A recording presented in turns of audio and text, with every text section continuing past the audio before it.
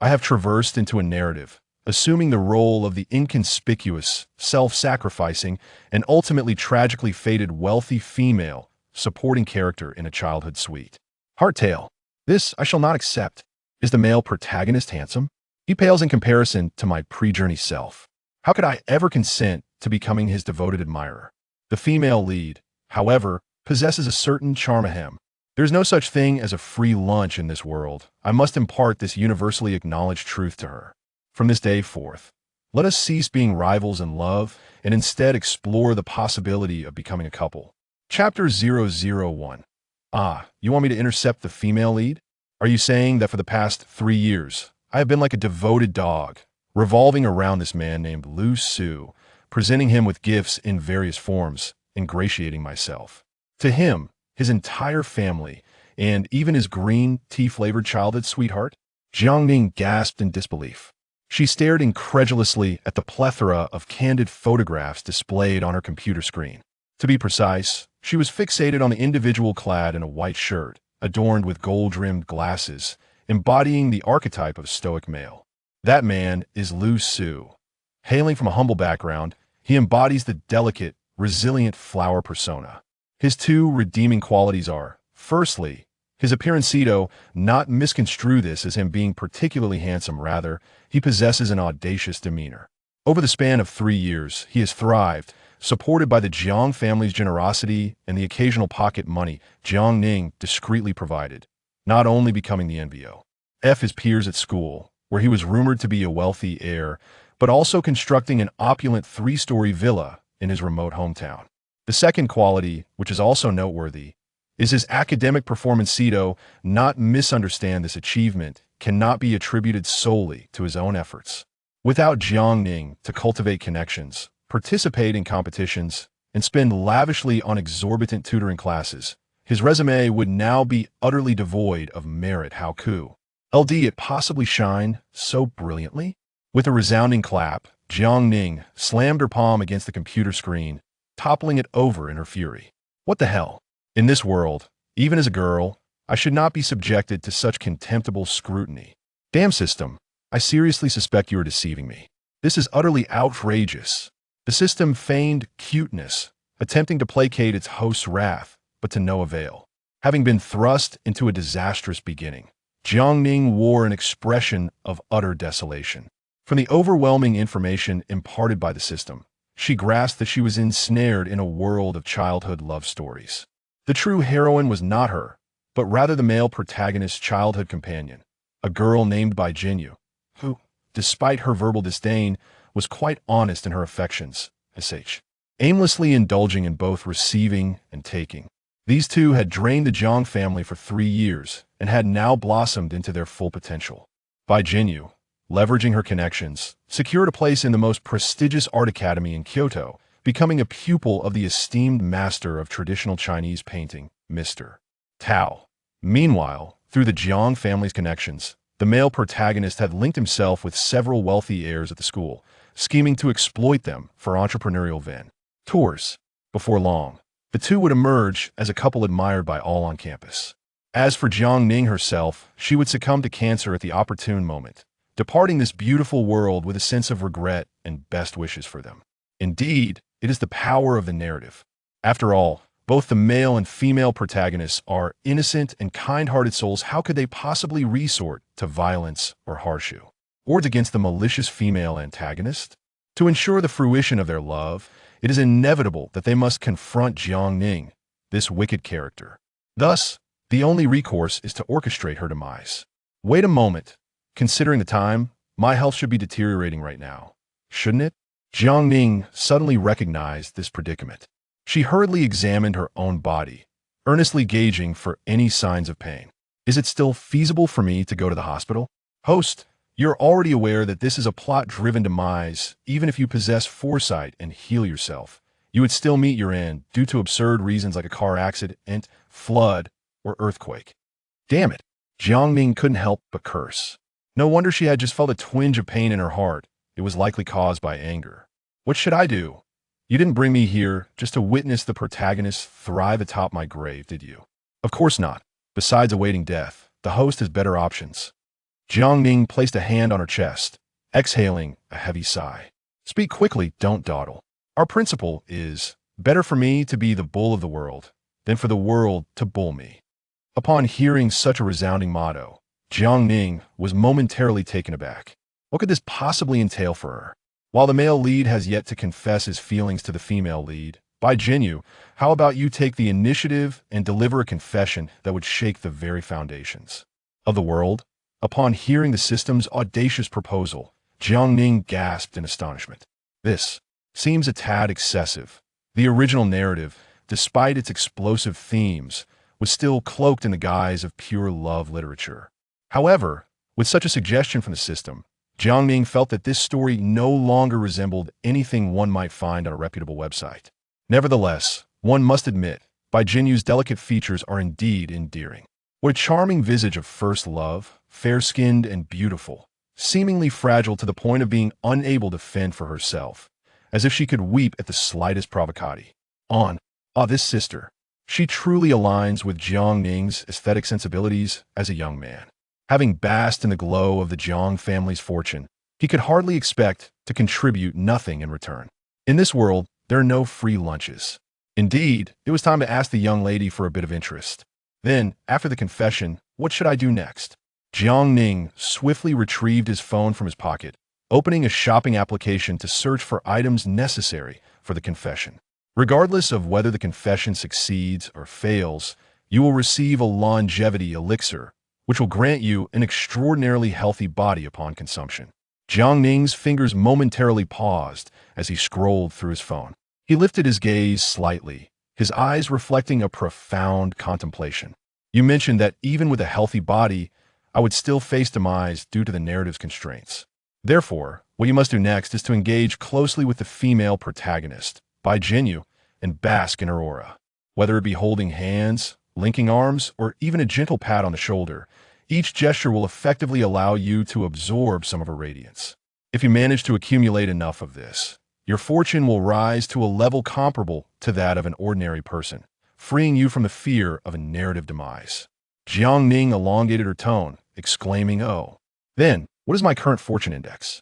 The system fell into a noticeable silence. Only after Jiang Ning's persistent inquiry did it reveal that her fortune index stood at a staggering 100. This was significantly below the average threshold, akin to the misfortune that one might encounter even when merely sipping water. Jiang Ning couldn't help but facepalm. I had originally planned to confess 3 days from now, but it seems I must act tonight. She promptly closed the shopping website. Just as she was about to turn off the screen, a call from a contact labeled Senior Shershur came in. She quickly searched her mind for this name, along with the person and the circumstances it entailed. Then, she pressed the answer button. On the other end, Wang Shershur immediately exclaimed, "What are you doing? Do you not realize that your boyfriend has been drinking with clients at Bluebird KTV all night for that try? Vile startup funding. He's nearly drunk to the point of collapse. Aren't you worried as his girlfriend?" Jiang Ning replied coolly. So? Her indifferent response left Wang Shershur momentarily speechless. The crux of the matter was that she, the unfortunate one, was being summoned to settle the bill. How amusing. Everyone believes that Lu Su is her boyfriend, including the original Jiang Ning. But does Lu Su acknowledge it? He merely furrows his brow and casually remarks, "Don't speak nonsense," neither affirming nor denying, reveling in ambiguity. Jiang Ning lets out a sigh, clicking her tongue twice. She initially intended to say, "What does it have to do with me?" and hang up the phone. However, the system reminds her that Bai Jinyu is also in that KTV private room at this moment. All right, they'll head over immediately. When her own well-being is at stake, she cannot afford to be reckless. Regardless of whether her confession succeeds or not, she must make this declaration her health takes precedence. Jiang Ning quickly rises, puts on her coat, grabs her bag, and prepares to hail a taxi, heading straight for Bluebird KTV. Chapter 2. It's time to lay it all bare. At this hour, finding a taxi proves to be quite a challenge. Jiang Ning could have asked her family's driver to take her, but the thought of what she was about to do made her feel a pang of guilt, leading her to decide on a discreet taxi ride. Instead, her conservative and traditional parents would undoubtedly struggle to accept her confessing her feelings to another girl. My parents are so accommodating towards Lu Su, Granting him such a wealth of connections and resources, surely they must be preparing for him to become their son-in-law. In truth, Jiang Ning's suspicions were correct. Her parents had only one daughter, and that daughter was not particularly ambitious, spending her days focused on appearances and dutifully trailing after Lu Su, incessantly calling him Brother Lu. However, the disparity between their families was simply too vast. Born of an exceedingly humble origin, Lu Su, even as a mere chauffeur for Jiang Ning's father, seemed scarcely deserving, let alone as the sole son-in-law of the Jiang family. Throughout 3 years, Jiang Ning had engaged in countless disputes with her family for Lu's sake. She had resorted to every tactic imaginable: tears, tantrums, and even threats of despair. At this juncture, her parents, thoroughly exasperated, finally relented, ceasing their vehement opposition to her relationship with Lu Su. Alas, truly blinded by foolishness, they lamented. Having dedicated their lives to virtuous deeds, they found themselves burdened with a daughter like Jiang Ning, who appeared to squander their efforts. How tragic. Leaning against the taxi window, Jiang Ning gazed contemplatively at the fleeting cityscape beyond. The future must not allow the Jiang family to fall into Lu Zu's grasp. She could not become the bride that would adorn his ambitions. Here we are, Mississippi. The hotel on the 5th floor houses Bluebird KTV. Please take care. The taxi driver let Jiang Ning alight. She lifted her gaze toward the vibrantly colored building, squinting slightly. It must be said, despite his poverty and pretentious demeanor, Lu Su indeed possessed an appreciation for life's luxuries. Each venue he chose for client meetings exuded an air of sophistication and opulence, replete with extravagance. It is no wonder that those at school harbored so many misconceptions about his standing. Jiang Ning inhaled deeply. She brushed aside the wind-tossed strands of hair and proceeded at a measured pace toward the entrance of the building. It is time to lay everything bare. A proper reminder is in order for Lu Su regarding his true station. On the 5th floor, outside the most lavish private room, as Jiang Ning stepped out of the elevator, she encountered Su Exent, the KTV manager, who was holding a bill and was about to make a call to her. "Oh, Miss Jiang, you have arrived just in time," Su exclaimed, wiping the cold sweat from her forehead and approaching with a beaming smile. "I was just about to call you, and what a coincidence that you have come. You see, it is the end of the month. Shouldn't we settle this month's bill?" "Bill?" Jiang Ning casually accepted the stack of bills that Su handed her. What a hefty pile it was. It appeared that Lu Su frequented this establishment every 2 or 3 days, truly indulging himself. Jiang Ning skimmed through the documents, noting that each bill amounted to over 5,000, with some even reaching 20,000. His extravagant spending was entirely due to the leniency Jiang Ning afforded him. After all, her oft-repeated phrase was, "Put on my tab, do not make things difficult for Brother Lu." Though Lu Su would insist, "I am a man, capable and independent.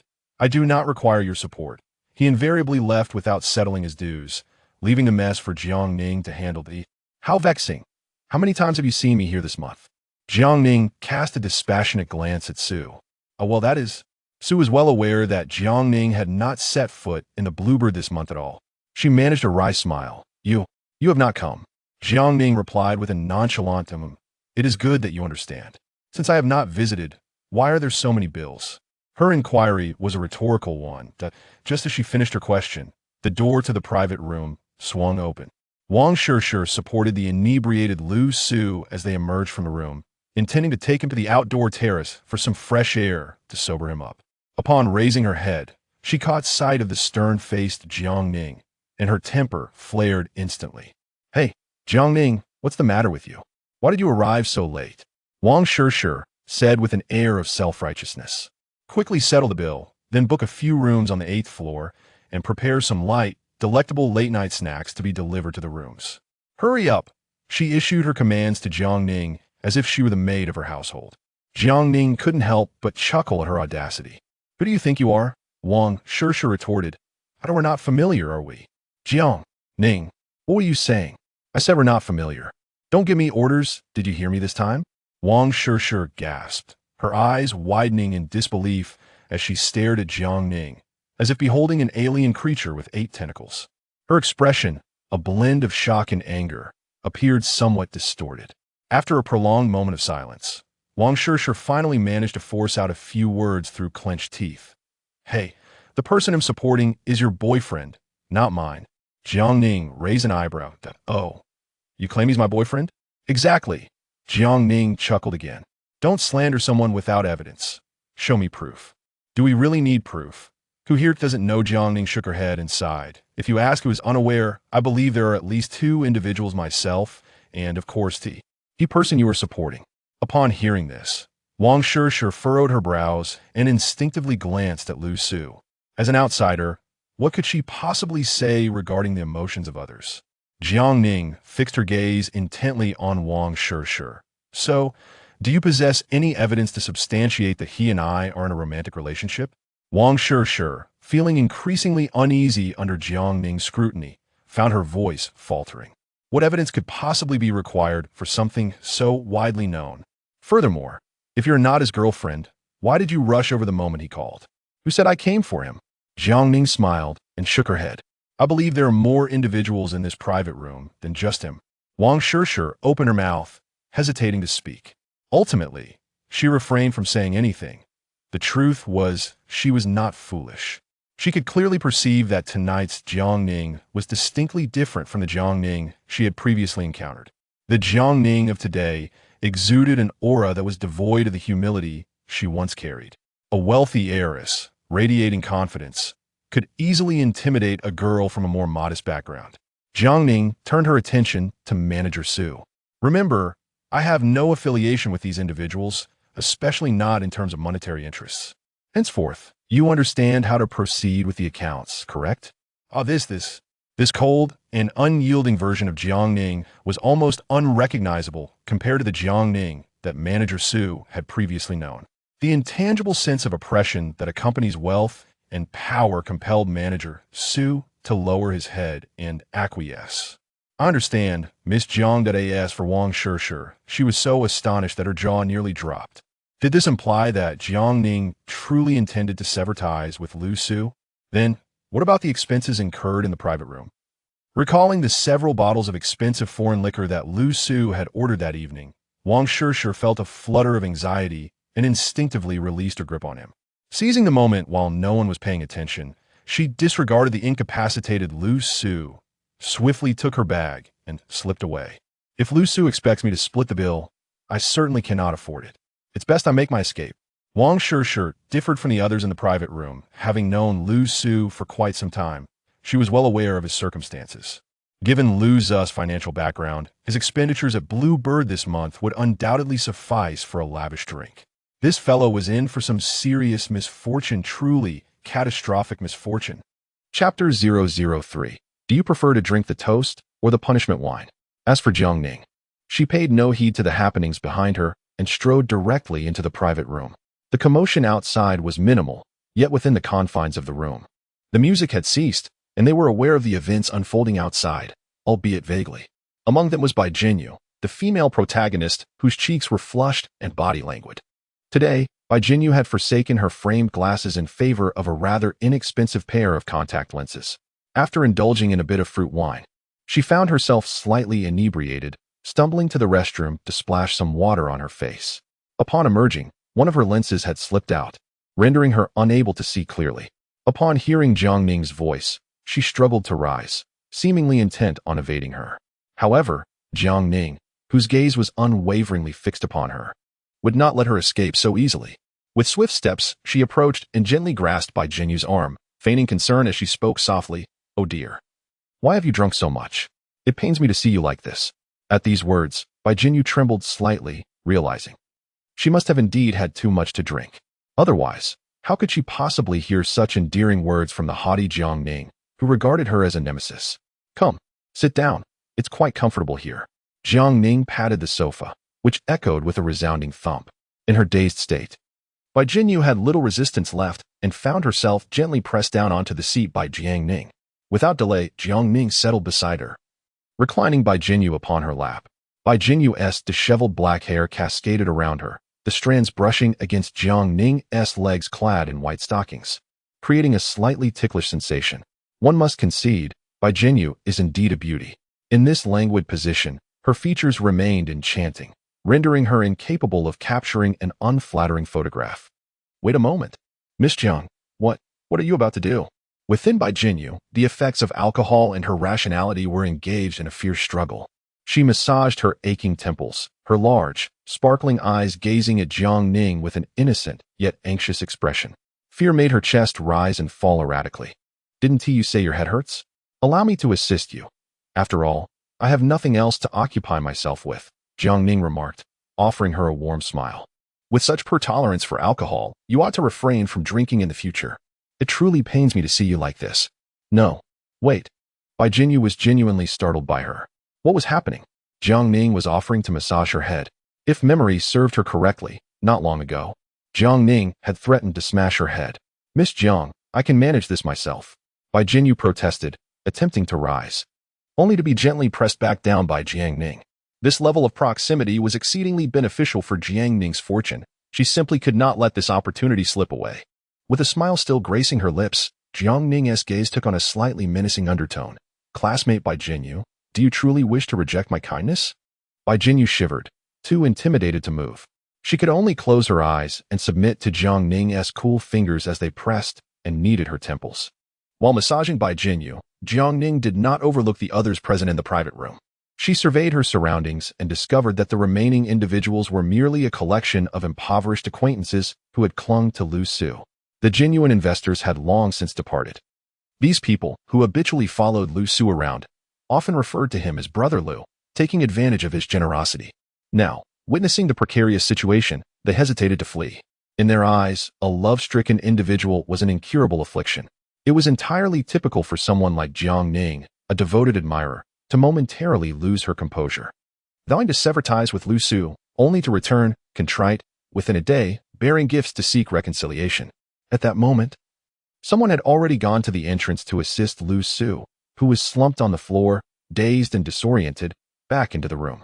This individual cast a reproachful glance at Jiang Ning. Miss Jiang, what on earth are you doing? Even if you're upset with Brother Lu, it is hardly appropriate to undermine his dignity in front of others. Jiang Ning appraised him with a cool demeanor and responded. That tie around your neck appears to be one I purchased. The young man was momentarily taken aback, his face quickly flushing with embarrassment. What do you mean you bought it?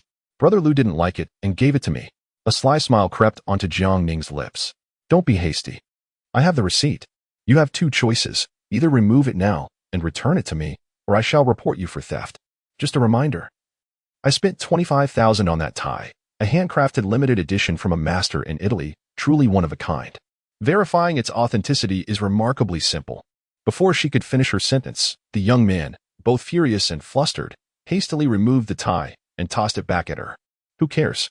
After discarding the tie, he paid no further heed, leaving the person slumped on the sofa as he turned to depart. Truly unfortunate. Tonight, Jiang Ning was undoubtedly in a peculiar state of mind. When Lu Gu awakens tomorrow, she must thoroughly confront him, demanding an apology. The crumpled tie on the floor received little more than a disdainful glance from Jiang Ning. She had no intention of retrieving it. The Jiang family was not lacking in wealth. There was no need for her to pick up this second-hand item reeking of a foul man's scent. Once he had exited, Jiang Ning swiftly shifted her gaze to the others in the private room. Beautiful lady, that new iPhone of yours was also purchased by me. Young man, your sneakers too were bought by me.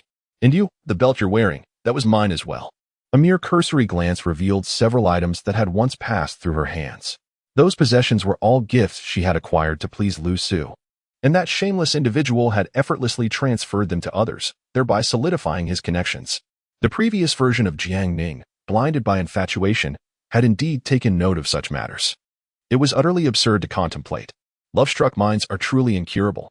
Still absently pressing Bai Jinyu's head down, Jiang Ning calmly surveyed the varied expressions of the crowd, languidly stating, "Will you surrender them willingly now, or shall I return tomorrow with bodyguards and lawyers to retrieve them?" A brief silence ensued. The girl clutching the latest iPhone glared at Jiang Ning with gritted teeth and declared, "I am Brother Lu's sworn sister. Surely you are aware of this?"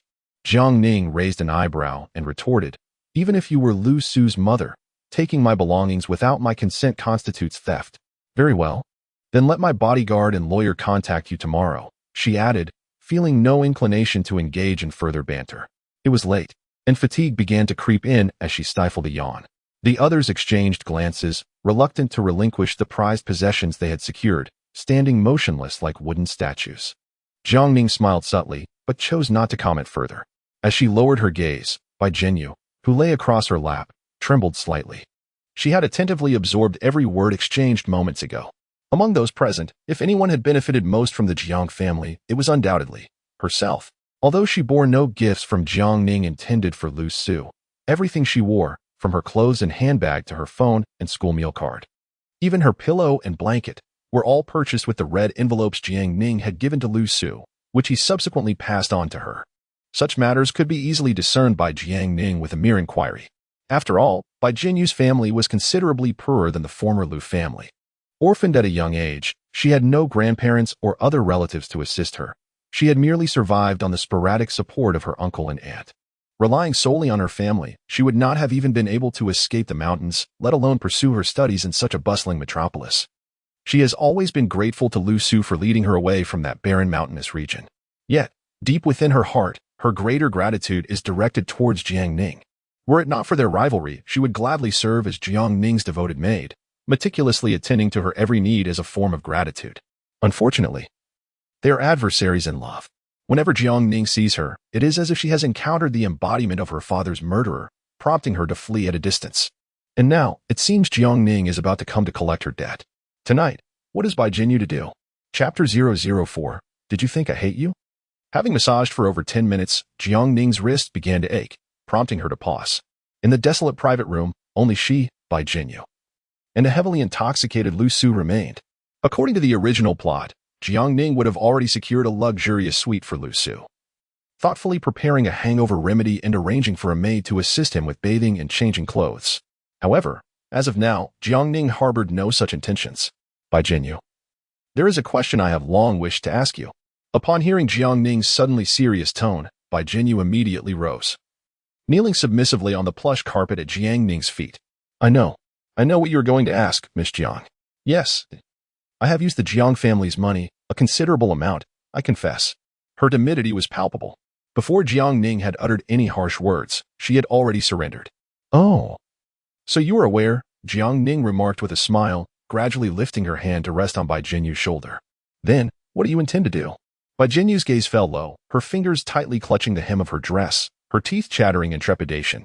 If she failed to repay her debts, Jiangning would undoubtedly set the Jiang family's bodyguards and legal team upon her. Under such circumstances, her prospects of remaining in this city would be utterly obliterated. Jiangning chuckled softly, a mocking sound that echoed in the air. Work? Why would Jiangning require her to toil away? There existed far more advantageous means of settling debts. Why must she willingly court distress? Bai Jinyu, do you truly believe I am in want of money? Bai Jinyu, in a moment of confusion, lifted her gaze instinctively, only to hastily avert it once more. No, I do not believe Miss Jiang is lacking in funds. After all, how could the sole heiress of the Jiang family be short on money? Incorrect. Jiangning grasped her chin, compelling her to meet her gaze once more. Even the wealthiest individuals might feel a sense of financial inadequacy. What more can be said of my own situation? Thus, you must repay me, and promptly. Surely, you would not relish the idea of me frequently appearing at your school, demanding what you owe, would you? Bai Jinyu, thoroughly intimidated, shook her head vigorously. If Jiangning were to act on such a threat, her fate would be sealed, completely doomed. Miss Jiang, what? What do you wish for me to do? I truly have no money. I. Suddenly, a thought struck her. I still have over 100 yuan in my WeChat wallet. I can transfer it to you. Would that suffice? Tears cascaded down her cheeks in large droplets. At that moment, Bai Jinyu desperately wished for Lu Su to awaken and shield her from Jiangning's menacing threats. Alas, Lu Su remained unresponsive. Bai Jinyu had no experience in confronting Jiangning alone. More than 100 yuan. Is the interest not insufficient? Jiangning caressed her luscious red lips, narrowing her eyes slightly. Is this your way of dismissing me? Then, I shall find a job, deliver takeout, and repay you a little each day. I will write you an IOU. Jiangning smiled but remained silent. She gently wiped away the tears from Bai Jinyu's cheeks with a tenderness that was almost palpable. Their gazes locked. The atmosphere became somewhat heated. Bai Jinyu's breath, tinged with the scent of alcohol, came across as heavy. Her cheeks flushed. She awkwardly averted her gaze. However, Jiangning swiftly turned her head back, compelling her to meet her eyes. After a silence that lingered for 3 to 5 minutes, Jiang Ning tucked a stray lock of hair behind Bai Jinyu's ear and leaned in, whispering softly, "I've known all along that Lu Su has been discreetly sending you money. Yet I never exposed him. After you came here to study, I even silently transferred him several red envelopes. Can you guess why?" In truth, the original Jiang Ning had not contemplated this deeply. Although she suspected Lu Su was using the Jiang family's money to support Bai Jinyu, she refrained from mentioning it, fearing it would provoke Lu Su's wrath. As for the increased transfers and red envelopes to Lu Su recently, it was simply because that insufferable freeloader was seeking investments everywhere. The former lovesick Jiang Ning not only wanted him to indulge in his dependency, but also imagined herself kneeling before him, hands raised with a tray above her head, begging him to partake. The mere thought of this body having engaged in such demeaning acts sent a shiver down Jiang Ning's spine, as if ants were crawling all over her, leaving her immensely uncomfortable. At this very moment, Bai Jinyu found herself rendered speechless. Yet, her mind raced with thoughts that Jiang Ning might be intent on settling both old and new scores, perhaps even packaging her up for sale. Observing Bai Jinyu's silence, Jiang Ning continued, "Alas, it is astonishing that there exists a woman as foolish as you. Sister Jinyu, you must understand that there is no hatred without cause in this world, nor is there goodwill without reason. Do you believe the person I despise is you? Do you think my affections are directed towards that drunken fool on the ground?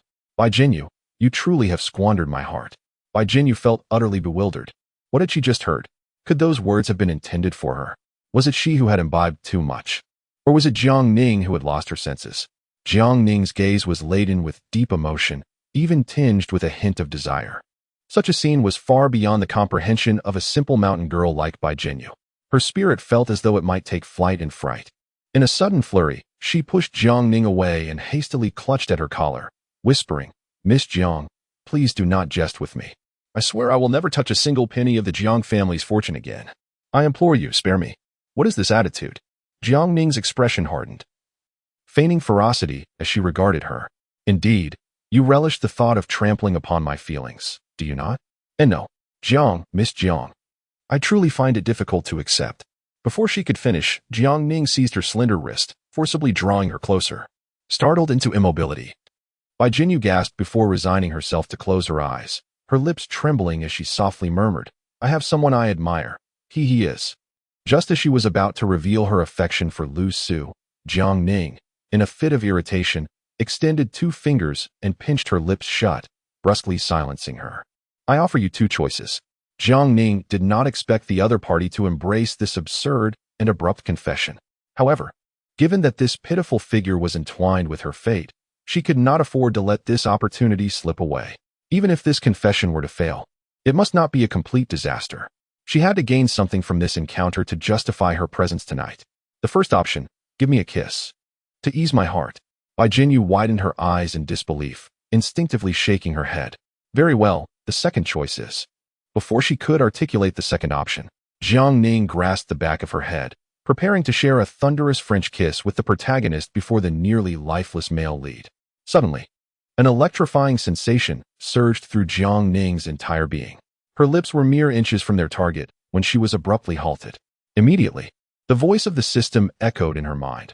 "Host, please be advised that your luck index is exceedingly low. It is strongly discouraged to engage in any overly offensive actions towards the female lead, as you may incur a severe electric shock. While not fatal, it will feel akin to receiving a blow to a vital area." Jiang Ning.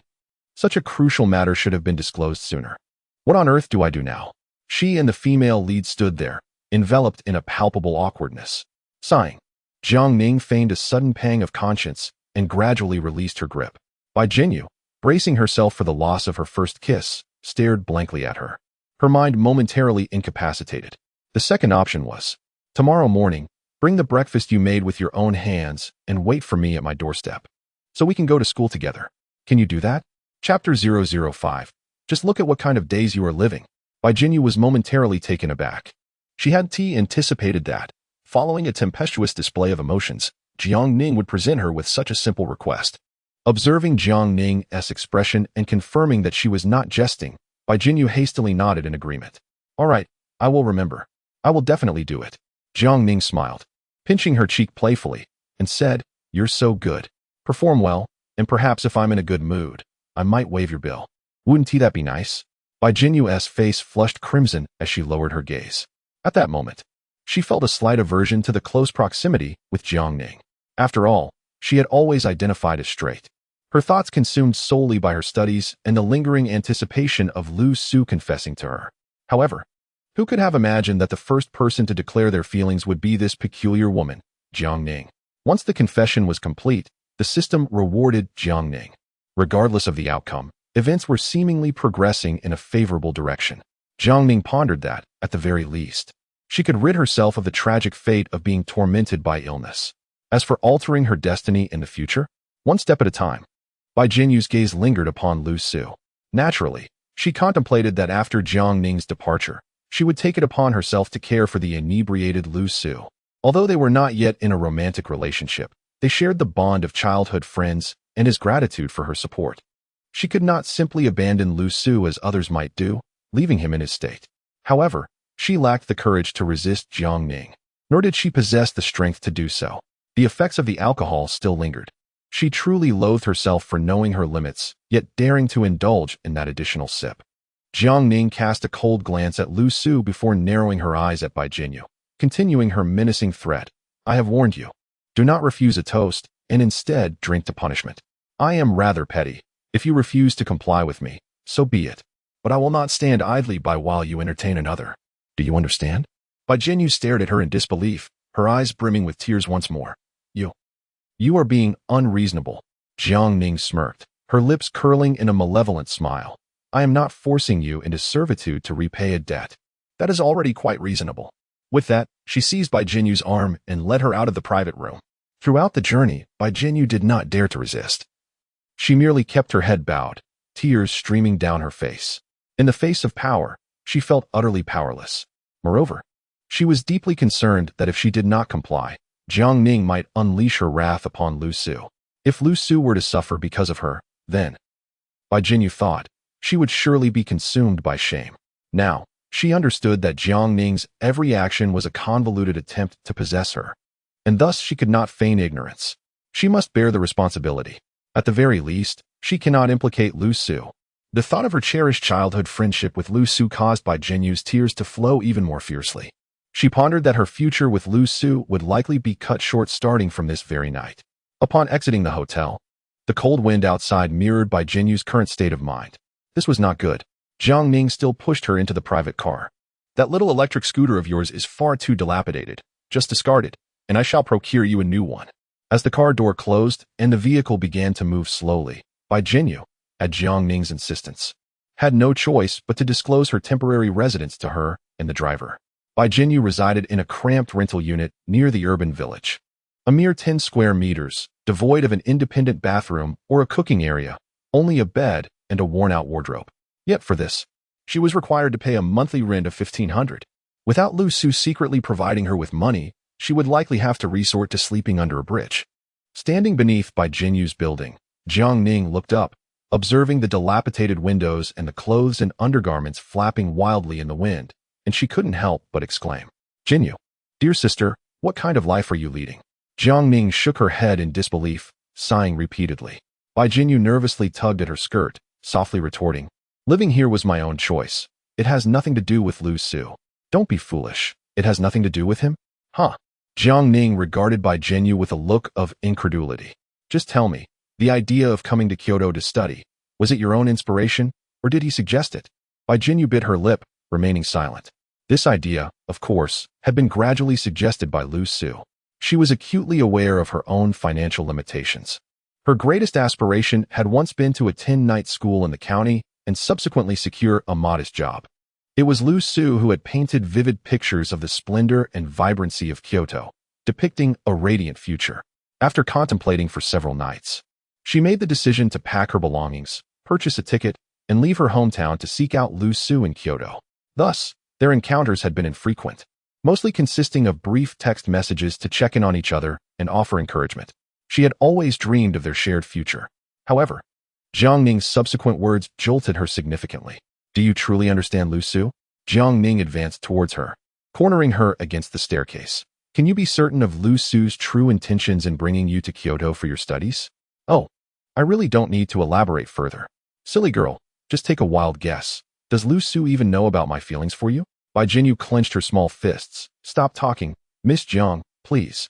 She was not entirely naive. With Jiang Ning's bluntness, how could she still remain oblivious? Yet, she had never considered this possibility and could never conceive it. Could Lu Su truly wish her harm? Lu Su had always treated her with kindness. Throughout their childhood, Lu Su had looked after her, even sharing half of a solitary bun when there was only one to spare. However, they had not seen each other for many years. People change. Perhaps Lu Su had changed as well. Upon contemplating this, Bai Jinyu found herself in a state of utter turmoil, her thoughts entangled in confusion. It is a universal truth that there are no free lunches in this world. Even a 3-year-old comprehends this principle. One must ponder whether Lu Su is equally aware. Jiang Ning caressed her hair, inhaling the fragrance that lingered within. For 3 years, he has been able to comfortably accept the offerings from the Jiang family without a hint of guilt. Do you not find this peculiar? Enough, Miss Jiang. Do not attempt to sow discord. I refuse to believe that Lu Su is that kind of person. Bai Jinyu forcefully pushed Jiang Ning away and dashed upstairs, her inner turmoil evident in her hurried steps. Hearing a dull thud echo through the dark corridor, Jiang Ning silently chuckled to herself. It appeared that her words had struck a chord with Bai Jinyu. Truly, as the protagonist, her intellect is not to be underestimated. Such a naive yet cunning woman is the most susceptible to manipulation. Jiang Ning could not suppress her anticipation for how Lu Su would confront the aftermath of tonight's debauchery once he awakens tomorrow, amused by the thought. Chapter 006. Have you eaten, my dear? At this moment, she was uncertain whether her sprained ankle or her heart ached more. After shedding her tears, she suddenly remembered that Lu Su was still in the KTV private room. However, with Lu Su indebted to Bluebird KTV for an exorbitant bill, if she were to fetch him, she would inevitably have to assist in settling his debts. But she was out of funds, with merely over 100 left in her WeChat wallet. What was she to do if she approached them without a plan? The KTV manager would surely detain her as well. It is disheartening to think that the female manager might force her into doing dreadful things to repay debts, as portrayed in the television dramas she has watched. Bai Jinyu grew increasingly sorrowful, feeling that she should never have come to this city. It is truly terrifying, exceedingly so. Just as her tears flowed uncontrollably, her phone's messaging app chimed. In a flurry, Bai Jinyu fumbled for her phone, only to discover a friend request from Jiang Ning. After a moment's hesitation, she reluctantly pressed the accept button. At that moment, Jiang Ning had already returned home and prepared a bath with water at the perfect temperature. As she removed one of her stockings, she noticed that Bai Jinyu had accepted her friend request, which took her by surprise. In her view, Bai Jinyu would likely put up some resistance before ultimately conceding. It seemed this individual was more perceptive than she had assumed. Jiang Ning chuckled softly to herself. This was indeed favorable, saving her considerable effort. She discarded the other stocking into the trash and proceeded to shed her cumbersome clothing, lifting her leg to step into the bathtub and indulge in her well-deserved relaxation. This was her first opportunity to appraise her new physique. Jiang Ning contentedly caressed her fair, elongated legs, splashing water in handfuls to wash away the lather of shower gel, as if every pore in her body had opened, allowing her to breathe freely. With a gentle sigh, she mused that had she encountered such a beauty in her past life as a man, she would have been captivated for quite some time. That Lu Su truly has poor judgment, daring to squander the affections of such a stunning woman. How could a man like this escape retribution? Jiang Ning must ensure he receives a sentence of lifelong solitude. Indeed, my physique is admirable. The only minor flaw is that it is somewhat flat. Yet, this hardly constitutes a genuine issue, as I find such an encumbrance unnecessary. Host, your acceptance of this new identity is rather swift. What other choice do I have? Jiang Ning shifted to a more comfortable position, continuing to soak in the bath. With her delicate feet raised, she playfully kicked at the bubbles, reveling in the moment. On the bright side, I need not worry about financial troubles for the rest of my life, right? That is indeed true. Jiang Ning raised an eyebrow and smiled, saying, to be candid, as a corporate drone, my greatest aspiration has always been financial freedom. Now that this paramount desire has been realized, every additional day I live means more earnings. I must savor this life. Who has time for sentimentality? As she spoke, she casually dried her hands with a towel and picked up the phone resting on the edge of the bathtub. It had been over 20 minutes since her friend's request had been accepted. It was time to send Bai Jinyu a message. After a moment's contemplation, she typed on the screen and sent. Have you eaten, my dear? Have you eaten? What does she mean by that? Bai Jinyu held her phone, feeling a sense of unease. She couldn't shake the feeling that Jiang Ning's words carried hidden implications, far beyond mere concern. Lacking a separate kitchen, she had to carry her pots and pans to borrow from the landlady's kitchen. As for her culinary skills, she could manage simple stir-fries, buns, and steamed dumplings, along with some uncomplicated Western desserts. After all, a child from a humble background learns to take charge early on. If she were incapable of cooking, she would have starved herself long ago. With that, Jiang Ning sent a rather endearing emoji. Bai Jinyu, clutching her phone, found herself at a loss. She had never encountered someone as fervently devoted to her as Jiang Ning. The latter's candidness and enthusiasm were overwhelming, leaving her uncertain of how to respond. Jiang Ning had a firm grasp on her vulnerabilities, as well as those of Lu Su. If Jiang Ning were displeased, both she and Lu Su would face dire consequences. After replying to that message, she hastily powered down her phone, resolutely ignoring any new notifications. That night, she was destined for insomnia. Bai Jinyu was indeed timid. When she initially pondered whether to come to Kyoto, she endured several sleepless nights, and since her arrival, the instances of sleeplessness had multiplied. After a month, she had scarcely enjoyed a restful night. Just as she had finally gained admission to her desired academy under the mentorship of her esteemed professor, and was on the verge of resolving matters with Lu Su, an enormous complication arose. How could she bear it? While she tossed and turned in sleeplessness, Jiang Ning enjoyed a sound night's rest. By 8 in the morning, Jiang Ning stretched and rose from her slumber. With no classes scheduled for the day, she could have relished the luxury of sleeping in, yet the thought of basking in the protagonist's aura compelled her to rise early and head to school. Ning Ning, don't you have no classes today? Why are you up so early? Jiang's mother was quite taken aback upon seeing Jiang Ning already dressed and groomed. However, her surprise quickly transformed into a look of realization as she hurriedly grasped Jiang Ning's arm. Are you planning to prepare breakfast for that young man named Lu? Stop it. Let Uncle Wang handle it. Your hands are not meant for cooking. Jiang's mother genuinely felt heartbroken for her daughter, yet she also harbored resentment towards her daughter's lack of ambition. Over the past 3 years, Jiang Ning had ventured into the kitchen several times, all for Lu Su. Consequently, she bore a significant scar on the back of her hand from burns. As her mother gently caressed her hand, she sighed deeply. My child, listen to your mother. Do not degrade yourself for a man. If you truly care for him, I won't oppose your feelings, but you must cherish your own well-being. Mother, I never intended to cook for him, Jiang Ning replied earnestly, clasping her mother's hands with conviction. Moreover, I have already moved on. Please refrain from mentioning Lu Su again. I now perceive him as nothing more than a pile of dog excrement. Just looking at him irks me, and I no longer hold any fondness for him. Jiang's mother stared at her in disbelief, clearly unconvinced by her words. After a prolonged silence, she sighed in resignation. Well, do as you wish. Disappointment and helplessness lingered in her eyes. You may deceive your mother, but you cannot fool yourself.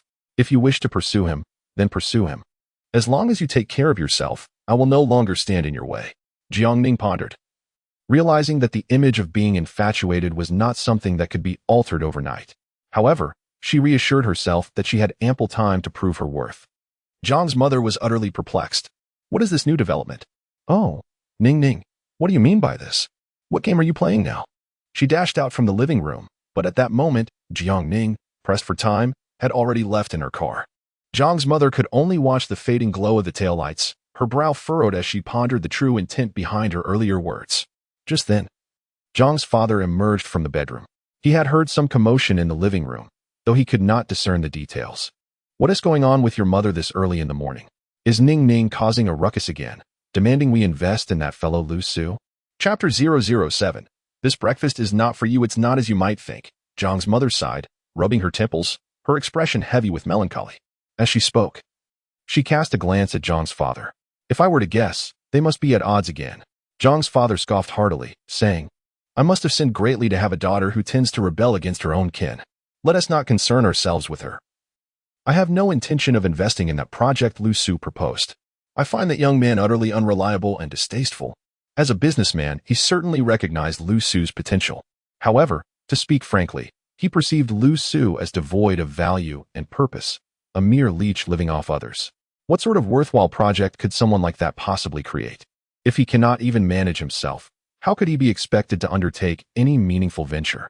Zhang's father would rather let his money rest in the bank, accruing interest, than squander it on such a person. Honey, please refrain from voicing such opinions in front of Ning Ning, Zhang's mother quickly cautioned. She's our only daughter. What if she resorts to self-harm over Lu Su? Let her die. Mr. Zhang's face turned a deep shade of anger. It is not merely the outrageous deeds committed by Jiang Ning that infuriate him. Merely speaking of them would send his blood pressure soaring. As a father, he feels the weight of his daughter's missteps. Mrs. Zhang's eyes brimmed with tears. The actions of Jiang Ning pierced her heart. Yet the more unbearable anguish lies in the thought of losing her daughter in the prime of her life. She's our only daughter. Enough. Mr. Jiang sighed deeply, as if the burdens of the world had aged him several years in an instant. His composure had always been steadfast, his words unwavering. However, to completely sever ties with his disappointing daughter was a task beyond his capacity. He could only choose to retreat. I need to go on a business trip to another province. You handle the matters at home. Out of sight, out of mind. All right, I will help you pack a few things. Meanwhile, Jiang Ning was nearing the entrance of the academy. As she traversed the path, she mentally reviewed the original storyline.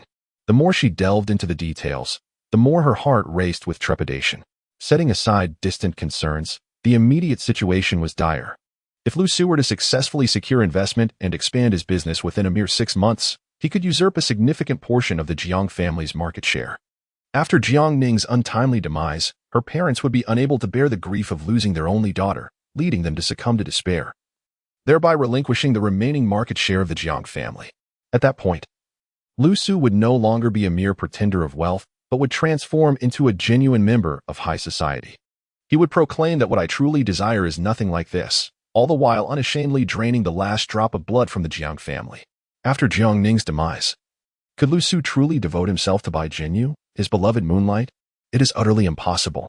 The entire narrative is cloaked in the guise of pure love. Thus, Lu Su would never overtly establish a harem, yet he would undoubtedly cultivate several intimate relationships.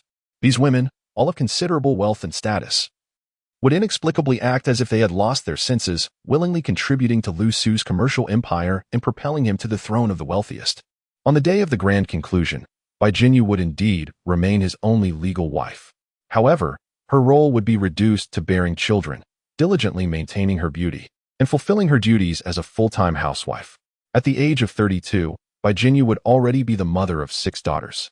Lu Su would feign joy, yet frequently express envy towards those with both sons and daughters, placing immense pressure on Bai Jinyu, compelling her to continue bearing children. At this juncture, the plot reaches its conclusion. However, I ponder that the tormenting life of Bai Jinyu is merely beginning to unfold. With this thought, Jiang Ning smiled and shook her head. Indeed, in this game, there is but one victor, Lu Su. The women, consumed by hatred and rivalry, are merely cannon fodder. If left unchecked, Bai Jinyu's future would hardly be better than Jiang Ning's, and could very well be even more tragic. Whom does Lu Su truly love? He loves only himself.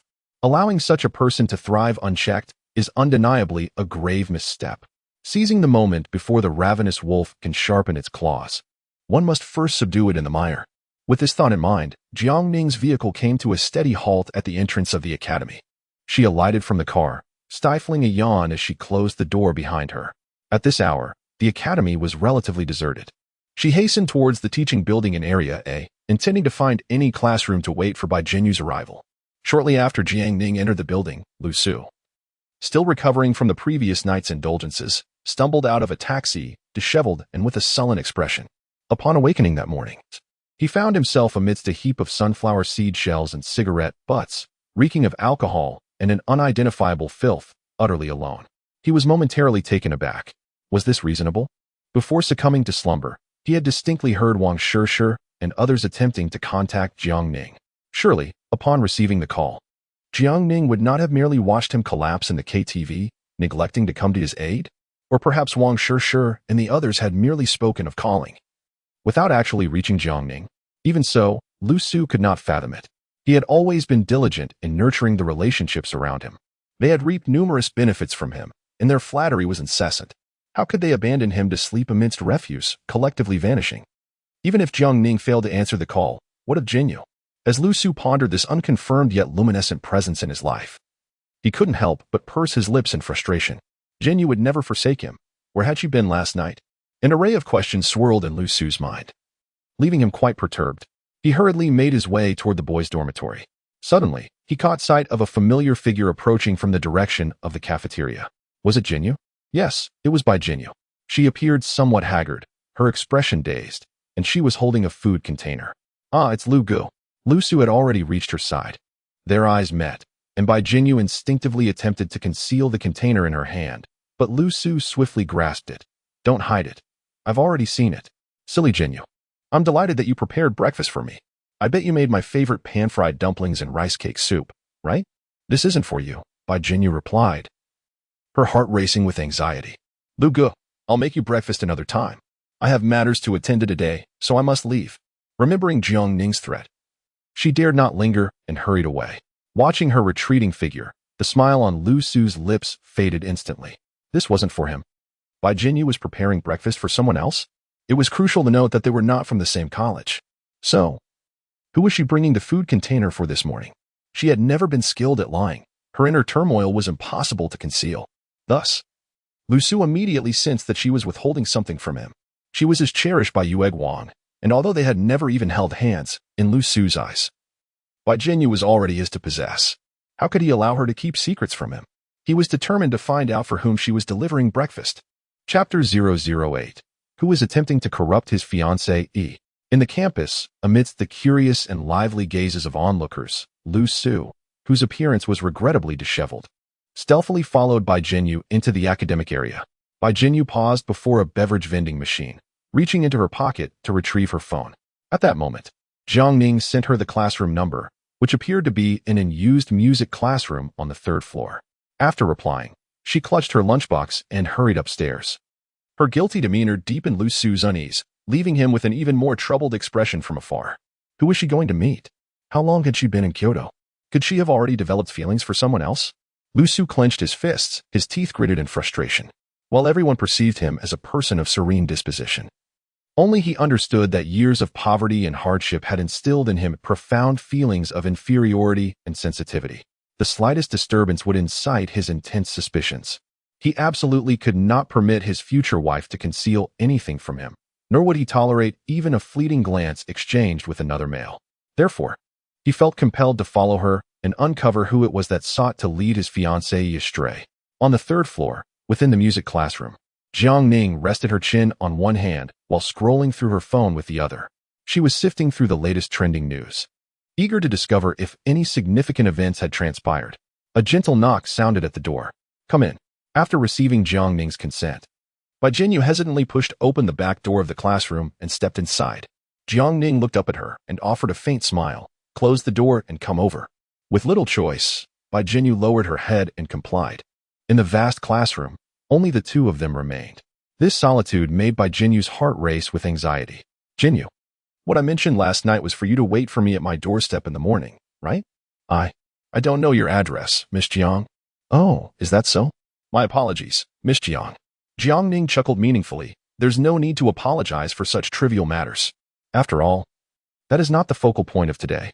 She then took out a pack of wet wipes, cleaned the desk before her, and gestured for Jinyu to take a seat. Jinyu stared at the freshly wiped surface, her face flushing. You want me to sit on the desk? How can that be? Jiang Ning raised an eyebrow. What is wrong with that? I've cleaned it. Jinyu grew flustered, her voice trembling. It's not a matter of cleanliness. This is a classroom, and that is a desk. How can one sit on a desk? Well, since I invited you to sit and you refuse, then you might as well take your breakfast and leave. Jiang Ning had no interest in listening to her lecture on being a good student. While the future of Jinyu was undoubtedly pitiful, the fate of the Jiang family, who had been drained to the bone by her and her husband, and Jiang Ning herself, was even more tragic. Thus, she must resolutely and dominantly intrude into Jinyu's world, claiming her heart. Whether the impression left is good or bad, an impression must first be made. This is certainly not due to Jiang Ning's peculiar inclinations. She is a person of integrity and has absolutely not indulged in any strange applications. However, Jinyu, I must caution you. If you choose to leave today, then by the next encounter, we may not find ourselves in such a civilized setting. This is a blatant threat. Jinyu shivered slightly, devoid of the courage to turn and walk away. She could vividly imagine what Jiang Ning meant by an uncivilized place. For now, Jiang Ning was still courteous towards her, harboring some semblance of fantasy. Should she actively shatter that illusion, only debts would remain between them. Jiang Ning was truly a daughter of a prestigious family. Although Bai Jinyu had not experienced the genuine world of the elite, she had seen dramas portraying such affluent families. And they depicted it in this manner. With this thought, Bai Jinyu fidgeted, biting her lip, and, overwhelmed with embarrassment, she tiptoed onto the desk. Today, she wore a plaid skirt that barely covered her thighs. On top, she donned a light jacket paired with a white shirt, in stark contrast to Jiang Ning's slender frame. Bai Jinyu was rather voluptuous, resembling the archetype of the virtuous wife and devoted mother often depicted in manga. Jiang Ning regarded her with considerable admiration. How could such a remarkable girl be left to the whims of others? As I gradually approach this sword tomb, I can only be sentenced to a life of solitude. Have you donned your frame glasses today?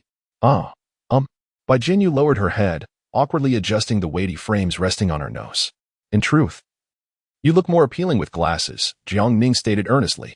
You should refrain from wearing contact lenses. I imagine you do not enjoy the inconvenience they bring, do you?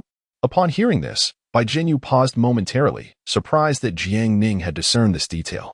However, Lu Su often expressed his fondness for her clear, untainted eyes, preferring to gaze upon them without the barrier of lenses. Thus, despite her aversion to contact lenses, she had been striving to adapt. Each time she met Lu Su alone, she would wear them. Reflecting on these thoughts, Bai Jinyu sighed inwardly. No, Miss Jiang, I actually prefer wearing contact lenses. She did not wish for her rival to uncover any secrets, even the most trivial ones. Therefore, she promptly refuted Jiang Ning's assertion. Jiang Ning chuckled softly, saying, ultimately, it is your choice. You may do as you please, for that is your freedom. Now, you may open the lunchbox and reveal to me the delightful offerings you have prepared. As the lunchbox opened, Bai Jinyu was unsure where to place it. So she cradled it in her hands, resting it on her lap. She was seated facing Jiang Ning. Jiang Ning took a fork from her hands, directing her gaze towards the contents of the lunchbox. Inside were several pan-fried dumplings, some cut scallion pancakes, and a handful of vibrant cherry tomatoes. From the shape of the pan-fried dumplings, it was evident that Bai Jinyu had not crafted them by hand. Rather, she had purchased semi-finished products to prepare, which could only be described as rather perfunctory. Jiang Ning let out a derisive snicker and said, Bai Jinyu, even if you harbor no affection for me, you ought not to treat me with such indifference. Bai Jinyu's heart sank momentarily, and she hurriedly replied, the time was too tight, and I had no ingredients at home. So I had to resort to frozen ones. Next time I will. Next time? Bai Jinyu halted her words, praying fervently. She wished there would be no next time. The prospect of facing Jiang Ning alone again was unbearable. No, it should not be like this. Bai Jinyu was utterly flustered. Miss Jiang, I truly did not intend to be dismissive. I promise that next time. No, from now on. I shall personally prepare every meal for you, all right? She was on the verge of tears. In truth, she had never meant to treat Jiang Ning with such disregard. It was merely that circumstances were too rushed, and the lack of materials left her with little room for creativity. As she made her earnest vow, she failed to notice the fleeting glimmer of amusement in Jiang Ning's eyes. When her anxiety swelled to the brink of collapse, Jiang Ning finally softened her tone, leisurely stating, for the first time, I shall not punish you. Upon hearing this, Bai Jinyu felt a slight sense of relief. She dreaded the thought of Jiang Ning imposing any unreasonable demands. However, I am quite displeased at the moment. You must do something to appease my irritation. Jiang Ning scrutinized her once more, assessing her from head to toe. Ultimately, her gaze settled on Bai Jinyu's bow tie. With a swift motion, she plucked the precariously dangling light-colored bow tie from her neck. This shall belong to me. This is still not acceptable. Without the bow tie to conceal it, Bai Jinyu felt a chill at her neck, as if something were exposed. Yet, in truth, her shirt buttons were fastened to the top. Nothing would be revealed. Surely, I cannot expect you to remove your stockings for me. You didn't bring a spare pair, did you? Jiang Ning smiled mischievously. Or are you planning to offer me something far more intriguing than this? Bai Jinyu, in utter embarrassment, began to stutter. No, that is not it, no. Then let us dispense with the trivialities. Jiang Ning calmly accepted the bow tie. Immediately, she rose to her feet. As she spoke, she took out her phone and decisively transferred 5,000 yuan to Bai Jinyu. I promised to help you get a small electric scooter last night.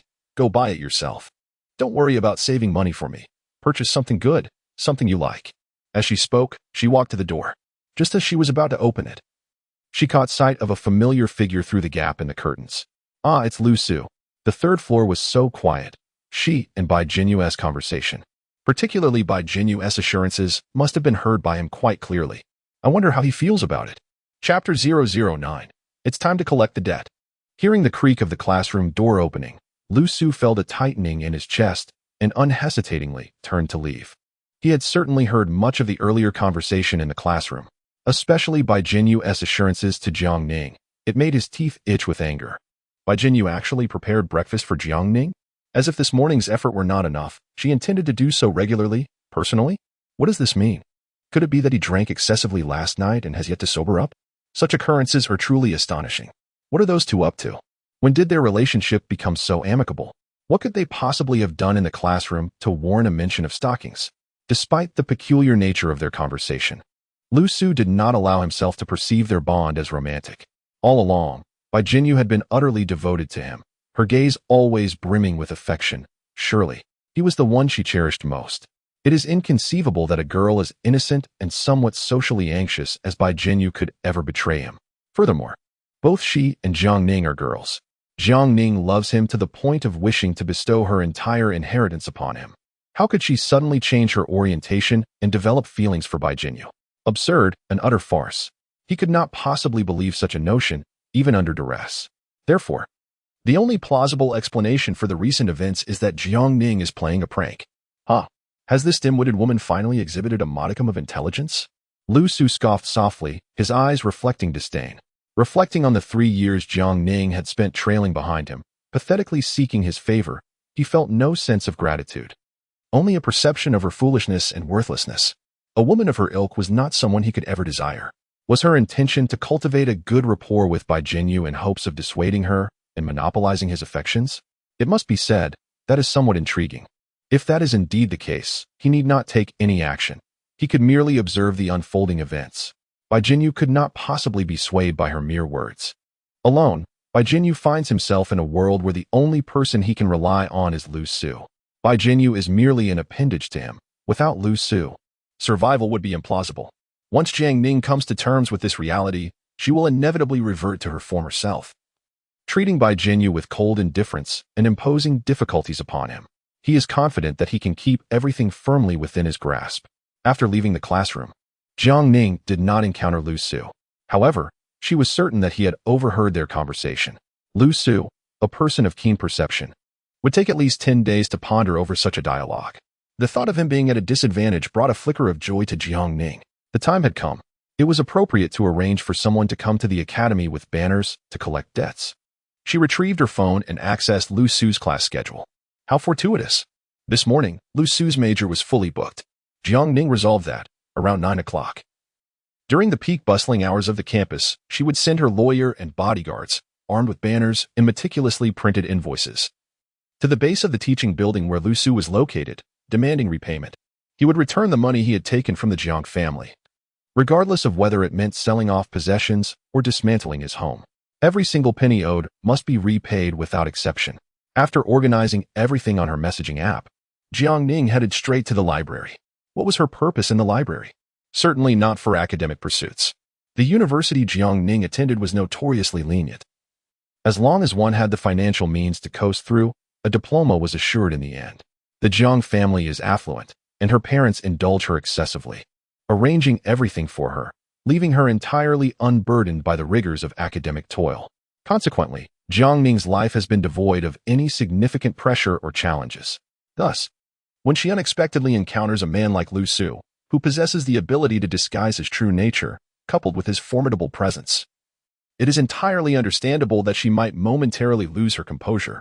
After a 10-minute walk, Jiang Ning arrived at the library, making her way directly to the 5th floor. This library, a 5-story edifice, was entirely funded by the generous donations of the Jiang family, with construction and renovation costs exceeding 10 million. The 5th floor, however, is not open to the public. It boasts comprehensive recreational facilities and a luxurious 200-square-meter suite, complete with a charming rooftop garden, exclusively available for the use of the Jiang family.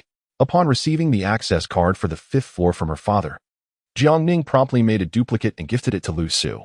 Despite his vocal disdain for the privileges enjoyed by capitalists, Lu Su nonetheless accepted the access card.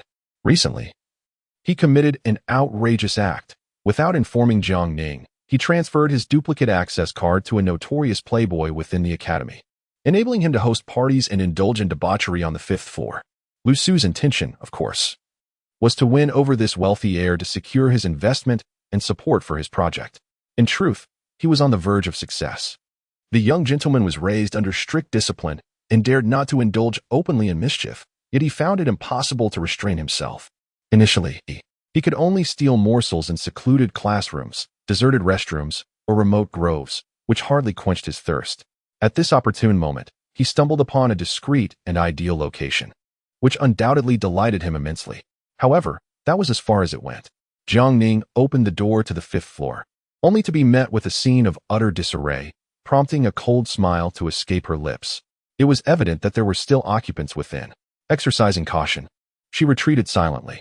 After a mere 10 minutes, her summoned associate finally arrived at the school. She sent a message to the head of her bodyguards, instructing him to swiftly proceed to the library's 5th floor and simultaneously alert the authorities. There is a burglary in progress, and illicit activities are taking place within my residence. Upon receiving such an alarming report, the police promptly mobilized, reaching the scene in under 3 minutes. The individuals within, who were in a state of drowsiness, were abruptly awakened by a resounding knock, causing panic to ensue. With no avenue for escape, they were apprehended on the spot. The young gentleman, named Su Zhong, was escorted out of the restroom by Jiang Ning's 2 burly bodyguards, his attire reduced to only a pair of inside-out shorts. He vociferously protested, his demeanor brazen. "Hey, who are you? This is the Lu family's residence. Who gave you the audacity to intrude? Be careful, or I shall report you." The Lu family's residence? Jiang Ning scoffed lightly. She disregarded Su Zhong and proceeded towards the sitting room. Behind the redwood cabinet in the corner, she discovered a concealed safe. Upon opening it, she retrieved the property deed. She had always preferred to let evidence speak for itself. "Do you see clearly, Su? Who is the homeowner listed here?" "This. How is this possible?" Su Zhong was stunned upon seeing the name Jiang Ning inscribed on the document. His already limited intellect seemed to short-circuit. "Are you merely a sycophant to Lu Su? How could Lu Su possibly gift you this property when he hardly even favors you?" Jiang Ning chuckled and shook her head. "No wonder you and Lu Su get along so well. Your intellect is indeed rather touching." You dare insult me?" Su Zhong stammered. With a frosty demeanor, Jiang Ning retorted, "If it weren't for the legal implications, I would have relished the opportunity to teach you a lesson. You have made a mockery of her home. It's truly deserving of a reprimand. Once this matter is resolved, the Su family will have to compensate for my losses." Noticing the stern-faced police officer outside, Su Zhong's expression shifted dramatically. He then erupted in rage. Jiang Ning, you've lost your mind. Do you have any idea who my father is? Who my grandfather is? You dare to call the police on me? Just wait. When I get out, I will make you pay dearly. Be quiet and behave yourself." The police officer replied sternly, showing no leniency as he took Su Zhong away. The remaining 5 young women in the house were also escorted out. Gazing at the chaos strewn across the floor, Jiang Ning rubbed her temples and sighed. "What a mess. It's all a complete disaster. Were it not for the wealth the original owner bequeathed to me, I would not have bothered entangling myself in such a debacle. You need not rush to tidy up. Accompany me to the next location first." "Very well, miss." Chapter 010. Do not cry. I shall heed your wishes. The young lady Jiang appears to be markedly different from her former self. The bodyguards, realizing this transformation, were almost moved to tears. Over the past 3 years, they had followed the downtrodden Jiang Ning, partaking in numerous humiliating endeavors. It felt as if their dignity had been trampled upon, akin to a rag being vigorously scrubbed. In their everyday encounters with Lu Su, they were compelled to address him as young Master Lu, bowing and forcing smiles. How utterly absurd. What merit did he possess to be called a young master? It was evident to anyone with discerning eyes that Lu Su held not a shred of genuine affection for Jiang Ning. He was merely a leech, thriving off her generosity. While Jiang Ning herself remained oblivious to this truth. Wasn't that infuriating? Now, it seemed Jiang Ning had finally awakened. Although it was uncertain how long this clarity would persist, it was undoubtedly a promising sign.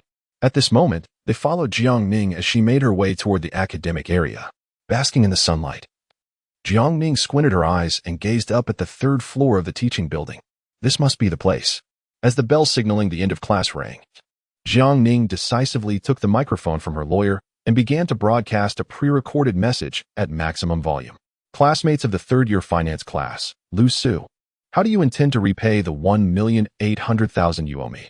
That is my family's hard-earned money. You must repay it promptly. At this juncture, the academic area was bustling with activity, creating quite a cacophony. However, Jiang Ning's loudspeaker possessed an extraordinary quality, resonating not only within the confines of this building, but likely reaching the ears of students in neighboring structures as well. Within mere seconds, a throng of onlookers had gathered around Jiang Ning, eager to witness the unfolding spectacle. She gestured for her bodyguards to unfurl the banner. The front of the banner proclaimed, Lu Tong, the swindler of money and affection, shameless counterfeit young master.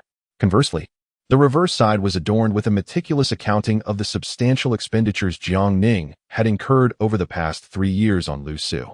From scholarships to daily allowances, to tutoring fees, it enumerated all. Would she demand repayment? Certainly, it could not be done clandestinely. For a man as brazen as Lu Su, a discreet request for repayment would yield naught. It wouldn't even graze the surface of his indifference. To compel his compliance, it was imperative to confront him publicly, to place him metaphorically upon the pyre. At that moment, Lu Su, diligently rewriting his experiment report in the classroom, could no longer endure the commotion. The cacophony outside was simply too overwhelming.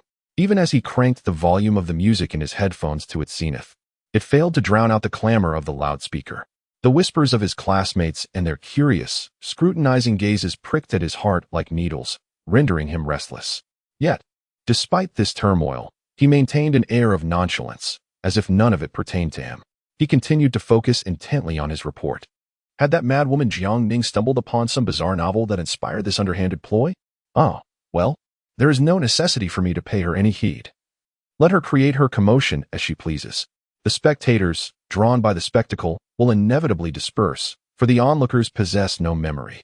To remain steadfast amidst the chaos is the consistent approach of Lu Su.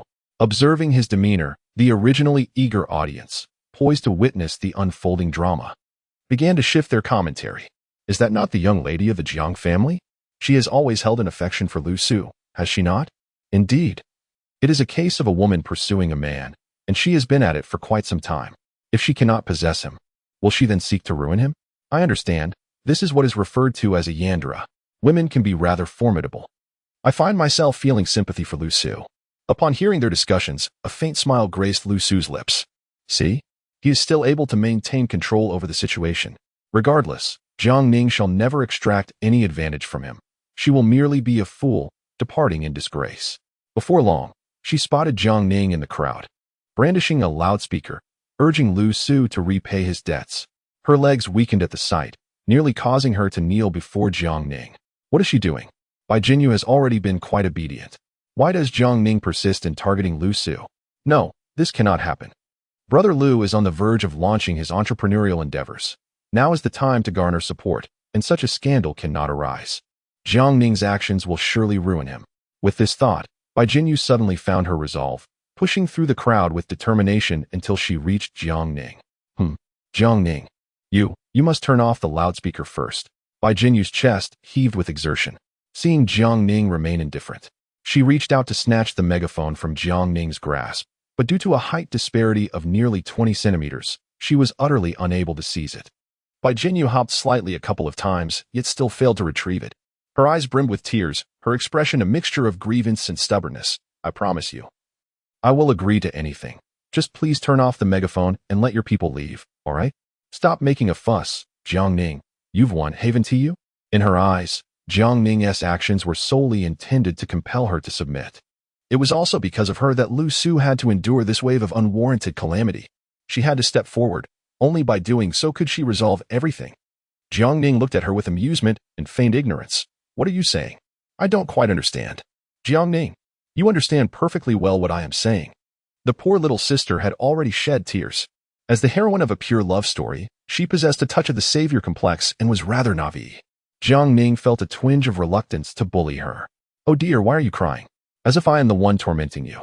Jiang Ning reached out, affectionately ruffling her hair, still smiling, but with a hint of tenderness in her tone. Here, take the megaphone. Don't cry anymore. I'll listen to you, all right? Bai Jinyu, upon receiving the megaphone, immediately attempted to press the off button. However, she was clueless about how to operate the device, pressing randomly for quite some time without success.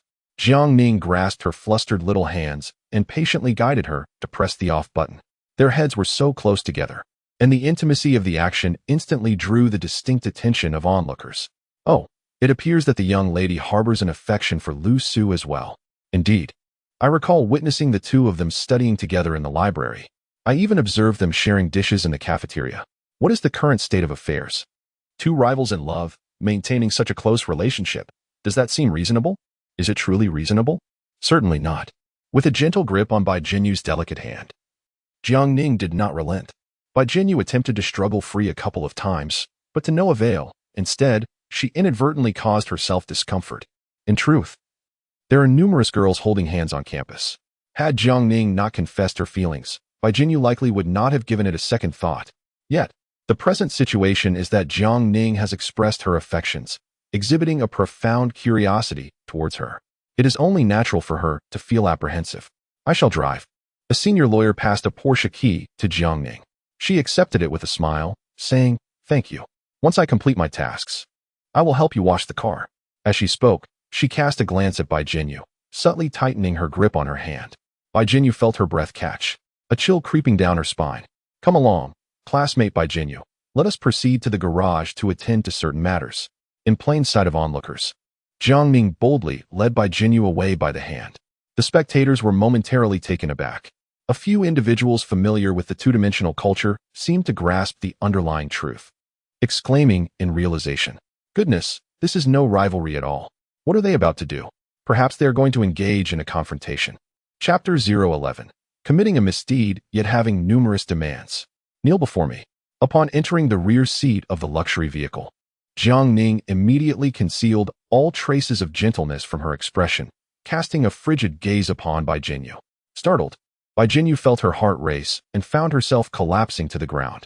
Meanwhile, Jiang Ning exuded an air of regal authority, crossing her legs and languidly reclining in the leather seat, propping her chin with one hand and surveying Bai Jinyu from her elevated position. "Kneel properly. Do not compel me to resort to violence against you." Under Jiang Ning's second threat, Bai Jinyu could only endure the overwhelming shame and humiliation, gradually adjusting her posture to kneel before her. In that moment, Bai Jinyu was devoid of dignity. She was acutely aware that her current state resembled that of a fish on a chopping board. Yet, she could hardly muster any significant anger. Fully cognizant of the exorbitant sums the Jiang family had expended on her and Lu Su, over 1 million, indeed. "Do you comprehend why I am punishing you?" Jiang Ning scoffed, stating, "I am rationally and legally pursuing debts from Lu Su. Your interference in his affairs warrants consideration of the consequences." At the mention of Lu Su, Bai Jinyu abruptly lifted her head to meet Jiang Ning's gaze. "Miss Jiang, I do not oppose your demand for repayment from Lu Su. But could you refrain from employing such extreme measures? He is currently in a crucial phase and cannot afford any missteps." Upon hearing this, Bai Jinyu trembled. This is truly heartless. Lu Su is a person who values his reputation above all. Today, you have utterly shattered it and trampled it underfoot. He must be diligently studying and unaware of the commotion outside.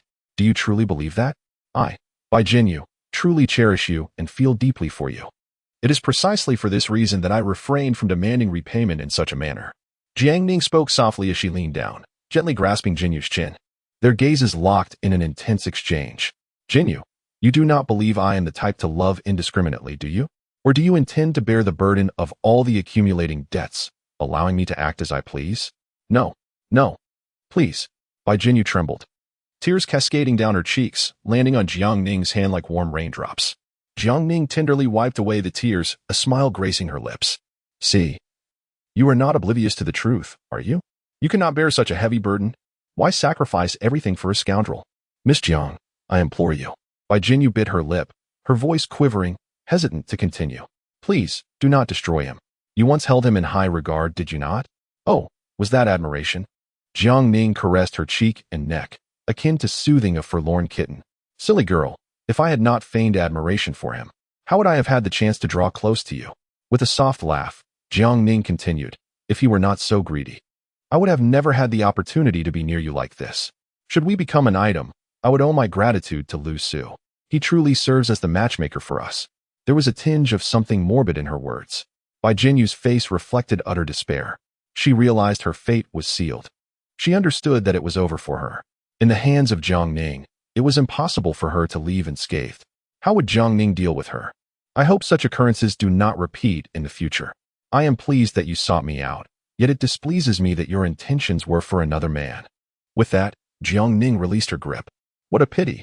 Up to this point, her fortune had plummeted to -85. Yet she remained incapable of taking any decisive action against the protagonist. Such gestures as caressing her face and holding her hand were the utmost limits of her ability.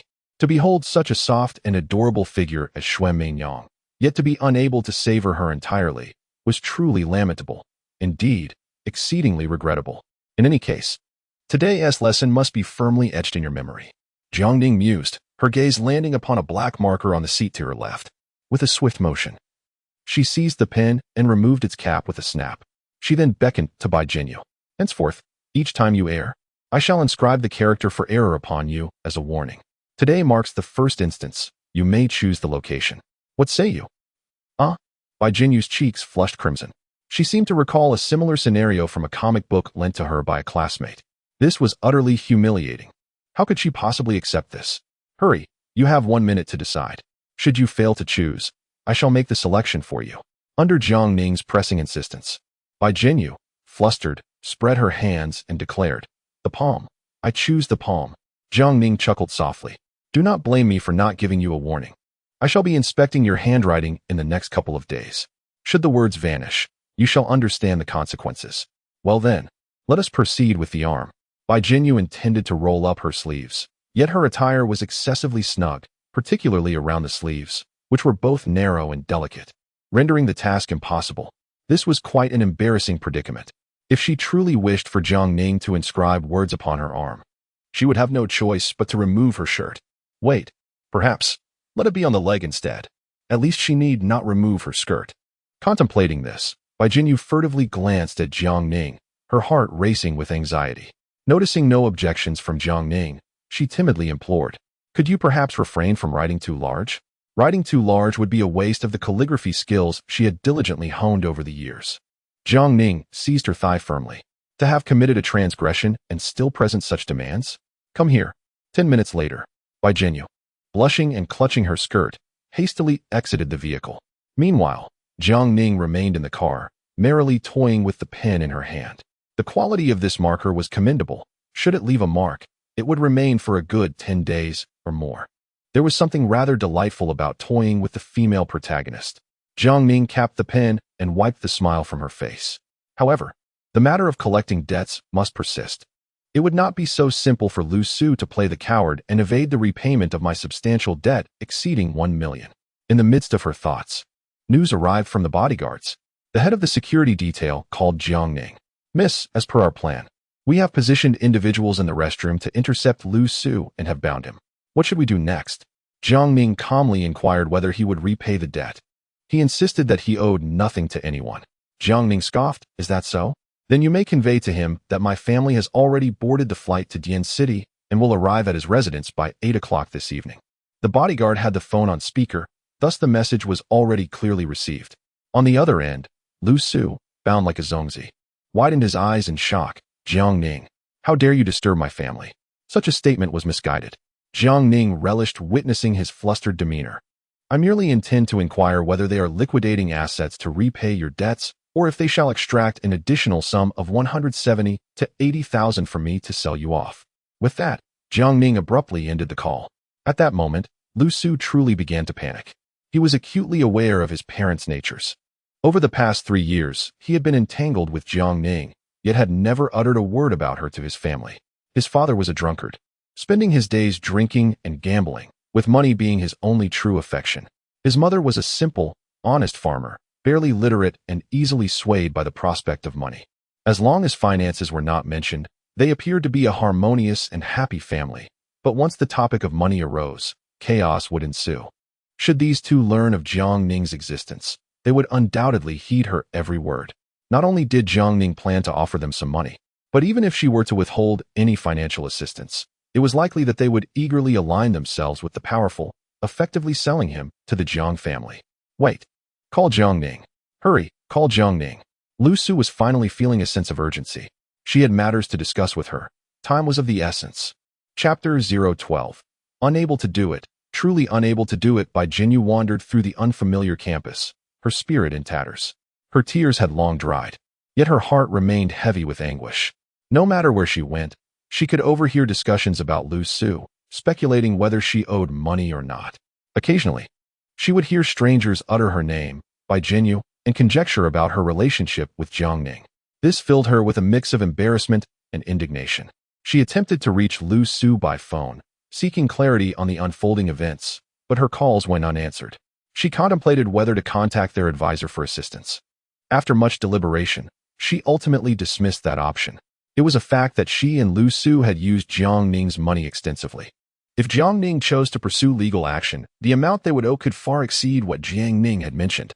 After all, Lu Su had accepted numerous valuable gifts from Jiangning as well.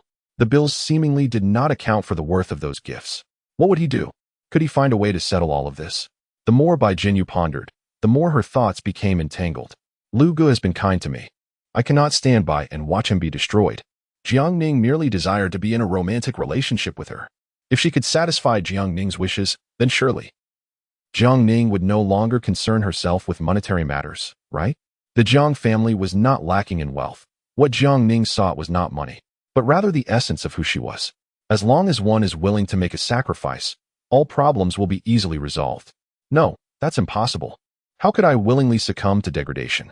Moreover, I truly do not harbor any affection for girls.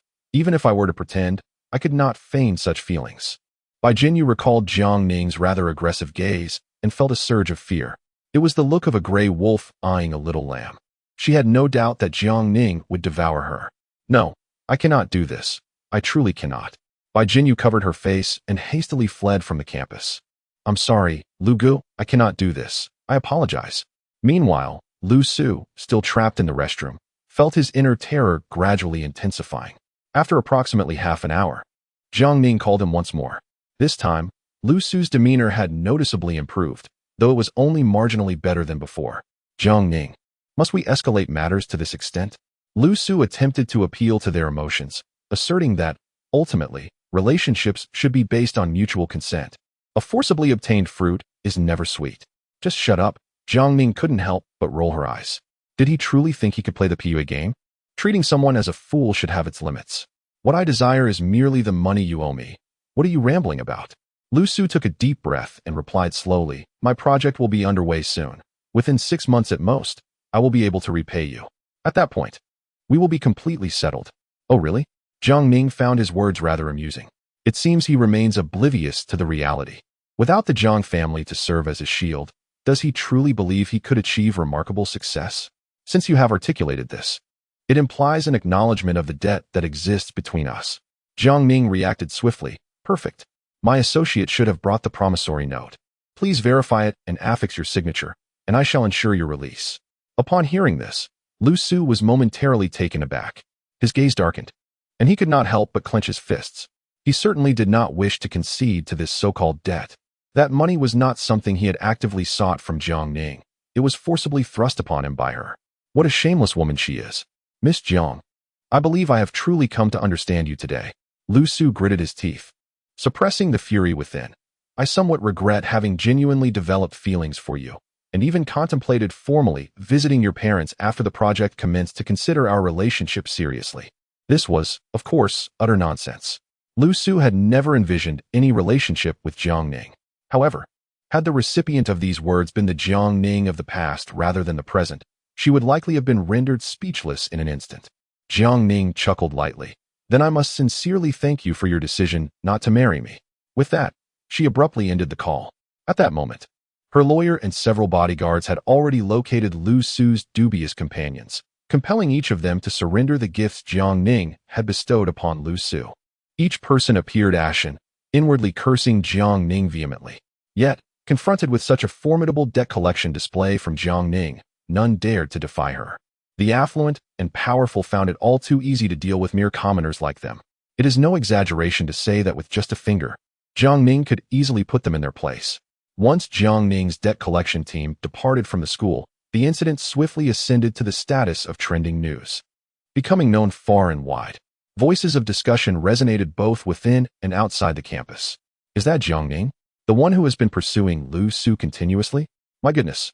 Is she some kind of wealthy heiress? How could she possibly spend so much on Lu Su? I believe she is merely a deranged woman, untrustworthy at best. Senior Lu is the pride of our department, exceptional in academics, refined in demeanor, and always willing to help others. It is said that he is the sole heir of the Lu family, the wealthiest in Haicheng. Jiang Ning, this madwoman, should keep her distance. But what if, just what if, Jiang Ning is truly an heiress? That is impossible. Just look at her attire. It's nothing more than cheap street market finds, costing just a few dollars each. A true heiress would never dress so shabbily. Surprisingly, Jiang Ning noticed that few rallied to her side on the campus forum. However, upon reflection, it became clear. Over the past 3 years, Lu Su had often been in the spotlight, garnering admiration from numerous admirers, and most held a favorable impression of him. As for herself, throughout these 3 years, in an effort to preserve Lu Su's pride, she had dressed modestly, maintained a low profile, and had few friends, spending her days in pursuit of him, leaving her background largely unknown to many. Alas, what is true remains true, and what is false cannot be made real. Jiang Ning, however, was not particularly concerned with what others said. Engaging in a futile exchange with these infatuated admirers would only serve to waste her energy.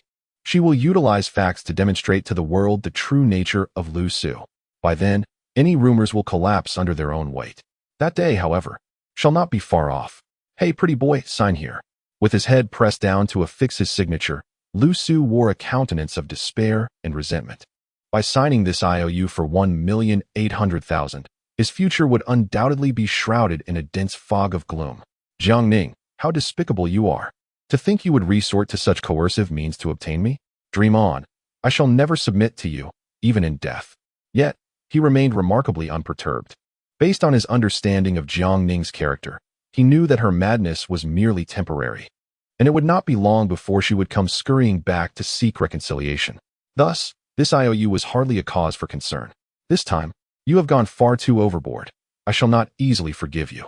Lu Su took a deep breath, silently vowing within himself. Jiang Ning, the possibility of you being my girlfriend has vanished entirely. There is not a trace left. After he had signed the document, Jiang Ning's bodyguard released him. Before exiting the restroom, Lu Su washed his face and tidied his hair. He would not be attending class today. A burly, blond man seized Lu Su by the shoulder, ushering him toward the restroom. Lu Su, come here. Our brother Zhong wishes to have a word with you. Chapter 013. I will find a way regarding money. With a sudden shove from the burly man with yellow hair, Lu Su was thrown backwards, his back crashing against the unforgiving stone floor, causing him to grimace in pain. Before him stood Su Zhong, his face contorted with rage, his eyes nearly bulging from their sockets. The situation regarding his reckless behavior that led to his arrest was grave. The elders of the Su family had expended considerable resources and spoken numerous kind words to extricate him so swiftly. All of this turmoil stemmed from Lu Su and Jiang Ning. Su Zhong harbored a deep-seated hatred for Jiang Ning, but his animosity for Lu Su was even greater. In his eyes, a man who could not even manage his own sycophant was utterly worthless. Hey, Lu Su, enlighten me. The apartment on the 5th floor of the library. Is it yours or Jiang Ning's? Faced with Su Zhong's menacing inquiry, Lu Su's heart skipped a beat. Why was he suddenly asking this question? Could it be that Jiang Ning and Su Zhong had been conversing? No, wait. Remain calm. Su Zhong was rather foolish. Perhaps he could attempt to deceive him. If that failed, he would consider his next course of action. Of course, that property belongs to my family. Lu Su replied with an air of nonchalance, brushing off the dust from his trousers. What, young Master Su, have you been misled by some rumors? Meeting Su Zhong's gaze, he feigned a semblance of anger suppressed within, furrowing his brow. Upon witnessing Lu Su's confident demeanor, Su Zhong appeared momentarily taken aback. Could it be that he had indeed been deceived? Lu Su felt an involuntary flutter in his eyelid. That insufferable Jiang Ning was undoubtedly behind this chaos. To destroy what one cannot possess. Is that the way of a madwoman? She has truly lost her mind. Lu Su feigned helplessness, smiled lightly, and shook his head. I believe that Su Xiaojian, being well-versed and knowledgeable, would not be so easily deceived by a deranged woman with a forged document. A forged document? Su Zhong gasped, stroking his chin in contemplation. He was indeed baffled by the situation. However, it was evident that he leaned more towards Lu Su's assertion. Having known Lu Su for a year or two, he always considered him to be quite reliable. It is well known that Miss Jiang has been attempting to establish a romantic relationship with me. Gradually gaining confidence in the discourse, Lu Su spoke with increasing assurance. Perhaps my decision to confess to Jinyu provoked her, leading her to act this way. With a sigh, Lu Su reflected, in truth, she is rather pitiable. It is my fault as well, for I cannot provide closure to every person enamored with me. This statement was somewhat infuriating. Su Zhong's gaze carried a hint of disdain. Throughout the 3 years at the academy, Lu Su had always been quite popular among the girls, aside from Jiang Ning, who clung to him like a stubborn plaster. Other young ladies frequently cast him flirtatious glances. This aspect made Su Zhong feel envious and resentful. Enough. Enough. No more of this. Lu, you cannot even manage one woman? If it were up to me, I would suggest you take decisive action. Deliver a sound thrashing to ensure she behaves. How could you allow her to create such chaos? With just a few words, Lu Su had completely persuaded Su Zhong. Su Zhong clasped his shoulder and gave it a firm pat. This matter is far from over. Either you deal with Jiang Ning properly, or I shall intervene. She cannot continue to act so arrogantly. Do you understand? Lu Su sighed deeply, as if he had made a momentous decision, and solemnly remarked, Su Xiao, at this point, I can no longer conceal the truth for Jiang Ning's sake. With that, he closed his eyes and feigned a look of anguish. In truth, Jiang Ning had suffered immense trauma in her childhood, resulting in an unstable mental state, often fantasizing that she was the daughter of a wealthy family. To accommodate her treatment, her parents sometimes had to rent luxury cars and lavish houses, indulging her delusions to aid her recovery, depleting their savings in the process. Alas, she is truly pitiable. If possible, I hope you can forgive her for this episode, considering the plight of her unfortunate parents, and refrain from holding her accountable. Upon hearing this, Su Zhong fell silent. He retrieved a cigarette from his pocket and lit it, exhaling a cloud of smoke before letting out a sigh. Within those fleeting seconds, a multitude of thoughts coursed through his mind, elevating his very soul. Very well, very well. If you wish to perform a benevolent act, I cannot assume the role of the villain. Let us proceed as you suggest. Before long, the school day came to an end. Jiang Ning arrived at the school gate early, cradling a cup of milk tea, eagerly awaiting Bai Jinyu's arrival. In truth, Bai Jinyu had also arrived, yet, fearing the confrontation with Jiang Ning, she lingered in the pastry shop across the street, hesitating and reluctant to approach. What should she do? Time was running short. Bai Jinyu was engulfed in melancholy, wondering what unexpected events the night might bring.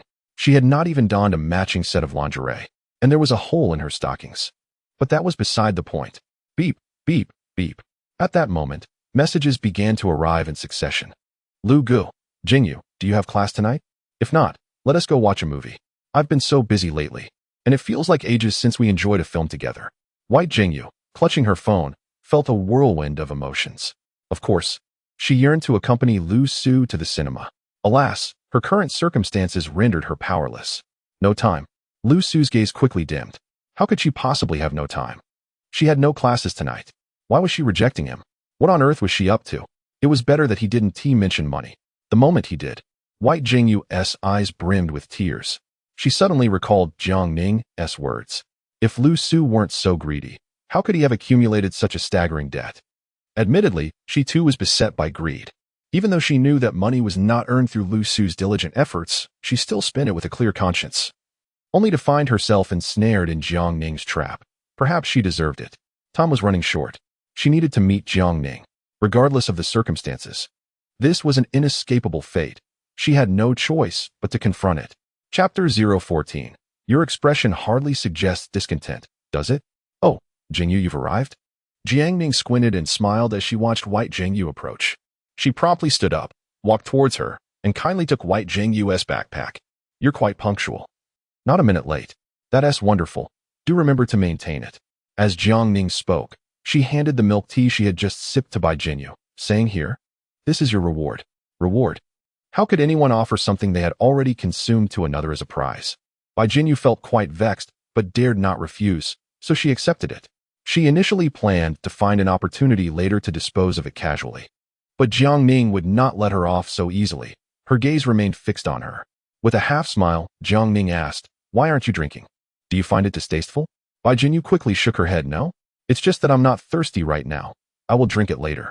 Well, if you throw it away or accidentally spill it, I will be very upset, Jiang Ning warned, having seen through her little scheme. There was no way she would let her succeed. But why was it so important for Bai Jinyu to drink this? It was certainly not due to any peculiar obsession of Jiang Ning's, but rather a means to bask in the protagonist's aura and elevate her own luck index. If one were to delve into it, Jiang Ning had indeed stumbled upon a loophole. Her luck index was quite low now, and forcibly attaching herself to the protagonist was out of the question. Even a simple peck on the cheek could not be forced. For instance, sharing the same straw or nibbling on the same piece of biscuit. Curiously, they even shared the same blood type. If given the chance, Jiang Ning could donate blood to the protagonist, which would boost her luck index by at least 50 points. However, according to the system, she could not deliberately create a dire situation that would require the protagonist to need a blood transfusion. For even her good intentions towards the protagonist would result in severe backlash. A female antagonist with such a low fortune index attempting to eliminate the protagonist of a pure love story?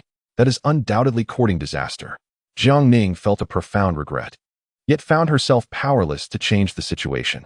She could only attempt to share her culinary delights with Bai Jinyu. Under Jiang Ning's fervent gaze, the reluctant Bai Jinyu could only force herself to grasp the straw, sipping a small amount with evident reluctance. You really should drink more. It's quite delightful. Jiang Ning continued to persuade. Have you not yet tasted the mochi at the bottom? Lower the straw a little and give it a try. Their mochi is truly exceptional. I'm really not thirsty, Bai Jinyu murmured, her lips pressed together in a conflicted expression. She realized Jiang Ning was indeed correct. This milk tea was remarkably enjoyable. Such a diminutive cup commanded a price exceeding 20 yuan. Bai Jinyu would ordinarily never indulge in such an extravagant treat. As for Lu Su, each time he saw her with a drink, he would solemnly advise her against it, warning her about excessive sugar intake and how it could lead to breakouts and premature aging. He would admonish her not to emulate the vain city girls who consumed such nutritionally void beverages, insisting that money should be wisely spent, not squandered. He would then promptly seize her drink, finishing it in just a few gulps. For a long time, Bai Jinyu had unwaveringly believed his words, drowning in profound guilt for her cravings and perceived extravagance. Until today, until this very moment, she seemed to waver. Jiang Ning would not utter such admonishments, nor would she confiscate her drink. Instead, she gently encouraged her to explore new experiences. With this thought, Bai Jinyu let out a sigh within her heart. What has happened to her? Lu Su's assertions were not without merit. Consuming excessive sugary beverages indeed leads to breakouts and premature aging. Moreover, the price of milk tea is undeniably steep, often costing over 10, even 20 yuan per cup. With that amount, one could purchase nearly 10 kilograms of rice. Yet, at this moment, she found herself reflecting on Lu Su's words, feeling an inexplicable sense of melancholy. A cup of milk tea priced at 20 yuan did not seem prohibitively expensive for her to indulge in. Drinking just 1 cup a month, surely, wouldn't lead to significant weight gain. This wavering conviction instilled a tinge of fear within her. However, your expression hardly suggests discontent, does it? Jiang Ning had been observing her intently. Upon taking a sip of that milk tea, her eyes sparkled. Is this truly a sign of aversion? Humph, deceitful little sister. Do you truly dislike milk tea, or is it me you cannot abide? Bai Jinyu's face flushed crimson, leaving her speechless. She could no longer muster the courage to declare her disdain for Jiang Ning. Of course, she did not like Jiang Ning, that audacious and presumptuous woman. Jiang Ning chuckled as she tousled Bai Jinyu's hair. It's all right. I am well aware you do not fancy me. However, it would be prudent for you to find a way to grow fond of me, lest you endure my company daily without the option to refuse. Wouldn't that be rather uncomfortable? Bai Jinyu remained silent, her irritation palpable. Yet, presently, with a debt owed to Jiang Ning that she could not repay, her sense of guilt rendered her incapable of expressing her anger. All she could do was remain mute. Jiang Ning did not press her to speak, for her ultimate goal was merely to elevate the luck index, not to force Bai Jinyu into a mutually satisfying romance. As long as Bai Jinyu obediently followed her, that sufficed. 20 minutes later, Jiang Ning led Bai Jinyu to the entrance of her home. Entering such an upscale villa district for the first time, Bai Jinyu felt an overwhelming sense of resistance, her entire being tense and her palms clammy with sweat. She held her breath, lowered her gaze, and trailed behind Jiang Ning, too intimidated to glance around. Jiang Ning swiped her card, ushering her into the community as they proceeded towards home. Here, do you remember? There's a row of magnolia trees beside my house, and a convenience store nearby. Next time you come, I will inform the security in advance, so you can enter without any hassle. Bai Jinyu responded with a subdued appearing rather listless. At this hour, Zhang's parents were not at home. Miss, would you like to have a meal? Today, the kitchen has prepared your favorite steamed sea bass, sweet and sour pork, garlic scallops, and steamed eggs. The maid reported the day's menu to Jiang Ning. The maid paused, taken aback. Oh, this seems to be an unprecedented occurrence. My apologies. Miss, is there anything you would like to eat? I can instruct the kitchen to prepare it immediately. Suddenly treated with such courtesy, Bai Jinyu felt ill at ease. She hurriedly waved her hand, saying, I can eat anything. I'm not picky. Thank you. Realizing she might have seemed impolite, she quickly added, I can skip eating, actually. I'm not hungry, thank you. In a prestigious family such as the Zhang clan, even a seemingly casual dinner would likely exceed her wildest imagination in terms of opulence and depth. Bai Jinyu genuinely felt hesitant to partake, fearing that Jiang Ning would demand repayment, a burden she could not bear. Observing her timid demeanor, Jiang Ning found herself both amused and exasperated. Fortunately, equipped with her system and an understanding of the storyline, she could anticipate a few dishes that the protagonist favored. Thus, she promptly instructed the kitchen to prepare spring rolls filled with red bean paste, stir-fried shredded potatoes in vinegar, braised pork ribs, and boiled shrimp. Soon, dinner time arrived. However, both of them called Jiang Ning, showering her with affectionate terms, as if their absence from dinner was a matter of grave importance. Jiang Ning couldn't help but chuckle. How old am I now, Dad? Do you really need to coddle me like this? On the other end of the line, Zhang's father paused momentarily. Then, as if struck by a thought, he sighed and said, all right. No need to throw a tantrum. If you fancy that lad, Lu Su, and wish to invest in him, go ahead and do so for fun.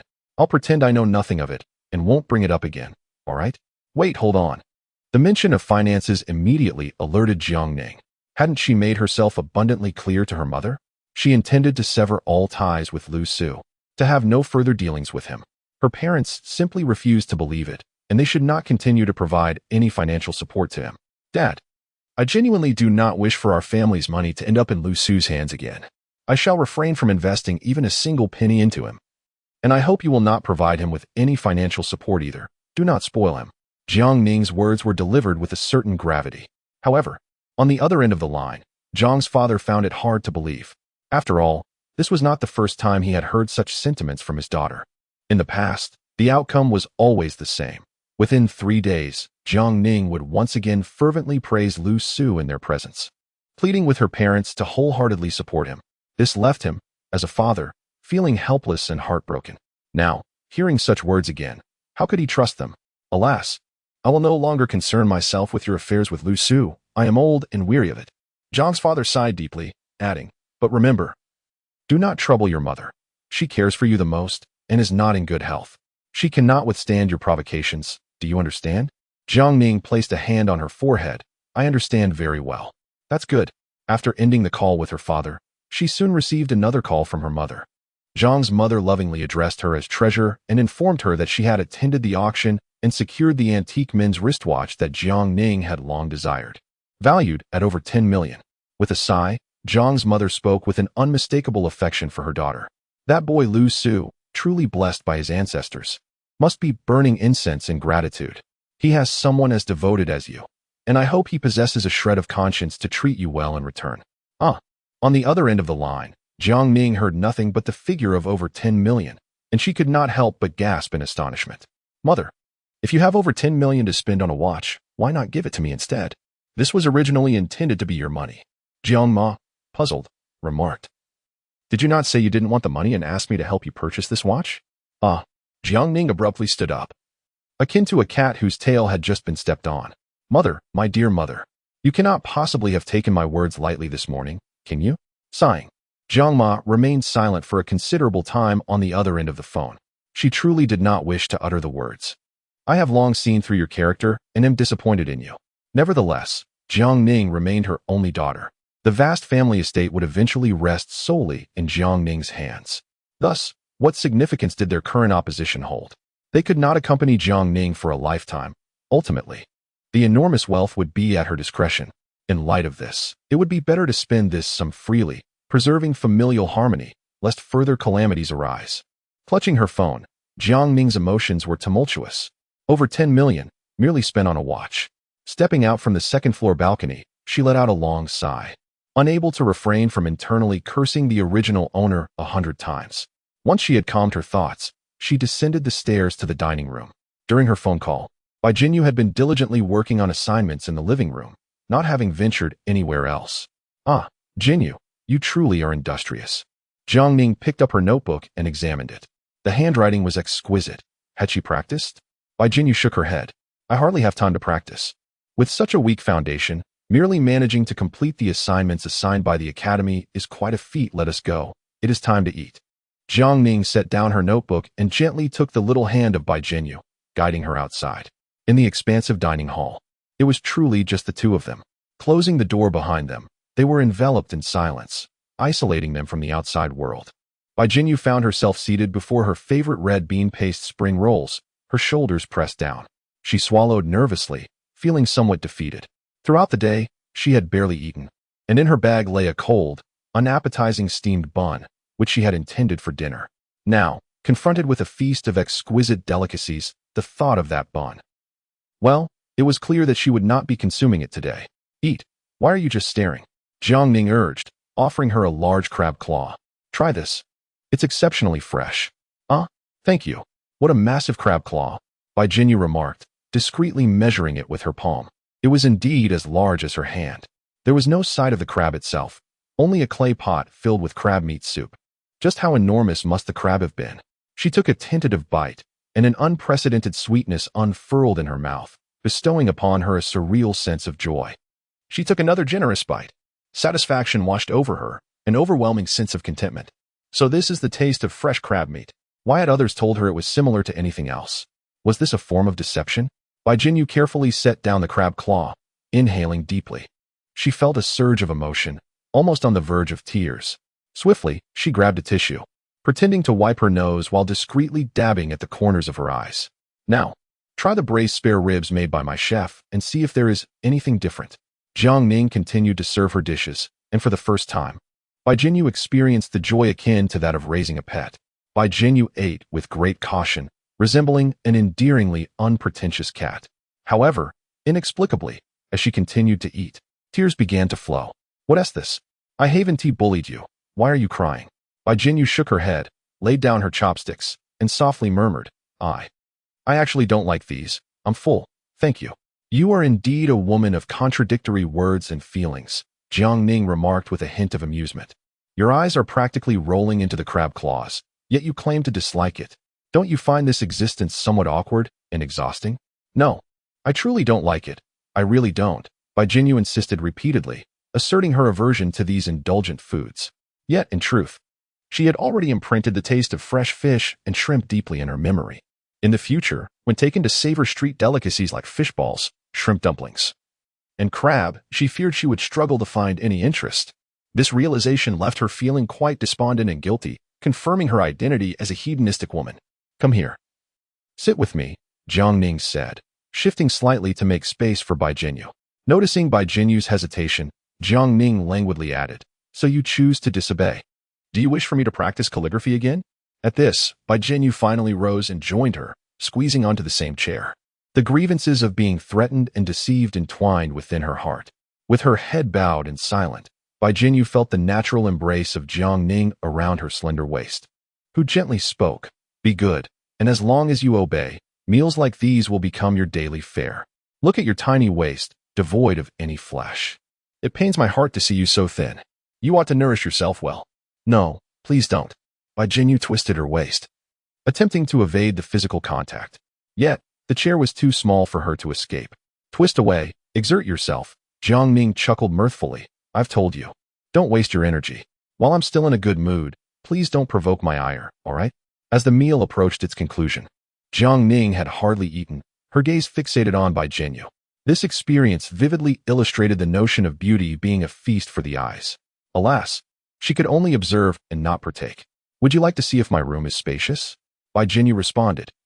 You genuinely look as if you intend to devour me.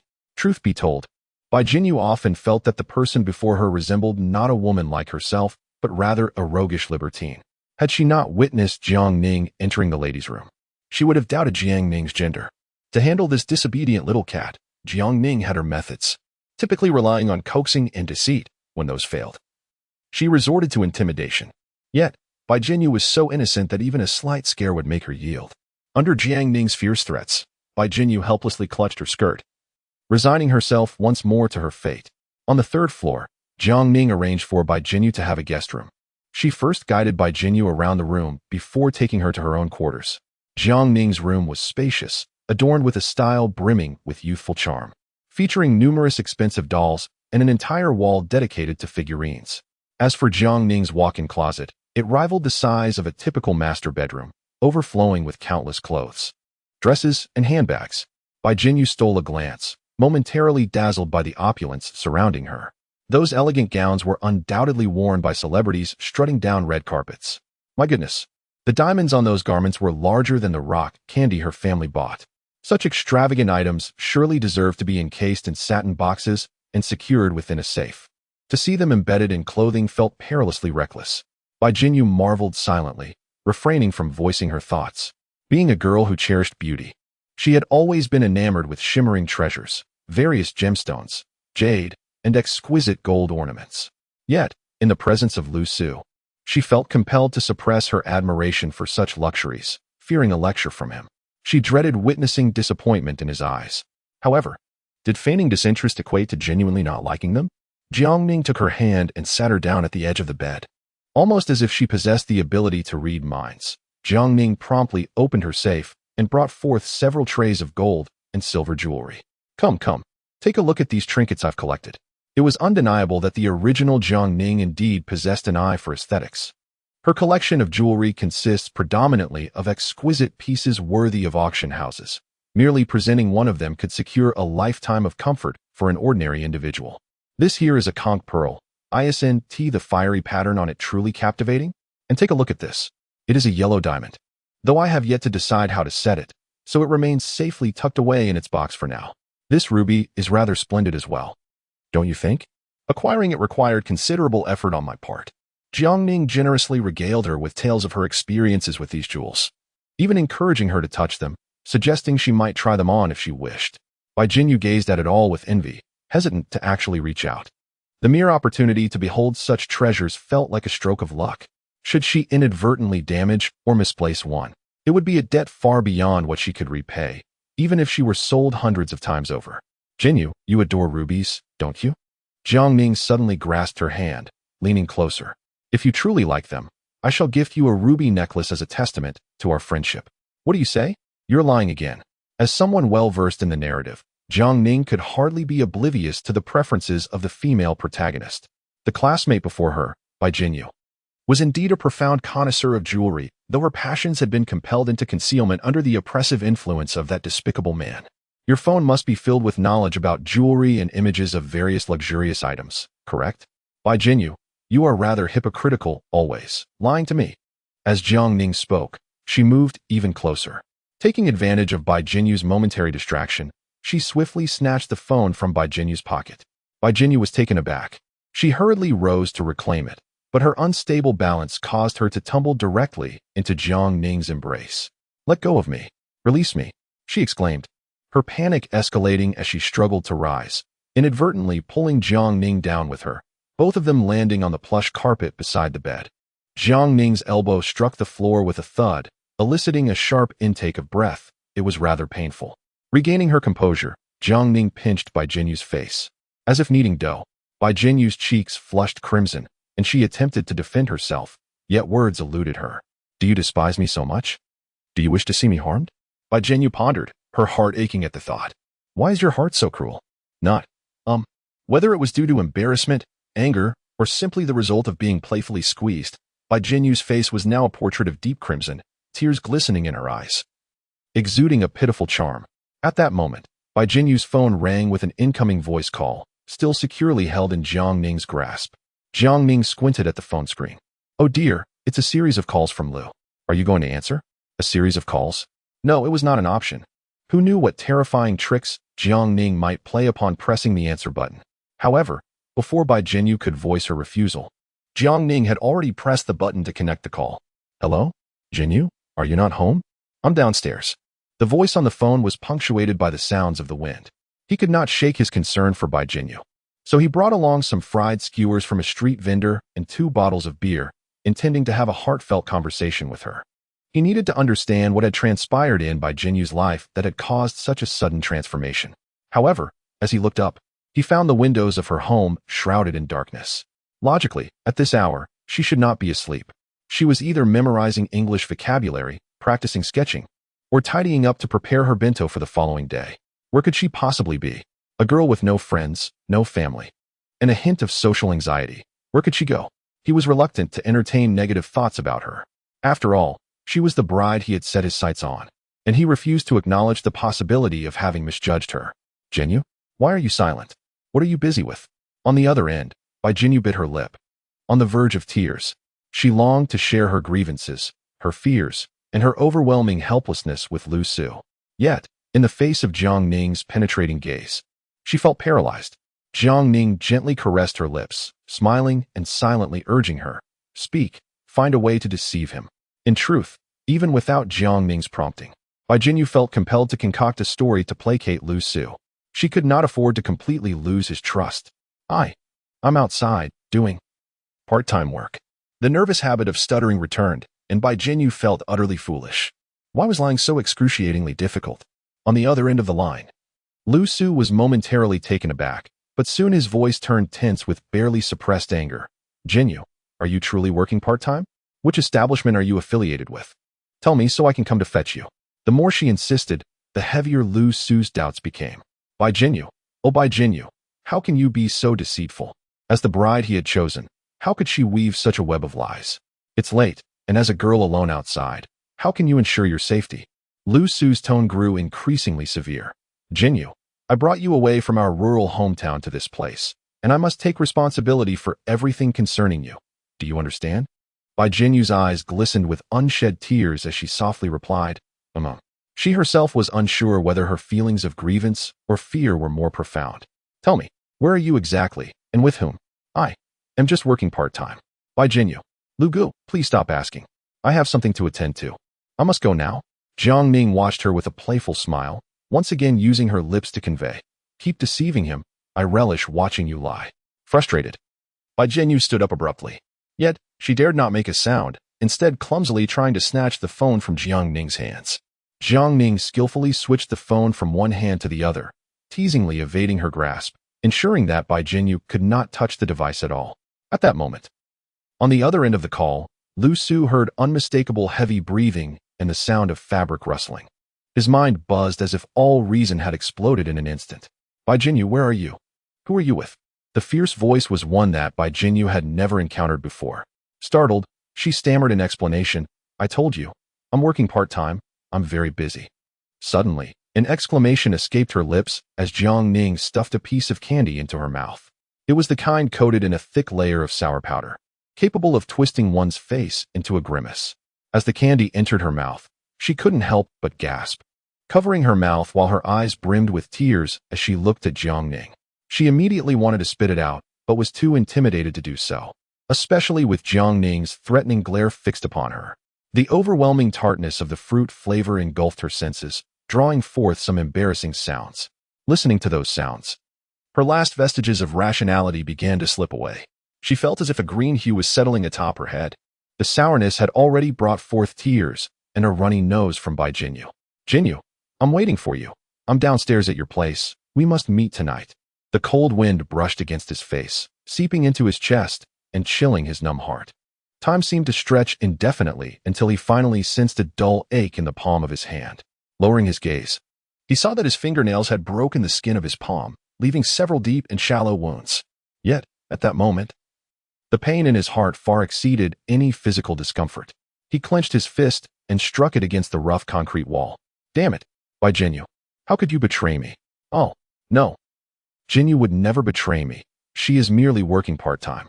She is so gentle, so kind, so pure, and so noble. It is impossible for her to betray me. I must not let my thoughts wander. Indeed, I must not allow my mind to stray. Just as one might brainwash another, he is increasingly ensnaring himself in a frenzy of self-deception." He opened his handbag and extracted a can of beer, popping the tab and pouring it down his throat in a hurried gulp. The alcohol began to take effect, and his mind gradually became hazy. It seemed that only through this means could he alleviate the anguish within. At that moment, in Jiang Ning's bedroom, Bai Jinyu was sprawled on the edge of the bed, sobbing in despair. She was finished, truly finished. After tonight, in Lu Su's eyes, she would undoubtedly transform into a villain of unspeakable wickedness. Yet Jiang Ning, the architect of this turmoil, remained unfazed, sipping an icy cola and engrossed in her mobile game. As if nothing pertained to her. Jiang Ning, why do you torment me? And Lu Gusao, in a fit of emotional collapse, Bai Jinyu suddenly rose to confront Jiang Ning. Does destroying others' happiness truly bring you joy? Must you engage in such actions to find satisfaction? Jiang Ning slowly lifted her gaze to meet hers. In that moment of eye contact, Bai Jinyu, still trembling with fear, averted her eyes. With a cold laugh, Jiang Ning replied, Why? You ask me why? Huh? Is it not because you owe me a substantial amount of money, yet can only offer me worthless promissory notes? Unable to repay anything? As she spoke, she slammed her hand on the table, startling the poor girl, whose legs trembled slightly, nearly causing her to stumble. Jiang Ning's voice rose sharply. Bai Jinyu, is there truly such a thing as a free lunch in this world? Do not presume that my affection and sympathy grant you the liberty to speak to me in a disrespectful manner. Should you dare to confront me again in such a belligerent tone for the sake of that despicable man, Lu Su, do not blame me for retaliating harshly. Do you comprehend? The meager courage that Bai Jinyu had painstakingly mustered was, in that moment, utterly extinguished. She found herself too afraid to even shed tears.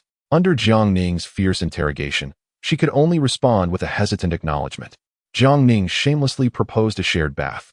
She retrieved a short silk nightgown from the wardrobe and handed it to Bai Jinyu. Wear this for now. I will buy you several suitable outfits on another occasion. This was indeed genuine silk, smooth and luxurious. Even those unacquainted with fine fabrics could perceive its elegance. Unfortunately, this was not her style. She had no desire to bathe with Jiang Ning. Come, the bathroom is this way. Chapter 018. Acts of kindness and virtue. We are both girls. It is perfectly normal to share a bath, is it not? So, who, pray tell, possesses impure thoughts now? Bai Jinyu, you truly deceived me. I believed your heart was as innocent as your exterior. With remarkable speed, Jiang Ning shed her garments and immersed herself in the large bathtub, leaning over the edge and gesturing at Bai Jinyu. It was only today that Bai Jinyu truly experienced Jiang Ning's skill in turning the tables. She found herself utterly at a loss for words. However, to speak candidly, Bai Jinyu genuinely admires the decor of this bathroom, particularly the grand bathtub before her, which evokes a profound envy.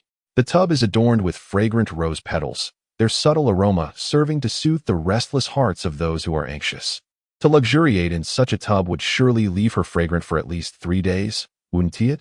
Furthermore, Bai Jinyu has also noticed the array of exquisite skincare products lining the edge of the bathtub: shower gel, shampoo, perfume, all of which are luxurious brands she has only encountered online. Now, however, these items seem tantalizingly within reach. If only she could catch a whiff of their scents. Surely, the fragrance of these high-end products would differ vastly from the cheaper alternatives she typically purchases. Yet, to indulge in all this, she must acquiesce to Jiang Ning's suggestion of bathing together. The mere thought of Jiang Ning's fervent gaze upon her, coupled with that slightly exaggerated grip, extinguishes any desire for enjoyment Bai Jinyu may have had. She remains resolutely defiant. Jiang Ning, please don't pressure me, all right? I'm begging you. Jiang Ning remained silent, fixing Bai Jinyu with a knowing, half-smiling gaze. After approximately 5 minutes, Bai Jinyu, gripping the collar of her garment, finally relents. Well, as long as you understand. Jiang Ning's demeanor radiates unabashed boldness. In truth, she harbors no desire to treat such a delicate and beautiful girl with harshness. If Bai Jinyu could only recognize the reality of her situation, Jiang Ning would be more than willing to offer her a gentler approach. However, if Bai Jinyu insists on competing with her, she cannot be blamed for the consequences. Half an hour later, after being compelled to cleanse herself thoroughly, Bai Jinyu, with Jiang Ning's gentle assistance, donned a silk gown worth over 10,000. With Bai Jinyu's figure, wearing such a dress was undoubtedly alluring, captivating all eyes. Regrettably, Jiang Ning could only gaze enviously, unable to intervene. It dawned upon her that this was not merely tormenting Bai Jinyu, but rather a self-inflicted ordeal. Jiang Ning silently lamented. The system, which had been feigning indifference while enjoying the spectacle, coughed discreetly. Host, it appears you have no intention of being human anymore, correct? That is pure slander, a defamation. Jiang Ning retorted with righteous indignation. I am merely assisting a pitiable girl manipulated by a scoundrel, engaging in virtuous deeds, if you will. When making such declarations, might you consider lowering your hand? Jiang Ning rolled her eyes in exasperation. Her encounter with the female protagonist today had significantly boosted her luck index by a solid 10 points. Regardless of the female protagonist's emotional state, Jiang Ning was undeniably pleased. In this manner, her return to a normal luck index was imminent. At that time, she would possess an abundance of means to maneuver the female protagonist. Jiang Ning exhaled softly and patted Bai Jinyu's shoulder. Your hair is damp. Allow me to assist you in drying it. Bai Jinyu remained silent, simply sitting dazedly before the vanity, gazing at her enchanting reflection in the mirror. The experience of soaking in this grand bathtub surpassed her expectations in comfort. The water droplets, imbued with the delicate fragrance of petals, seemed to possess an enchanting power, awakening every pore of her being and soothing her every inch of parched skin, rendering her utterly radiant. Jiang Ning appeared to sense her innermost thoughts, graciously offering her an array of luxurious cosmetics and perfumes for her to experiment with at will. This gesture led Bai Jinyu to a lamentable realization. She genuinely adored the scents and textures of high-end products, far surpassing the meager offerings of street-side creams sold at a mere 9 yuan for a large jar. I am a flawed woman, inherently indulgent in my desires. Bai Jinyu covered her face and bit her lip in anguish. Lu Gu is right. I am a frivolous person, hopelessly lost. A tremendous tempest brewed within Bai Jinyu's heart. For someone accustomed to a life of simplicity, suddenly encountering such exquisite delicacies was akin to unlocking the gates to a new world. She found herself enamored with all that lay before her. She could not help but fantasize about surrendering herself to Jiang Ning. What would that entail? Surely, it wouldn't be anything to fret over. Although Jiang Ning enjoyed playful antics, she had not truly overstepped any boundaries. They were both young women. Bai Jinyu naively mused. Perhaps the extent of Jiang Ning's advances would not be so daunting after all. If it were just this. Perhaps accepting Jiang Ning's romantic overtures would not be so insurmountable. Wait, what am I thinking? Bai Jinyu jolted back to reality, drenched in a cold sweat from the fleeting, sinful notion that had crossed her mind. How could I entertain such a despicable thought? I clearly do not harbor any affection for Jiang Ning, so how could I possibly compromise with her? To do so would surely inflict harm upon everyone involved. Bai Jinyu, as the female protagonist, naturally possesses some dark thoughts, yet for the most part, she embodies a kind and radiant spirit. Jiang Ning perceives a fleeting glimpse of turmoil in her eyes, which piques her interest. It appears that the bond between the male and female leads is not as unbreakable as the original narrative suggests. With a deft swing of the hoe, what wall cannot be toppled? Moreover, the male lead, Lu Su, is utterly lacking. Jiang Ning is genuinely reluctant to witness Bai Jinyu fall into his clutches and become nothing more than a mere vessel for procreation. Why not indulge in her own desires while also rescuing a wayward beauty? Settle in, for I shall tend to your hair now. Jiang Ning switches on the hairdryer and meticulously styles Bai Jinyu's locks. Your hair is quite lovely. I envy you. How do you maintain it? At the mention of her mother, Bai Jinyu's gaze drops. She is nearly unable to recall her mother's visage. Nevertheless, she possesses a photograph of her, which reveals an undeniable beauty, cascading black hair like a waterfall, a sweet smile, and gentle eyes. If her parents were still alive, they would surely not stand idly by as she is so mistreated. With this thought, tears silently cascade down Bai Jinyu's cheeks. At that moment, Jiang Ning gently embraced her shoulder and remarked, I suspect your parents would much prefer you to have a beautiful and affluent female friend, rather than a worthless boyfriend who merely suggests you cut your hair to make some money, wouldn't they? Her words pierced through Bai Jinyu's heart like a thorn. She abruptly stood up, turning back to gaze at Jiang Ning in disbelief. How do you? You wish to inquire why I know everything, don't you? Jiang Ning replied with a radiant smile. Perhaps you might guess whether I possess an innate gift for omniscience, or if someone has been selling me this information as intelligence. Chapter 019. Gradually, you should return. Is it the former or the latter? The light in Bai Jinyu's eyes dimmed slightly. Who could genuinely possess such supernatural abilities? What Jiang Ning had was wealth, and acquiring her desired information was effortless for her. Thus, who could possibly sell this intelligence to Jiang Ning? The answer was evident. Bai Jinyu swayed slightly, nearly losing her balance. She steadied herself against the edge of the vanity, struggling to remain upright, pressing firmly on her aching heart. Jiang Ning, I do not believe your words. You don't believe? Jiang Ning maintained her smile. Whether you choose to believe is entirely your concern. I cannot compel you. Today's teasing should come to a close. The seeds of doubt have already been sown in by Jinyu's heart, and with the passage of time, they will gradually take root and sprout. Sooner or later, Bai Jinyu will have to confront her true feelings. By that time, even if she did not choose to embrace Jiang Ning, she would never again so easily surrender herself to Lu Su. It was already past 1 in the morning. As she departed from the affluent district, the scenery gradually transformed. The bustling and vibrant metropolis receded further into the distance, while the dilapidated and narrow old buildings loomed ever closer. At that moment, Lu Su's call rang out once more. He remained downstairs at Bai Jinyu's residence, having consumed 7 or 8 cans of beer, his face flushed, his neck thickened, and his gaze fierce, his tone far from pleasant. Bai Jinyu, haven't you finished your part-time job yet? Are you truly working, or are you engaged in something unspeakable? His words dripped with condemnation for Bai Jinyu, barely stopping short of outright accusing her of impropriety.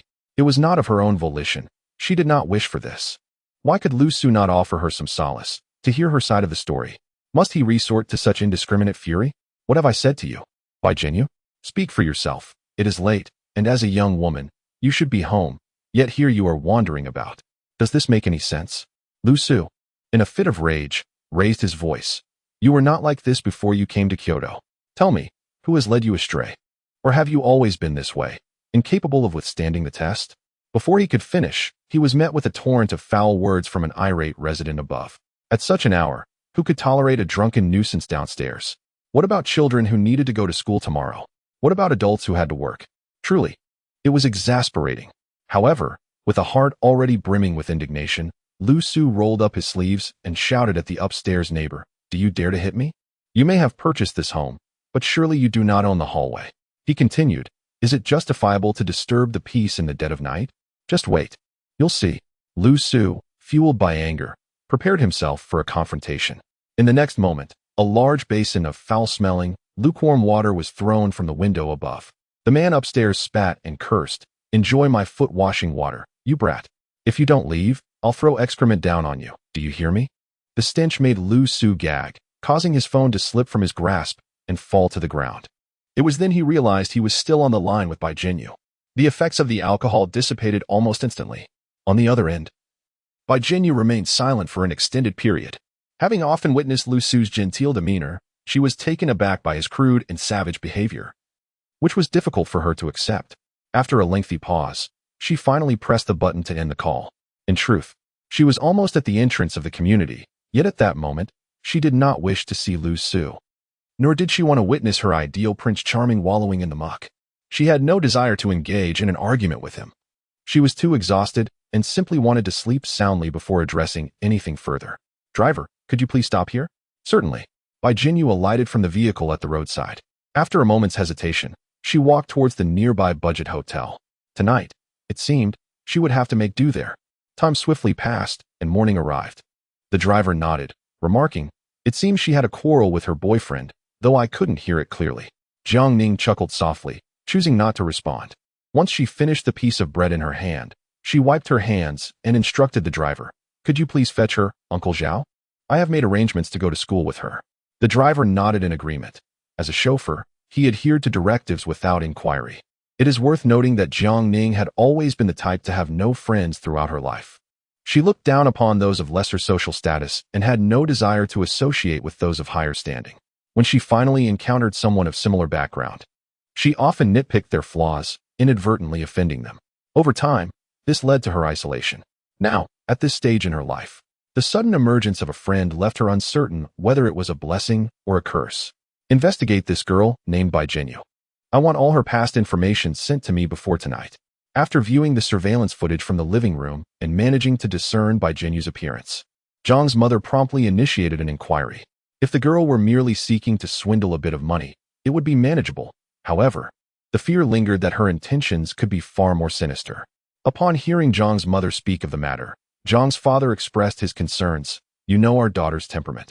What sort of decent friends could she possibly make? It's either a scam for money or being toyed with. Indeed, It seemed that while Ning appeared to lack for nothing in life, she was, in fact, profoundly deficient in friendship and love, both of which remained elusive.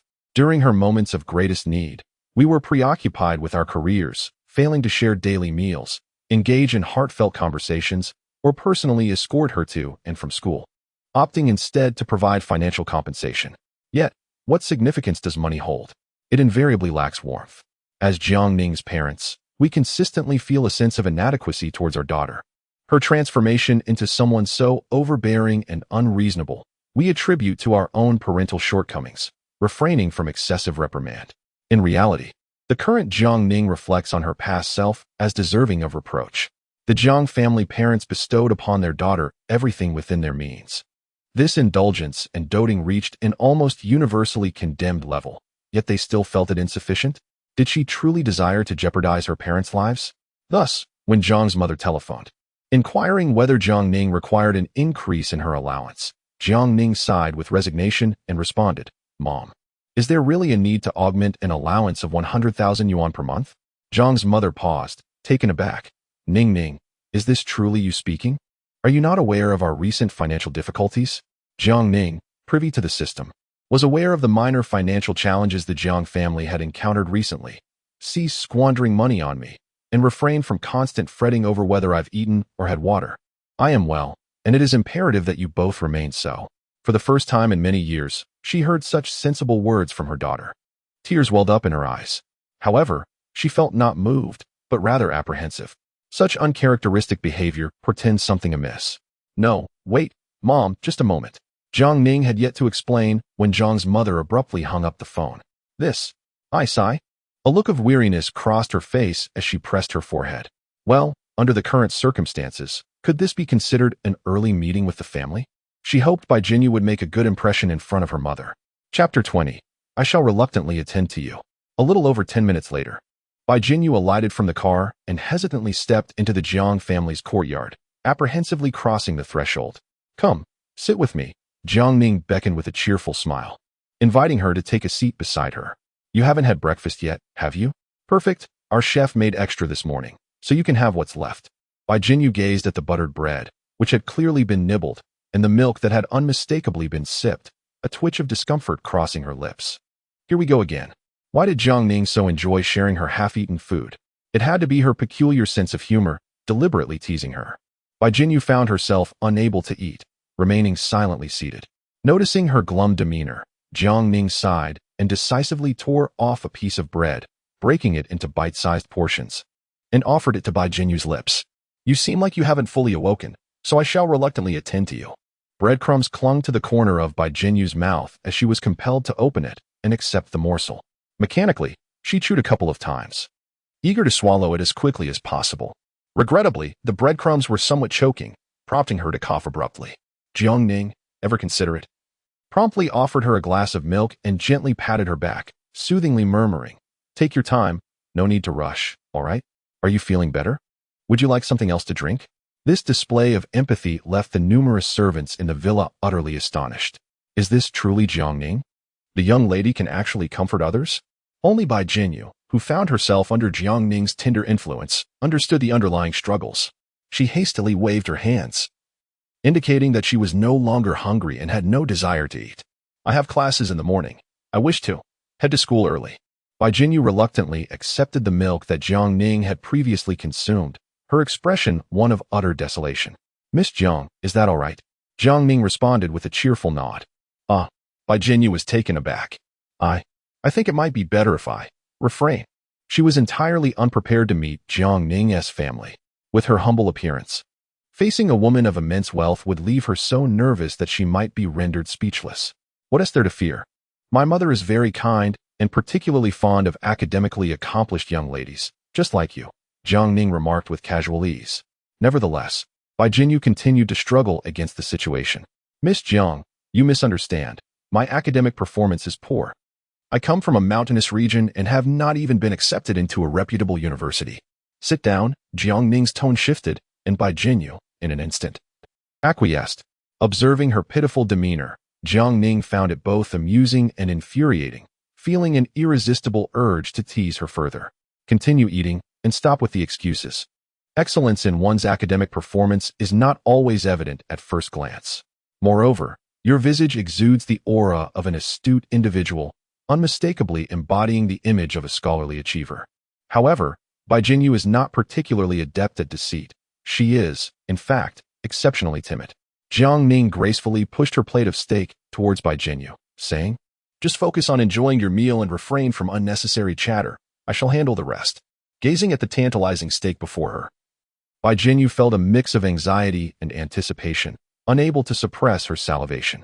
The steak was grilled to perfection, akin to the enticing images featured on the restaurant's menu. It appeared utterly delectable. Judging by its exquisite appearance, it must surely be a premium delicacy. She had never even tasted the inexpensive steaks sold at supermarkets, let alone such a high-end dish. Oh, why are there so many delightful culinary creations in this world? Bai Jinyu found her attention diverted significantly by the steak. Jiang Ning patiently guided her in the use of the knife and fork, but after a considerable amount of time, Bai Jinyu still struggled to master the technique. Consequently, Jiang Ning had to request a pair of chopsticks from the kitchen. At this moment, Jiang Ning realized that Bai Jinyu was not as intellectually astute as she had initially presumed. Nevertheless, the female protagonist was characterized by her diligence, and after several years in Kyoto, she had indeed achieved a semblance of success. But that is a tale for another time. Ning Ning? Where are you, Ning Ning? Although not her biological mother, the bond they shared was profound, and Jiang Ning wholeheartedly embraced it. Mom, I have assured you that I am perfectly fine. Jiang Ning promptly rose to retrieve her mother's bag, assisting her in taking a seat. Look at me. Every part of me is in splendid condition, is it not? In order to reassure her mother, Jiang Ning quickly twirled around, showcasing her healthy arms and legs. Upon confirming that her beloved daughter was safe and sound, Jiang's mother let out a sigh of relief. With reddened eyes, she feigned anger and lightly tapped Jiang Ning, saying, "You know, it's better for you to be a little willful. There's no need to pretend to be so understanding. Your mother knows you all too well." Jiang Ning feigned a carefree demeanor, chuckling softly, yet an inexplicable sense of melancholy welled up within her. At that moment, Jiang's mother finally noticed the unfamiliar presence in their home. As her gaze fell upon Bai Jinyu's pure and charming visage, she was momentarily taken aback. The surveillance footage had not provided a clear view, and while Jiang's mother had known that Bai Jinyu was quite attractive, she had not anticipated encountering such a celestial beauty. In comparison, even her own precious daughter seemed to pale slightly. "You must be Bai Jinyu, correct?" Jiang's mother said with a serious expression. "Come over here. Let me have a look at you." At her mother's behest, Bai Jinyu, not daring to delay even for a moment, hurried over. At that moment, a few crumbs from her bread lingered at the corner of her mouth, and her large, sparkling eyes reflected a sense of fear and helplessness. Resembling a fairy lost in the mortal realm, adorably naive, she certainly did not appear to be the kind of girl who would engage in deceitful schemes. "Mom, why are you being so stern with my friend?" Jiang Ning stood up and walked over to Bai Jinyu, naturally wiping the crumbs from her mouth and casually draping her arm around her shoulder. "It's the first time I'm meeting a female friend of yours." Jiang Ma cast a meaningful glance at her. "It is indeed the first time I have witnessed you show such concern for an outsider." Jiang Ning chuckled softly and replied, "Mother, people can change, after all. Hello, Auntie. My name is Bai Jinyu." It was only then that Bai Jinyu remembered to introduce herself. Her gentle and delicate voice was pleasing to the ear, which naturally diminished Jiang Ma's hostility towards her. "It is getting late. You both should head to school," Jiang Ma said. She had many questions for Bai Jinyu, but did not wish to put her daughter's friend in an uncomfortable position in front of Jiang Ning. "I will have the driver take you." "Thank you, Auntie." "Thank you, Mom." Jiang Ning naturally took Bai Jinyu's hand and led her outside. Their affectionate display did not escape Jiang Ma's notice, leaving her deep in thought. She rose and walked towards the entrance. As she saw Jiang Ning and Bai Jinyu getting into the car, Jiang Ning suddenly playfully slapped Bai Jinyu's backside, causing her to widen her eyes in shock. "What is this girl doing?" Jiang Ma felt a sense of bewilderment wash over her. She could not help but wonder if her vision was deceiving her. But how could there be any possibility of misinterpretation? Jiang Ning was indeed bold, engaging in an act under the broad daylight that was typically reserved for young couples. Am I simply too conservative? In this contemporary era, the manner in which children express their friendships diverges significantly from that of our youth, pondered Jiang's mother with a sigh. She found it difficult to accept that a bond between Jiang Ning and Bai Jinyu could transcend mere camaraderie. Perhaps it would be prudent to refrain from overthinking and first investigate the situation. In the dormitory, Lu Su lay sprawled across the bed, vigorously massaging his temples. The excesses of the previous night, marked by copious drinking and an unfortunate dousing of cold water, left him feeling utterly drained and afflicted by a throbbing headache. Clearly a sign of impending illness. At that moment, he found himself alone in the desolate dormitory, which enveloped him in an inexplicable sense of oppression. With a despondent exhalation, he acknowledged the foggy remnants of the night before, struggling to recall the words he had uttered. Nonetheless, he had a sinking feeling that they were not of an agreeable nature. Such utterances might be beyond the forgiveness of even the most understanding of girls like Bai Jinyu. I have been too impulsive, he mused. The typically astute Lu Su rarely found himself in such a state of disarray, and this realization starkly illuminated Bai Jinyu's significance in his life. He could no longer afford to languidly await the flourishing of his project and the acquisition of his first fortune before confessing his feelings to Bai Jinyu. By then, she might no longer be his to claim. Recently, he resolved to court her favor. She had long desired a silver necklace priced at 99 yuan, and he decided to purchase it for her. Following that, he would treat her to a bowl of spicy hot pot, ensuring she received additional crab sticks, which should suffice to please her. After all, she had always been easily appeased.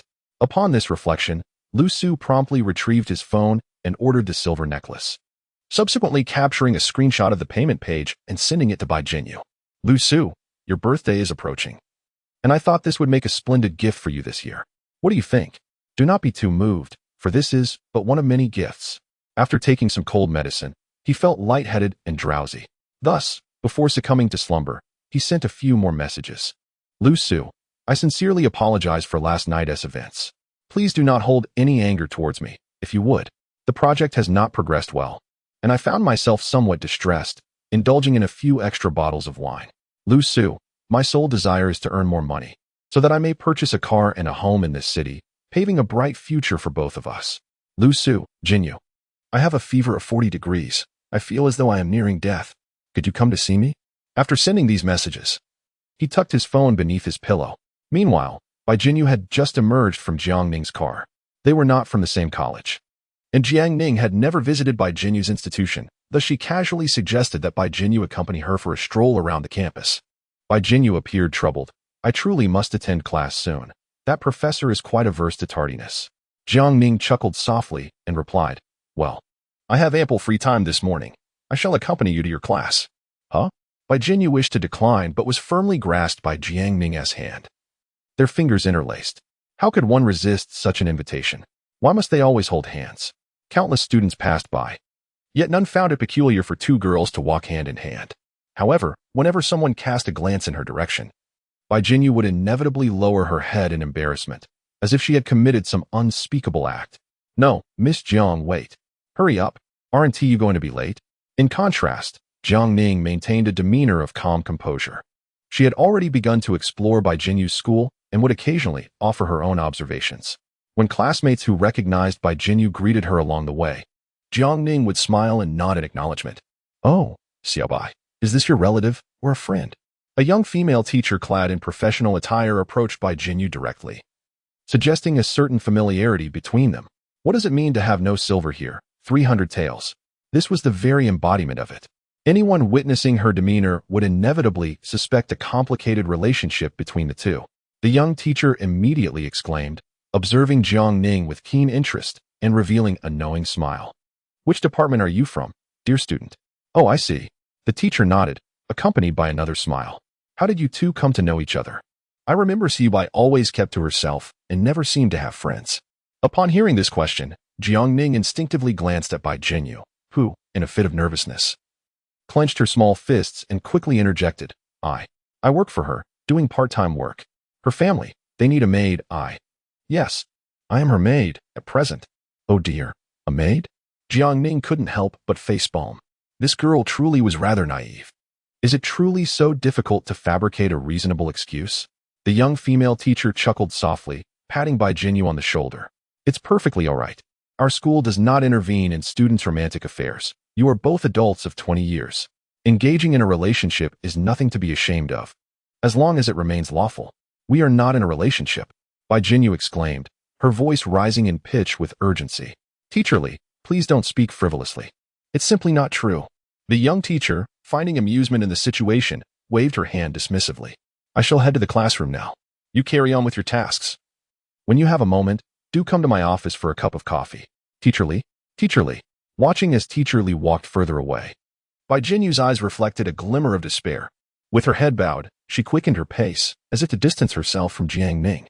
Yet, her legs were short, significantly shorter than Jiang Ning's. It was not long before Jiang Ning caught up to her. Is it so unbearable to consider dating me? I do not harbor any feelings for you. Bai Jinyu was on the verge of tears, her frustration palpable. Alas, her demeanor was far too gentle, such a fragile creature. When angered, only evoked affection rather than intimidation. Jiang Ning, do you not understand? A forced fruit is never sweet. Bai Jinyu endeavored to awaken Jiang Ning's sense of reason. Please, let us not force this. We can only be friends at best. Jiang Ning raised an eyebrow, seizing Bai Jinyu by the collar and pulling her close. She opted for a direct embrace around the waist. Oh, a forced fruit is never sweet. As she spoke, Jiang Ning deliberately emitted a cackling laugh, startling Bai Jinyu into a shiver. So, can you guess, is the stolen fruit sweet? Chapter 022. If she truly gets provoked, she will. Perverse, utterly perverse. Bai Jinyu was not new to Jiang Ning's eccentricities, yet each encounter managed to redefine her understanding of abnormality. How could such a girl exist? Despite being of the same gender, why did Jiang Ning so effortlessly embody this oddity?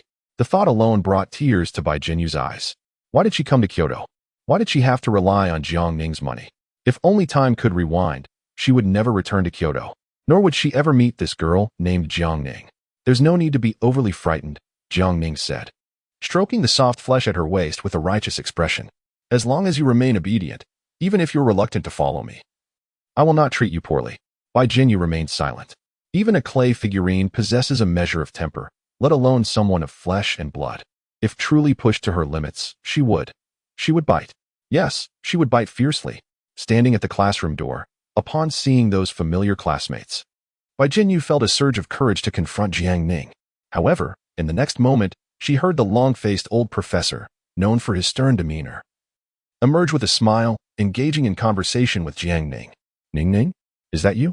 My, it's been years. You've changed so much, I almost didn't recognize you. This Mr. Tao was none other than the renowned master of traditional Chinese painting. His willingness to accept Bai Jinyu as a disciple was indeed orchestrated behind the scenes by that manipulative man, Lu Su, who utilized the connections of the Jiang family. Jiang Ning was unaware of how he had approached Bai Jinyu about this matter. Regardless, judging by Bai Jinyu's current expression, it was highly likely that she was oblivious to the friendship between Mr. Tao and the Jiang family. To put it simply, Mr. Tao's life was saved by Jiang Ning's late grandfather. Years ago, Mr. Tao arrived in Kyoto destitute and afflicted by a grave illness, lying in wait for death. It was Jiang Ning's grandfather who financed his treatment and helped him establish connections, thus enabling him to achieve his current success. Originally, Jiang Ning had merely mentioned this in passing to Lu Su, not anticipating that he would exploit it for his own ends. One must admit, this manipulative man possesses a certain skill. His rise to such a lofty position cannot merely be attributed to luck. And now, not to mention that this network of connections had no relation to Lu Su, even if it were indeed linked to his family. Jiang Ning would find a way to sever it. After all, as a formidable antagonist, how could she passively watch the protagonist flourish? Was it permissible for Lu Su to drain resources while she could not retaliate? Mr. Tao, how has your health been of late? Jiang Ning approached with composure, engaging Mr. Tao in casual conversation. After a lengthy discussion, Mr. Tao finally took notice of Bai Jinyu. He furrowed his brow and could not refrain from asking, Ning Ning, what is your relationship with this young lady? Upon hearing this question, Bai Jinyu's heart sank, and her expression shifted dramatically. She sensed that something was amiss. Why had the old professor suddenly thought to inquire about this? Jiang Ning cast a calm glance at Bai Jinyu and remarked, Grandfather Tao, has she mentioned to you what our relationship is? Old Master Tao sighed and replied, she did not disclose much to me. However, a young man named Lu came to see me earlier, bringing a box of mountain fried tea, urging me to look out for this girl in light of your reputation. Oh, is that so? Jiang Ning could hardly suppress a laugh. Did she truly possess such influence? Old Master Tao continued. He claimed that you personally picked the tea leaves from the mountain and roasted them by hand, burning your fingers in the process. Alas, my child, you are too earnest. Is such a trivial matter worthy of your concern? If you wish to add another person to the class, Simply inform your grandfather next time. Do not let it happen again." Upon hearing his words, Jiang Ning could no longer muster a smile. That shameless Lu. Was he perhaps a basket weaver in a past life? How adept he was at weaving tales. Jiang Ning harbored serious doubts that the tea leaves were anything but a mere purchase from some online specialty store, a ruse to deceive the elderly. He would never extend genuine sincerity to anyone, or perhaps he simply lacked any sincere qualities altogether. "Grandfather Tao, I have never roasted tea for you." Jiang Ning candidly exposed the falsehood. "My relationship with that Lu is merely that of classmates, and we are hardly acquainted." At Jiang Ning's revelation, Old Master Tao's expression froze instantly. Then, this girl, Bai Jinyu's face turned ashen, her entire body trembling. Lu had actually used such a deceit to bring her under Professor Tao's tutelage. She has always naively believed that she is a rare gem, a natural talent in painting. This jest is far too grand for Bai Jinyu to bear. She must be expelled. She cannot remain any longer. Just as she teetered on the brink of despair, Jiang Ning steadied her shoulder and said, "However, this young lady is indeed one of the most important people in my life, and I truly hope you will guide her well, so as not to squander her talent." Upon hearing these words, the expressions of the two individuals before her softened considerably. "Thank you, Grandpa Tao," Jiang Ning replied, displaying no hint of seeking favors in return. Ironically, it was precisely her demeanor that deepened Old Master Tao's admiration for her. The Jiang family possesses only this one daughter, the future heir to the family legacy. At his advanced age, with neither vast wealth nor extensive connections, his capacity to contribute to the Jiang family is nearly non-existent. Now, presented with an opportunity for recompense, and with this girl, Bai Jinyu, undeniably possessing some talent, why would he not embrace it? "Very well, Jinyu, you may attend your class. I shall not intrude upon your time." Jiang Ning waved goodbye to her. "As per our usual arrangement, wait for me after school." With that, she turned and departed, lingering no longer. Bai Jinyu stood there, staring vacantly at her retreating figure, her heart stirred by tumultuous emotions. Today, she found herself in a precarious situation. Just a single utterance from Jiang Ning, declaring, "I do not know Bai Jinyu," could very likely lead to her swift expulsion. How could Jiang Ning possibly speak on her behalf? This wicked woman has always reveled in playing tricks on her, delighting in her misfortunes, has she not? Why? Why would such a person speak on their own behalf? Bai Jinyu found herself perplexed and dared not ponder further. She felt her heartbeat racing and her mind becoming increasingly muddled, inexplicably imbued with a sense of inebriation. "I must attend my class. I should not indulge in such errant thoughts." She hardly noticed that her phone had been taken off silent mode, nor did she acknowledge the incessant stream of messages arriving. By the time she finally remembered her phone nestled in her pocket and took a glance, it was nearly noon. At this juncture, the caller was no longer Lu Su, but rather a paramedic from the emergency services. "Hello? Are you a relative of Lu Su? He has collapsed from a high fever in the school dormitory and has now been transported to the second hospital. Please come at once." Chapter 023. A Sense of Satisfaction or Guilt. Upon receiving Bai Jinyu's request for leave, Professor Tao furrowed his brow, evidently disapproving of her reasons. "You intend to care for the ailing Lu Su? I believe it is unnecessary." Professor Tao had always held a disdain for students who resorted to deception, especially when Lu Su's lies were so grave. How shameless it was for this young man to exploit the goodwill of the Jiang and Tao families for his own gain. Professor Tao could discern that Bai Jinyu was a kind-hearted girl, easily manipulated by others. If she continued to associate with Lu Su, it was only a matter of time before she fell victim to his schemes.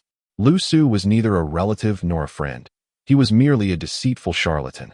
Professor Tao spoke with great seriousness. "For someone like that, to neglect your own studies is simply not worth it." Bai Jinyu lowered her head in despair. In front of her elders, she had never possessed the courage to retort. In the hospital, Lu Su gradually opened his eyes, still dazed. As he surveyed his surroundings, perplexed about his location, he spotted his counselor, who was engaged in conversation with a doctor. "You are awake?" His counselor, surnamed Xia, was a young woman not yet 30. Though she had an ordinary appearance, her kindness had been a source of support for Lu Su on numerous occasions. Upon noticing Lu Su's awakening, Counselor Xia hurried over, her concern evident as she inquired, "Do you feel any discomfort? Would you like something to eat?" Lu Su's lips were parched and cracked as he attempted to speak. A painful split formed, causing him to wince. "Where am I?"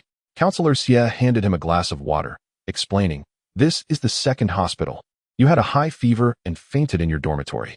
If the dormitory manager hadn't come to check on you, you could have been in serious danger.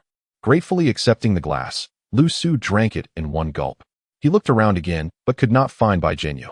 Anxiously, he asked, Counselor Xie, have you seen a girl about 1.50 meters tall, with a bit of baby fat, large eyes, and fair skin?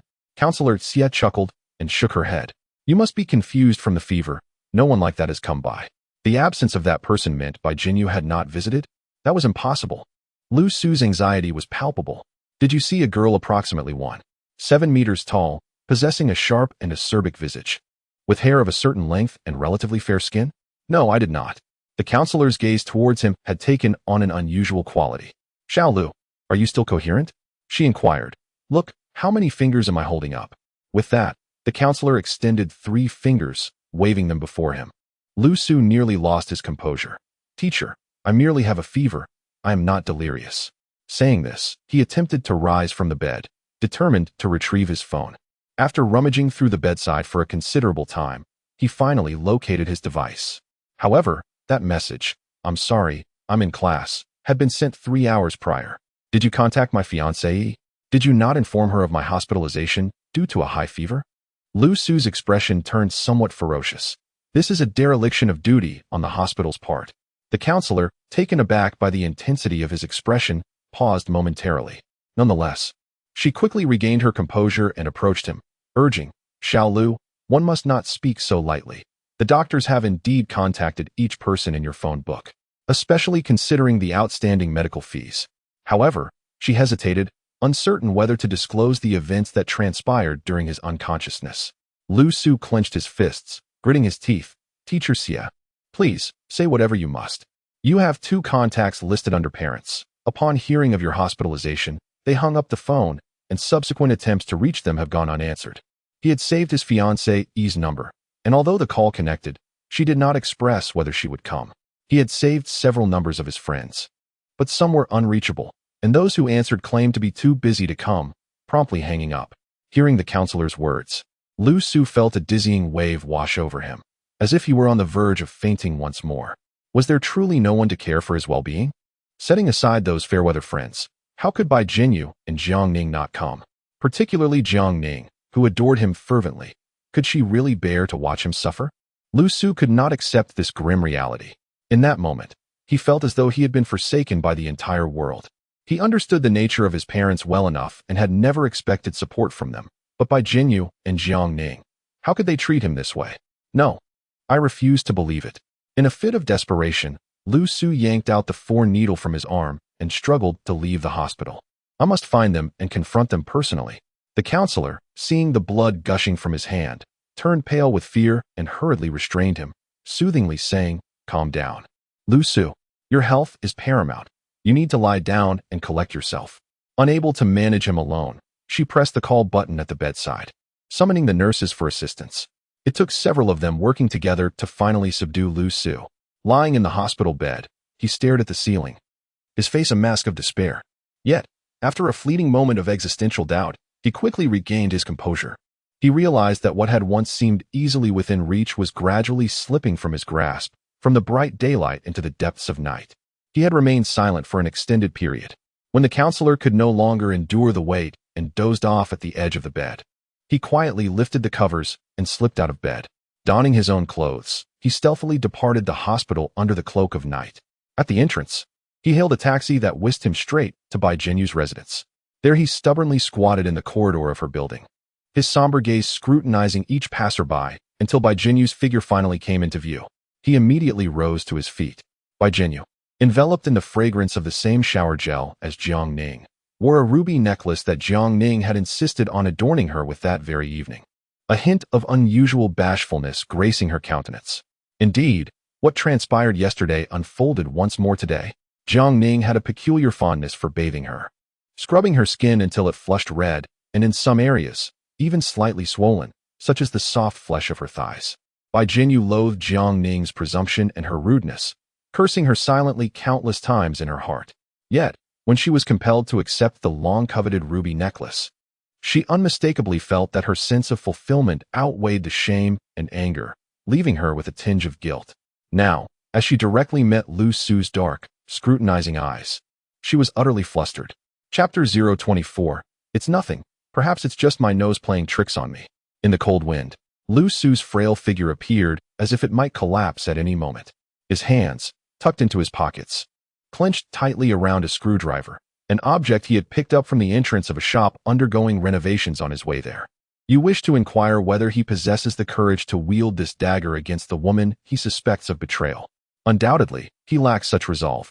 Lu Su is not a reckless outlaw. He has always maintained clarity of mind, and, though he may occasionally indulge in madness, he swiftly regains his composure. He is acutely aware of the precedence of love over ambition.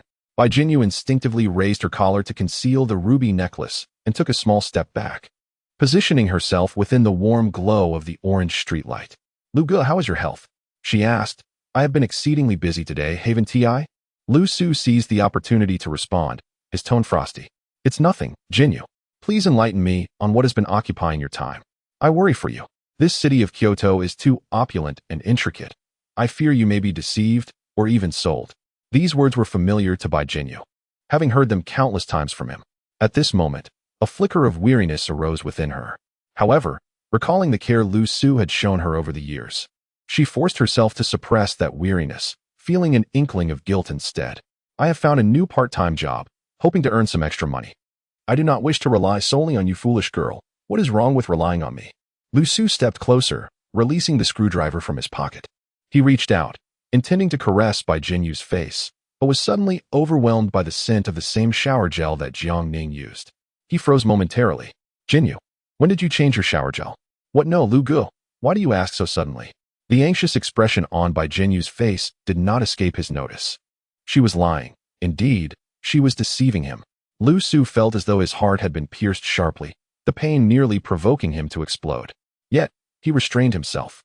While in the hospital, he had secretly vowed to mend his relationship with Bai Jinyu before considering any further plans, until he could once again gain complete control over her. He could not afford to let his impotent fury drive her further away. It's nothing. Perhaps my nose is just mistaken, he remarked, refraining from touching her face, maintaining a gentlemanly smile that momentarily startled Bai Jinyu. She had braced herself for reprimands, or even harsh words, from him. Yet Lu Su said nothing, which only deepened her feelings of shame. She longed to confide everything to him, but she was acutely aware that no man could tolerate seeing the goddess of his heart treated in such a manner. If she divulged the truth to Lu Su, any possibility of a relationship between them would be irrevocably shattered. After much hesitation, she chose to persist in her deception and concealment. However, one lie inevitably led to another. Jinyu, where do you work part-time? What exactly do you do? Is it tiring? How much does your employer pay you per hour? Lu Su probed with numerous questions as he escorted her upstairs. Eventually, he found himself weary of questioning her further. A pang of compassion struck him as he pondered the lengths to which Bai Jinyu was going to deceive him. It was utterly absurd. May I come over to your house tonight? Lu Su's hand rested upon the doorknob of Bai Jinyu's home. This gesture sent alarm bells ringing in her heart. At this juncture, what transpires when a solitary man and woman find themselves alone in a confined space is vividly portrayed in television dramas. She resolutely cannot accept being taken by a man before the sanctity of marriage, regardless of whether this man is Lu Su. Perhaps another time. It is too late now.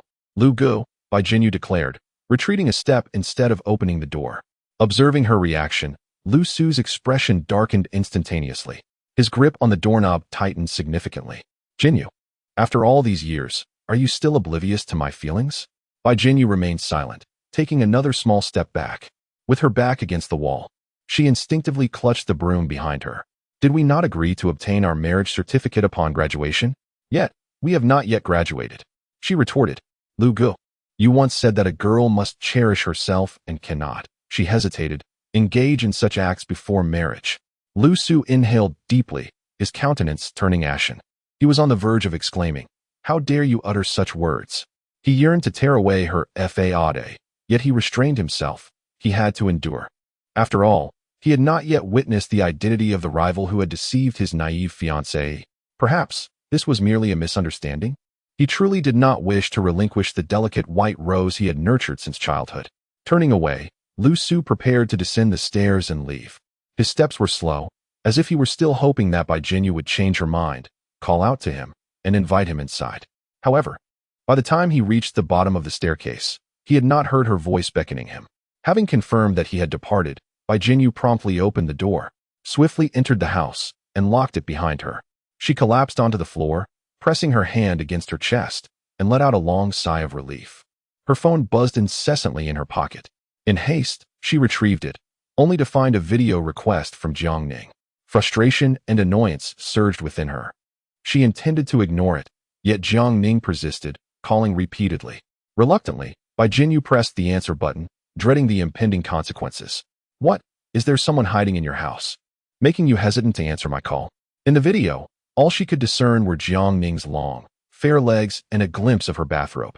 Jiang Ning lounged on the window seat, one leg crossed over the other, leisurely savoring a glass of freshly opened red wine. Her voice carried a hint of inebriation, soft and laced with a natural allure. She deliberately positioned her phone at an angle designed to tease Bai Jinyu with enticing glimpses. Naturally, Bai Jinyu averted her gaze. She grabbed a card to obstruct the view from Jiang Ning's side. What do you want, Jiang Ning? Jiang Ning chuckled lightly and replied, Actually, it's nothing much. I merely wish to know if you've been unfaithful behind my back, or if you've thought of me at all. Bai Jinyu huffed in response, choosing silence. I heard your birthday is approaching, Jiang Ning remarked, setting down her wine glass. She bent forward, picking up the phone from the floor, and gazed at Bai Jinyu with a playful smile. I have prepared a rather delightful birthday gift for you. Would you like to know what it is? I don't want to know, nor do I need to. It was astonishing that Jiang Ning even knew about her birthday. Bai Jinyu felt an overwhelming sense of agitation. Unable to suppress her lingering doubts about whether Lu Su had indeed engaged in a monetary transaction involving her and Jiang Ning. Oh, how unfortunate. If that were the case, I would have no choice but to relinquish this exclusive ticket to the private art exhibition to someone else. Jiang Ning, with a flourish akin to a magician, produced 2 tickets to the exhibition from her pocket, waving them before the camera. Upon seeing those gleaming golden tickets, Bai Jinyu's eyes widened in astonishment. This was a prestigious exhibition featuring the collaborative works of several top-tier artists, an event of immense value, where tickets were exceedingly scarce. No, wait. If that, then Bai Jinyu's excitement shimmered in her eyes. No, I am willing to purchase them from you. I can write an IOU. But no, money cannot buy this. Jiang Ning nonchalantly tucked the tickets away, her mischievous grin re-emerging. When I offered them to you, you refused. Now, ponder how you might please me to reclaim them. Chapter 025. I understand the protagonist's needs better than you. After ending the video call, Jiang Ning concealed her rather frivolous smile. These 2 tickets were not merely a whimsical acquisition. They had been meticulously planned. With a keen awareness of the unfolding narrative, she understood Bai Jinyu's desires far better than Lu Su, the male lead. Bai Jinyu harbored a passion for painting and a love for art. With the grandest aspiration of becoming a world-renowned artist, traveling across the globe to draw inspiration and experience the myriad wonders of life. However, such a passion demands considerable financial resources and time. Bai Jinyu was preoccupied with catching up on her studies and working tirelessly to earn money, leaving her with neither the time nor the means, only a fervent love for her art. Lu Su, on the surface, appeared to wholeheartedly support her passions, yet in reality, he had never contemplated investing more in her endeavors. In his perception, a partner was merely an accessory, tasked with exuding beauty and embodying the role of a compliant wife, with no necessity for significant accomplishments. His lavish expenditure of hundreds of thousands to facilitate Bai Jinyu's enrollment in a prestigious school in Kyoto was merely a means to exert greater control over her. After all, Bai Jinyu was no longer the naive girl she once was. If she were to remain in that impoverished and remote locale, there was a risk she might be easily deceived. Such a scenario would undoubtedly represent a tremendous loss for Lu Su. In the original narrative, these 2 tickets would have been bestowed upon him by an affluent woman who admired him, allowing him to, rather shamelessly, present them as a token of his supposed sacrifices, fabricating a tale of toiling tirelessly to earn them, nearly winning Bai Jinyu's first kiss in the process. However, the situation has since evolved. These tickets have now found their way into Jiang Ning's possession. Unbeknownst to her, the woman who had once admired Lu Su was a longtime friend of Jiang Ning's mother and a business partner of the Jiang family. A mere hint of her desire for the exhibition, playfully expressed to her mother, was sufficient for Jiang Ning to acquire the coveted tickets. Reflecting on Lu Su's audacious demeanor, Jiang Ning couldn't help but smirk. Lu Su, Let me impart a valuable lesson. Winning a woman's heart requires more than mere words. This bout of illness had inflicted a profound toll on Lu Su's body and spirit. In the ensuing days, he remained enveloped in a melancholic state, visibly losing weight and vitality. In the school, the whispers concerning him and Jiang Ning gradually diminished with the passage of time. During breaks, a few individuals would occasionally gather to clandestinely discuss matters relating to Lu Su and Jiang Ning. It has been several days. Has anyone seen Jiang Ning seeking reconciliation with Lu Su? It seems not. At least, I have not witnessed such an encounter. Evidently, Miss Jiang is quite serious this time and not merely sulking. But what of Lu Su? It appears he has been reliant on the Jiang family's sponsorship. Isn't there a rumor circulating on the forums suggesting that Lu Su himself is quite affluent, being the sole heir of the wealthy Lu family in Haiqing? You mentioned it as merely a rumor. Who truly knows whether it holds any truth? Just as their discussion grew fervent, Lu Su happened to walk past the restroom, clutching a pile of borrowed study materials. His steps faltered noticeably, clearly having overheard their conversation. The mention of the wealthy Lu family, the sole heir? These keywords ignited a spark of alertness in Lu Su. With Jiang Ning currently in a huff and avoiding him for days, he felt a pang of anxiety. Moreover, this morning he discovered that the Jiang family had halted their monthly sponsorship. The Bluebird KTV had been incessantly messaging him, urging him to settle his debts. He found himself ensnared in a significant financial crisis. His total cash amounted to less than 2,000 yuan, insufficient to cover even the basic living expenses for the following month, let alone expand his current projects to earn his first pot of gold. Should his image as a wealthy young master crumble, the repercussions would be unfathomable. All his efforts would be rendered futile. Thus, regardless of the circumstances, he must expedite the resolution. At present, the company of these dubious companions in the restroom has bestowed upon him a novel perspective. He could indeed solidify this rumor. The wealthiest family in Haiqing maintains an exceedingly low profile. The couple is remarkably protective of their son, leaving no specific information about their only child online. Not even a clear photograph, save for a blurry side profile, donned in a Kyoto volunteer's attire, bag slung over his shoulder. Ironically, Lu Su has also engaged in volunteer work, resulting in a few similar photographs. Even more fortuitously, Lu Su's smile bears a striking resemblance to that of Lu Jiangwo, the affluent patriarch of Haiqing. Were it not for Lu Su's unwavering conviction that he is indeed the biological offspring of those unreliable parents, he might have succumbed to the fanciful notion of being a lost scion of a noble lineage. Over the past 3 years, Lu Su's demeanor has remained rather subdued, while Jiang Ning has eagerly endeavored to exalt him, compelling the household staff to address him as young master with noticeable fanfare. This rumor, it seems, must have emerged from such circumstances. Excellent.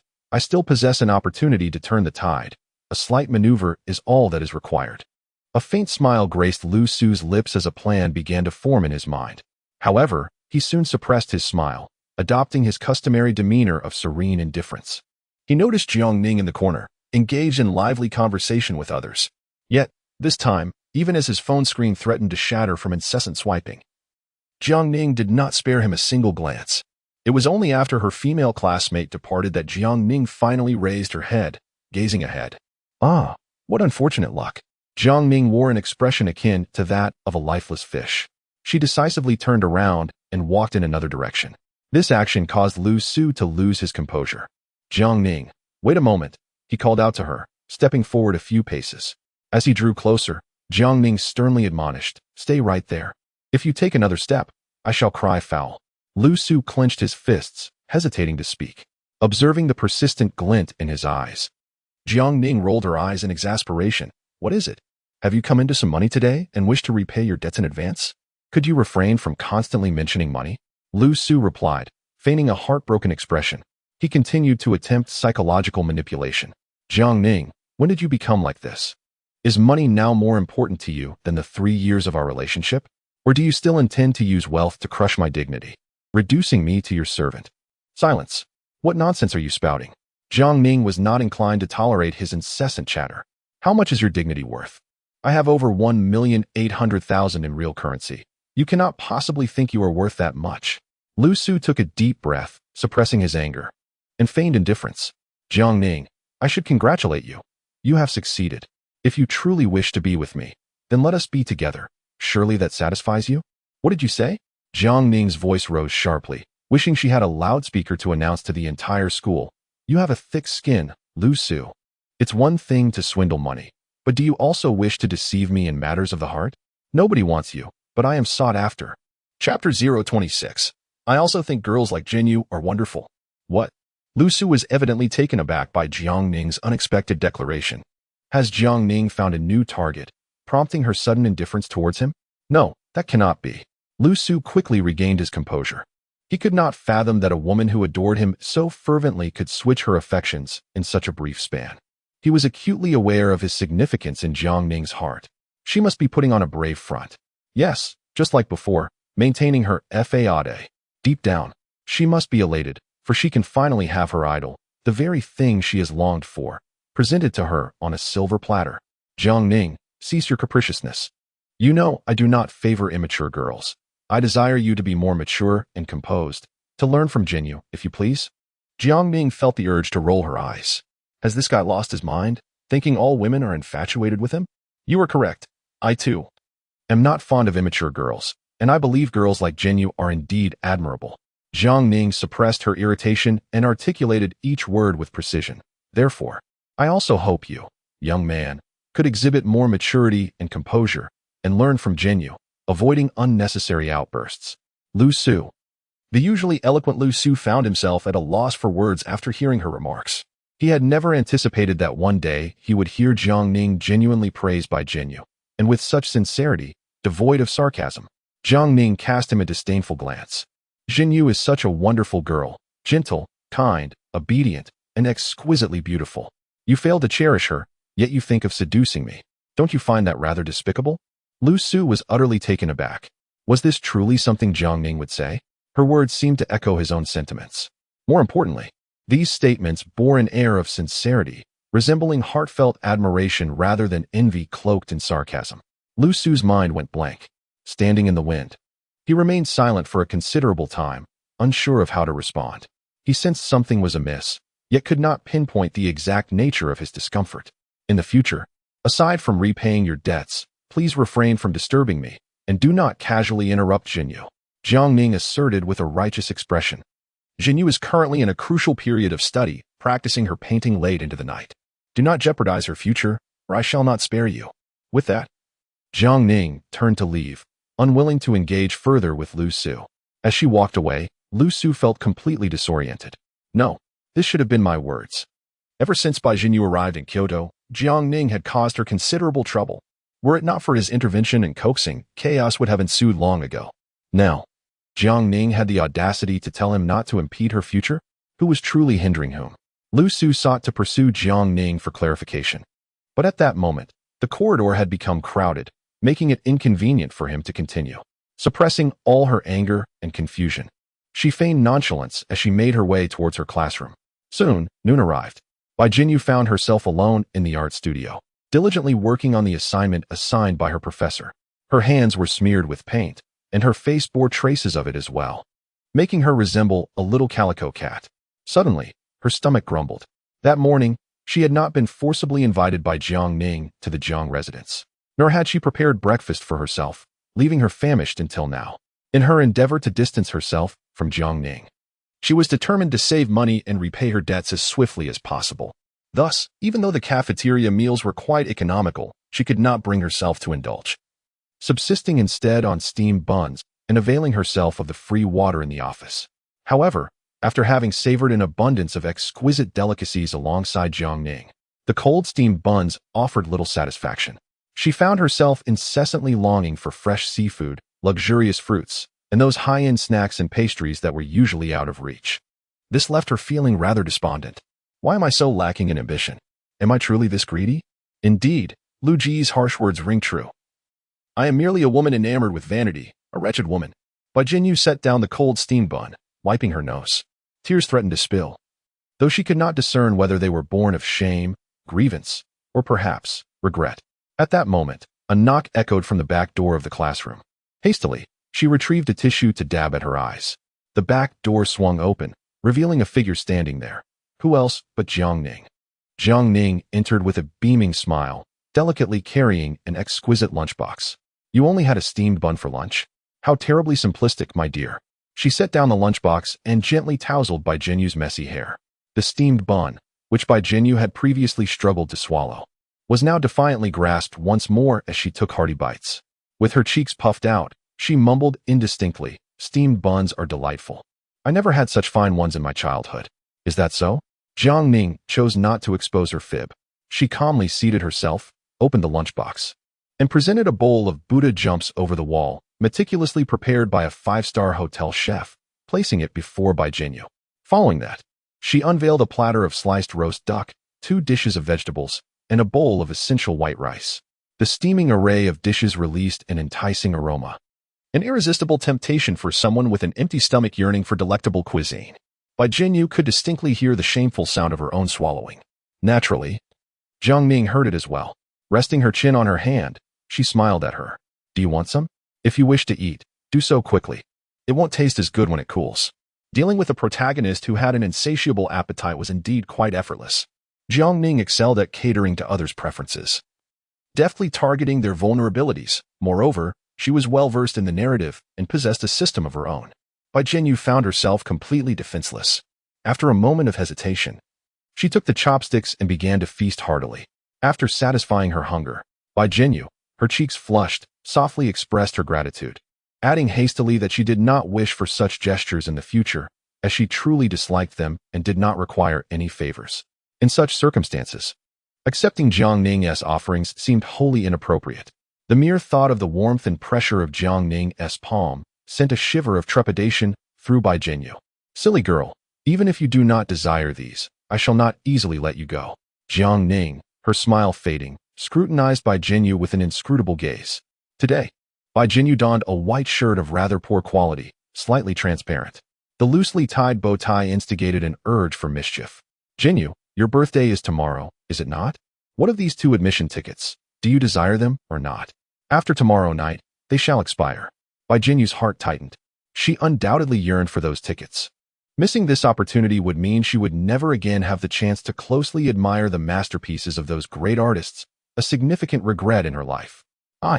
I want them." Faced with such overwhelming temptation, Bai Jinyu found it difficult to maintain her principles. She was not the kind of unambitious vase that one might imagine. She had her own passions. "Miss Jiang, how can you grant them to me? Kiss me." Jiang Ning pointed to her lips, unabashedly making an audacious demand. "If you kiss me, I shall give them to you. What do you say?"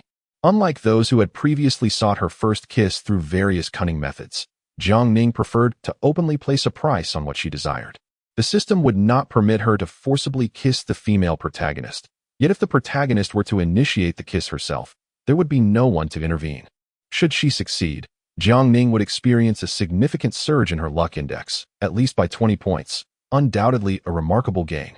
Now, it remains to be seen whether Bai Jinyu values this rare opportunity more than her first kiss. Chapter 027. It's merely a kiss.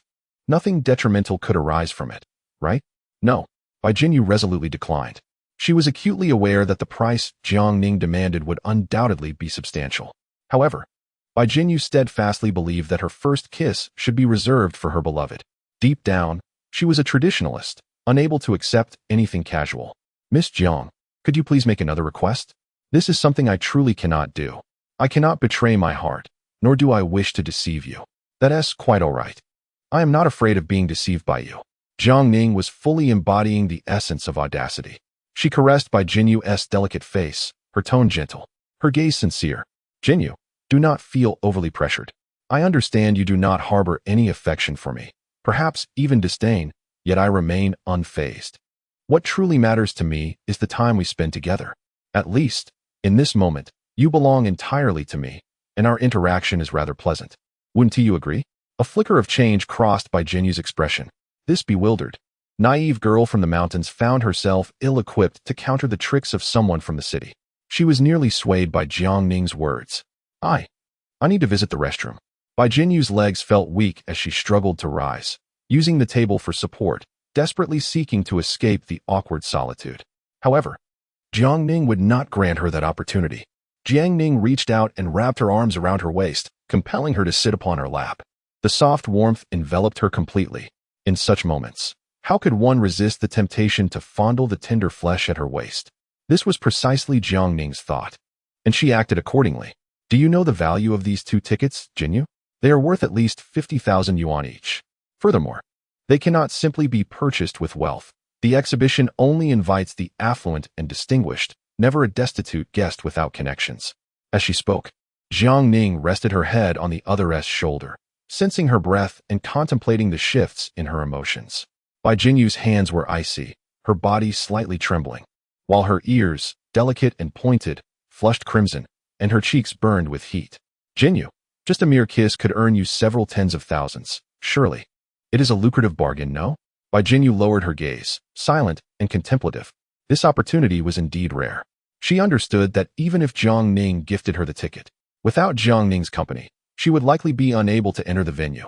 A mere kiss from Jiang Ning would fulfill her wish. Just a kiss. What harm could it do? In fact, no one would ever know. Jinyu, you are an astute person. You must discern your choices wisely. Jiang Ning continued to entice her. If you agree to this arrangement, I assure you it will remain our secret, known to no one else. Bai Jinyu's expression grew increasingly intricate, her heart racing. There would be no third party privy to this secret, would there? A gentle kiss will not diminish a piece of flesh, nor will it inscribe the words first kiss lost upon one's visage. Moreover, she and Jiang Ning are both girls. Should this truly be considered a loss of a first kiss? Such gestures of affection, where girls share a tender touch, are not unheard of. Even if, in the future, you choose to part ways with me, you will remain an ethereal beauty in the eyes of many, and none shall uncover this secret. At the appropriate moment, Jiang Ning released her grip. She understood that Bai Jinyu had wavered. Take your time to ponder, dear Jinyu. I await your favorable response. After Jiang Ning let go, Bai Jinyu fled the art studio as if escaping calamity, her heart racing. She dashed into the restroom, turned the faucet to its maximum flow, and bent down, desperately cupping water in her hands to splash onto her flushed cheeks, as if this action could restore her composure and clarity. Yet, it was evident that such efforts were futile. Jiang Ning's words echoed like a devil's whisper, binding her heart in an unseen grasp. She had already been stirred. In her mind, 2 little figures engaged in heated debate. After all, I cannot escape Jiang Ning's entanglement. Sooner or later, she will take full advantage of me. And for now, the initiative lies with me. Jiang Ning is even willing to go to great lengths to please and delight me. Perhaps I should tread carefully and not offend her. No. How can I entertain such thoughts? To promise Jiang Ning would be to utterly betray Brother Lu. What would he think of me? My life would descend into complete ruin. I have already bathed with Jiang Ning. Perhaps at that moment, I had already betrayed Brother Lu. No, I mustn't think that way. It is entirely normal for girls to bathe together and help each other scrub their backs. It cannot possibly be deemed a betrayal. The question remains, to accept the ticket or to decline it. Bai Jinyu's mind was in turmoil, unable to reach a decision. As she observed the scene, she found herself in a daze once more, despondently taking a seat. She could still feel the lingering sensation of Jiang Ning's grip on her waist, and her shirt remained in a crumpled state. Her face flushed with embarrassment as she hurriedly adjusted her coat to conceal the creases in her attire. Enough of this. Bai Jinyu, do not dwell on it. Rather, focus on your studies. Time swiftly passed, and soon it was the end of the school day.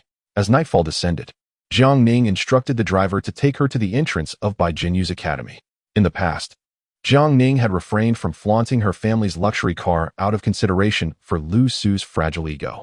However, now unencumbered by such concerns and eager to win over the protagonist, she decided to be forthright and reveal her intentions. With a collection of cars worth over 5 million in her garage, she was ready to showcase them one by one, allowing Bai Jinyu to broaden her horizons and, in the process, elevate her own standing. Coincidentally, at that moment, amidst the bustling shared electric scooters, Jiang Ning spotted a familiar figure, Lu Su. This chap had procured a wilted bouquet of roses and was approaching with a small cake from across the street. As Bai Jinyu stepped out of the academy gates, Lu Su made his way towards her, presenting the small cake with a smile. You must be hungry, right? This is your favorite mango mille-feuille. I specifically instructed the shopkeeper to add an extra slice of mango, which cost an additional 10 yuan. Go ahead and indulge. Bai Jinyu gazed at the petite cake, her expression somewhat nuanced. Lu Gu, didn't you say? Consuming such treats can lead to weight gain? Lu Su's smile faltered for a moment. Oh, indulging occasionally is harmless. Besides, you can hardly finish all this by yourself, can you? I thought you might leave some for me, which I could enjoy as a late-night snack. He often behaved in this manner. While it appeared as though he was purchasing the cake for Bai Jinyu, in reality, as soon as she took a few bites, he would remark that the cream was conducive to weight gain, causing her to lose her appetite. Thus, he could comfortably assert that there was no need to waste food, as he would take care of the leftovers. Previously, Bai Jinyu had not perceived any wrongdoing in this. In fact, she even considered Lu Su's willingness to share her uneaten morsels as a manifestation of love. Yet now, Bai Jinyu felt an unsettling discomfort within her. She wished to validate a thought. Suddenly, she reached out, took the cake, and seated herself on a nearby bench, unwrapping it without hesitation. Immediately, she seized a spoon and began devouring it voraciously. Oh, don't rush, take your time. Lu Su was taken aback by her eagerness. The cake was not particularly large, yet it was rather expensive, something he would typically hesitate to purchase. Moreover, he relished mangoes as well, eagerly anticipating it as a midnight treat. To his astonishment, Bai Jinyu consumed more than half the cake without any intention of stopping. The expressions of Lu Su gradually turned sour, and unable to restrain himself, he uttered the familiar refrain, "Jinyu, this delicacy is quite high in calories. Indulging too much can be rather overwhelming. How about I buy you a steamed bun to help you take a breather?" Bai Jinyu's spoon came to a halt in her hand. She bit her lip, an overwhelming sense of despondency swelling within her. Lu Su, as expected, resorted to such remarks once again. "I remember how fond you are of steamed buns." Unaware of Bai Jinyu's emotional turmoil, Lu Su continued, "The bun shop at the corner makes large, round white buns that are fluffy, reminiscent of the flavors from our hometown. I shall buy you a couple more. You can enjoy them as a midnight snack." Finally, unable to endure any longer, Bai Jinyu set down the cake with determination. "You may keep both the cake and the buns for yourself." With that declaration, she resolutely turned away. Chapter 028. Have you ever witnessed his repugnant demeanor? The night breeze was chilling. Under the dim, yellow light, Bai Jinyu's eyes glistened with unshed tears, and she felt on the brink of collapse as she reflected on recent events. Her subconscious reminded her that Lu Su was the benefactor who had rescued her from the mountains, investing considerable resources to support her artistic education and introducing her to esteemed mentors. Yet, the words of Jiang Ning constantly ignited doubts within her regarding Lu Su's true intentions. How could Jiang Ning possess such intimate knowledge of her unless someone had provided her with information? The only other person in this world who understood her so well could only be Lu Su. Thus, the one who might have betrayed her to Jiang Ning could very well be Lu Su himself. Lu Su often promised her that he would take her out for lavish meals, whisk her away on global adventures, purchase a grand villa, and lead a life of magnificence. Yet, he accomplished none of these promises. How absurd it is. Did he truly care for her as he claimed? Bai Jinyu couldn't help but feel a tinge of resentment. As for Lu Su, witnessing her throw a tantrum and hurl objects in frustration only fueled his anger. Here I am, having spent a considerable sum on this exquisite cake to please her, and she dares to throw me a sulky face? How utterly outrageous. He glared at the mango millefeuille he had purchased for over 100 yuan, letting out a heavy huff. Still, he couldn't bring himself to discard it. Not far away, Jiang Ning, who had been observing the entire scene from her car, couldn't help but chuckle. Clearly, Bai Jinyu's infatuation was beginning to show signs of healing. This was a positive development. Jiang Ning felt a sense of accomplishment swell within her. All right, let's drive and catch up with Bai Jinyu ahead. Certainly, Mississippi. Bai Jinyu walked a few steps and hadn't gone far when Jiang Ning's vehicle swiftly caught up with her. She rolled down the window, feigning ignorance, and greeted Bai Jinyu. "Jinyu? What's wrong? You look quite upset. Have you been bullied? Tell your sister, and I shall avenge you. Please don't mind me. I wish to walk alone." Bai Jinyu was genuinely in a foul mood.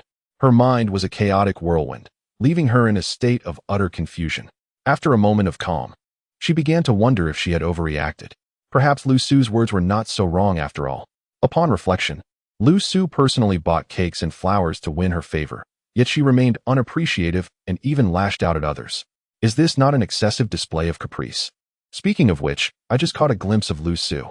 Jiang Ning suddenly mentioned Lu Su's name, causing Bai Jinyu to momentarily falter in her stride. Seated in the car, Jiang Ning leisurely sipped her freshly purchased milk tea. Bai Jinyu instinctively glanced at her. Jiang Ning continued, "He devoured the leftover cake you left behind, licking the fork clean, and even took the bouquet to the shop, causing a scene in an attempt to return it. Unfortunately, The shopkeeper berated him and refused to refund his money, ultimately ejecting him. Bai Jinyu furrowed her brow. What exactly are you trying to convey? Jiang Ning turned her head to glance at her. I merely wish to inquire whether you have witnessed his more grotesque demeanor. Or do you only know him as the one who stands triumphantly with a trophy, basking in the adoration of the crowd? This remark indeed struck a chord with Bai Jinyu. Like Lu Su, she had endured considerable hardships throughout her life. Upon arriving in Kyoto, her greatest fear was having her impoverished past brought to light, terrified that others would witness the ugliness that poverty had etched upon her. In the original narrative, their union stemmed from an intrinsic similarity. Poverty had rendered them humble, compelling them to ascend with relentless effort. However, this does not imply that they could share both joys and sorrows. At least, they could not endure hardships together for an extended period. Lu Su was a person of vanity, and in truth, so was Bai Jinyu. During her time at home, Bai Jinyu's penchant for vanity had not been fully uncovered. However, after experiencing extreme luxury with Jiang Ning, her inner darkness gradually began to surface. She yearned for a better life, drawn to elegance and refined individuals. Now, faced with Jiang Ning's various temptations, she still managed to maintain her facade, resisting the allure of moral decline. Perhaps it was her protagonist's aura that saved her. Regardless of her outward defiance, the turmoil within her could not be quelled. The thought of Lu Su sitting on the roadside, licking a fork, and causing a scene at the flower shop sent her into despair. Get in the car, Jiang Ning instructed, signaling the driver to halt. She alighted and approached Bai Jinyu, effortlessly taking her backpack. Bai Jinyu sniffled, tears cascading down her cheeks. How shameful. She inexplicably felt herself slipping into an abyss from which there would be no return. My parents are home today. They'd like to meet you. Jiang Ning refrained from mentioning Lu Su or the transaction involving a kiss, and she did not take the opportunity to make any further advances. The leather seats of the luxury car were exceptionally comfortable, filled with the delightful scent of lemon perfume, alongside snacks and drinks that Jiang Ning had seemingly prepared for her with feigned casualness. These items perfectly illustrated the phrase, catering to one's tastes. Bai Jinyu accepted the milk tea Jiang Ning offered, which had clearly been sipped by Jiang Ning before, yet she appeared accustomed to it. Not bothering to discreetly wipe it with a tissue before taking a generous gulp, Jiang Ning noticed the despondency in her heart. Alas, the male protagonist truly is a piece of work. Just look at how he has affected her. The eyes lacked their usual sparkle. In no time, the car arrived at the Jiang family's garage. Do not worry, my parents are quite amiable and will not make things difficult for you, Jiang Ning reassured before they alighted. Once out of the vehicle, under Jiang Ning's guidance, they entered the living room of the Jiang residence. As she was changing her shoes, Bai Jinyu suddenly remembered that the white stockings she wore had holes in them, particularly at the toes, which were glaringly evident. Her face flushed crimson, and she instinctively tightened her shoelaces. If you prefer not to change shoes, it's absolutely fine. Our family is not overly particular, Jiang Ning observed, noting Bai Jinyu's embarrassment and surmising the reason without directly addressing it. Bai Jinyu glanced at the luxurious wool carpet in the living room and then down at her scuffed and grimy shoes, a wave of shame washing over her. After a moment's hesitation, she opted to remove her stockings first before taking off her shoes. What lovely legs she has. Jiang Ning couldn't help but compliment her, immediately making a rather audacious request. Please give me your old stockings. I will reward you with 10 new pairs shortly. Do not misunderstand. It was not that Jiang Ning harbored any peculiar inclinations, but rather that the system had indicated that acquiring personal items from the female lead could enhance her fortune index. The bow tie she had previously obtained had already increased her luck by 5 points. Surely this tattered stocking would yield even more? To her surprise, Bai Jinyu shot her an indignant glare, clinging tightly to the stockings, refusing to part with them. Not a chance. You perverse woman. Chapter 029. Just a bite shouldn't be a problem. Ugh, failed to deceive her. Jiang Ning observed Bai Jinyu placing her stockings into her backpack. Feeling a sense of frustration, her usually reticent system could not restrain itself from mocking her. Hey, host, that's the female lead. It's not so easy to win her over. The pesky system fell silent. Jiang Ning huffed, clearly unconvinced. One day, she would manage to deceive her into revealing even her undergarments. No, it wasn't deception. It was a matter of time before Bai Jinyu would willingly open up to her and surrender everything. Oh, what lofty aspirations you have, hentai. Jiang Ning refused to acknowledge her own peculiar inclinations, insisting that her motives were purely to enhance her luck and ensure her survival. Was this truly Bai Jinyu? Could it be that she might actually date our daughter? At that moment, Zhang's father was in his study, intently watching the surveillance footage on his phone. This footage, of course, was provided by Zhang's mother, who had thoroughly investigated Bai Jinyu's past and family background. To be honest, Zhang's mother felt a twinge of admiration for her. Despite the harsh circumstances, she had bravely forged ahead, emerging from the mountains to arrive in this bustling metropolis. Naturally, Zhang's mother also recognized that her love-struck daughter played a significant role in this endeavor. How did this come to pass? Zhang's father felt a throbbing headache and hastily shut off the surveillance, putting down his phone. Your precious daughter is becoming increasingly reckless. This is nothing but sheer folly. Zhang's mother sighed deeply in agreement. However, if she must choose between Lu Su and Bai Jinyu to remain by her beloved daughter's side, she would undoubtedly prefer Bai Jinyu over Lu Su. Firstly, Bai Jinyu possesses an admirable innocence, and her past experiences demonstrate that she is an exceptionally ambitious young woman, perhaps capable of inspiring Jiang Ning to adopt some commendable traits. Secondly, Bai Jinyu is a girl. Thus, spending time with her would spare Ning Ning from significant misfortune, ensuring that no scandal of premarital pregnancy would arise within their family. As for the prospect of a long-term relationship between the two, Zhang's mother deemed it rather improbable. Her precious daughter had always been drawn to handsome boys, never exhibiting any signs of an unusual orientation throughout her upbringing. Reflecting on this, Zhang's mother took a couple of steps forward, gently patting her husband's shoulder, and remarked, "Ning Ning is now grown. She has her own opinions. As parents, we cannot control everything. It is best to observe and let things unfold." Zhang's father, somewhat irritated, retorted, "Just indulge her, will you? I am truly exhausted." He indeed wished to disengage from Jiang Ning's troubles. Yet, he was acutely aware that she was his only daughter. Jiang Ning's extreme temperament often led her to tumultuous extremes for the sake of what he deemed trivial love, creating chaos in their household. As her father, he felt a deep sense of helplessness but had to concede that he dared not interfere, only retreating step by step, compromising at every turn. It was truly a lamentable situation.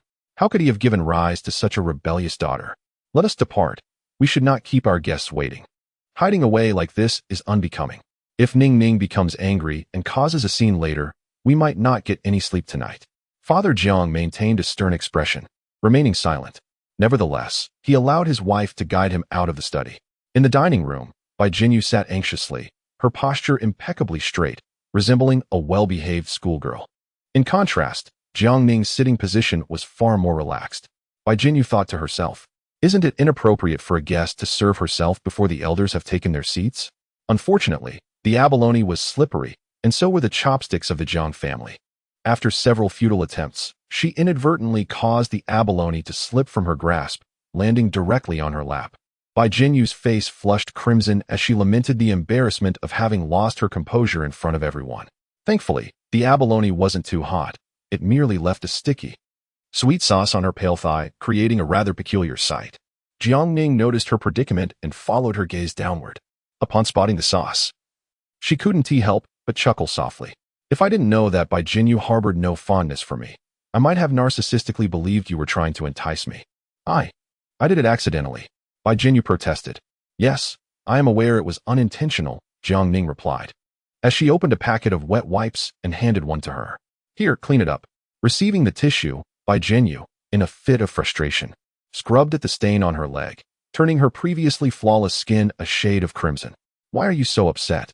It was not my intention to accidentally drop the abalone on you." Jiang Ning innocently added insult to injury. "Enough already." Bai Jinyu's delicate face flushed deeper. She loathed abalone, such a detestable creature. She resolved never to consume abalone again. However, in the next moment, Jiang Ning deftly speared another abalone and precisely placed it into her bowl. "It was a pity about the one that fell. Let me fetch you another. This abalone is exceptionally fresh, prepared in a unique way, a specialty of our family chef. I assure you, you won't find anything like it in any grand restaurant." Jiang Ning sincerely urged her to give it a try. Just a moment ago, Bai Jinyu had silently vowed to never touch abalone again. Yet the enticing aroma wafting from her bowl made her swallow hard. Just one bite should be harmless. Besides, it was the abalone that had wronged her. She ought to indulge in it more as a form of retaliation. Bai Jinyu quickly managed to convince herself and was about to pick up her chopsticks when Jiang Ning's parents entered the restaurant. This is Jiang Ning's friend, Bai Jinyu. Jiang's mother briefly introduced her to her husband, who remained stoic, revealing no discernible emotions. Bai Jinyu promptly stood up, respectfully greeting the elders. Hello, uncle and auntie. I apologize for intruding upon you. Please, have a seat. There's no need for such formality. No one dislikes a considerate child, Jiang's father assessed Bai Jinyu, noting she was not the type to be arrogant or calculating, and his demeanor softened. Nevertheless, he remained firmly opposed to the relationship between Jiang Ning and Bai Jinyu. How could such a traditional and conservative parent possibly accept this novel romance? As his frustration mounted, he cast a glare at Jiang Ning. Jiang Ning, perplexed, wondered why he looked at her with such animosity. Oh, she understood. Clearing her throat softly, she adjusted her posture to present herself as a refined young lady. The dinner continued, albeit with an awkward atmosphere. Bai Jinyu kept her head down, quietly eating, afraid to utter a word.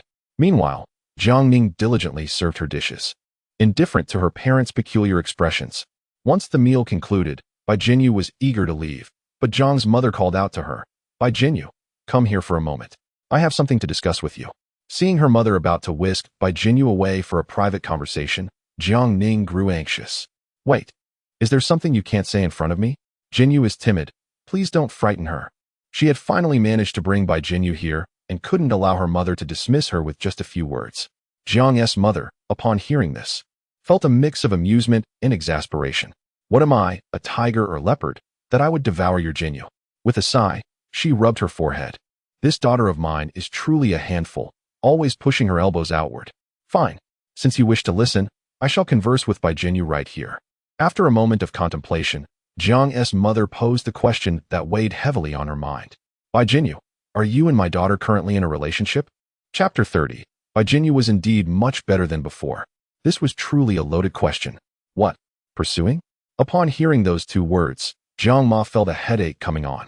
So they had yet to discuss it? Had she not learned from past mistakes, becoming addicted to the same pitfalls? Ning, I must ask, could you possibly sigh? What can I say to you? You are both young women. Do you not feel that you are ill-suited for one another? I do not feel that way. Jiang Ning replied, maintaining her serious demeanor. Mother, I believe that classmate Jinyu is gentle and kind, sincere and considerate. She is far superior to Luciu. Jiang Ma responded with a pause, acknowledging, indeed, Bai Jinyu is certainly better than Luciu. However, she is a girl. Their entanglement is bound to lead to an inconclusive end.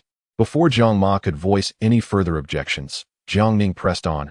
Mother, it seems you promised not to oppose my romantic pursuits any longer. That statement should still hold true, right? Jiang Ma placed her hand on her forehead, feeling exasperated. Yet, upon reflection, Bai Jinyu was indeed preferable to Luciu. At the very least, this child would not dismiss Ning's kindness and was polite and gentle. Moreover, Bai Jinyu appeared to have a hearty appetite, not picky with food, which suggested good health and the ability to engage in prolonged play with Ning. As these thoughts swirled in her mind, Jiang Ma nearly convinced herself. No, she needed to remain composed. This was, after all, an unconventional romance that most parents would find intolerable. She shot Jiang Ning a glare, refraining from further comment, and turned to leave. The awkward atmosphere in the Jiang household left Bai Jinyu considerably unsettled. Not only would Jiang Ma and her husband be unable to accept such a relationship, but even Bai Jinyu herself found it difficult to come to terms with. However, the mere thought of Jiang Ning defending her in front of their parents fills her heart with warmth. Throughout her life, only two individuals have ever stood up for her, Lu Su and Jiang Ning. It is difficult for her not to feel touched. Yet, upon remembering Jiang Ning's ulterior motives, she refrains from displaying any signs of being moved, fearing that such vulnerability could be exploited, leading her to a point of no return. Wait for me a moment. I shall fetch you a few pairs of new stockings from upstairs. Today, Jiang Ning had not intended for her to join in the bath. Bathing daily would surely leave one's skin wrinkled. It was time to explore different diversions.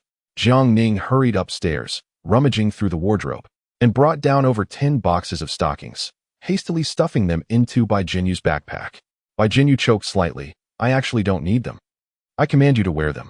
Feeling a bit miffed, Bai Jinyu fell silent, her face reflecting her indignation. Jiang Ning playfully ruffled her hair, wearing a triumphant smile.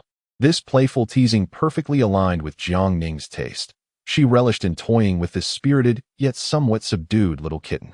The evening breeze was slightly chilly, and Bai Jinyu, with her bare legs exposed, inevitably felt the cold.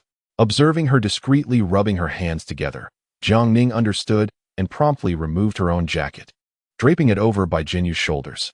The two walked along the road, with Bai Jinyu clutching the jacket, momentarily forgetting to return it to Jiang Ning. As they approached a small park, Jiang Ning came to a halt. Bai Jinyu stared at her in bewilderment, unsure of her intentions. "Don't always look at me with such suspicion." Jiang Ning chuckled. "I just suddenly remembered that the dessert shop in the park is offering a buy one get one free deal on ice cream cones today. Would you like to accompany me for one?" The mention of ice cream cones stirred something within Bai Jinyu, who found it difficult to refuse such an enticing offer. Moreover, she faintly recalled hearing a classmate mention that the desserts at this little park shop were quite delectable, albeit a bit pricey. After waiting for a good 10 minutes, Bai Jinyu, illuminated by the glow of the street lamp, finally caught a glimpse of the cake, which appeared to be a mango millefeuille. "Eat as much as you desire. No need to save any for others." These words rendered Bai Jinyu momentarily speechless. The evening breeze tousled her slightly disheveled hair, evoking a flood of memories from her interactions with Lu Su. It seemed, yes, it had been ages since she had relished a cake all by herself. In truth, she adored desserts and had quite the appetite. When had she begun to neglect her own preferences, forgetting the feeling of being satiated? Tears welled up in Bai Jinyu's eyes, and she suddenly crouched down, hugging her knees, and wept uncontrollably. Seeing her in such a state, Jiang Ning said nothing.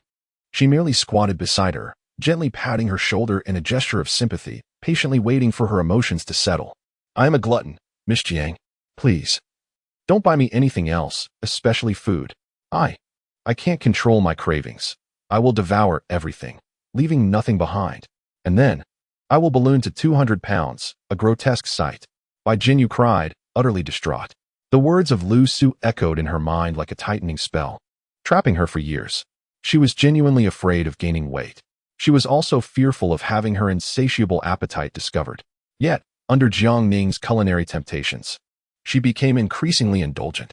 She truly felt apprehensive. So what if she gained weight? Moreover, with her physique that simply did not allow for weight gain. What was there to fear? Jiang Ning was exasperated. If not for the system's prohibition against revealing to the protagonist her true identity, she would have loved to pinch Bai Jinyu's little face and solemnly inform her that she was the naturally beautiful heroine, the beloved daughter of the heavenly Tao. Even if she became a competitive eater live streamer, she wouldn't gain an ounce. During these days, she often treated Bai Jinyu to delightful meals. Had she gained any weight? Jiang Ning playfully pinched her petite waist. Look, it was still the epitome of an A4 waist, with no change whatsoever. Bai Jinyu sobbed, her teary eyes gazing up at her. "You are taking advantage of me. I don't wish to touch you." Jiang Ning teased. "See, I offered you an opportunity, yet you failed to seize it. Can you blame me?" Jiang Ning's smile remained ever so proud. In the past, whenever Bai Jinyu witnessed such a grin, it would only evoke irritation, even disdain. However, on this particular evening, perhaps enchanted by the gentle evening breeze, she found Jiang Ning's presence somewhat more agreeable. The chocolate cream cone was sweet, yet not cloying. The mango millefeuille was truly delectable. The satisfaction of a hearty meal granted Bai Jinyu a night filled with blissful dreams. Awakening at the break of dawn, she suddenly recalled with a pang of melancholy that today, she was to give Jiang Ning a response. Instinctively, she touched her lips. A blush crept upon her cheeks, and her body felt inexplicably warm. Chapter 31. What is that around your neck? Unfortunately, as Bai Jinyu stepped outside, the rain began to fall. As the saying goes, an autumn rain brings a chill. The fine droplets cascaded endlessly, and the wind that accompanied them was both cold and brisk, leaving much to be desired. In Bai Jinyu's wardrobe, there were only 2 sets of autumn attire, both of which she had brought from the mountainous region, now faded and out of style. Venturing out in such clothing inevitably attracted curious glances. Fortunately, Bai Jinyu possessed striking beauty. She was the kind of person who could look stunning even while clad in a burlap sack, causing those scrutinizing gazes to swiftly transform into admiration. Holding an old umbrella adorned with a checkered pattern, Bai Jinyu hurried along the bustling sidewalks of the city, paying no mind to the various stares from passers-by. Having lost her small electric scooter, Jiang Ning had generously transferred 5,000 yuan to her for a new one, yet she had hesitated to spend it. Thus, she found herself relying solely on foot and public transport. Upon nearing the academy, Bai Jinyu spotted Lu Su, who had intentionally come to await her arrival. After a moment's hesitation, she approached him. However, unlike her usual shy and expectant demeanor when she saw Lu Su, today she felt as cold as the autumn rain, devoid of any positive emotions. Lu Su's heart sank at the sight. He forced a smile, saying, "Jinyu, I have been waiting for you for quite some time. You haven't had breakfast yet, have you? I brought you your favorite red bean bun. Please enjoy it while it's warm."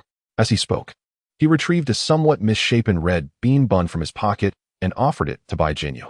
Bai Jinyu did not accept the offer, but shook her head instead, stating, "I no longer enjoy eating red bean buns. You may keep them." "Ah, is that so?" Lu Su's gaze dimmed slightly, and his smile took on a more bittersweet quality. Was it truly a matter of disliking red bean buns, or was she merely sulking? Indeed, it seemed she was sulking. One could not help but wonder from whom Bai Jinyu had learned such behavior, for she had never been this way before. Upon seeing the necklace, there was a subtle shift in Bai Jinyu's expression. She had indeed expressed a desire for a necklace like that once. However, at that time, Lu Su had remarked that such items neither satiated hunger nor appreciated in value, rendering their purchase entirely unnecessary. After his lengthy admonishment, Bai Jinyu ceased to mention the necklace, often feeling unworthy of any beautiful adornments. Yet now around Bai Jinyu's neck hung a genuine ruby necklace. The ruby was not excessively large, yet its craftsmanship was exquisite, featuring a striking design that unmistakably bore the mark of a master artisan, showcasing remarkable artistic merit. Consequently, its value was certainly substantial. Had it not been for Jiang Ning's insistence on her wearing it, Bai Jinyu would never have dared to glance at it, even while passing by its display in a boutique. In stark contrast, Lu Su's crude silver necklace appeared remarkably cheap. To be candid, Bai Jinyu felt a profound sense of turmoil and embarrassment within her. She understood that the sentiments between individuals could not be quantified by monetary value. Yet she could not help but draw comparisons. Jinyu? Lu Su, noticing her dazed demeanor and her reluctance to accept the gift, assumed she was overwhelmed with emotion. Indeed, women can be easily appeased with the right gift. He stepped forward, took the liberty of opening the jewelry box, and retrieved the necklace. Jinyu, it is perfectly acceptable for us to indulge occasionally. You need not feel overly burdened. I shall prepare gifts like this for you every year henceforth. Just as he was about to tenderly place the necklace around Bai Jinyu's neck, his peripheral vision caught sight of the ruby necklace adorning her neck. His smile immediately faltered. "Jinyu, what is that around your neck?" Bai Jinyu, as if awakening from a dream, instinctively covered her neck and took several steps back. "I already possess a necklace. You need not buy me another." As she attempted to turn and flee, Lu Su seized her wrist. Enraged, Lu Su's face turned ashen as he reached for the necklace around her neck. "Release me," Bai Jinyu exclaimed, forcefully shaking off his grip, her gaze growing colder. "Lu Gu, I am no longer a child. I have my own judgments and my own privacy. Should you not respect that?" "Very well," she has begun to retort. Lu Su, incensed, let out a bitter laugh. "Bai Jinyu, do you not realize how your current demeanor resembles that of someone bewitched? It has been but a short while since you arrived in the capital, and already you have strayed. Have you forgotten the promises you made at your parents' graves?" At the mention of her parents, Bai Jinyu's fortitude waned significantly. She indeed recalled the assurances she had given before leaving her hometown. "Do you not remember your promise to uphold your original intentions, to complete your studies, and to not disappoint those who have supported and cared for you?" Lu Su took a deep breath, feigning a look of profound sorrow. His voice was laden with melancholy. "You are no longer a child, and that is true. Yet, ultimately, it was I who rescued you from the mountains, and you call me Lu Gu. How could I not take responsibility for you? Jinyu, the bond we have forged over the years is not mere illusion, is it? Do you not recall the sacrifices I made to bring you out of that remote place? Now, you have been blinded and are drifting further away from me." As he spoke, Lu Su coughed heavily, his eyes glistening with tears. "I am indifferent, Jinyu. However, I am deeply concerned for your future. I fear you may never encounter another soul who cares for you as sincerely as I do." "Stop it, Lu Gu, please stop." Bai Jinyu was exceedingly tender-hearted and could not bear such words. She seemed on the verge of dismissing all past grievances and suspicions, ready to once again embrace Lu Su and share all the injustices she had recently endured. Just then, her phone rang. The feelings of gratitude, guilt, and remorse that had surged within her froze at the sight of the caller ID. It was Jiang Ning. She inhaled deeply and slowly pressed the answer button. "Hello? Jinyu?" At that moment, Jiang Ning was seated by the floor-to-ceiling window of a milk tea shop across from their college. observing the tumultuous love and hate between them. Speaking of which, she arrived even earlier than Lu Su. Throughout the entire process, she remained observant of Bai Jinyu's reactions. Initially, Bai Jinyu managed to maintain a distance from the scoundrel, keeping her wits about her. However, as time progressed, she began to falter against the verbal assaults of the rogue, appearing to be on the verge of falling victim once more. It was then that Jiang Ning resolved to call her. "Jiang Ning, what do you wish to say?" Bai Jinyu dared not let Lu Su overhear her conversation with Jiang Ning, so she hastily abandoned him and hurried away. Standing amidst the rain, Lu Su felt a wave of dizziness wash over him, his chest constricted as if a heavy stone were pressing down upon it. Observing her retreating figure, clutching her phone in haste, he felt an overwhelming rage threatening to shatter his teeth. He loathed the sensation of losing control. Just when he was on the verge of regaining this foolish woman's heart, who dared to intrude at such a critical moment, shamelessly disrupting their interaction. At that very instant, Jiang Ning, adorned in her exquisite and striking attire, strolled leisurely past him under a grand umbrella, deliberately allowing Lu Su to overhear her next words.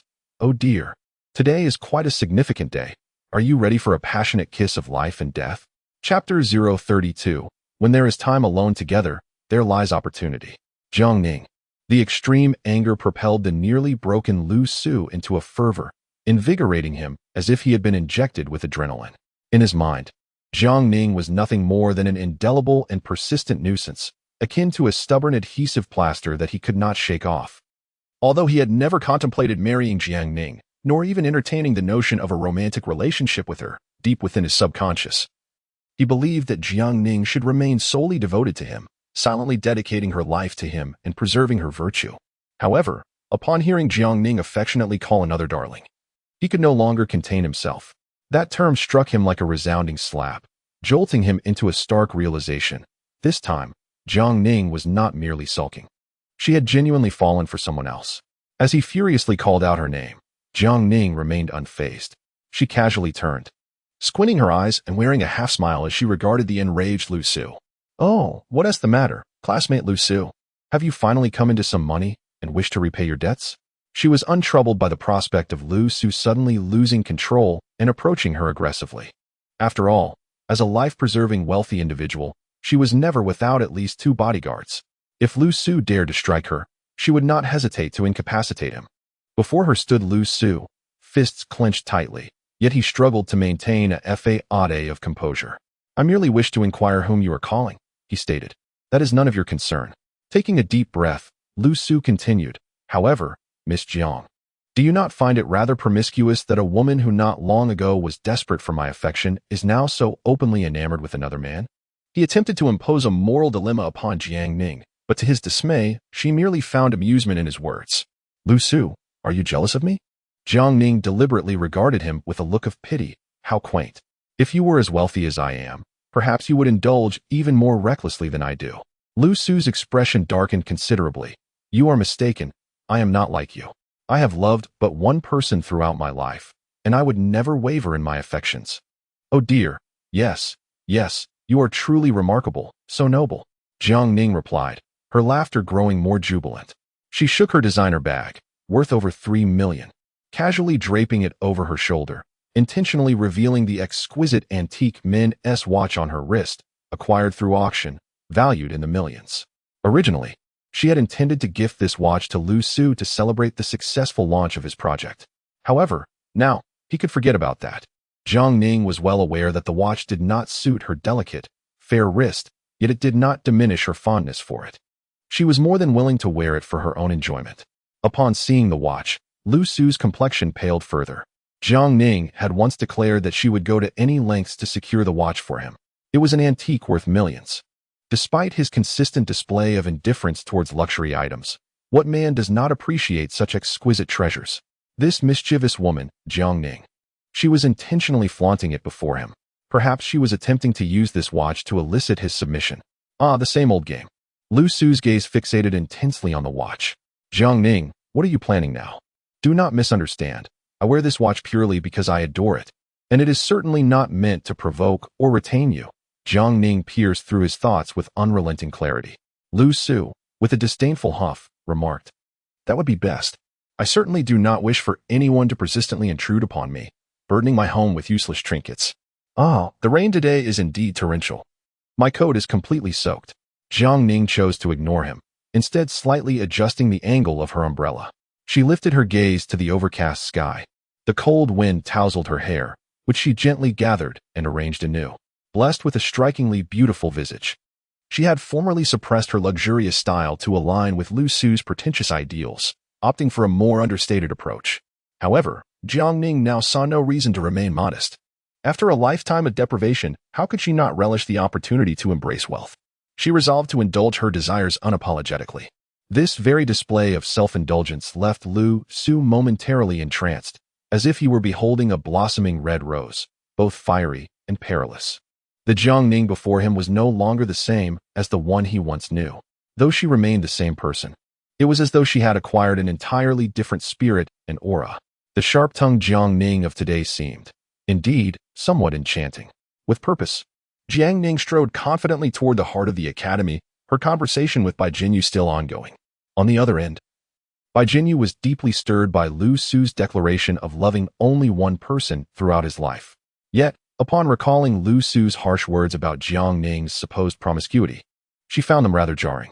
Bai Jinyu was well aware that Jiang Ning and Lu Su had never been together. Both remained free in their own rights. Thus, how could Jiang Ning's choice of a new partner be deemed promiscuous? Upon this reflection, Bai Jinyu's fondness for Lu Su waned considerably. Did you hear everything Lu Su said? Jiang Ning inquired with deliberate curiosity. Miss Jiang, why did you intentionally say those things to mislead Lu Gu? Bai Jinyu could not restrain her question. You are not. Oh, Jiang Ning found herself intrigued. What am I not? The derogatory term hung unspoken on Bai Jinyu's lips. She was acutely aware that Jiang Ning was currently single and not engaging in frivolous romantic entanglements. Hence, Jiang Ning could not be labeled as a promiscuous individual. In any case, you need not speak of yourself in such a manner. Bai Jinyu's voice rose slightly. Lu Gu was wrong in his comments today. He ought to apologize to you. Jiang Ning burst into laughter. What is so amusing? Bai Jinyu exclaimed. I am being quite serious. A girl's reputation is of utmost importance. Miss Jiang, do you not understand? I do not, Jiang Ning replied, unable to suppress her urge to tease her. This female lead, at times, exhibited a delightful naivety that was somewhat endearing. You ought to be aware of this. Bai Jinyu, genuinely flustered, insisted, I will make certain that Lu Gu apologizes to you. He cannot speak of you in such a manner. All right. Let us not dwell on Lu Su's words any further. Jiang Ning had already arrived at the base of the dormitory where Bai Jinyu resided. Bai Jinyu, who worked part-time, seldom stayed on campus. Yet the school had still allocated her a dormitory. At this moment, Bai Jinyu was likely inside, organizing her study materials for the afternoon. I have arrived at the entrance of your dormitory. May I come up for a visit? How did you ascertain the location of my dorm? Just a guess. Bai Jinyu dared not make a conjecture. In a mere 10 minutes, her emotions fluctuated like a roller coaster. Was Lu selling her information in succession? Was he truly profiting from her intel? Never mind. There is no need for you to come down to greet me. Jiang Ning, already aware of the dormitory number, assented directly. I am drenched. I shall need to borrow some of your clothing shortly, so be prepared. Given the opportunity for private interaction, there will be a chance. Although Jiang Ning did not voice her thoughts, she remained preoccupied with the notion of the female protagonist's first kiss. Aware that this was their first sparring session, she vowed to maintain decorum. Chapter 033. This is her initiative. I cannot be held accountable, can I? Jiang Ning soon arrived at Bai Jinyu's dormitory door. She knocked gently. After a considerable wait, Bai Jinyu finally opened the door. Dearest Jinyu, what has kept you so occupied that you did not respond for such a long time? Jiang Ning maintained her usual playful tone, as if embodying a roguish gentleman. Accompanied by a somewhat flirtatious smile, she caused Bai Jinyu's heart to flutter in disarray. Bai Jinyu quickly admonished her. Stop that. Do not refer to me as dear. Please, tone it down, will you? Fortunately, her roommates were absent at that moment. Otherwise, how could she endure such embarrassment? Jiang Ning gazed at her with a mischievous smile. It wasn't until Bai Jinyu's face turned a deep crimson that she nonchalantly averted her gaze. In truth, after ending the call, Bai Jinyu had already begun searching for her clothes. She had very few extra clothes, with only one set of pajamas in her dorm. And they were of the kind suited for middle-aged women, completely inappropriate for girls of their age. However, there were no better options available at the moment. Jiang Ning was truly drenched, with water seeping into her shoes as well. Wearing wet clothes and damp shoes was undeniably uncomfortable, especially since the temperature had dropped today, making it quite chilly. Upon entering the dormitory, Jiang Ning immediately spotted the pajamas neatly folded by Jinyu at the bedside. Did I ever express my dislike? Indeed, Jinyu was the only one in the dorm. Jiang Ning walked over to the balcony, closed the sliding door, and pulled the curtains shut. It was a gloomy, rainy day, and the already dim light in the room became even more muted with the curtains drawn. Being alone in such a shadowy environment always made Jinyu feel exceedingly anxious. In her nervousness, she couldn't help but feign busyness, fidgeting with this and that. Yet, she remained oblivious to the fact that even while pretending to be occupied, her peripheral vision was intentionally and unintentionally tracking Jiang Ning's movements. As Jiang Ning approached her bed and began to undress, Jinyu quickly lowered her head, seemingly unable to face the scene. How peculiar. Although they were both girls, Jinyu felt that merely looking a moment longer was tantamount to taking advantage. Jinyu, could you help me with the buttons on my back? Jiang Ning could certainly manage to unfasten her own buttons, yet she chose to adopt an innocent expression, waiting for Jinyu to assist her. With no other choice, Jinyu extended her hand to brush aside Jiang Ning's tousled hair, searching for the buttons on her back. The discomfort of this lingerie was palpable. Jiang Ning casually flicked her hair to one side, facilitating Jinyu in unfastening the buttons. This one isn't even damp, Jinyu mumbled. Yet she dutifully proceeded to assist with the task. Moreover, she couldn't help but mentally critique. Jiang Ning's figure hardly boasted any substantial allure. Why then? The need for binding her chest? Was she not concerned about resembling an airstrip? Though her thoughts ran wild, she dared not voice them aloud. Once clad in the sleepwear she had prepared, Jiang Ning boldly reclined upon Jinyu's bed, enveloped by the fragrant scent that lingered from her friend. Are you not planning to leave? Jinyu queried anxiously, fearing that Jiang Ning intended to stay the night. Miss Jiang, do you not have classes? I do, but I have no desire to attend. Jiang Ning yawned, effortlessly pulling Jinyu beside her to lie down together. We are university students. Skipping a class now and then is hardly a novelty. The dormitory bed was not particularly spacious, and with two individuals lying upon it, it felt exceedingly cramped. Furthermore, it was the type of iron bed that creaked incessantly at the slightest movement. Jiang Ning refused to lie still, constantly twisting and turning. Jiang Ning, do stop moving. You'll end up breaking the bed, and we'll have to pay for it. The statement carried an undertone of ambiguity. Jiang Ning burst into laughter. Do refrain from laughing. I am serious. This bed is precarious. It is said to be over 20 years old, and many parts are rusted, Jinyu earnestly cautioned. Yet, Jiang Ning continued to giggle. This compelled Jinyu to gently punch her. At that moment, Jiang Ning finally ceased her laughter, suddenly exerting her strength to grip the nape of Jinyu's neck, drawing her close. Their gazes locked, and the previously harmonious atmosphere shifted to one of palpable tension. Jinyu found herself half kneeling at the edge of the bed, her head held captive, her body forced forward, a rather exhausting position. Yet, she could hardly focus on her fatigue. Her heart raced fiercely, engulfed by fear. What are you going to do? She stammered. I want to ask you, have you considered the outcome of that matter? What matter? Kiss me.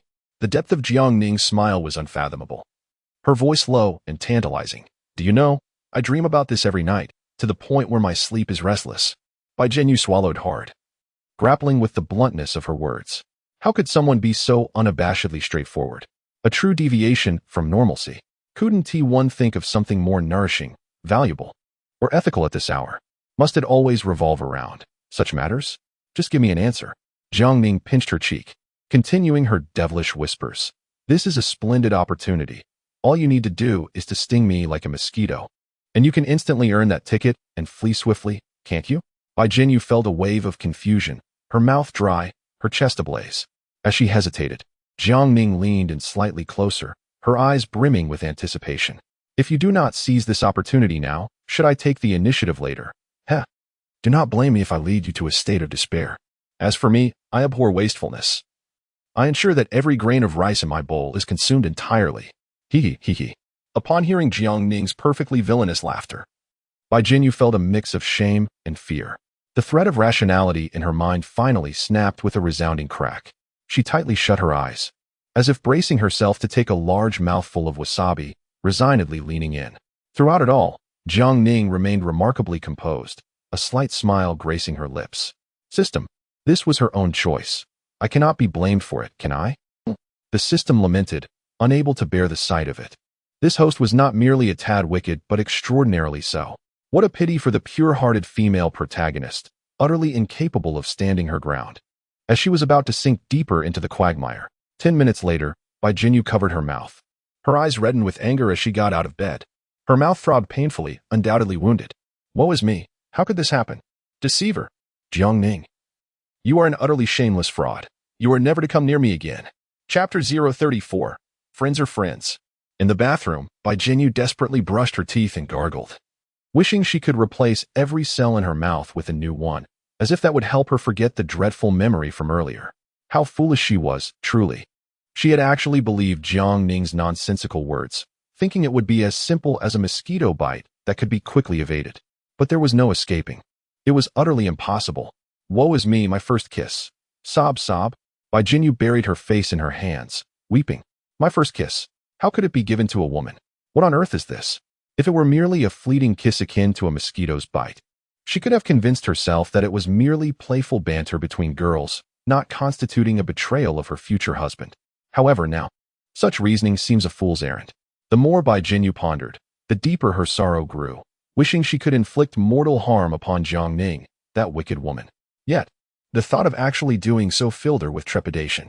All she could do was seclude herself here, simmering in her own frustration. Knock, knock, knock.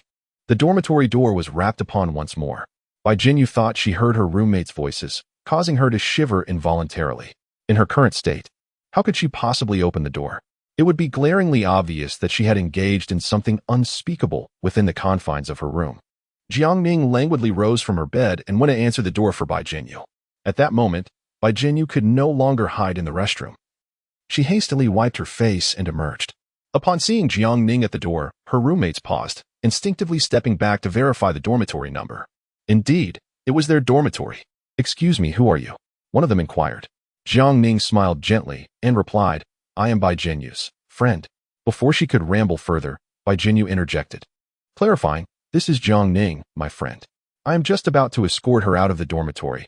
We will not disturb you. Jiang Ning raised an eyebrow, neither confirming nor denying. As for Bai Jinyu's roommates, they exchanged glances. Jiang Ning now it made sense why she seemed somewhat familiar. Was she not a celebrated figure on the University Town Forum? Are you the one relentlessly pursuing the sole heir of Haiqing's wealth, Jiang Ning, for 3 years, and now seeking to ruin him simply because you cannot possess him? The speaker, Zhao Qi, was known for her penchant for stirring up trouble. Her words were not merely unkind, they were utterly nonsensical. Me, pursuing Haiqing's richest heir? Jiang Ning exclaimed in astonishment. How is it that I was unaware of this? Zhao Qi, unfazed, promptly retrieved her phone and opened the university forum. Look, at this very moment, 8 out of 10 posts are proclaiming this about you. Jiang Ning leaned in for a closer look. Well, it appears to be true. Since when did that scoundrel become the sole heir of Haiqing's fortune? Moreover, when did his allure grow so potent that countless individuals would willingly defend him? Jiang Ning marveled at the absurdity of it all. The rumors were so outrageous that she felt no anger, only amusement. Meanwhile, Bai Jinyu stood nearby, her complexion paling. While others were oblivious to Lu Su's true identity, she was not. The notion of him being a wealthy heir was a fabrication. If she felt upset, she would undoubtedly take it out on Lu Go. Perhaps even vent her frustrations on herself. She gazed at Jiang Ning with pleading eyes, wishing to protect Lu Ji's reputation. Yet, at the same time, she did not want Jiang Ning to endure unwarranted hostility. She resolved to contact the forum moderator to have those posts removed. Wait, Jiang Ning said, brushing her hand aside. Casting a significant glance in her direction. Jinyu, you, and I, along with Lu Xiu, are all quite familiar with one another. What is your perspective on the matter discussed in the forum? Bai Jinyu's heart skipped a beat. Her roommates gazed at her with keen interest, seemingly eager to glean the latest gossip from her. Bai Jinyu managed a forced smile, stating, I don't pay much attention to the forum. Jiang Ning, with a radiant smile, yet a piercing gaze, responded, haven't you and Lu Xiu grown up together? You should be more aware of his background and family circumstances than I am. At this point, Bai Jinyu still considered defending Lu Xiu. It truly seemed like she was lost in the throes of infatuation, unable to discern right from wrong. Jiang Ning could not condone such ignorance. If Bai Jinyu chose the wrong side, she would have no choice but to focus on her calligraphy practice. Miss Jiang. As Bai Jinyu hesitated, her roommates began to piece together the truth. If Lu Xu were indeed the sole heir of a wealthy family, then Bai Jinyu, who had grown up alongside him, must also belong to a distinguished lineage. Yet, Bai Jinyu appeared so destitute, refraining from ordering even a simple 3D-ish meal. How could she possibly be a daughter of nobility? She was clearly impoverished. Consequently, it followed that Lu Xu must also be of humble means. Zhao Qi scoffed, so it seems. Yet another fabricated tale. She then directed her gaze towards Jiang Ning, her eyes resting upon the antique watch adorning Jiang Ning's wrist, which sparkled under the light. Zhao Qi, though not a connoisseur of timepieces, recognized the stark contrast between luxury and imitation. Even someone entirely unfamiliar with watches could discern the undeniable value of this one. Zhao Qi's expression grew serious, her tone imbued with a newfound respect. Your name is Jiang Ning, is it not? That watch of yours is quite exquisite. It must have cost a pretty penny. Not really, just a little over 1,000. A little over 1,000? You mean over 10 million? Bai Jinyu's roommates gasped in astonishment. Is it really that extravagant? Surely it cannot be true. Jiang Ning shrugged nonchalantly. If you say it's fake, then so be it. I wear it for its beauty, not to show off. Her casual demeanor only served to bolster the belief in the watch's true value. At that moment, Zhao Qi's perception of Jiang Ning shifted entirely, and even her regard for Bai Jinyu was tinged with a hint of reverence. They had looked down upon Bai Jinyu, which had led them to be unkind to her friends. Now, upon discovering that Bai Jinyu had such remarkable companions, a sense of trepidation began to creep in. The retribution of the wealthy can be exceedingly daunting. If Bai Jinyu were to lodge even the slightest complaint against them, they would be in dire straits. Perhaps no complaint would be necessary. Jiang Ning might very well take matters into her own hands. Contemplating this, the girl named Zhao Qi quickly forced a smile and said, "Oh dear, it's still raining outside. Why the hurry? Let us stay a while longer and enjoy ourselves. I'll order takeout shortly, and we can have a proper chat, get to know each other anew." "No need," Jiang Ning replied, disinterested in forming friendships with such duplicitous individuals. Bai Jinyu continued to harbor unrealistic fantasies about Lu Xu, which displeased Jiang Ning greatly. Even if it required time and money, Jiang Ning was determined to gradually shatter those illusions. Jiang Ning gently patted Bai Jinyu's shoulder and deliberately remarked, "I shall take my leave now. You can tidy up my clothes. Later, I will procure some lip balm for you to properly hydrate your lips." Upon her utterance, the others finally noticed the chaos strewn across Bai Jinyu's bed. Every piece of clothing discarded by Jiang Ning was from a luxury brand, especially that wrinkled overcoat, which was priced at either 50 or 80,000 on the official website. Zhao Qi's complexion turned ashen. If Jiang Ning were merely an ordinary friend of Bai Jinyu, visiting casually, how could she leave behind such an abundance of garments on Bai Jinyu's bed? Observing Bai Jinyu further, her swollen lips. Oh heavens! They were clearly not just ordinary friends. This is disastrous. Zhao Qi felt as if her heart had turned to ash. How could I have dared to speak to Jiang Ning in such a manner? This is truly the end. Chapter 035. Will the young lady suffer losses? Bai Jinyu was consumed with worry. As she departed from the dormitory, Jiang Ning wore a smile. Yet it was evident that she was upset. Bai Jinyu's mind was a whirlwind of thoughts. Did my attempt to defend Brother Lu only serve to provoke her further? Who could have possibly spread this rumor? What could be the intention behind disseminating such gossip? What am I to do, Brother Lu? She contemplated calling Lu Xu to inquire if he was aware of the discussions on the forum. However, upon touching her still tender and swollen lips, she felt unworthy to face Lu Xu, and words failed to escape her lips. Perhaps it is best if I refrain from causing any more trouble. Bai Jinyu was engulfed in a tumult of emotions, succumbing to a profound sense of despair. How could she possibly assist Brother Lu when she struggled to safeguard her own well-being? She felt utterly useless. As she emerged in such unattractive sleepwear, her bodyguard, responsible for her safety and recent driving duties, could not help but steal a few glances at her. "Miss, what is this?" Jiang Ning, in high spirits, cheerfully uncorked a bottle of chilled fruit wine and took a generous sip. "Isn't it obvious? I went on a date." "A date?" The bodyguard gasped, hesitating to voice her thoughts. This hardly seemed like a proper rendezvous. Was the young lady perhaps at a disadvantage? Should she immediately report this matter to the chairman and his wife? Sensing the bodyguard's concerns, Jiang Ning candidly remarked, "If you wish to report me, by all means do so. I wouldn't mind. After all, it is your job. The bodyguard chuckled awkwardly, choosing not to pursue the topic further. It appeared that the young lady was already aware of her propensity to relay numerous reports to the lady of the house. In the past, when Jiang Ning stealthily ventured out at night to meet Lu Su for conversations or to deliver items, it was through such reports that the lady had come to know of these escapades. Jiang Ning noticed the discomfort etched on the bodyguard's face. Had this been the former Jiang Ning, she would have undoubtedly erupted in fury, perhaps even dismissing the bodyguard from the vehicle. However, the current Jiang Ning felt a sense of gratitude towards the eyes and ears her mother had discreetly placed around her. Were it not for their covert interference, the original owner of her identity might have, in a fit of infatuation, laid herself bare on Lu Su's bed, resulting in an egregious scandal. Jiang Ning gently patted the female bodyguard beside her and remarked, "Over the past 3 years, you have indeed worked hard. I will ask my mother to increase your salary." No, miss, you flatter me." The bodyguard dared not feel touched. Rather, she was quite apprehensive. She would much prefer if the young lady scolded her a few times or gave her a light slap than to witness such a benevolent smile on her face. "You are magnanimous. Please do not hold a grudge against a mere worker like me. I have an elderly parent to care for and young ones depending on me for survival." Upon hearing the bodyguard's trembling plea, Jiang Ning could not help but sigh and rub her forehead. Alas, the original owner truly brought misfortune upon herself, not only to her biological parents, but also to these ordinary laborers. "Xiao Wu, please do not resign. Just do your job well," Jiang Ning said with a serious expression. "You are our family's most capable bodyguard. If you leave, I shall feel utterly insecure." This female bodyguard, known as Xiao Wu, had once saved Jiang Ning's life in the original storyline. How could such a brave and meticulous individual be allowed to leave? Hearing Jiang Ning refer to her as Xiao Wu instead of that person made Xiao Wu's eyes glisten with unshed tears. She lowered her head, falling into silence. Previously, she had heard other servants of the Jiang family claim that Miss Jiang had changed, but she had found it hard to believe. Today, however, she was starting to see the truth. She hurriedly changed her clothes and rushed out the door to get back in the car. "Take me to my father's company." "Right now?"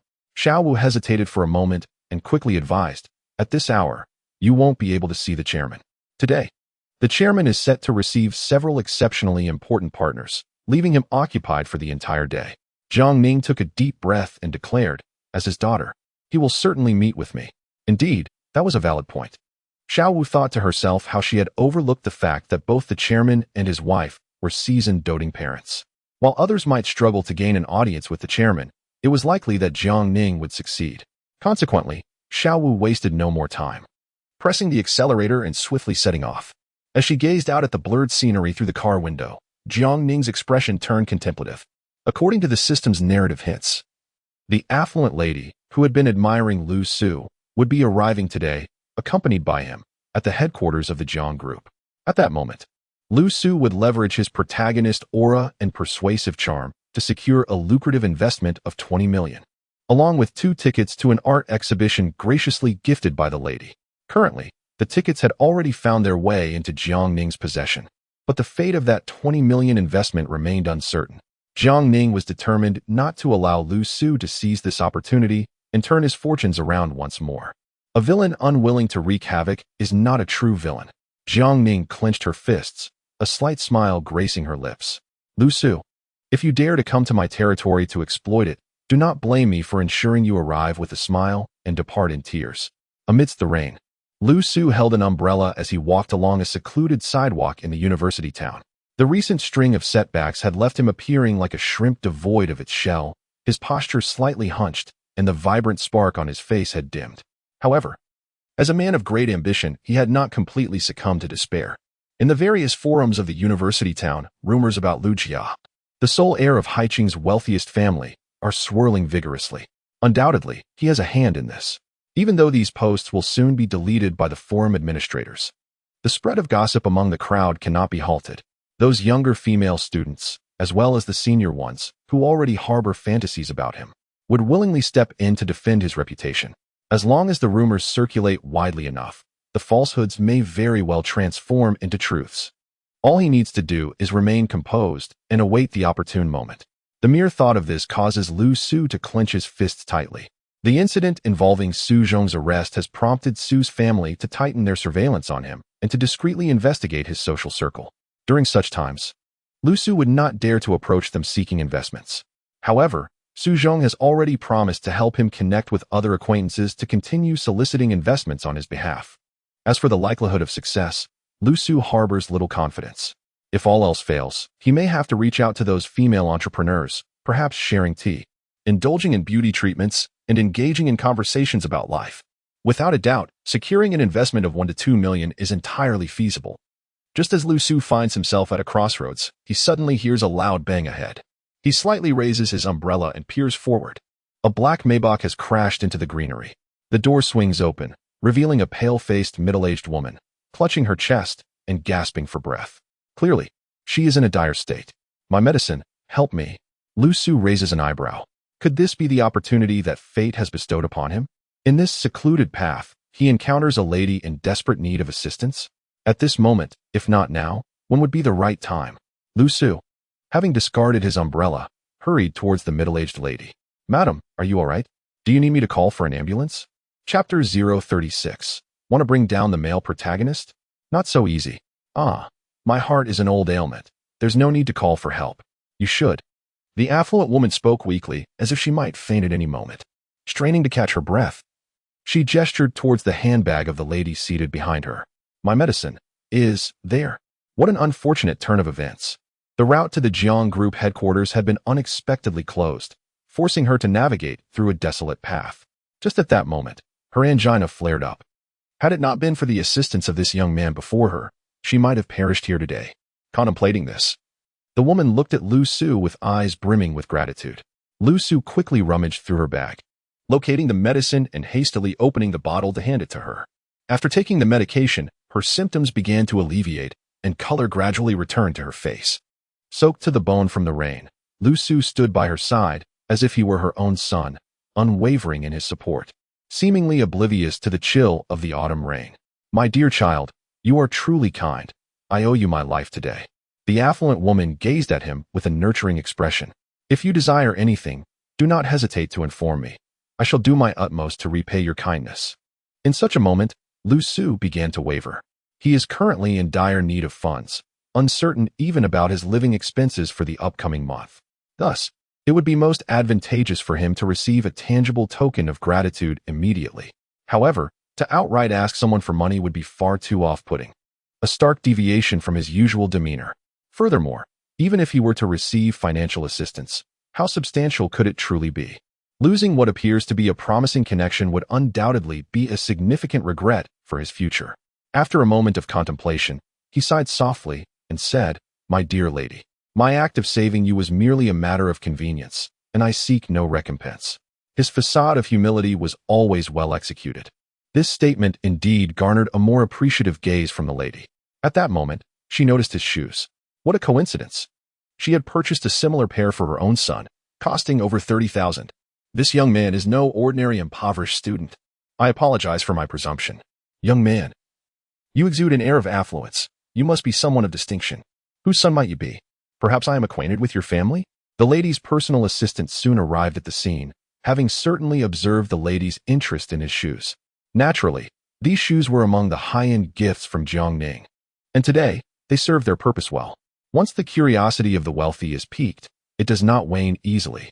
The more understated he appeared, the more intrigued she became regarding his identity. In due time, she would undoubtedly seek him out.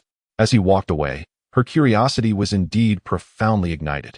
She hastily instructed her assistant to investigate the ongoing situation. "There is no need for that, madam," the assistant chuckled. "Are you not aware of the Liu family in Haicheng?" "The Liu family in Haicheng? What does that have to do with them?" The assistant skillfully retrieved her phone and accessed the university forum. "I am not a student there, but I have certainly heard the rumors." "Look," as the noblewoman took the phone from her assistant. She was taken aback by the half-truths and fabrications in the posts. The Liu family in Haicheng. This family was known for their discretion, avoiding any meaningless social engagements, and fiercely protecting their family's privacy, leaving no one privy to the details of their household. Moreover, individuals of such affluence in Haicheng were not of the same social echelon as herself. It could be said that their paths would hardly cross in social settings. Yet now, They had seemingly encountered what might be the only son of the Liu family. What extraordinary fortune this was! A surge of excitement coursed through the noblewoman's mind. She had always been this way. Whenever something favorable occurred, she would think of Madame Jiang, the mother of Jiang Ning. Meanwhile, Jiang Ning had arrived at her father's company. While in the elevator, she ran into her father, who was escorting a business partner downstairs, preparing to tour other areas of the company. The father and daughter exchanged surprised glances. Ning Ning, what brings you here? Don't you have classes today? Jiang Ning, unperturbed, replied with a playful grin. I suddenly craved your Longjing tea, so I decided to take a cab. Nonsense, her father retorted, clearly unconvinced by such an excuse. However, out of indulgence for his daughter, he found himself unable to utter any harsh words, allowing Jiang Ning to wait in his office. Is this your daughter, old Jiang? She appears quite lively and clever. All she has left is her liveliness and cleverness. Alas, she is truly a source of worry. Haha, whose child isn't like this? That is indeed the case. Jiang's father and his business partner chatted jovially as they exited the elevator. Jiang Ning glanced at the time. It was still early. The influx of people would likely commence in the afternoon. Seizing the moment, she could indeed visit the office for a cup of tea and perhaps catch a bit of sleep. At that moment, her system, which typically feigned inactivity, suddenly spoke up. Host, at this juncture, it is imperative to remind you. In this world, not only is the female protagonist endowed with formidable fortune, but the male protagonist is equally strong. With your current luck index, attempting to thwart the male lead may very well yield a mutually destructive outcome. For instance, what do you suppose would occur if you were to mercilessly expose the male lead's impoverished background in front of everyone? You might either go mad and perform bizarre actions in public, resulting in the loss of everyone's trust, or worse, find yourself confined in a lunatic asylum. Alternatively, a mysterious benefactor might intervene, publicly safeguarding the male lead, leaving you in a precarious position and causing significant distress to the Jiang family. Jiang Ning furrowed her brow. Her current luck index had plummeted to -30. Yet, time was still too short to achieve the desired results. A -30 luck index remained far below the threshold of a typical individual. To truly topple the male protagonist, one's luck quotient must at least surpass that of an ordinary individual. So, does this imply that I am unable to take action? Am I destined to merely watch as the male lead parades around my territory, boasting and deceiving? Not quite.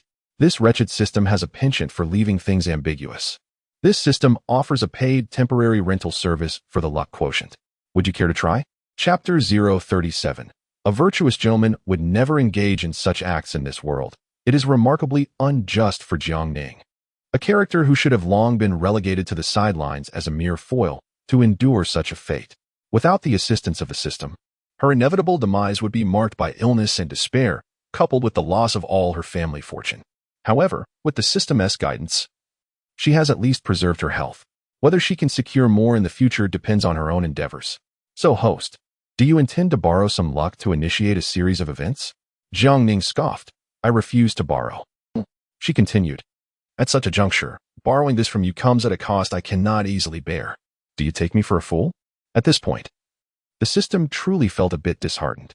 It had only recognized Jiang Ning as a villain towards the female protagonist, not anticipating that the protagonist would also treat the system with such disdain, offering it no semblance of respect. Host, are you too afraid to even try?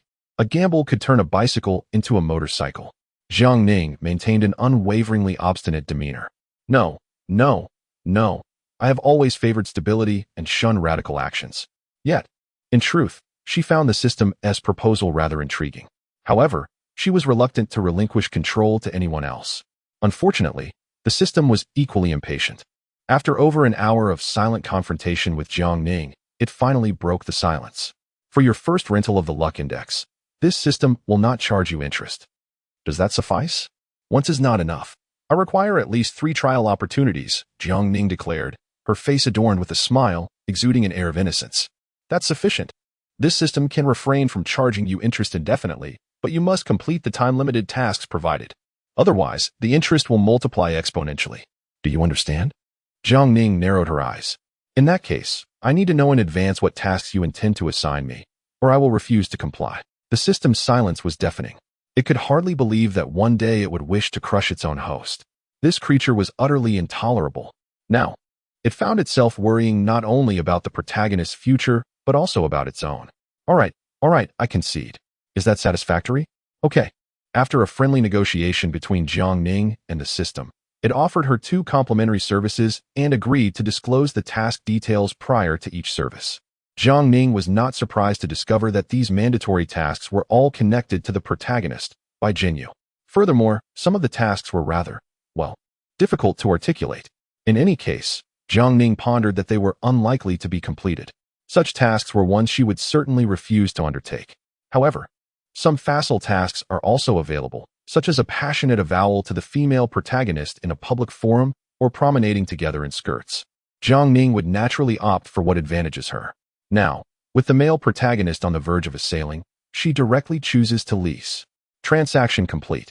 Your current felicity index is 80 points. 3 hours remain until the lease concludes. Blast, only 3 hours. Jiang Ning felt swindled. Is this ample? Surely 24 hours would be more appropriate. Based on this system's cognizance of you. The action you most ardently desire is assuredly not to humiliate the male protagonist, but to experience being the female protagonist. Upon hearing the system's pronouncement, Jiang Ning conceded a momentary twinge of guilt. Please note, the host is prohibited from exploiting system vulnerabilities. Should you manipulate the least duration to coerce the female protagonist, you shall incur severe penalties. TCH, Jiang Ning exhibited a countenance of defiance. As a paragon of virtue, how could she engage in such an act? Moreover, having already kissed the female protagonist, why fear the future? Given sufficient time, all shall transpire. Beneath the Jiang Corporation edifice, Lu Su stood successively behind the aforementioned matron, invited with others into the inner sanctum of the Jiang Corporation. Pray, why have you brought a neophyte today? The matron's confidant approached, scrutinizing Lu Su with curiosity. At this moment, Lu Su was adorned in a well-tailored new suit gifted by a wealthy lady. His hair styled to reflect a mature demeanor, and he sported a pair of gleaming new leather shoes. At first glance, he exuded an air of affluence that surpassed even that of a genuine second-generation rich heir. Ah, indeed, he was a striking figure. How old are you this year? Young man, have you found a girlfriend yet? I have a relative whose daughter is around your age. Would you like to get acquainted? Surrounded by a throng of affluent women, Lu Su basked in their lavish praise, which greatly satisfied his vanity. This was how it should be. This was the life he deserved. However, despite feeling elated deep within, Lu Su maintained an air of grace and composure. As if he had long been accustomed to navigating such social situations, the crowd continued to move forward. Upon entering the elevator, Jiang's father's assistant came to greet them. Lu Su was aware that this was Jiang Ning's family's establishment, and perhaps today he would have the chance to meet Jiang Ning's parents. This was undoubtedly an excellent opportunity. If he could secure a private meeting with Jiang Ning's parents, he was confident he could alter their preconceived notions about him. At that thought, Lu Su's spirits lifted. In a moment of distraction, the elevator doors opened. Just as the smile lingered on his lips, he spotted Jiang Ning sitting not far from the elevator door, holding a large bag of potato chips. Jiang Ning slightly tilted her head, resting her chin on one hand, and gazed at him with a cheerful smile. Though her expression held no particular significance, it sent a chill down Lu Su's spine, as if he were facing a formidable adversary. Why was Jiang Ning here? Today, she ought to have class. Jiang Ning was quite pleased with the complex expression on Lu Su's face at that moment, yet she refrained from approaching him immediately to unmask his facade. 3 hours had passed. She could thoroughly enjoy Lu Su's performance and deliver a decisive blow when he was most engrossed in his act. With an 80-point luck index, he was still significantly lacking in comparison to the male protagonist's aura. While I cannot directly overpower him, it does not preclude me from applying a subtle pressure. With this thought, Jiang Ning picked up a potato chip and placed it in her mouth. Crunch. She averted her gaze, no longer observing Lu Su. However, Lu Su dared not relax. He could only keep a watchful eye on Jiang Ning, fearing she might suddenly rush over and act irrationally or utter unwarranted words. Ning Ning, are you here? The affluent lady who had brought Lu Su along, unaware of the enmity between them, approached Jiang Ning directly. Just in time. I want to introduce you to someone. Chapter 038. Whoever loses their mind first, loses. Oh no. Oh no. Lu Su felt a surge of anxiety, wishing he could turn and leave immediately. He was acutely aware of the peril he faced, knowing that Jiang Ning's presence here would bring him no good fortune. Thus, he should seek to avoid harm and steer clear of this ticking time bomb named Jiang Ning. Yet, he could not depart. The affluent lady was already beckoning him, clearly intent on introducing them and perhaps even attempting to bring them together. Xiaolu, don't be nervous. Come here. After several gestures from the affluent lady, Lu Su managed to force a smile and walked toward Jiang Ning. Before Jiang Ning could utter a word, Lu Su directly proclaimed, "Miss Jiang and I are old acquaintances." He had contemplated the idea of concealing this fact, yet it was an impossibility. Jiang Ning had clung to him like a stubborn adhesive for 3 years, creating a tumultuous stir within the Jiang family. Jiang's father and mother had undoubtedly conducted their covert investigations, thus they must have memorized his visage and name. Since secrecy was futile, he resolved to be forthright. "Miss Jiang is a remarkable woman, possessing both beauty and intellect, of whom I have always held in high esteem." Lu Su feigned a look of deep affection, lamenting, "Alas, it is a case of unrequited love." Jiang Ning curled her lips in derision. "Oh, how you can spin tales. Truly worthy of a protagonist, turning black into white and death into life. If I were not present, who knows what fabrications he would weave." "Oh dear, Ning Ning. How could you speak so?" A refined lady gently patted Jiang Ning's shoulder, her expression tinged with helpless amusement. "He admires you and holds you in high regard. Even if you do not reciprocate, do not humiliate him." Lu Su hastened to add, "Miss Jiang, I am fully aware that our connection is impossible and have never intended to impose upon you. Please do not misunderstand." Seeing his smug demeanor, Jiang Ning felt an overwhelming urge to cover his head with a bag of chips and deliver a couple of punches. However, such actions were not feasible. In this setting, the first to lose their composure would be the one defeated. Lu Su had already positioned himself as the underdog, thus leaving Jiang Ning with limited options for her words and actions. Nevertheless, it was merely a performance, was it not? Jiang Ning pondered. If there are only actors and no audience, how could that possibly work? Come, let her ignite the flames of his performance once more. "Lu Su, could you kindly reiterate what you just said?" Jiang Ning took out her phone and directly dialed by Jinyu's number. It wasn't long before the call was answered on the other end. Jiang Ning, not one to conceal her intentions, waved her phone, allowing Lu Su to see the call interface.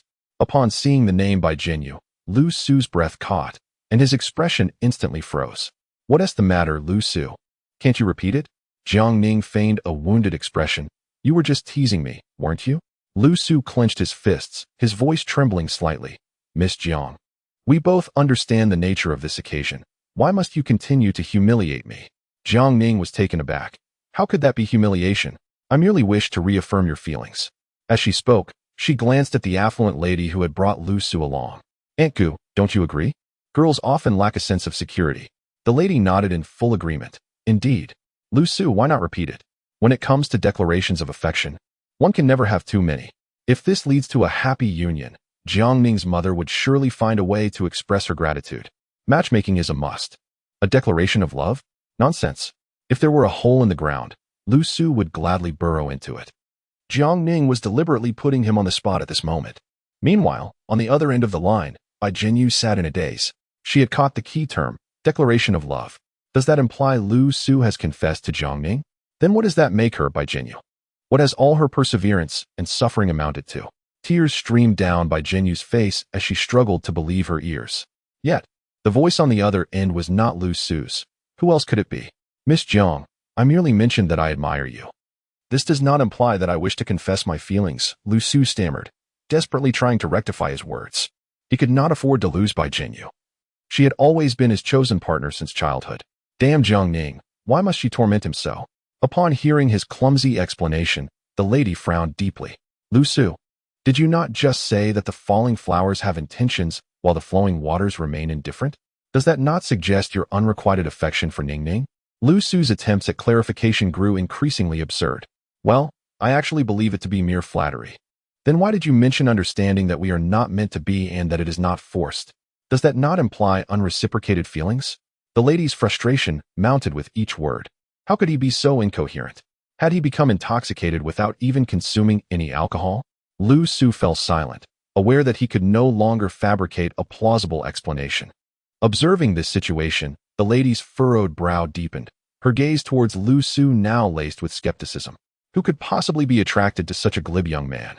This was far from the initial impression Lu Su had given her. "Lu Su, you must clarify to Ning Ning what you truly meant by your earlier remarks. You have made her cry, and I cannot let you off the hook for that." Elsu was immediately flustered and hurriedly said, "Miss Jiangning, I admit I intended to flatter you. I never expected you to take it so seriously." With that, Jiangning covered her face, emitting a choked sob. "Elsu, in such a solemn setting, how dare you tease me so brazenly? You have gone too far, truly too far." Her voice was raised deliberately for all to hear. As the esteemed daughter of the Jiang family, she was undoubtedly the mistress of this place. How could Elsu, as a mere guest, audaciously dare to flirt with the lady of the manor? Was it to be said that he was unusually bold, or perhaps utterly reckless, or even excessively presumptuous? At that moment, the matron was left somewhat embarrassed. She glared fiercely at Elsu. "You will apologize to Ning Ning at once." Elsu felt a surge of anxiety. How did things escalate to this point? Jiang Ning not only dismissed his flirtation but also caused such a commotion. "I am sorry, Miss Jiang Ning," he said, suppressing his irritation as he spoke softly. "I was thoughtless." Jiang Ning lifted her head to look at him, mischief dancing in her eyes. Though her tone remained faintly aggrieved. "No need to apologize. It is not entirely your fault. If blame must be placed, let it be on the fallen blossoms that possess intentions while the flowing waters remain indifferent." With that, Jiang Ning finally hung up the phone. On the other end, Bai Jinyu was left in a daze. She suddenly realized that the Elsu she knew and the true Elsu were distinctly different. Perhaps she was not the sole choice he professed her to be. Indeed, over the past 3 years, it may not simply have been Jiang Ning's unrequited affection and relentless pursuit. Lu Su. He might have long harbored feelings for Jiang Ning. "What gives you the right to treat me this way, Lu Su?" Bai Jinyu's tears streamed down her face, her heart aching with each pang. "What do you take me for? A mere backup, huh?" Chapter 039. From now on, let us merely be ordinary friends. After Jiang Ning's outburst, it was evident that Lu Su could no longer remain in the vicinity. The affluent lady who had brought him there felt utterly embarrassed. Regarding Lu Su with the same disdain one might reserve for a hot potato, completely devoid of her initial admiration. However, considering Lu Su's status as the only son of Haiqing's wealthiest tycoon, she hesitated to dismiss him outright. "Xiao Lu, how about this? You go to the lounge on the 3rd floor for a while, and once I finish my business here, I'll come find you, all right?" Upon hearing the affluent lady's suggestion, Lu Su breathed a silent sigh of relief. He genuinely feared that she might send him away. If that were to happen, he would indeed suffer a great loss today. After all, having latched on to such a powerful ally, he must glean something in terms of wealth or connections. Otherwise, he could hardly bear it. "All right. I shall heed Aunt Gu's arrangement." Lu Su obediently walked away. Yet, Jiang Ning had no intention of letting him off the hook. As she prepared to follow him with a bag of chips in hand, the affluent lady called out to her, "Ning Ning, do not dwell on today's events." The noblewoman grasped Jiang Ning's hand, her expression filled with remorse.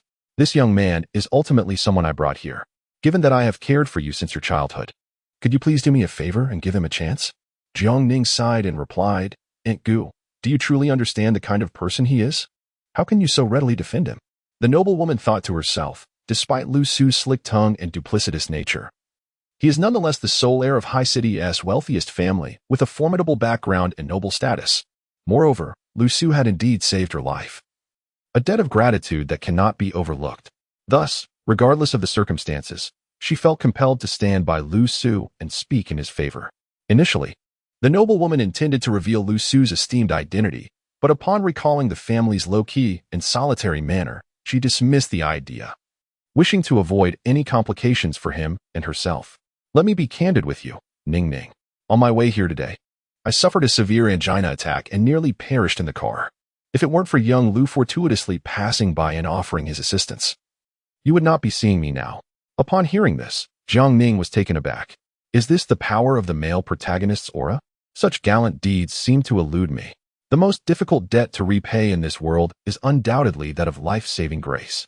Jiang Ning couldn't help but speculate that had Aunt Gu not surpassed the age of romantic entanglements, she might very well behave like those infatuated young ladies in the original narrative, harboring secret affections for Lu Su and selflessly dedicating herself until her last breath was spent.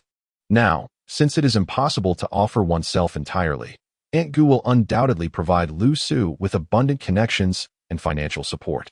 Consequently, Lu Su's projects are bound to witness a resurgence. Upon this realization, Jiang Ning could not help but clench her teeth in frustration. That fellow Lu Su truly is like an indomitable cockroach. "Aunt Gu, did he genuinely save your life?" Jiang Ning feigned a look of surprise as she inquired. Absolutely. Such matters are not trifles to be joked about, Aunt Gu stated with utmost seriousness. Well, you certainly intend to repay him properly then? Alas. Speaking of this, Aunt Gu furrowed her brow, revealing a distressed expression. I truly do not know how to express my gratitude. As she spoke, she turned to Jiang Ning, her eyes sparkling with an idea. Ning, you seem to be of the same age as him. Do you have any suggestions? You want my advice? Jiang Ning mused inwardly. My suggestion is quite simple. Swiftly distance yourself from this man who lives off others, and retreat from the main plot to ensure your safety. However, such thoughts could not be articulated. She pretended to ponder, remaining silent for a moment before replying. Aunt Gu, do you not think that Lu Su does not lack for money? Upon hearing Jiang Ning's words, Aunt Gu gasped. Could it be that Jiang Ning is also aware of Lu Su's true identity? Aunt Gu cautiously probed. Ning, how do you know he lacks for nothing? Simply by intuition. While it is true that one's outward appearance can deceive, the true essence of a wealthy heir cannot be concealed by merely a few expensive garments. At this moment, Jiang Ning was acutely aware that she must not speak against the prevailing sentiments of the crowd. She was determined to expose Lu Su's humble origins, which not only made it difficult to gain Aunt Gu's approval, but also potentially sowed the seeds of her own misfortune. After all, Lu Su's protagonist aura was rather unreasonable. No matter how adverse his circumstances, he could always turn the tide. Thus, she resolved to take the opposite approach. Indeed, this was the case. Aunt Gu readily concurred with Jiang Ning's words. Then, in your opinion, how should I repay him? Jiang Ning smiled and replied, nowadays, many wealthy second-generation heirs prefer to conceal their wealth and status, mingling with ordinary people to experience a simpler, more genuine life, reminiscing about hardships and cherishing sweet memories. Yes, that is indeed the case, Aunt Gu agreed, her gaze towards Jiang Ning filled with admiration. This clever girl was truly remarkable. She too believed that Lu Su intentionally masked his affluent background, coming from Haiqing to study in Kyoto in pursuit of a tranquil life and the joy of the common folk. Indeed, that is wonderful. Aunt Gu was thoroughly convinced by Jiang Ning's analysis, nodding repeatedly.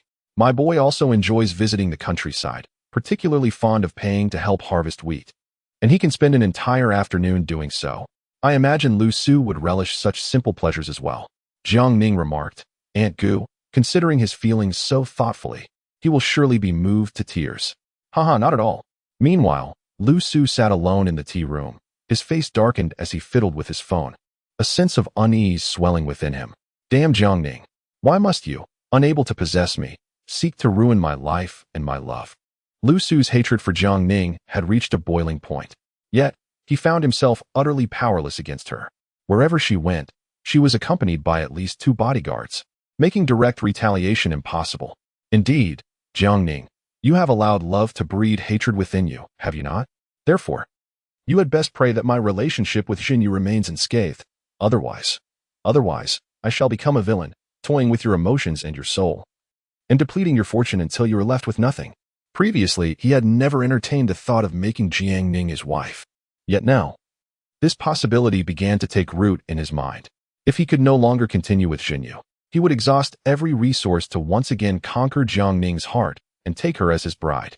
And then, at the pinnacle of her happiness, he would cast her aside, a cruel homage to the shattered love between himself and Xinyu. The mere thought of Jiang Ning's shock, pain, and desperate pleas brought an involuntary smile to his lips, lifting his spirits. At that moment, a single line echoed in his mind. Lu Su, from now on, let us merely be ordinary friends. Chapter 040. Is this truly fate? Thunder rumbled, as if a storm had erupted within his mind. The phone slipped from his grasp and fell to the ground, yet he remained oblivious to it. Ordinary friends? After all I have sacrificed for you, am I only worthy of being your ordinary friend? No. Xinyu, you cannot treat me this way. Lu Su felt a piercing headache and a heart wrenched with agony. He had invested an abundance of emotion and anticipation into Bai Jingyu, always regarding her as his cherished possession, eagerly awaiting their graduation to embark on a journey of matrimony. Yet now, Bai Jingyu astonishingly declared her desire to remain merely friends. How could she utter such words? Lu Su, in a flurry of panic, crouched down to retrieve his phone. He continued to frantically dial Bai Jingyu, attempting to articulate his feelings, but her phone had already been turned off. In Bai Jinyu's dormitory, she lay on her bed, tears streaming down her face, her heart aching like never before. That recent message had required all her courage to send. And the moment it left her fingertips, regret began to seep in. How could the bond of childhood sweethearts be severed so easily? However, to prevent herself from becoming a mere stepping stone between Lu Su and Jiang Ning, she chose to depart sooner rather than later. She could no longer wade through this murky water. Her pride would not allow her to be anyone's backup, even if that person was Lu Su. Bai Jinyu wept until her eyes were nearly swollen shut, as if she had lost a vital part of her heart. She picked up her phone several times, contemplating turning it on, yearning to reach out to Lu Su once more, but each time she resolutely stopped herself. What should I do? What shall I do in the future? Should I leave this sorrowful city behind? With this thought, Bai Jinyu forced herself to rise from her bed, pulling a suitcase from beneath it, and began to pack her meager belongings. If she remained in Kyoto any longer, she would undoubtedly regret the decision she made today. At that moment, she was likely to abandon her self-esteem for the sake of compliance, engaging in actions that contradicted her true feelings. Tears blurred her vision, causing her to pause her packing multiple times. The clutter on her bed was a chaotic mess. Oh dear, Bai Jinyu, are you all right? Why are you crying so much? What are you packing for? It's almost dark, her roommate, Zhao Qi, remarked. Bai Jinyu shook her head, unwilling to converse with her roommate. She gathered her belongings from the bed and stuffed them hastily into her suitcase, determined to leave. Zhao Qi, who had always enjoyed opposing her, immediately seized the suitcase, saying sternly, "You are in a fragile state of mind right now. We cannot allow you to leave alone. Why not call your friend Jiang Ning and have her come get you? If you are unwilling to call Jiang Ning yourself, let me do it on your behalf." In Zhao Qi's perspective, Bai Jinyu's tears indicated that she was likely upset with Jiang Ning. Oh dear, Zhao Qi thought, understanding her role in this moment. As a mere bystander, she felt it was her duty to safeguard their budding romance. If she did nothing, surely Jiang Ning would seek retribution later. After all, that was how dramas typically unfolded. Furthermore, Zhao Qi had surreptitiously taken Bai Jinyu's phone. With the ease of fingerprint unlocking, she accessed the device and discovered Jiang Ning's number in the notes. Zhao Qi, please don't meddle. That's my property, my privacy. Pressed against the edge of the bed by several roommates, Bai Jinyu erupted in despair, exclaiming, "Why do you all disregard others' feelings like this? Why must you bully me?" Zhao Qi, taken aback by the fierceness of her expression, found herself momentarily stunned, hesitating to move the phone she held. After a brief pause, she returned the device to Bai Jinyu without alteration. However, she remained resolute in her refusal to allow Bai Jinyu to leave the dormitory alone at that moment. "You are not thinking clearly. For your own safety and for the safety of others, please calm down before making any decisions. All right?" Bai Jinyu sniffed and turned her head away, choosing silence. No longer insistent on leaving, she gradually began to calm down, prompting her roommates to relax their watchful demeanor. Time ticked by slowly, and it was unclear how long had passed when a gentle knock resonated at the door. Zhao Qi rose to open it, welcoming in a figure standing at the threshold. "Look," she asked, sitting on the balcony. "What happened between you two? Why is she crying like this?" She noticed Jiang Ning, drenched and carrying a cake, entering the room. "Jiang Ning, what brings you here?" Bai Jinyu recalled that her roommate had been unable to reach Jiang Ning by phone. Zhao Qi raised an eyebrow and replied, "My memory is quite good. I memorized Jiang Ning's number." Subsequently, she discreetly messaged Jiang Ning, informing her about Bai Jinyu's situation. Jiang Ning was indeed quite astute. She promptly sent a red envelope containing 500 yuan, requesting her to temporarily look after Bai Jinyu. Truly, she was the daughter of a wealthy family, starkly different from Bai Jinyu's frugal childhood friend, Lu. Jiang Ning set down the cake and walked directly towards Bai Jinyu. Upon seeing her with puffy eyes, swollen from crying, she felt both exasperated and amused. Why be so heartbroken over a scoundrel? Your fortune lies ahead, do you not realize? Stand up. I shall take you to an art exhibition. What? Now? Bai Jinyu was utterly devoid of the mood to appreciate any artwork at the moment. Otherwise, Jiang Ning insisted, pulling her up. "Come on, this is a birthday gift you fought hard for. It would be a shame to waste it." Under the watchful eyes of Bai Jinyu's roommates, Jiang Ning took hold of her soft little hand. "Hurry up, if you dawdle any longer," Jiang Ning said with mock severity, then suddenly lowered her voice to a whisper only they could hear. "If you keep lingering, don't blame me for not being civil tonight. I have no gentlemanly decorum and relish taking advantage of situations." Of course, this was merely an empty threat. In truth, Whether the system permitted such actions or not, she would refrain from them. At this moment, taking advantage of someone would yield disastrous outcomes, while forceful acquisition might be gratifying. Who would refuse the outcome of a delicate flower willingly descending into depravity, openly courting her rival? Bai Jinyu lowered her head and softly called her a pervert, yet still quickened her pace to match Jiang Ning's strides. Hand in hand, they departed from the dormitory, leaving behind the confines of the building, sharing a single umbrella as they ventured into the rain shrouded by the dim glow of streetlights. The cold wind brushed against their faces, and a deep sense of desolation enveloped Bai Jinyu's heart. Was this truly fate? At this moment, the one who sought her out, who held her hand, was not the expected Lu Su, but rather Jiang Ning. Should she resign herself to this destiny? Chapter 041. Indeed a fool. Unable to accomplish anything, the venue of the art exhibition was situated in a private estate on the outskirts of the city. Jiang Ning had already prepared the car, along with a formal dress for Bai Jinyu to change into. Once inside the vehicle, Jiang Ning urged Bai Jinyu to quickly change her attire. It's just the three of us here, including Sister Wu, and we're all women. There's no need for modesty. Hurry and change. Bai Jinyu felt a sense of unease. While she had no qualms about the presence of the female bodyguard named Sister Wu, she found it impossible to view Jiang Ning as merely another girl like herself. Likewise, she was reluctant to allow Jiang Ning a glimpse of her body, feeling an overwhelming sense of shame. What are you waiting for? You aren't seriously planning to dress like an old lady for such a sophisticated occasion, are you? Jiang Ning pinched her cheek, speaking each word deliberately. You need to perk up. Tonight, you are not just representing yourself. You are also my face, Jiang Ning. Bai Jinyu remained sullen and disoriented, even hesitating to swat away Jiang Ning's playful hand. At this moment, she appeared utterly exhausted, her eyes cast downwards. And with a tone heavy with despondency, she uttered, Miss Jiang, I no longer wish to attend the art exhibition. I simply want to escape this city. Jiang Ning was momentarily taken aback. Following the revelations, she did not feel a sense of relief. Rather, an increasing weight bore down upon her. A searing pain tore through her heart, akin to relentless waves crashing upon the shore, threatening to engulf her entirely. Perhaps this was the only way to safeguard herself to the greatest extent. The circumstances had clearly deviated severely from the original narrative arc. Jiang Ning felt a pang of anxiety. However, she feared that the protagonist might succumb to this emotional turmoil, losing the will to persevere, thus embarking on an irreversible path. Should Bai Jinyu choose to end her own life, her significance in Lu Su's eyes would become unparalleled, overshadowing even the brightest of memories. The death of a beloved is far more devastating than the mere presence of that love. Lu Su would undoubtedly reject the news of Bai Jinyu's demise. Following the typical conventions of storytelling, it was inevitable that he would descend into darkness, transforming into a malevolent figure who disregarded the law entirely. Currently, Jiang Ning lacked the strength to confront Lu Su directly. If he were to embrace darkness as a result, both she and the Jiang family would be doomed. Naturally, Jiang Ning could not accept the conclusion of Bai Jinyu's death.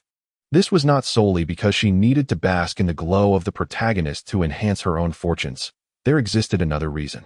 Even without considering Bai Jinyu's beauty, she had genuinely begun to develop an affection for the person herself. This individual, timid and not particularly astute, yet prone to tears and possessing a voracious appetite, might initially seem to be filled with flaws, but in truth, were these not endearing qualities in their own right?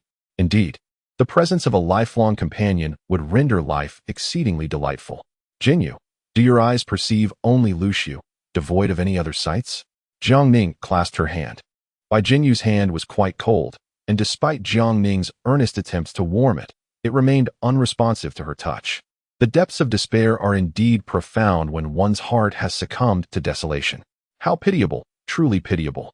Yet, the thought that she mourned so deeply for Lu Su ignited a flicker of jealousy within Jiang Ning. I believe my affection for you surpasses that of Lu Su. Jiang Ning boldly professed, stay with me, and I shall ensure your life is filled with splendor and a magnificent future, lacking nothing.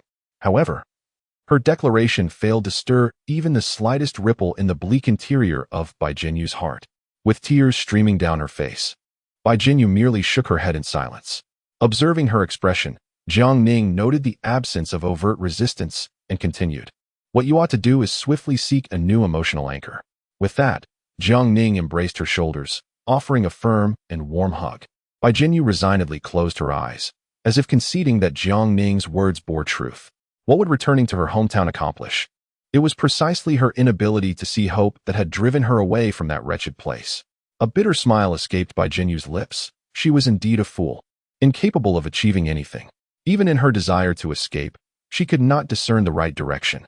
Jiang Ning gently caressed her soft hair, choosing to remain silent, providing her a steadfast support amidst the gentle swaying of the vehicle.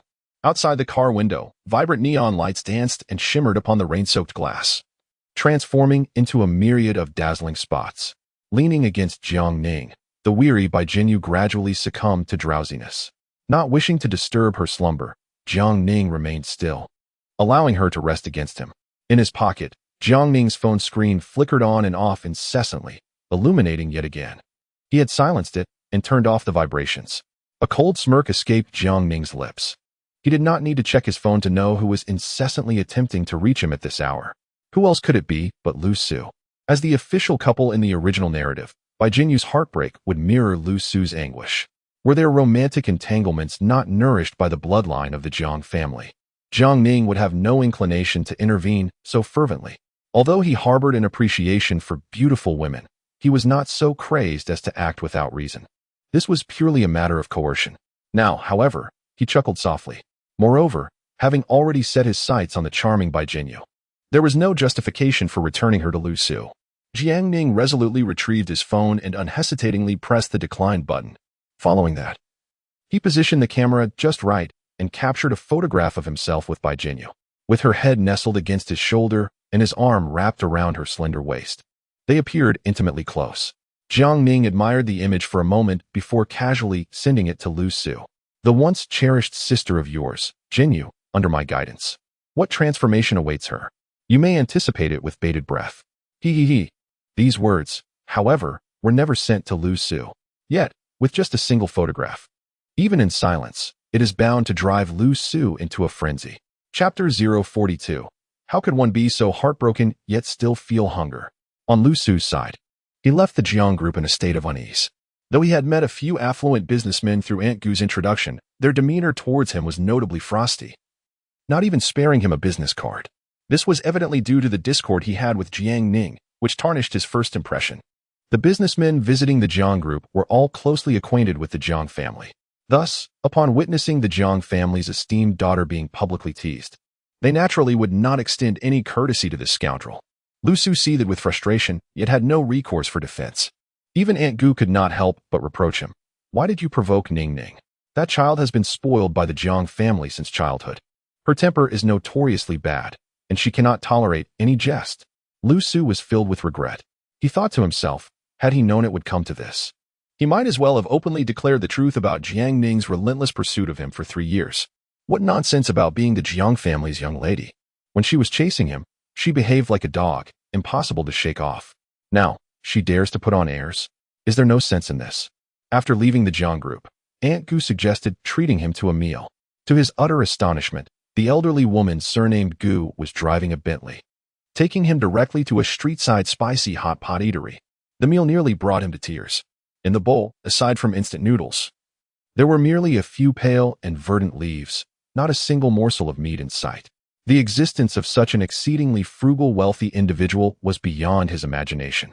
What made matters worse was that this miserly old woman gazed at him with eager anticipation, inquiring about his feelings, whether he was happy, surprised, or taken aback. Considering that he would need to rely on her for future investments, he could only feign a smile, pretending to be overwhelmed by her generosity. Aunt Gu, how did you know I wanted this? Aunt Gu chuckled heartily, thinking to herself that Ning Ning was indeed perceptive, accurately guessing the whims of this elite heir. It seemed that he truly relished experiencing a humble lifestyle, the more modest the better. Thankfully, she had the foresight not to order any meat for him. After all, what fine delicacies had a top-tier heir not tasted? Surely, he would find it unpalatable to consume the frozen meats, frozen lobsters, and frozen abalone from the refrigerator, right? Rest assured, Aunt Gu would take care of everything for him. As he noticed the noodles in his bowl diminishing, Aunt Gu promptly instructed the waiter to prepare 2 more portions. How considerate of her. He felt as if misfortune was relentlessly pursuing him, driving him to the brink of madness. Desperately, he attempted to contact Jiang Ning, determined to confront her about her intentions. What was her plan? And how could she possibly relent? However, none of his calls connected. In the photograph, his beloved sister Jinyu appeared as if under a spell, lost in a deep slumber. Moreover, it seemed they were both in the car. What on earth was Jiang Ning up to in the dead of night? Jiang Ning, what do you truly mean? Where do you intend to take Bai Jinyu? In a fit of rage, Lu Su paced furiously within his home, wishing to shatter the very floor beneath him. He longed to hurl objects in a display of his anger, yet his dire financial situation rendered even the cheapest glass cup too precious to break. This only fueled his frustration further. After a prolonged bout of impotent fury, fear began to creep into Lu Su's heart. He had concluded that all of Jiang Ning's actions stemmed from love turned to resentment. Bai Jinyu was his greatest vulnerability, and Jiang Ning had always sought to strike at her. Thus, in the dead of night, if Jiang Ning had audaciously rendered Bai Jinyu unconscious, she must surely have nefarious intentions in mind. It was conceivable that she would sell Bai Jinyu to some lecherous old man. Yes, that must be it. The mere thought of Bai Jinyu potentially losing her purity sent Lu Su's mind into a spiral of despair. He could not fathom such a possibility. Even the thought made him feel nauseous. She was his cherished moonlight, one whom he had never even held hands with. How could such a sacred white lotus be plucked by another? I must call the police. I will report this. After a tumultuous journey, Jiang Ning and Bai Jinyu's vehicle arrived at the venue of the art exhibition. Upon arrival, it was time to disembark, Xiao Jinyu. Jiang Ning gently roused Bai Jinyu from her slumber. The drowsy Bai Jinyu sat up abruptly, instinctively creating distance between herself and Jiang Ning. Did I fall asleep? Indeed. Jiang Ning smiled gently at her and remarked, by the way, one can only fall into slumber so easily in a place where they feel secure. Bai Jinyu frowned slightly. Is it truly the case that one can only sleep so effortlessly in an environment of comfort? Even in her dormitory, she often found it difficult to drift off, even when alone. Does this imply that being beside Jiang Ning provides her with greater assurance than being by herself? This peculiar notion left Bai Jinyu feeling somewhat bewildered. She hastily shifted her position, creating a greater distance between them, her heart racing as if she had committed a transgression. I am merely fatigued. It has nothing to do with feelings of security. Bai Jinyu reached out to touch the car door, fumbling for quite some time without discerning which button would unlock it. Jiang Ning, observing her awkwardness, could not suppress a chuckle. The notion of a foolish beauty truly was endearing. She leaned closer, guiding Bai Jinyu's hand to the correct button. Don't forget to bring your gown, Jiang Ning said, handing her the box containing the dress. If you struggle with putting it on, please do not hesitate to seek my assistance. After a moment of hesitation, Bai Jinyu accepted the box. At the venue, everyone would be adorned in a manner befitting a royal audience. If she were to appear in attire reminiscent of an elderly woman, both outdated and ludicrous, she would undoubtedly attract unwanted stares, even if Jiang Ning could endure it. She herself would not. Thus, a change of clothing was in order. Where shall I go to change into the gown? Bai Jinyu inquired. Then allow me to accompany you, Jiang Ning proposed. Jiang Ning took the box from her hands and handed it to Sister Xiao Wu. Let us proceed towards the elephant fountain, she urged. The estate was expansive, and the festivities tonight were particularly lively. Amongst the throngs of people, Bai Jinyu felt an overwhelming wave of social anxiety. Initially, she had intended to maintain her distance from Jiang Ning, yet she found herself instinctively grasping the hem of Jiang Ning's garment. She nestled within Jiang Ning's shadow, as if it granted her a semblance of security.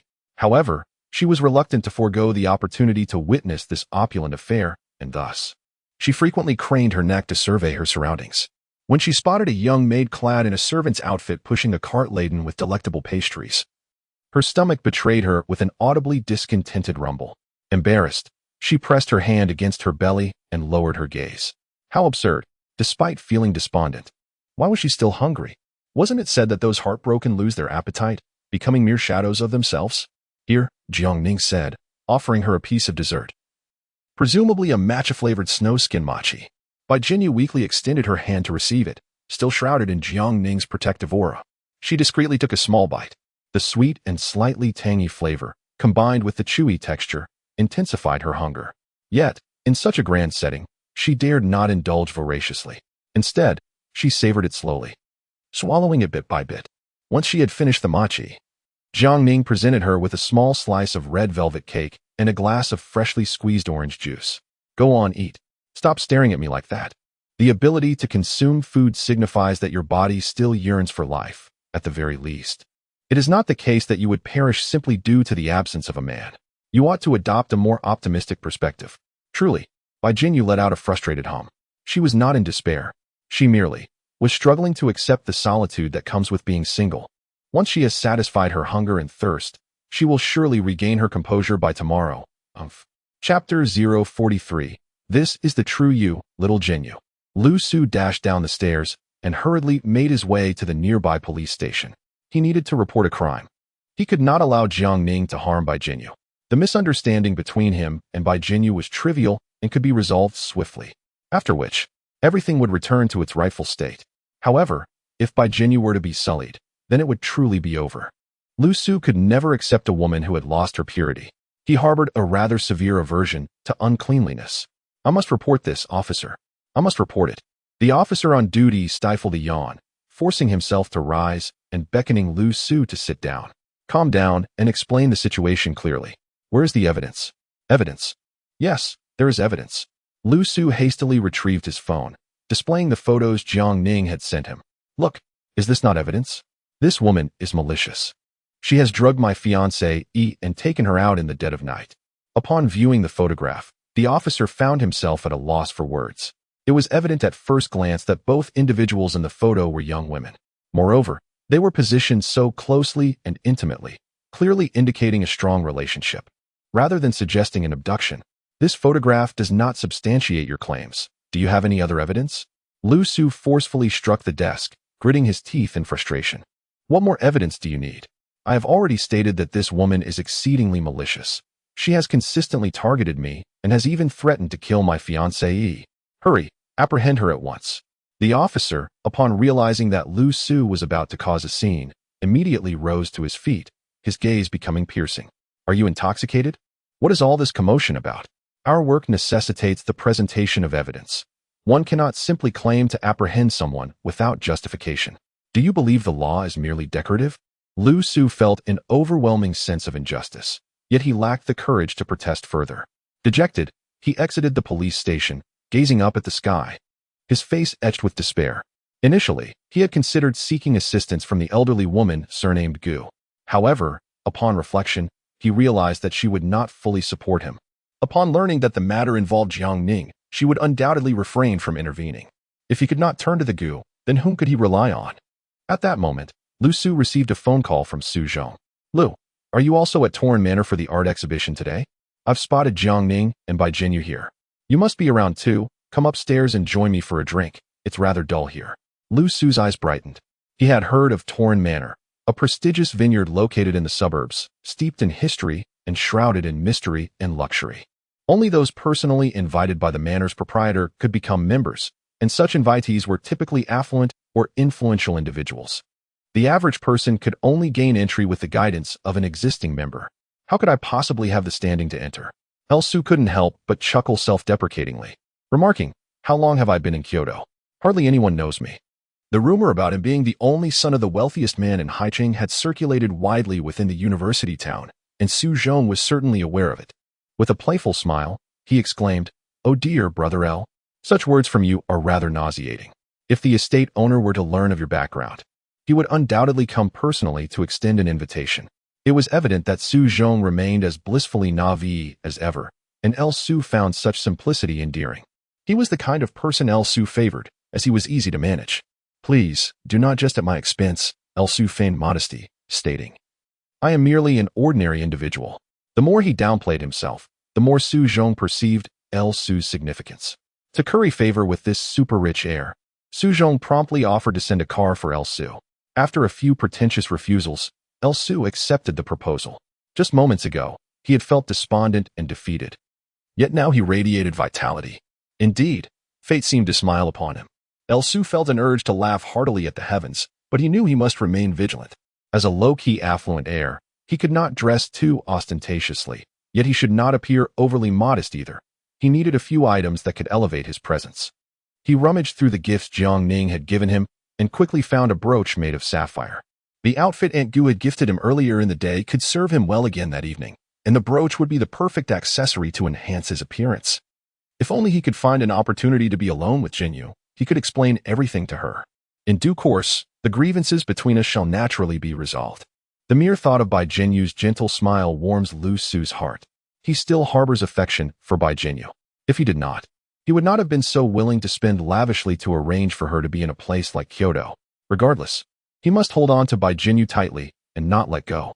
At this moment, within the confines of Torin Manor, Jiangning has already ushered Bai Jinyu into the changing room.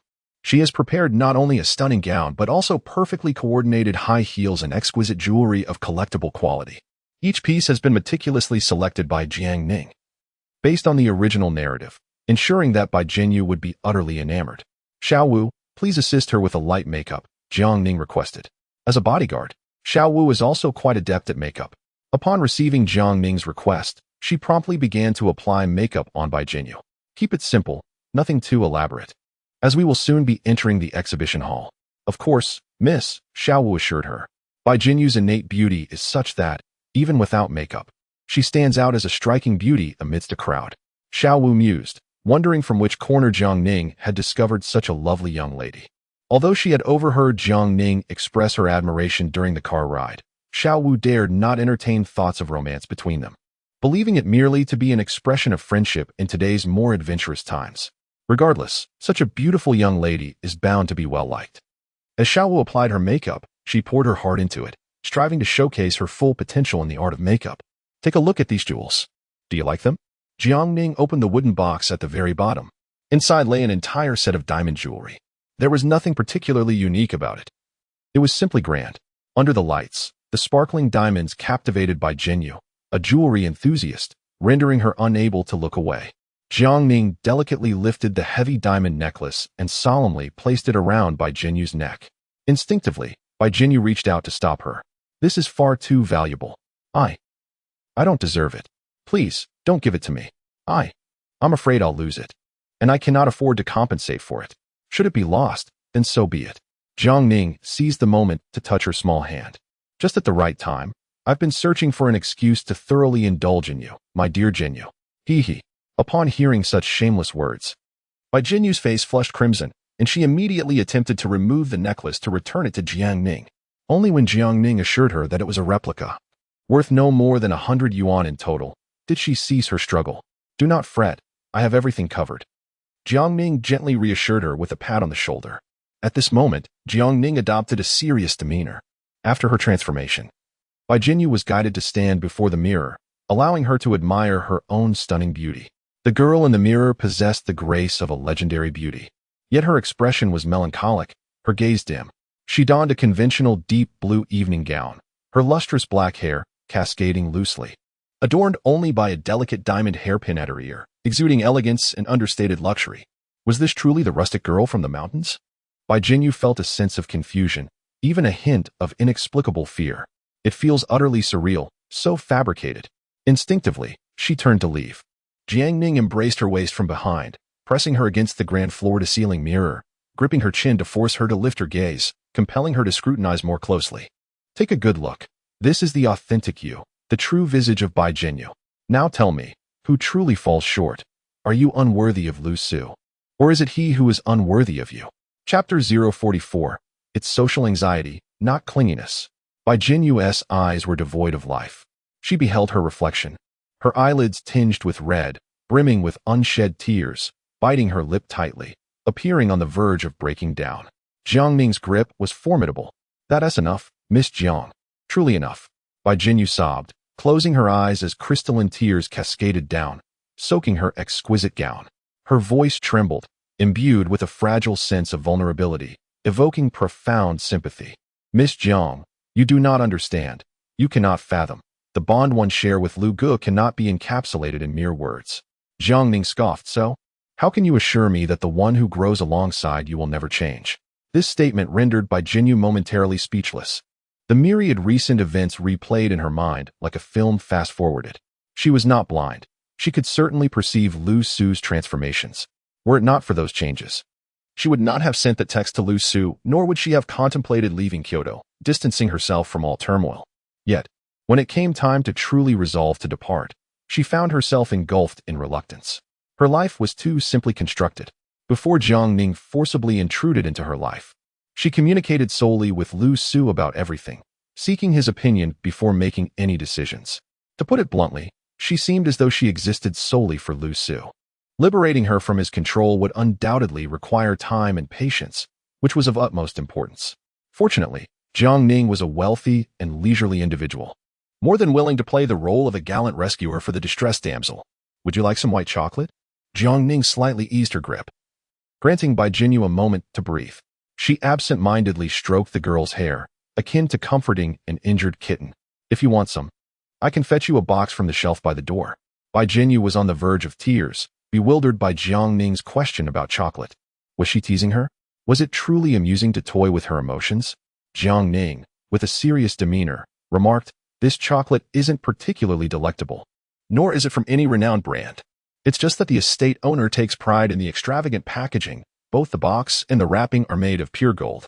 Bai Jinyu gazed up at Jiang Ning, her expression a complex tapestry of emotions.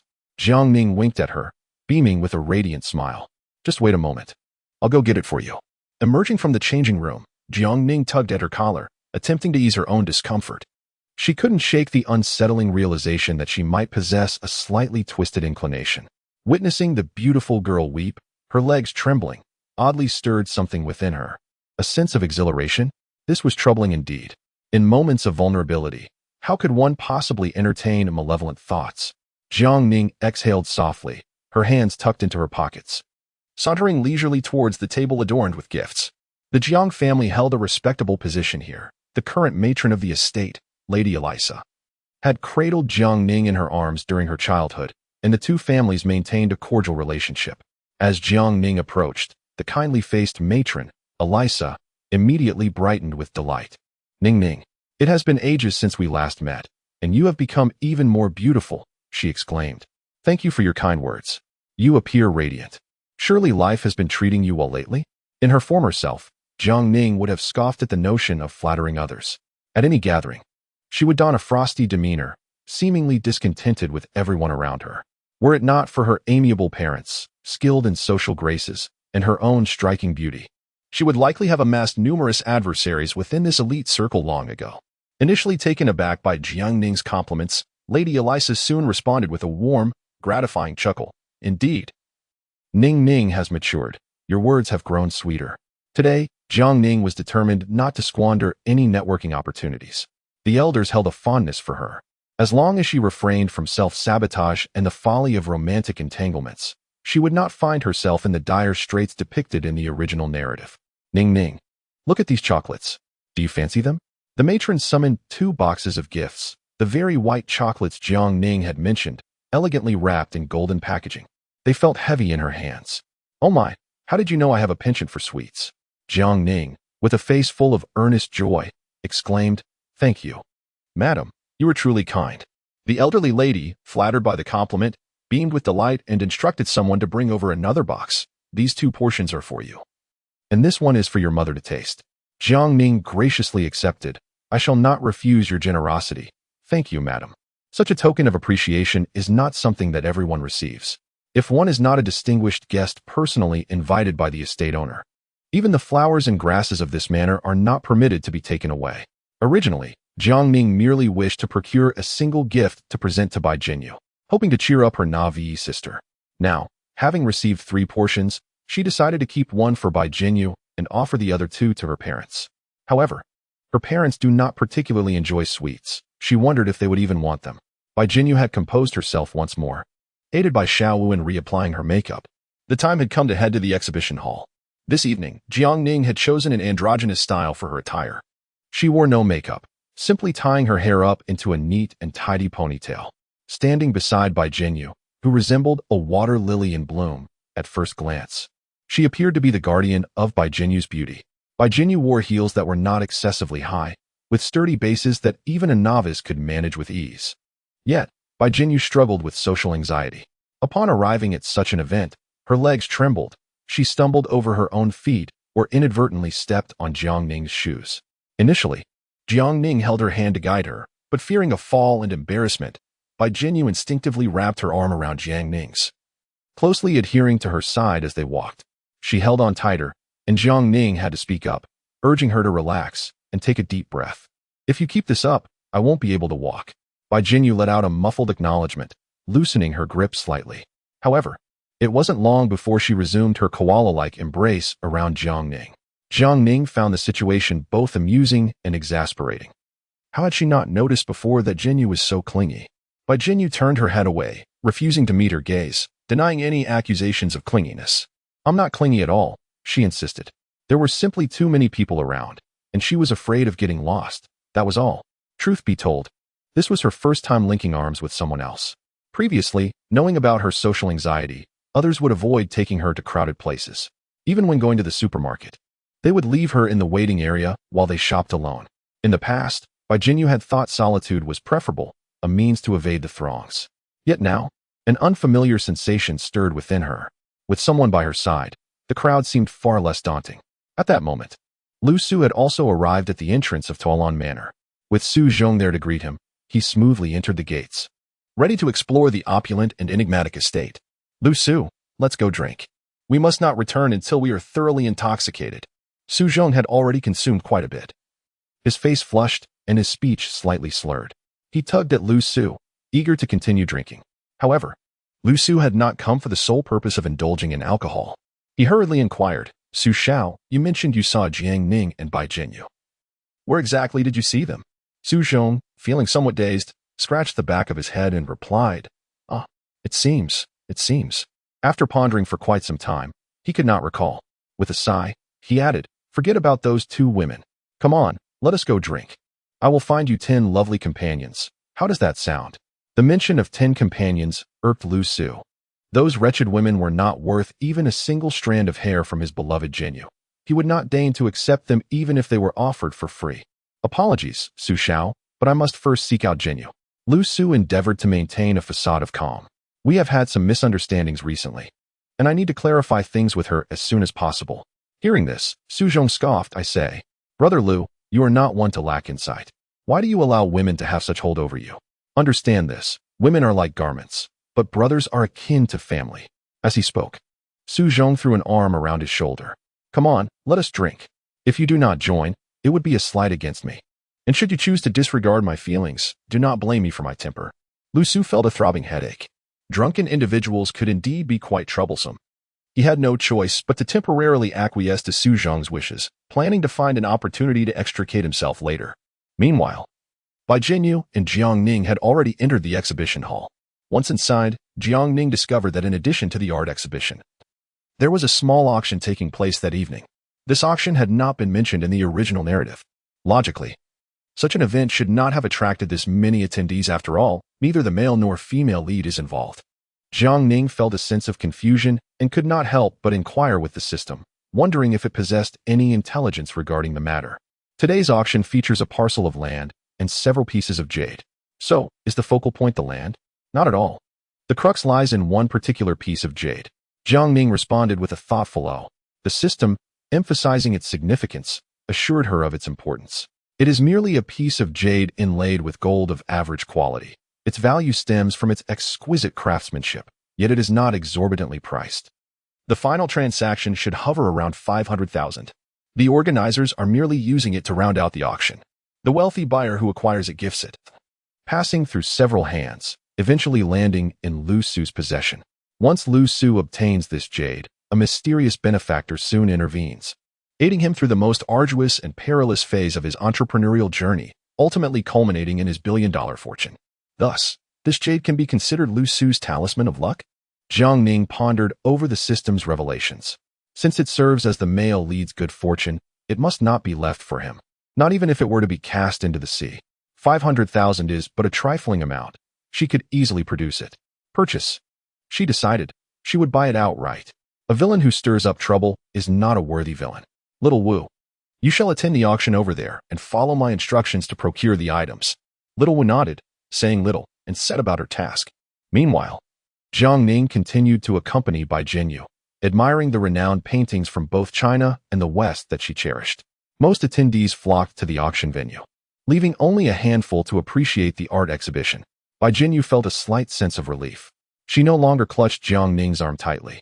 Yet she refrained from completely releasing her hold, occasionally tugging at the hem of Jiang Ning's garment to reassure herself of her companion's presence.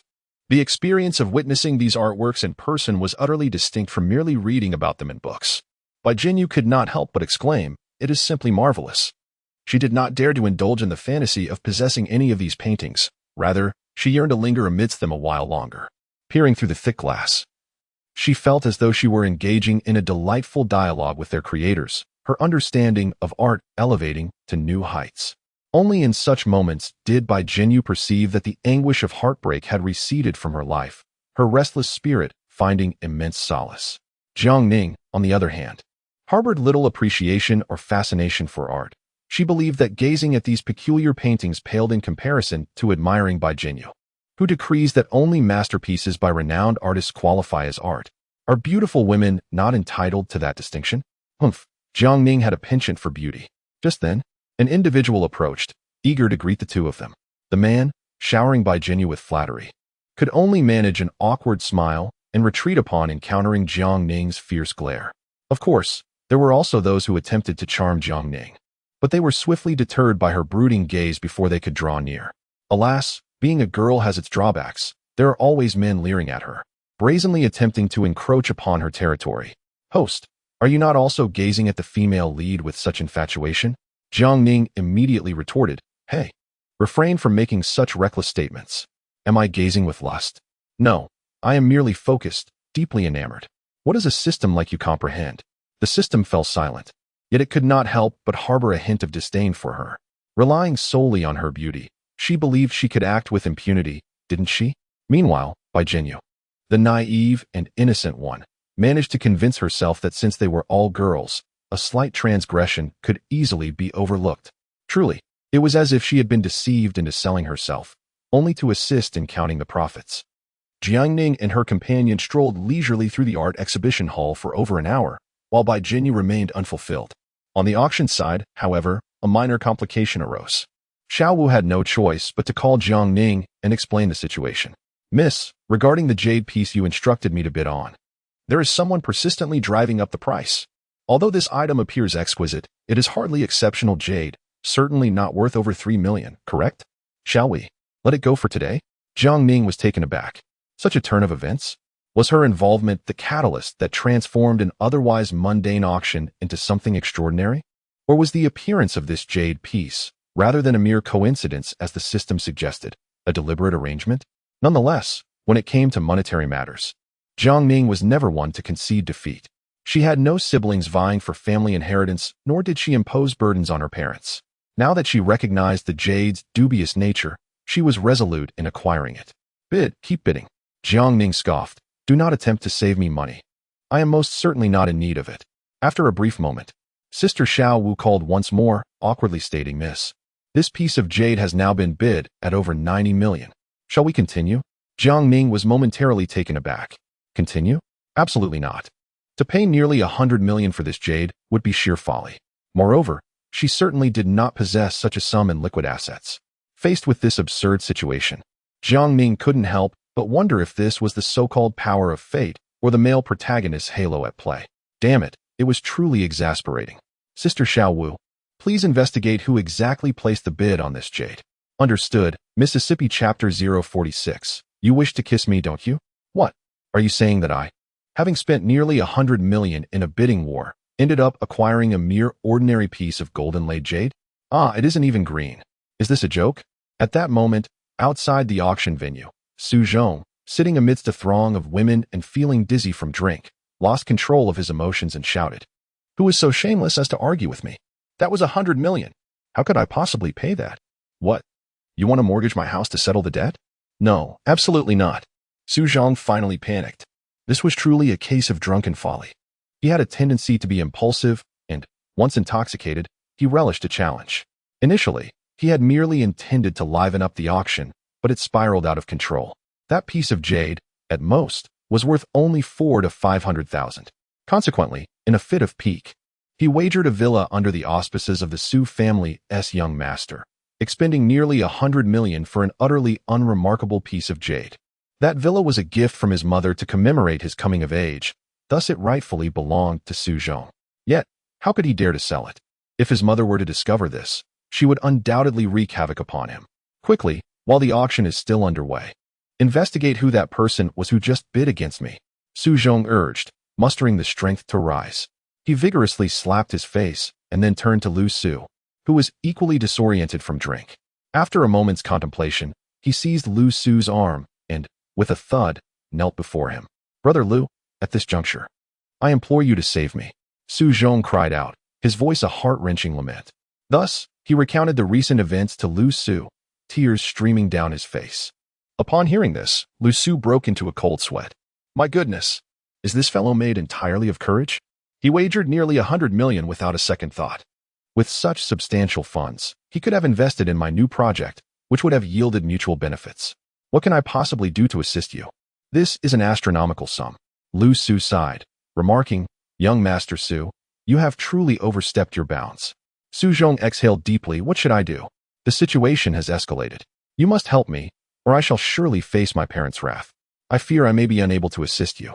Upon hearing Lu Su's words, Su Zhong's expression shifted drastically. In Su Zhong's perspective, this was undoubtedly a scion of immense wealth from Haiqing, and with the Lu family having only one child, how could Lu Su possibly lack the means?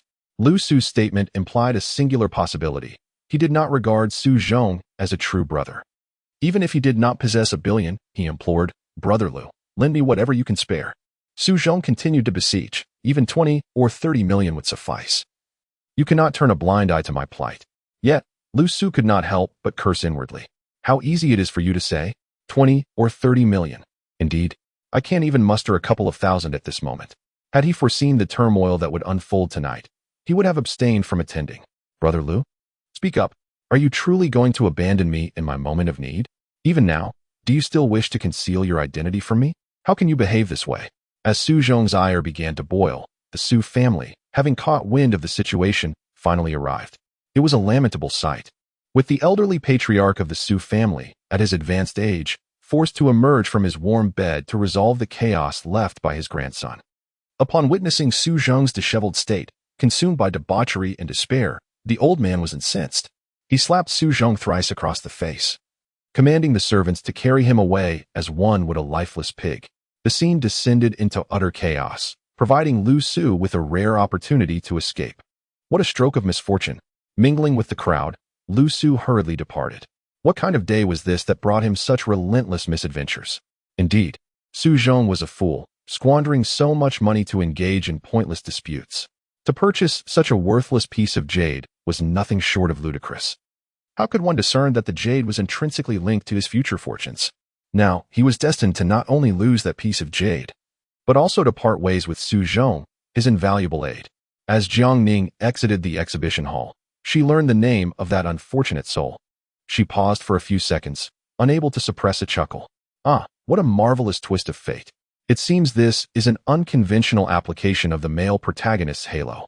In order to assist him, this halo would ensnare those around him, compelling them to make various astonishing sacrifices.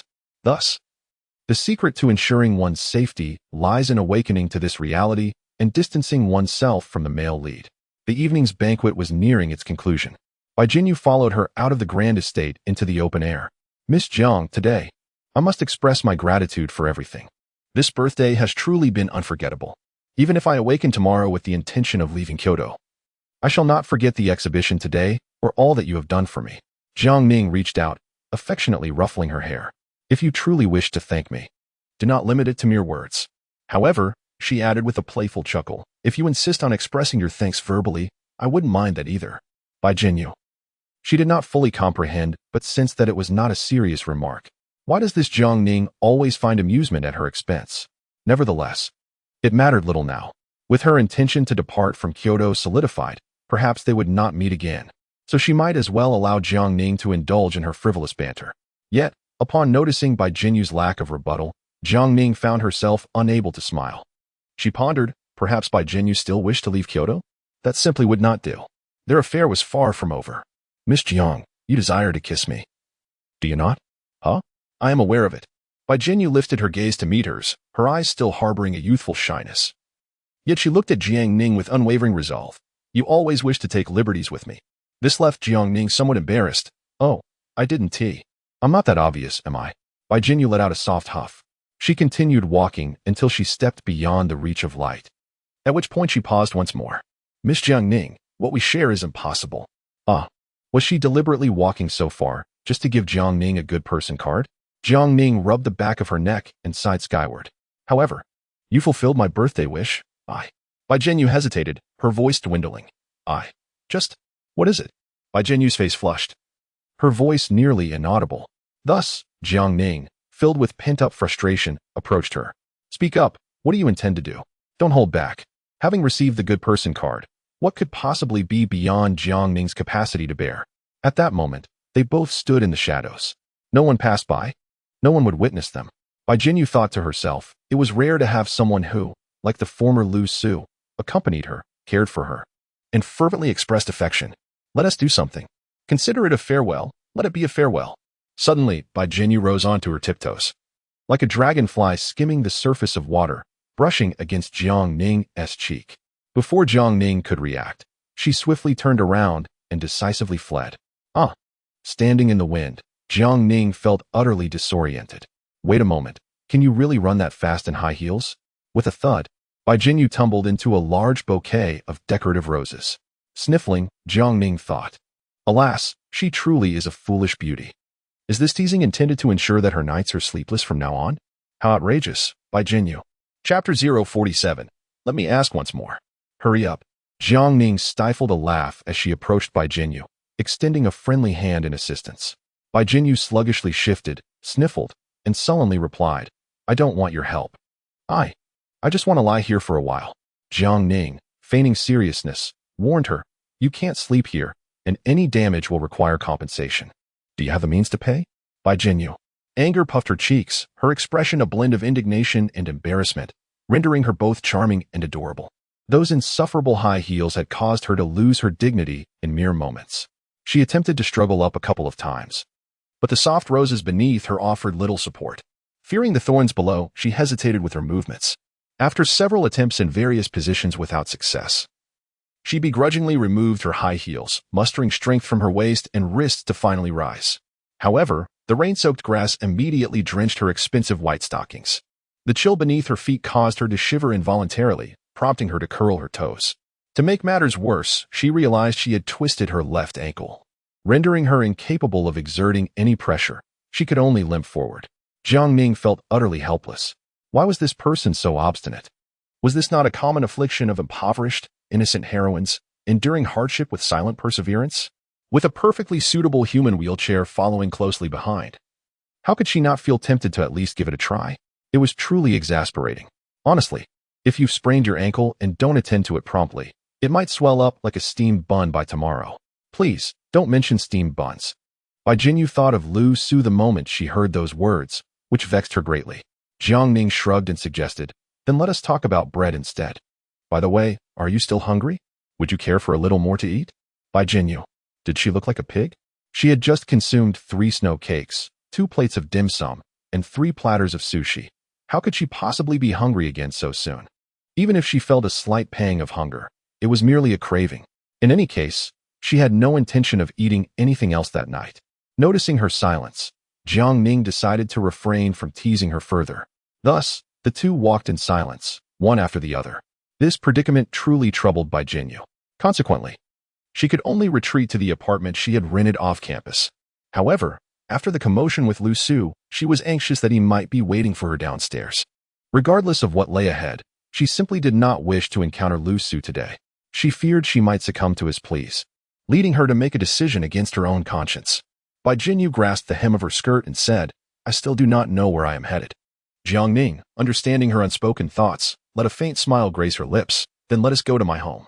The kiss they had shared moments ago had transpired too swiftly, leaving Bai Jinyu in a state of confusion, akin to Zhu Beiji savoring a ginseng fruit, utterly unsatisfied.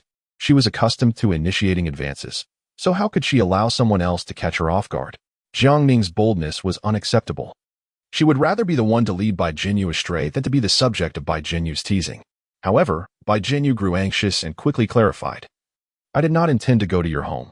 I can stay at a hotel. She was acutely aware of her precarious situation. Venturing to Jiangning's residence tonight would be akin to a lamb entering a den of wolves. In truth, Bai Jinyu felt a twinge of regret for her impulsive display of gratitude. Would that truly satisfy Jiang Ning? Despite her attempts to convince herself that the kiss was merely a fleeting gesture, akin to the customary greetings exchanged between foreigners, she could not shake the concern that Jiang Ning might misconstrue her intentions. Surely, there could be no misunderstanding. Bai Jinyu naively believed she had made her stance clear. She would not entertain the notion of a romantic relationship with Jiang Ning. It seemed Jiang Ning was aware of this as well. The kiss was simply an expression of gratitude, devoid of any deeper significance. Bai Jinyu, do you truly not wish to come to my home? Absolutely not. I shall ask you again shortly. Jiang Ning waved her hand. Xiao Wu, stop daydreaming and drive quickly. As the bodyguard and driver, Xiao Wu felt a sense of complexity in her emotions. Why did she get the impression that the young lady no longer resembled a typical girl? Is it merely an illusion? On a chilly, rainy night, amidst the desolate streets, after departing from the Torin Manor, he walked a considerable distance before finally hailing a taxi. By this time, his hair and expensive attire had become thoroughly drenched by the rain. Truly, this was an inopportune moment. Reflecting on the simultaneous failures in both his career and love life, he felt an unsettling heaviness in his heart. At that moment, a collection call from Bluebird KTV rang through. He dared not ignore it. For the caller was aware of his school and personal information. Should he provoke them, they would undoubtedly escalate the matter to his institution. Hello? Young Master Liu. How long are you going to let this debt linger? Please, have a little empathy for us workers. It is imperative that you repay what you owe without further complicating matters for us. Taking a deep breath to suppress his frustration, he responded. Is this trifling sum truly worth your incessant reminders? I assure you, I will repay it. Can you not wait just a few days? Is this how you conduct business?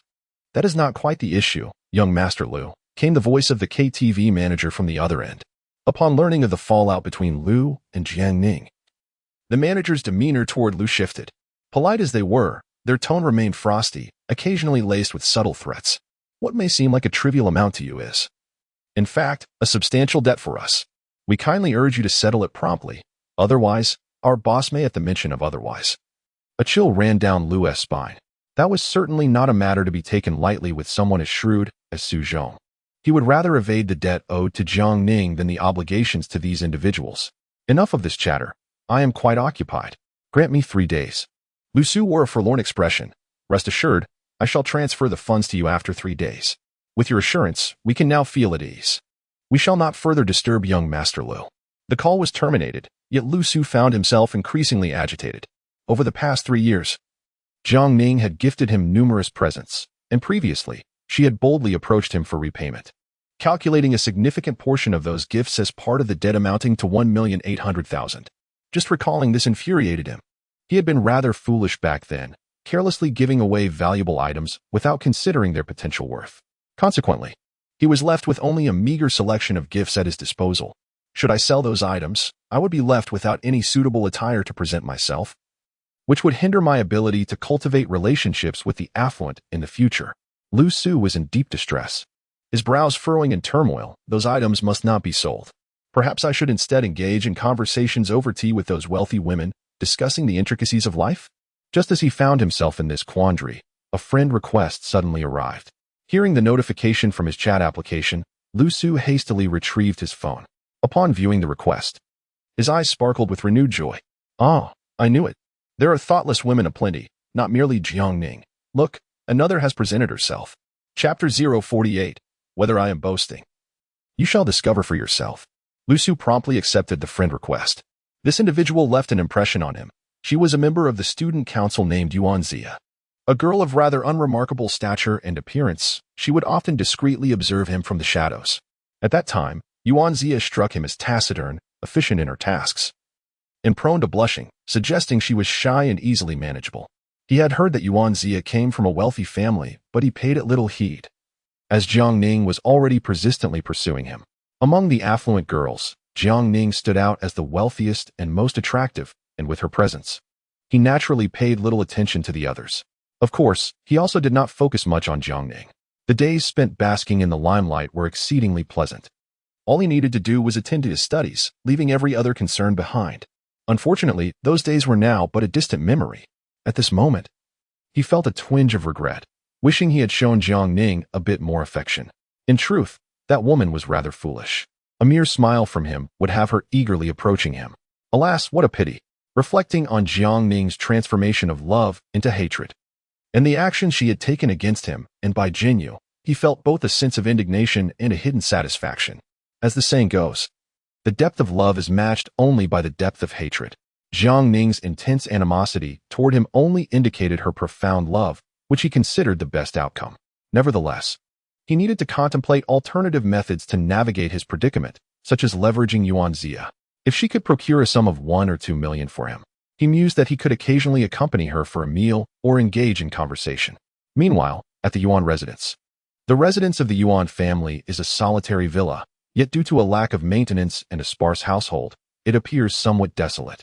What remains for Yuan Zia is merely this house and a cold sum of 100 million in her bank account. Since that time, Yuan Zia has succumbed to a state of despondency, eventually becoming enamored with various online games and romantic anime, gradually transforming into a quintessential recluse. She dismissed all the servants in the villa and has since called a part-time cleaner only once a month to tend to the household chores. Her sustenance relies solely on takeout and online shopping. She frequently absents herself from school, but fortunately, her father is one of the school's board members, and thus, no one seems to intervene. At this moment, Yuan Zia gasps for breath as she emerges from her cocoon of blankets, carelessly tossing aside 2 crumpled paper balls. 3 years have passed. At last, has she succeeded? Yuan Zia's face flushes with excitement as she gazes at the notification on her phone, trembling with exhilaration. She cannot help but mutter to herself, "Classmate Lu, can I finally chat with you? How wonderful. Just thinking about it makes my heart race. You are my idol. My celestial being." Jiang family. Upon returning home, the rain outside has begun to pour heavily once again. Despite carrying an umbrella, Jiang Ning and Bai Jinyu find themselves slightly drenched. At this moment, Bai Jinyu finally feels the throbbing pain in her ankle. She can no longer walk with a limp, but must instead hop along. Jiang Ning understands that she is not intentionally trying to appear cute, yet cannot help but smile at the sight. Sigh, such natural clumsiness indeed has its charm. Who would have thought that Lu would be so fortunate in matters of affection? Thus, how much can this increase my luck index? A maximum of 5 points? What? Jiang Ning was taken aback, expressing her strong discontent. She had initiated the kiss. She hadn't moved at all during the entire encounter. This maneuver was quite challenging, and she was only awarded 5 points. You two haven't exchanged anything. And the duration was too brief, not even a second. It's fortunate to receive 5 points at all. Jiang Ning. She suspected the system was playing tricks, yet she had no evidence. How infuriating. Why hadn't she reacted in that moment? She should have seized Bai Jinyu, rendering the latter breathless, thus racking up dozens of luck points. Regret was futile now. Bai Jinyu had evidently intended to express her gratitude with that brief kiss. There was no way Jiang Ning could coax her into repeating it. "Miss Jiang, do you have any medication to reduce swelling?" Bai Jinyu had already settled on the carpet. Cradling her injured ankle, her face twisted in pain. The discomfort intensified, and tears threatened to spill. "In your condition, medication alone will not suffice. You need someone to massage it and realign it." Xiao Wu glanced over and quickly discerned the issue. "I could do that. You can do what?" Jiang Ning shot her a fierce glare. Xiao Wu recoiled slightly, quietly sipping her water and stealthily distancing herself. The young lady was truly acting strangely. It was somewhat daunting. Wasn't it merely a sprained ankle? In the past, I often embarked on outdoor adventures with a group, frequently ending up with sprains, and I have become quite adept at treating them over time. Jiang Ning speaks the truth. After all, she used to be a cheerful and spirited young man who relished outdoor activities. However, upon observing her slender arms and legs, Bai Jinyu couldn't help but mutter a remark about her boasting. "Am I exaggerating? You'll find out if you give it a try." Jiang Ning rolled up her sleeves and flexed her fingers as she approached her. Seeing her determination, Bai Jinyu panicked, saying, "No. Miss Jiang, please don't act recklessly. I fear pain." "What is there to fear? Pain lasts but a few fleeting seconds, and soon you'll feel relief," Jiang Ning declared, seizing her ankle to thwart her escape. Upon inspecting the ankle, Jiang Ning was taken aback by its considerable swelling. Indeed, such characters are often delicate. Not only prone to tears but also easily bruised and injured. "Stay still. If you move around, I won't be able to find the right spot." Jiang Ning was methodically preparing to resolve the issues swiftly, wishing to spare her further suffering and prevent an impulsive kick in distress. Bai Jinyu, seeing Jiang Ning's serious demeanor, grew increasingly fearful. She had no faith in Jiang Ning's intentions. "This is punishment. It must be punishment. Miss Jiang, please, don't do that." Bai Jinyu cried out in pain, tears streaming down her face, her suffering apparent. Nevertheless, Jiang Ning, possessing greater strength, held on firmly, admonishing her, "Bear it. It will be over soon. It hurts so much, it hurts. Ugh, I'm done. I can't take it anymore." Enough, stop shouting. It's all right now. Jiang Ning released her grip on her ankle, letting out a resigned sigh. The commotion over a mere ankle treatment would surely lead the household servants to speculate. If she had truly done something, it would be understandable. But she had done nothing at all. Alas, it is indeed difficult to be a good person. It seems, truly, that the pain has subsided. Bai Jinyu leaned against the wall, slowly rising to her feet, attempting to take a few steps, her face lighting up with joy. I can walk. I can walk. Jiang Ning scoffed. Is everything fine now? Then it's your turn later. Bai Jinyu stared at her in confusion. Me? Come? Come for what? To help me massage my shoulders, to knead my legs, and to step on my back. As Jiang Ning spoke, she boldly removed her shirt, revealing her fair skin. After all, this was her private room. The door was locked, and no one would intrude. Seeing Bai Jinyu still standing there in a daze, Jiang Ning, without hesitation, removed her pants as well. Bai Jinyu, caught off guard, quickly covered her face and crouched down. Why does looking at Jiang Ning's body invoke such shame? Stop undressing, don't undress. I want to look, I don't want to look. Chapter 049. Am I your shameful friend? This is rather strange. Jiang Ning couldn't help but glance down, only to see nothing. Why did it seem as if she had seen something indecent, prompting such embarrassment? Aren't we all women? What is there that we haven't seen? What odd notions are you conjuring up? Bai Jinyu. Jiang Ning could not help but admonish her. Spend less time on unwholesome distractions and delve into proper literature. Bai Jinyu seemed to have been pricked by an unseen truth. Her cheeks flushed a deeper shade of crimson. Even the tips of her ears radiated warmth. How infuriating. She had not indulged in anything devoid of substance. It was merely a matter of having borrowed a few romance novels from classmates in her more naive days. It was perplexing, even to her. Why she felt such embarrassment in front of Jiang Ning. After all, they were both young women. All right, I'm off to take a shower. Will you join me? I want tea. Oh, very well. Then I shall assist you once I am finished. Bai Jinyu felt a surge of irritation. Yet, realizing her resistance would be futile and that she might end up practicing calligraphy, she chose to relent. I'll wash. That's the spirit. Hurry up. The water is pleasantly warm. The following day, there were no classes for anyone, yet the rain continued to fall. On dreary days, Jiang Ning invariably preferred to remain indoors, cocooned in her room from dawn until dusk. However, Bai Jinyu was unaccustomed to such a routine and awoke early, tossing and turning in bed, producing creaking sounds that disturbed Jiang Ning's slumber. With narrowed eyes, Jiang Ning scrutinized her. Don't tell me you're planning to work today as well. Though the two shared a bed, a makeshift firewall composed of 3 thick blankets lay between them. Jiang Ning did not consider herself a paragon of virtue. Thus, to avoid any punitive measures from the system, she felt compelled to maintain this boundary. However, her actions significantly altered Bai Jinyu's perception of her. It turned out that this individual, despite her seemingly frivolous demeanor, was, in truth, quite earnest. This revelation allowed Bai Jinyu to relax somewhat. During the latter half of the night, she enjoyed a deep and peaceful slumber. Naturally, I had to go to work. After all, how else could I promptly repay your debt? Bai Jinyu was also preoccupied with the notion of being unburdened by debt. Indeed, Jiang Ning nodded in agreement. But is there any distinction between working for others and working for me? Bai Jinyu merely pouted in response, choosing silence. Yet Jiang Ning discerned her expression and surmised her thoughts. You must be thinking that working for others is a matter of choice, while working for me feels like a reluctant obligation. Am I right? Bai Jinyu lowered her head in a moment of shame. It seemed somewhat excessive to entertain such thoughts. To be fair, she had initially accepted the Jiang family's money before commencing any work for them. Jiang Ning chuckled lightly, unperturbed, and inquired, where do you work? Is it at a cat CAF called Cat's Come? How did you know? Bai Jinyu found it difficult to reconcile with Jiang Ning's profound understanding of her. This only fueled her suspicions, leading her to wonder if Jiang Ning had betrayed her confidence. Jiang Ning blinked playfully, smiling without uttering a word. She relished the sight of Bai Jinyu furrowing her brow in contemplation. After a brief pause, she suggested, how about this? Since I have some free time today, I could visit your CAF and help boost your business a bit. What do you think? Bai Jinyu was not particularly enthused by the idea.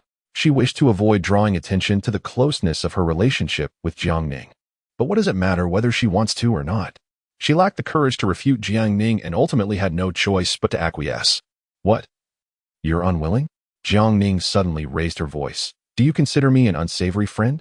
Bai Jinyu quickly shook her head, firmly countering, no? Then what am I to you? Ahem. How did the question morph into this? In truth, she had always felt that they could hardly be called friends, at most. They shared a somewhat indebted relationship. Jiang Ning, unsatisfied with the lack of clarity, pressed on, we kissed. You can't possibly tell me that we share no connection at all, can you? Ah, how cold-hearted you are, little Jinyu. It truly breaks my heart. Embarrassed. Bai Jinyu was thrown into disarray. You. Don't say such things. You forced me. Forced? Jiang Ning refused to accept that term. Whether she had truly forced anything was unclear even to herself, and surely the system would have a clearer understanding. If the system could not determine that she had forced anything, how could the protagonist so readily assert it? Thus, Jiang Ning seized her collar, drawing her close. Who are you saying forced whom? Repeat that. The tone was undeniably intimidating. Bai Jinyu immediately softened, meekly apologizing. I'm sorry. Jiang Ning leaned in a bit closer. Continuing her inquiry, don't apologize just yet. Tell me, who truly forced whom? Oh dear. I don't know. Then let us enact it once more. What? Come, let us reenact the scene. Perhaps it will jog your memory as to who truly coerced whom.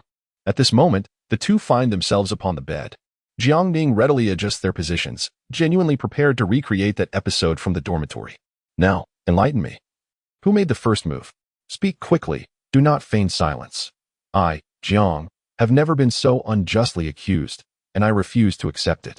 Bai Jinyu trembled, finally coming to the realization that she had been the one to initiate both instances. Goodness, what a dreadful truth this is. She had always believed Jiang Ning to be the improper one, but it now appears that the indiscreet party is undeniably herself, unable to accept the harsh reality. Bai Jinyu hastily scrambled off the bed, covering her mouth. Why are you covering your mouth? You forcefully kissed me twice, and I did not cover my mouth. Yet you choose to. Jiang Ning, emboldened by her argument, adopted a victorious stance and gazed at her with pride. Bai Jinyu looked utterly aggrieved. Just as the tension between them reached a stalemate, Xiao Wu knocked on Jiang Ning's door. What is it? Jiang Ning rose from the bed. Manager Gu has arrived. She wishes to invite you to her newly opened farm. Will you attend? Xiao Wu relayed from outside the door. This Manager Gu was none other than the esteemed lady whom they had rescued in succession. Ordinarily, Jiang Ning would refer to her as Aunt Gu rather than Manager Gu. A farm visit, you say? Jiang Ning mused aloud, casually inquiring, is she bringing Lu Su along? Xiao Wu nodded. Indeed, she has brought a young gentleman with her. It seems a delightful spectacle is on the horizon. At this moment, the expression on Bai Jinyu's face revealed the turmoil within her heart. She was equally apprehensive about what Lu Su would say to her and what he might convey to Jiang Ning. This awkward and tumultuous situation rendered her utterly unable to confront the reality before her. Jiang Ning observed her disarray with keen eyes, inwardly sighing. This foolish protagonist, indeed, finds it far from easy to relinquish the grasp of that scoundrel, Lu Su. Nevertheless, her restraint in not reaching out to him, thereby denying him any opportunity, can be regarded as progress worthy of commendation. Patience is key. After all, they have been childhood friends, their lives intertwined since their youth. Even the thought of parting with a pig raised from the beginning of the year to its end evokes a sense of reluctance. So, Jinyu, will you join in this journey? Chapter 050. With newfound audacity, does she dare to challenge her benefactor? Half an hour later, Bai Jinyu and Jiang Ning found themselves seated in Aunt Gu's car. Oh, are you two wearing matching outfits today? Aunt Gu remarked, taking note of their attire with amusement. It was evident that they wore the same knitted woolen dress, complete with identical bags and hair accessories. Yet, intriguingly, despite their matching ensembles, they exuded entirely different vibes. Bai Jinyu, petite yet voluptuous, donned the woolen dress in a manner that accentuated her already enviable figure, rendering it even more striking to the naked eye. This young lady, blessed with a face so pure it stirs a sense of bashfulness, possessed an alluringly innocent charm. However, it was precisely this subtle dissonance that, in the eyes of certain individuals, especially Jiang Ning, seemed to possess a certain captivating allure. As for Jiang Ning, her appearance in this woolen dress exudes an air of icy elegance and sophistication. She stands tall with fair skin, effortlessly pulling off any outfit. Never one to be picky about her attire. However, lamentably, one cannot say she is lacking in substance. Rather, her physique is somewhat underwhelming. She possesses a face that could easily belong to a captivating second female lead in a television drama. How could this possibly be described as a sisterly outfit? It is evidently something more. Just as Jiang Ning was about to indulge in her whimsical thoughts, she felt a sharp pain in her back. She turned her gaze towards Bai Jinyu with a lingering look. This audacious individual. Jiang Ning was almost amused by her frustration. How bold to dare twist the arm of her benefactor. Should she ever catch the opportunity, she would certainly impart a thorough lesson to Jinyu, instilling in her the notions of propriety and decorum. What is this, one might wonder? Aunt Gu remained curiously intrigued. Oh, it's nothing, merely a typical sisterly ensemble. Jiang Ning feigned a stretch, casually draping her arm over Bai Jinyu's shoulder. We do bear a slight resemblance, don't we? Haha. Aunt Gu was left speechless, observing that these two seemed entirely mismatched in every way. Yet, as they sat side by side, arms intertwined, there was an unexpected harmony between them. Quite baffling indeed. Meanwhile, Lu Su and Aunt Gu's son were seated in another vehicle, dressed in athletic wear and carrying a backpack along with a sickle. Aunt Gu's son chattered incessantly from the moment he boarded, completely disregarding Lu Su's presence, enthusiastically sharing tales of the joys of farm work. Lu Gu, I truly did not anticipate that you two would relish the experience of pastoral life. This fellow, named Wan Jia, possesses a hearty disposition and appears to be somewhat younger than Lu Su, yet stands an impressive height of nearly 6 feet 3 inches, his physique robust and muscular. Clearly, he is an aficionado of outdoor sports, his skin tanned to a rich bronze hue. This is a stark contrast to Lu Su's preconceived notion of a wealthy heir. Today, you are in for a treat. My mother has reserved this farm, which boasts 5 acres of sweet potatoes and another 10 acres of corn. Although the weather may not be ideal today, it should not deter us from venturing into the fields to immerse ourselves in the experience. Ha. Shortly, we shall engage in a friendly competition to see who can accomplish more work. What do you say? With that, Wan Jia handed him a sickle. Lu Su reluctantly accepted the tool, his expression resembling one on the verge of tears. Throughout his life, he has strived to escape the fate of farming, yet unexpectedly found himself wielding a sickle today. Ahem. Lu Su feigned weakness, coughing lightly. Oh dear. Brother Lu, what is the matter? Are you unwell? Wan Jia inquired with concern, promptly pouring him a cup of hot tea. Quick, soothe your throat. Lu Su offered a faint smile and waved his hand. Thank you.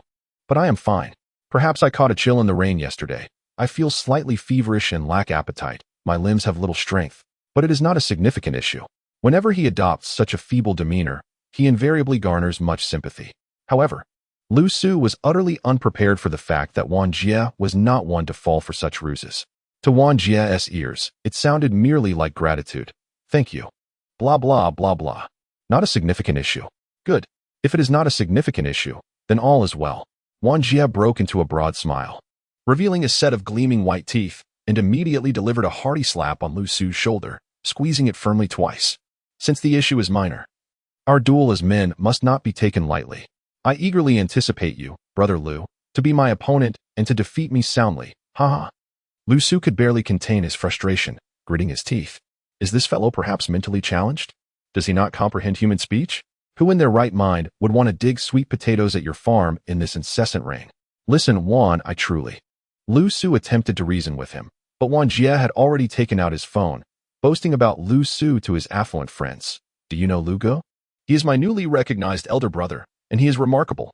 Yes, indeed, he is the type who excels academically, is incredibly handsome, and shares my love for nature. Brother Lu is my idol. From now on, when you meet him, you must address him as elder brother, otherwise you will be disrespecting me. Wan Jia. Do you understand? Lu Su opened his mouth, hesitating to respond. Under the weight of Lu Su's complex gaze, Wan Jia chuckled and gave him a thumbs up. Lu Su felt an overwhelming urge to curse. Was he truly obligated to engage in farm work today? Their vehicles swiftly exited the city and headed toward the suburbs. The road conditions poor and the car swaying unsteadily. As Lu Su gazed at the undulating hills, memories of his hometown naturally flooded his mind. The mountains here are not as towering as those of my hometown, yet in this incessant downpour, they exude a profound sense of oppression. LX's gaze gradually descended. The extent of his efforts to escape the confines of these formidable mountains is known only to the heavens. Now that he has the chance to associate with the influential, he certainly will not let it slip away. My journey to this point has been fueled by my relentless pursuit of every opportunity that could elevate me. Reflecting on this, LX tightened his grip on the sickle in his hand. What would become of me without Jiang Ning? What of Su Zhong? I shall discover even better avenues. Step by step, ascending to the pinnacle. As he envisioned a brighter future, a faint smile graced his lips. Yet, the thought of Bai Jinyu's declaration to remain merely ordinary friends extinguished his smile, and a pang of sorrow returned to his heart. Jinyu, you alone are someone I cannot bear to lose. How can you, like these others, fail to comprehend my heart? Even if I were left with but a single bond, I would gladly share half with you. With such love, can you not be content? Do you truly believe you are the recipient of someone else's affection? It is the love of a future tycoon worth hundreds of millions, if not billions. LX lowered his head, taking a deep breath, his eyes glistening with unshed tears. He felt that if he were a girl, he would be moved to tears by now. Throughout history, how many romances have faltered in silence? He would not remain silent. These words he must convey directly to Bai Jinyu. Chapter 051. No, that possibility no longer exists. Upon arriving at the farm, Aunt Gu's car drove straight in, coming to a halt before a row of two-story villas. The farm, indeed, sprawls across a considerable expanse, seemingly occupying at least two hilltops. Rather than merely a farm, it resembles a comprehensive resort. Even in this damp and chilly weather, the grounds are filled with luxury vehicles, and by the fishing pond, numerous anglers sit. Clad in simple and unassuming attire, their somewhat disheveled appearances belied by the imposing bodyguards and secretaries accompanying them. Mysterious magnates, no doubt. Witnessing this scene, Jiang Ning cannot help but exclaim, how fortunate the male protagonist is, having saved the life of Aunt Gu, a veritable titan of connections. He need only refrain from self-sabotage and work diligently, and he will surely achieve greatness in due time. Truly, he is the favored child of fate. Such treatment is far beyond what a mere cannon-fodder female antagonist like Jiang Ning could ever expect. However, upon reflection, Jiang Ning remains unfazed. Lu Su, after all, is the type who revels in reckless behavior. Taking advantage of others has long since become his habit. How could he possibly resolve to mend his ways and become a diligent individual? How amusing. It appears there is a spectacle to behold. At this moment, Jiang Ning can only respond to whatever challenges arise. Her sole guiding principle is to remain ever prepared, ready to extinguish the male protagonist with a mere finger. Meanwhile, Lu Su has exited his vehicle. He scans the surroundings, but fails to catch sight of Bai Jinyu. Instead, he notices Jiang Ning engaged in light-hearted conversation with Aunt Gu. This sight stirs a complex array of emotions within him. Had Jiang Ning not transformed her affection into animosity, she would undoubtedly be rushing towards him with an umbrella, inquiring about his well-being and eagerly introducing him to various connections. Why, then, would he bother to associate with this muscle-bound simpleton lacking in intellect? Wang Jie had already dashed into the cabin, emerging with 2 sets of raincoats and boots, beckoning Lu Su to change quickly. Lu Gu, here, this one is new. Though Wang Jie was not particularly astute, his heart was indeed in the right place. He handed the new raincoat to Lu Su, opting for the old one himself. However, Lu Su was not moved by such gestures. He offered a perfunctory thanks, accepting the coat with indifference and donned it at a leisurely pace. Oh dear, my little ancestor. It's raining now. Do you really have to go dig sweet potatoes at this moment? Aunt Gu exclaimed, noticing her precious son, burdened with an enormous basket and wielding a sickle, eagerly heading towards the field. She hurried after him, attempting to intervene. Look at you. Your hair is all wet. Aren't you cold? Although Lu Su stood beside Wang Jie, Aunt Gu's attention was solely fixed on her son, leaving Lu Su feeling neglected and sullen. Wang Jie chuckled and said, Mom, I'm young and strong. What has a little wind and rain? Besides, I've made a pact with Lu Gu to settle our scores today. How could I back out? As he spoke, he playfully nudged Lu Su, adding, Right, Lu Gu? Lu Su clutched his abdomen, his expression darkening further, yet he managed to force a smile, replying, Yes, Aunt Gu. Ah, Xiaolu, you look quite unwell. Are you feeling ill? Aunt Gu finally noticed Lu Su's pallor. She smiled, Is that so? Oh, that is good. Lu Su sighed internally, confirming that both mother and son were indeed of the type that struggled to comprehend the nuances of conversation. Without allowing him to say more, Wang Jie pulled him forward. Come on, Lu Gu, you must not be defeated by me. Observing their spirited demeanor, Aunt Gu couldn't help but smile with satisfaction, thinking how wonderful it is to be young. At that moment, Jiang Ning also caught sight of Lu Su, who had been forced into the fields, and she too was unable to suppress a laugh. What a sight indeed! Little did they know, She was fully aware that Lu Su despised laboring in the fields above all else, too lazy to wash even his own dirty socks. Often wearing one pair while discarding another, or persuading Jiang Ning to lend him a servant to do his laundry. Now, stripped of Jiang Ning's financial support, one could only wonder if he had begun washing his own socks. Regardless, today Lu Su was bound to face significant hardship. Jiang Ning was eager to see just how far this hypocrite would go for the sake of his pride. On the second floor of the villa, Bai Jinyu peered out from the bathroom window and spotted Lu Su laboring under the rain. She was momentarily taken aback. It had been quite some time since she had witnessed Lu Su's diligent and earnest demeanor. This sight brought her a measure of solace. Was Lu Su finally resolved to earn a living through his own efforts to repay his debts? Bai Jinyu couldn't help but muse. If Lu Su could settle his debts to Jiang Ning, perhaps even assist her in clearing her own, would there still be a chance for them to start anew? No, that possibility had vanished. With a heavy sigh, Bai Jinyu turned away slowly, no longer wishing to behold that shadowy figure through the rain. Her heart ached.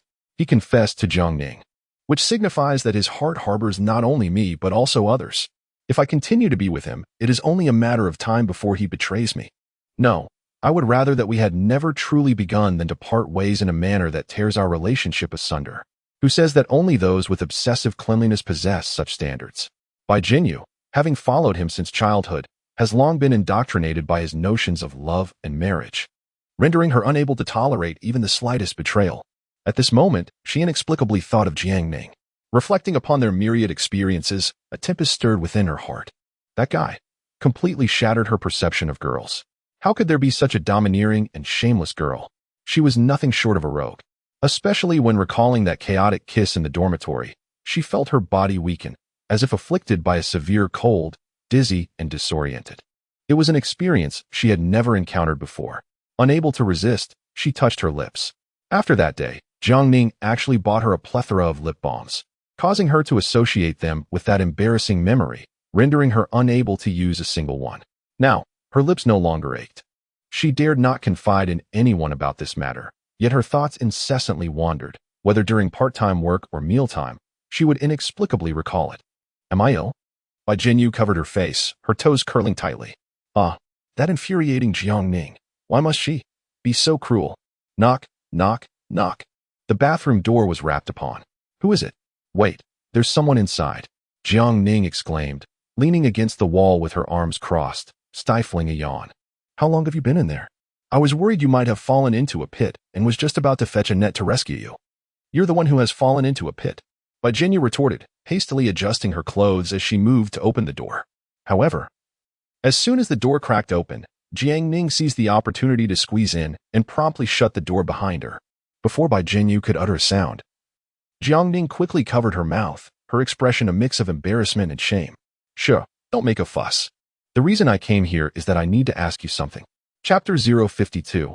A minor inconvenience. What do you want to ask? Bai Jinyu mumbled, her voice muffled by Jiang Ning's hand. Can you let go of me first?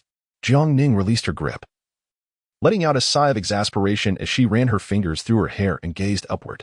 It's nothing serious, really. I just wanted to ask if you could help me with a small inconvenience. A small inconvenience? Bai Jinyu echoed, her confusion evident. Miss Jiang, what exactly are you trying to do? Typically forthright, Jiang Ning now found herself in an awkward predicament.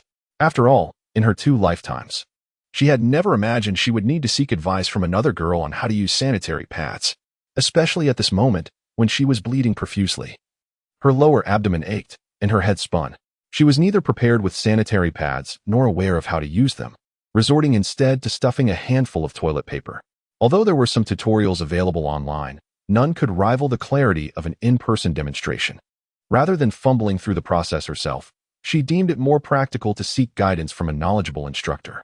With a hint of embarrassment, Jiang Ning managed to muster the resolve to voice her request. Could you please demonstrate how to use a sanitary pad? Upon hearing this, Bai Jinyu's gaze was filled with astonishment, soon mingled with confusion and a subtle disdain. Miss Jiang, are you implying that at over 20 years of age, on the cusp of entering society, you remain oblivious to the usage of such an item? Jiang Ning responded sincerely with a simple affirmative. She was not feigning ignorance. She truly did not know. Bai Jinyu inhaled deeply, pressing her forehead in frustration. Do I really appear so foolish to you? If you seek to take advantage of me, there is no need to concoct such an excuse. With that, she turned to leave. Bai Jinyu felt a surge of irritation.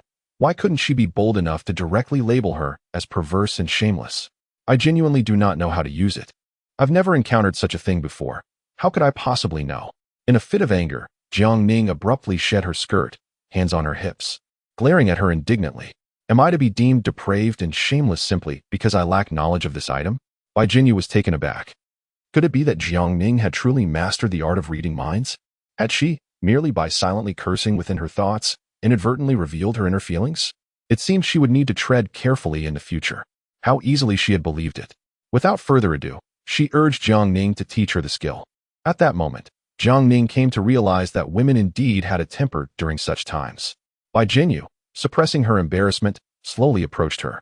Crouching down and extending her palm, Jiang Ning stared at her in bewilderment, and the two exchanged a silent gaze. After several moments, Jiang Ning tentatively reached out, patting her palm. Is this really so difficult? Do I need to offer you encouragement? Bai Jinyu exhaled softly, suppressing her frustration. Sanitary napkin. Jiang Ning looked innocently perplexed. I don't have any. I thought you did. Witnessing her expression, Bai Jinyu was utterly convinced. That infuriating young lady, indeed a product of privilege, was utterly inept at life. Leaving the restroom, she muttered that she would retrieve one from her bag. How endearing she was. Aligning perfectly with Bai Jinyu's perception of her, Jiang Ning smiled brightly at her. I thought you would abandon me here to fend for myself, yet surprisingly, you possess a sense of compassion and are not so cruel after all. Your lips are turning pale, and you still find the energy to tease. Bai Jinyu was acutely aware of what menstrual cramps felt like. Observing the cold sweat on Jiang Ning's forehead and the increasingly ashen hue of her lips was quite unexpected. She had assumed that a pampered young lady like Jiang Ning would be delicate, yet she was astonished by her resilience in the face of pain. Alas, I am rather frivolous, as you well know. Jiang Ning shrugged her shoulders, wearing an expression of indifference. Come on, Bai Jinyu. I entrust the upcoming matters to you. A few minutes later. Oh, is that so? Jiang Ning was suddenly enlightened. She expressed that her horizons had expanded, having acquired remarkable knowledge. Thank you, little Jinyu. For taking on such tedious and arduous tasks, I feel quite embarrassed. Bai Jinyu, who was washing her hands, blushed and swiftly turned off the faucet, ignoring Jiang Ning's words as she exited. What a wretched existence, Jiang Ning mused. How could a woman reach this age without knowing how to manage her own menstrual cycle? Jiang Ning leisurely tidied herself up and habitually washed her hands before stepping out. At that moment, Aunt Gu had prepared a sumptuous farmhouse feast on the spacious balcony of the second floor, where one could enjoy the beautiful scenery while savoring the delightful food. The rain continued to fall gently. The energetic Wang Jie and Lu Su, who was reluctantly competing against him, were still digging in the sweet potato field. Look at those two. They seem utterly tireless. Aunt Gu smiled helplessly at the sight of their diligent figures against the backdrop of rain. It was rare to have the opportunity to experience such rural life. Getting carried away was only natural. Jiang Ning smiled in agreement as she casually picked up a jug of chilled sour plum soup from the table and poured herself a generous glass. Just as she was about to gulp it down, Bai Jinyu intercepted her. With a serious expression, Bai Jinyu warned, "Don't drink something so cold. It could harm you." As she spoke, she felt a twinge of intrusiveness and quickly lowered her head, taking a couple of bites of her meal, pretending as if nothing had occurred. Jiang Ning. I truly did not anticipate a day when I would receive the concern of the female lead. She immediately inquired of the system if it could grant her a touch of luck. Do not ask, the strategy has yet to succeed. And the host must continue to strive. Jiang Ning huffed softly. She set aside the cup of refreshing sour plum juice. Before long, a sudden exclamation erupted from the sweet potato field below, capturing everyone's attention. One after another, figures resembling the ailing Lin Daiyu staggered and collapsed to the ground. Wang Jie, in a frenzy, shouted, "Someone! Brother Lu has fallen! Help!" In reality, it was merely Lu Su feigning faintness, and upon hearing his cries, he nearly choked with indignation.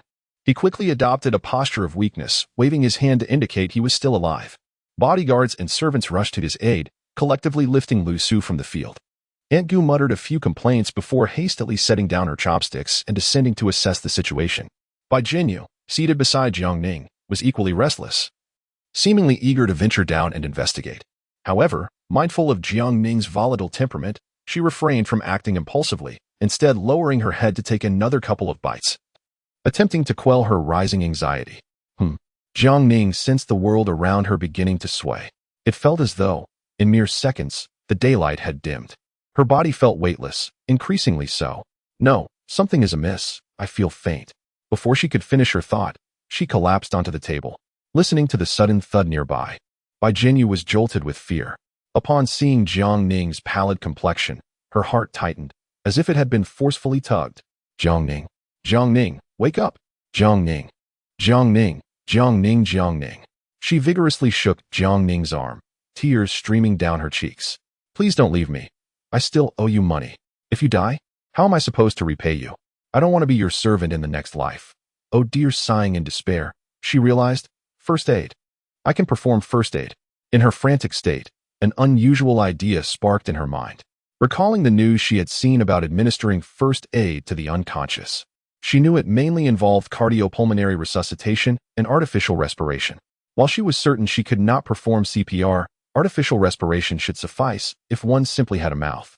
Without further thought, Bai Jinyu pinched her nose, shut her eyes, and leaned in directly. To save a life is to build a pagoda of 7 stories. Chapter 053, Cold, Reserved, and Serious, all mere facades. Bam! The collision occurred. Bai Jinyu, filled with urgency and anxiety, could not gauge her strength. The force of the impact caused her lips to collide painfully against Jiang Ning's teeth, eliciting an involuntary sound of discomfort from her. Jiang Ning, whose awareness was gradually returning, sensed a faint taste of blood in her mouth, indicating that her lips had indeed been cut. However, she chose to remain silent, lying still to see what Bai Jinyu would do next. This was the heroine's South initiative to draw close. Such opportunities are rare, indeed. If Jiang Ning did not take full advantage of the situation, she would not rise again. With a sigh, Bai Jinyu rubbed her face and exhaled softly. She turned her gaze back to Jiang Ning, where tension and embarrassment intertwined within her heart. I cannot stand by and watch you perish. Bai Jinyu's words seemed directed at Jiang Ning, yet they also served as a self-affirmation. I must save you. Yes, I must save you, no matter what it takes. As she spoke, she pinched her nose once more, closed her eyes, and prepared to proceed. This time, her movements were not as clumsy as before, but they were still far from graceful. Primarily, she dared not open her eyes. Jiang Ning felt her touch upon her cheek, then her nose. And just as she was about to begin artificial respiration, Bai Jinyu, utterly clueless about the procedure, was merely blowing air haphazardly. Jiang Ning, initially intent on enjoying a brief moment of advantage, soon found herself unable to contain her laughter. She didn't genuinely require artificial respiration. Moreover, Bai Jinyu's technique was utterly absurd. It could hardly be described as unprofessional. It was akin to a contemporary form of torture. Cough, cough, cough. She feigned awakening, looking around in confusion. What just happened to me? Upon seeing her regain consciousness, Bai Jinyu quickly covered her mouth and stepped back, maintaining a safe distance. You might have fainted just now. You should be fine now, right? Jiang Ning responded with an "oh," touching her lips. Ouch. My lips hurt so much. What happened? With that, she cast a deliberate glance at Bai Jinyu. Jinyu, you didn't secretly bite me while I was unconscious, did you? Such a despicable act. This level of acting, akin to that of an award-winning actress, could deceive even the most astute individuals, let alone someone as naive as Bai Jinyu. Bai Jinyu's face flushed with embarrassment as she exclaimed, You were spouting nonsense. This has nothing to do with me. I know nothing. I must go downstairs. Not being adept at lying, she quickly turned and dashed down the stairs. Observing her hasty retreat, Jiang Ning felt a surge of joy, her face adorned with a radiant smile. Downstairs, Lu Su had already been carried to the lounge. The farm was equipped with on-duty doctors and nurses, and soon, a crowd of concerned individuals gathered around Lu Su. What on earth is wrong with young Lu? And Gu expressed her worries about Lu Su's well-being. The doctor responsible for diagnosing Lu Su was a retired traditional Chinese medicine practitioner. After a brief pulse examination, he discerned the situation with remarkable clarity. Rubbing his beard thoughtfully, he declared, This young man, aside from a slight deficiency in his kidney energy, is otherwise in good health. It was as if he almost revealed that Lu Su was merely feigning unconsciousness. Lu Su, lying on the bed in pretense, thought to himself, No, truly. I am on the verge of death. Who are you calling deficient? Stop spouting such nonsense, you old codger. The other onlookers, upon hearing the old doctoress words, cast meaningful glances at Lu Su. Just then, the cheeky one Jia chimed in, loudly proclaiming, kidney deficiency? How could Brother Lu possibly have such an issue? I've seen him working the fields with great skill. He must be a vibrant, nature-loving man like myself. Grandpa, you must be mistaken. Please check his pulse again. He is far too young to have any kidney deficiency. The old traditional Chinese doctor wore a resigned expression. If this foolish lad continued to shout, it seemed the entire mountaintop would soon be privy to Lu Su's secrets.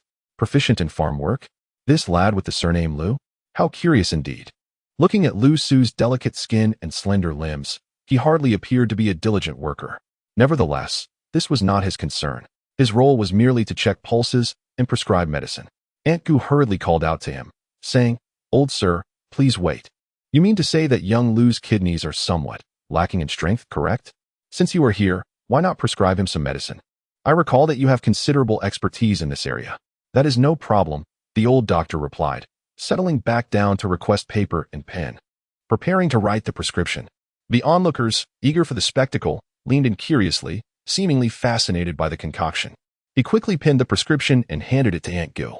Just before departing, he added one last remark. Watching the old doctor's retreating figure, Aunt Gu's face was flushed with embarrassment. Yet, in that moment, the most uncomfortable presence was undoubtedly Lu Su, lying there feigning death. At this point, Lu Su wished he were truly dead. Death is an inevitable part of life, but one must not suffer social demise. His only transgression had been to indulge his curiosity by clicking on a few links shared by friends, glancing at them briefly, and yet here he was, feeling utterly exposed. A quack. He was certainly a quack. "Shao Jia, come here," Aunt Gu summoned her son, handing him the prescription. "Go fetch a few doses of medicine for your brother Lu, and when the time comes, coax him into taking it as a supplement. Under no circumstances should you mention that it is for kidney deficiency, understand?" Wang Jia wore a perplexed expression. "Why?" Aunt Gu poked him lightly, exasperated by his ignorance. "Men are all concerned about their pride. Don't you understand? I often teach you to practice empathy and consider others' feelings, don't I?" Wang Jia, somewhat enlightened yet still confused, took the prescription and exited.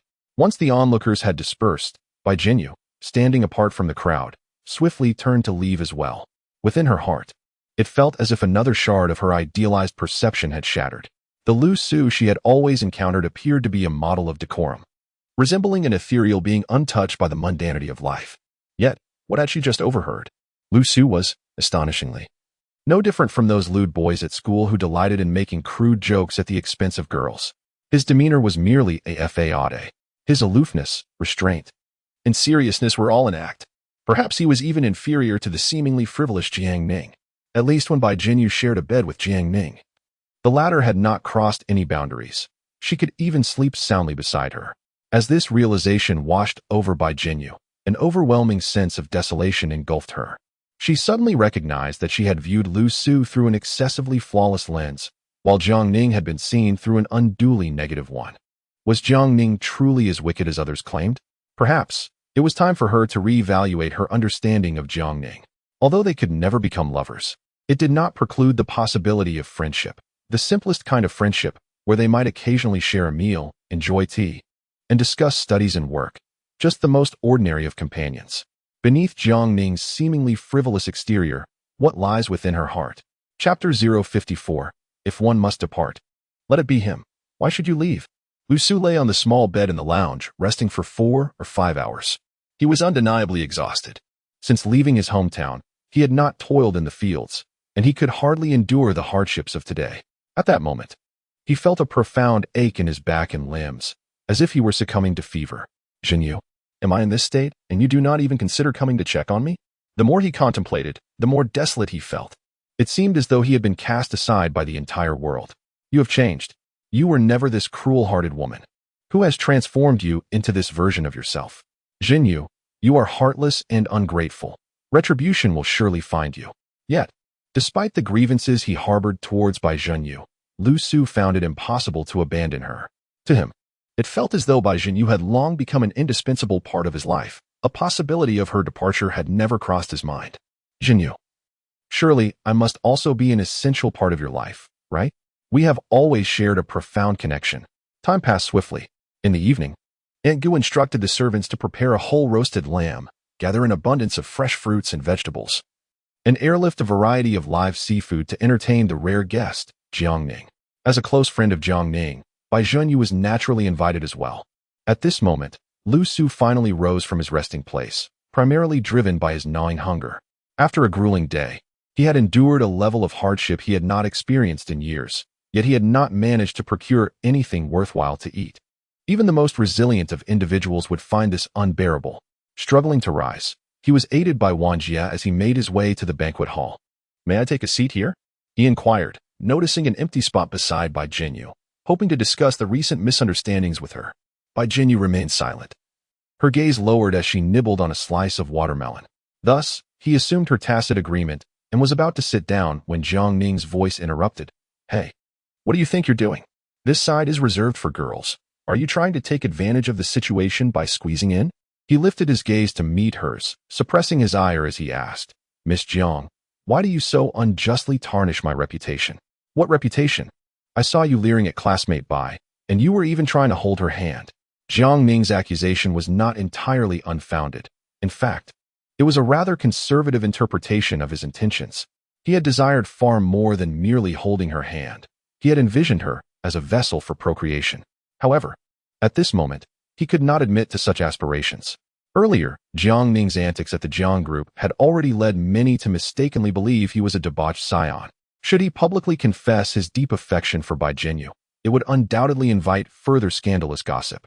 With utmost seriousness, he replied, "Miss Jiang, please refrain from making unfounded statements due to your biases against me. Otherwise, I shall have no choice but to pursue legal action for defamation." "Defamation? Oh dear, how frightening." Jiang Ning could not contain her laughter. "So, you're denying that you have feelings for classmate Bai?" Lu Su felt a surge of frustration. Why must Jiang Ning pose such questions at this moment? What did it matter to her whether he liked Bai Jinyu or not? Moreover, did she really believe that others were oblivious to this matter? Why insist on asking when she was already aware? Noticing Lu Su's silence, Jiang Ning continued to fan the flames. "Oh, really? So you don't have feelings for Bai? Then why do you always gaze at her so intently and choose to sit next to her? With so many tables and empty seats available, why must you occupy this one?" A look of disdain instantly crossed Jiang Ning's face. When she had the opportunity to speak loudly, she would never whisper. "If you don't harbor feelings for Bai, then it seems you simply wish to take advantage of her. I had thought you were a refined and cultured scion of a wealthy family, but it appears you are no different from those ruffians." Lu Su felt an overwhelming urge to cover her mouth. Jiang Ning, enough. Bai Jinyu, already troubled, lost her appetite entirely and set down her chopsticks, prepared to leave. Yet, Jiang Ning grabbed her arm. "If anyone is to leave, it should be him, not you." Jiang Ning's gaze bore into Bai Jinyu's. "Moreover, he has offended you and must apologize." Bai Jinyu shook her head, weary of the situation. She no longer wished to witness Lu Su's hypocritical demeanor or listen to his insincere apologies. However, she had not anticipated that, in the presence of others, Lu Su would be unable to even acknowledge his feelings for her. Thus, her judgment was indeed correct. Lu Su did not regard her as his sole choice. She was merely a backup. She would no longer serve as a mere backup, never again. Bai Jinyu awakened to reality. Lu Su had begun to falter. Can you truly believe Jiang Ning's words? Do not forget what she has done over the past 3 years. And do not overlook how she initially threatened you. Upon hearing Lu Su's remarks, Jiang Ning let out a scoff. Indeed, it was rather difficult to refute. However, those misdeeds were not her own, but rather those of the original owner, who was rather foolish. Now, having assumed the original owner's wealth and prestige, she inevitably bore this unjust blame. Jiang Ning remained silent, quietly pouring herself a cup of hot tea. Although she could not counter those claims, she had already prepared herself. Having instilled numerous psychological suggestions in Bai Jinyu's mind. Yes, for the past 3 years, I have indeed been entangled with Lu Su. But was that not merely a means to draw closer to you, Bai Jinyu? Without Lu Su as an intermediary, would you have accepted such generosity from me directly? Moreover, I have given Lu Su a substantial amount, yet he has only spent a fraction of it on you. Can you truly discern who is at fault, me or Lu Su? Ah, indeed. I, Jiang Ning, must admit that I have threatened you, Bai Jinyu, urging you to stay away from Lu Su, lest I break your legs. But was that not because I harbored feelings for you, perhaps even stronger than Lu Su's? We are not rivals in love. It is Lu Su and I who are the true adversaries. Reflecting on this, Jiang Ning could not help but glance at Bai Jinyu's expression. As expected, Bai Jinyu showed no signs of being moved by Lu Su's words, and in fact, appeared somewhat guilty. She dared not reveal to Lu Su the words Jiang Ning had shared with her. Nor could she allow him to discover the myriad of ambiguities and entanglements that had developed between herself and Jiang Ning. Lu Su would undoubtedly be driven to madness. Such a revelation would utterly ruin him. Bai Jinyu wished for his preservation. After all, Lu Su had once treated her with great kindness, offering her immense encouragement and solace during her most challenging times, as well as financial and material support. As these thoughts flooded her mind, Bai Jinyu felt a pang in her heart, nearly succumbing to tears. Observing her expression, Lu Su mistakenly believed she had come to a realization, and he secretly breathed a sigh of relief. He pushed back his chair and approached Bai Jinyu, a triumphant smile gracing his lips. Jinyu, do not cry. It pains me. I have stated many times that there are no misunderstandings between us that cannot be resolved. Do not come near me. What did you say? Lu Su paused, questioning if he had misheard. Bai Jinyu wiped her tears and, with an even firmer tone, reiterated, do not come near me. His countenance darkened instantly. This time, his defenses were genuinely breached. Bai Jinyu, have you truly lost your mind? Bai Jinyu took a deep breath, her gaze filled with profound disappointment as she looked at him. No, I think I'm not mad. I am awake. Chapter 055, Can Socially Anxious People Initiate Outings? Awake? Huh. What a revelation. Anger had initially consumed Lu Su, but he was gradually regaining his composure. He had come to realize that Bai Jinyu's current transformation was significantly tied to Jiang Ning. Very well, indeed, quite remarkable. It appears that he has consistently underestimated Jiang Ning, believing her to be nothing more than a senseless spendthrift. To his surprise, she has demonstrated a remarkable ingenuity. Jiang Ning, I cannot fathom your malicious intent to disrupt the happiness of others, yet I must caution you that misdeeds will inevitably invite retribution. Jiang Ning calmly sipped her hot tea. Feeling quite content, she thought she could indulge in an extra bowl of rice tonight. Observing her unbridled delight, his expression darkened further. He had never suffered such a significant loss before, but he refused to concede defeat. He had traversed from the desolate mountains to this extravagant realm, solely because surrender was never an option in any of his life's choices. No matter how dire the circumstances, nothing would crush his resolve. He suppressed all his pent-up frustration and swiftly adjusted his demeanor and expression, approaching the table where Wang Jie and the others sat with an air of nonchalance. Witnessing his composure, Jiang Ning felt a tinge of admiration for him. Truly, he is the favored child of fate. Regardless of his character, his mindset is undeniably commendable, surpassing that of ordinary individuals. Jiang Ning suddenly found herself intrigued about how Lu Su would further display his antics. Such an adversary may indeed be formidable. Yet from another perspective, he could serve as a thrilling appetizer in her otherwise mundane and monotonous life as a wealthy heiress. Regrettably, Lu Su is not a charming maiden, and I shall show no mercy towards you. Setting aside her thoughts of Lu Su, Jiang Ning was presently focused on the sumptuous dinner before her. At this table, only she and Bai Jinyu remain. Bai Jinyu, who usually possesses a hearty appetite, today merely stares blankly at her chopsticks, clearly exhibiting a visage of a shattered heart. In my opinion, you are still too young. Jiang Ning does not compel her to eat, nor will she partake in a fasting regimen alongside her. Regardless of the circumstances, having a full meal remains paramount. This, I assert, cannot even be deemed a heartbreak. It is, in fact, a prudent cessation of losses, a fortuitous occurrence that one cannot even hope to seek. Jiang Ning is currently slicing lamb with a small knife. The succulent, sizzling lamb exudes a tantalizing aroma, enough to make anyone salivate. It would be a pity not to indulge a little more. You did not even engage in a romantic relationship with him before realizing he was a scoundrel, which is certainly preferable to discovering his true nature after bearing his offspring. Becoming a weary matron with neither job nor friends. Such a revelation would be far more lamentable, wouldn't it? This sentiment seems quite reasonable. Alas, Bai Jinyu, at present, is consumed by sorrow and despair, rendering her impervious to reason. Jiang Ning sighed, wearing an expression of resignation. Well, one must allow her some time to process her grief. Bai Jinyu is fundamentally a straight woman, and attempting to sway her is quite a formidable challenge. Fortunately, Jiang Ning is both affluent and unoccupied, more than willing to act as an adept catalyst. That night, Jiang Ning and her companions took refuge in the farmstead. Who would have anticipated that within such a lavish villa, there existed no air conditioning? Jiang Ning could not help but voice her grievances to the system. Why direct her complaints toward the system rather than Bai Jinyu? At this moment, Bai Jinyu remains like a marionette, sitting lifelessly on the balcony. hugging her knees as she is enveloped by the cool breeze. Jiang Ning has no intention of offering her solace, though she indeed yearned to possess her swiftly. There was no need to behave like a sycophant, constantly orbiting her every move. Furthermore, Jiang Ning felt that being overly eager at this juncture would render her intentions suspect, perhaps even malicious. It would be wiser to allow Bai Jinyu some time to reflect. Since she had resolved to adopt a more strategic approach, impatience was unwarranted. Of course, such haste bore no fruit.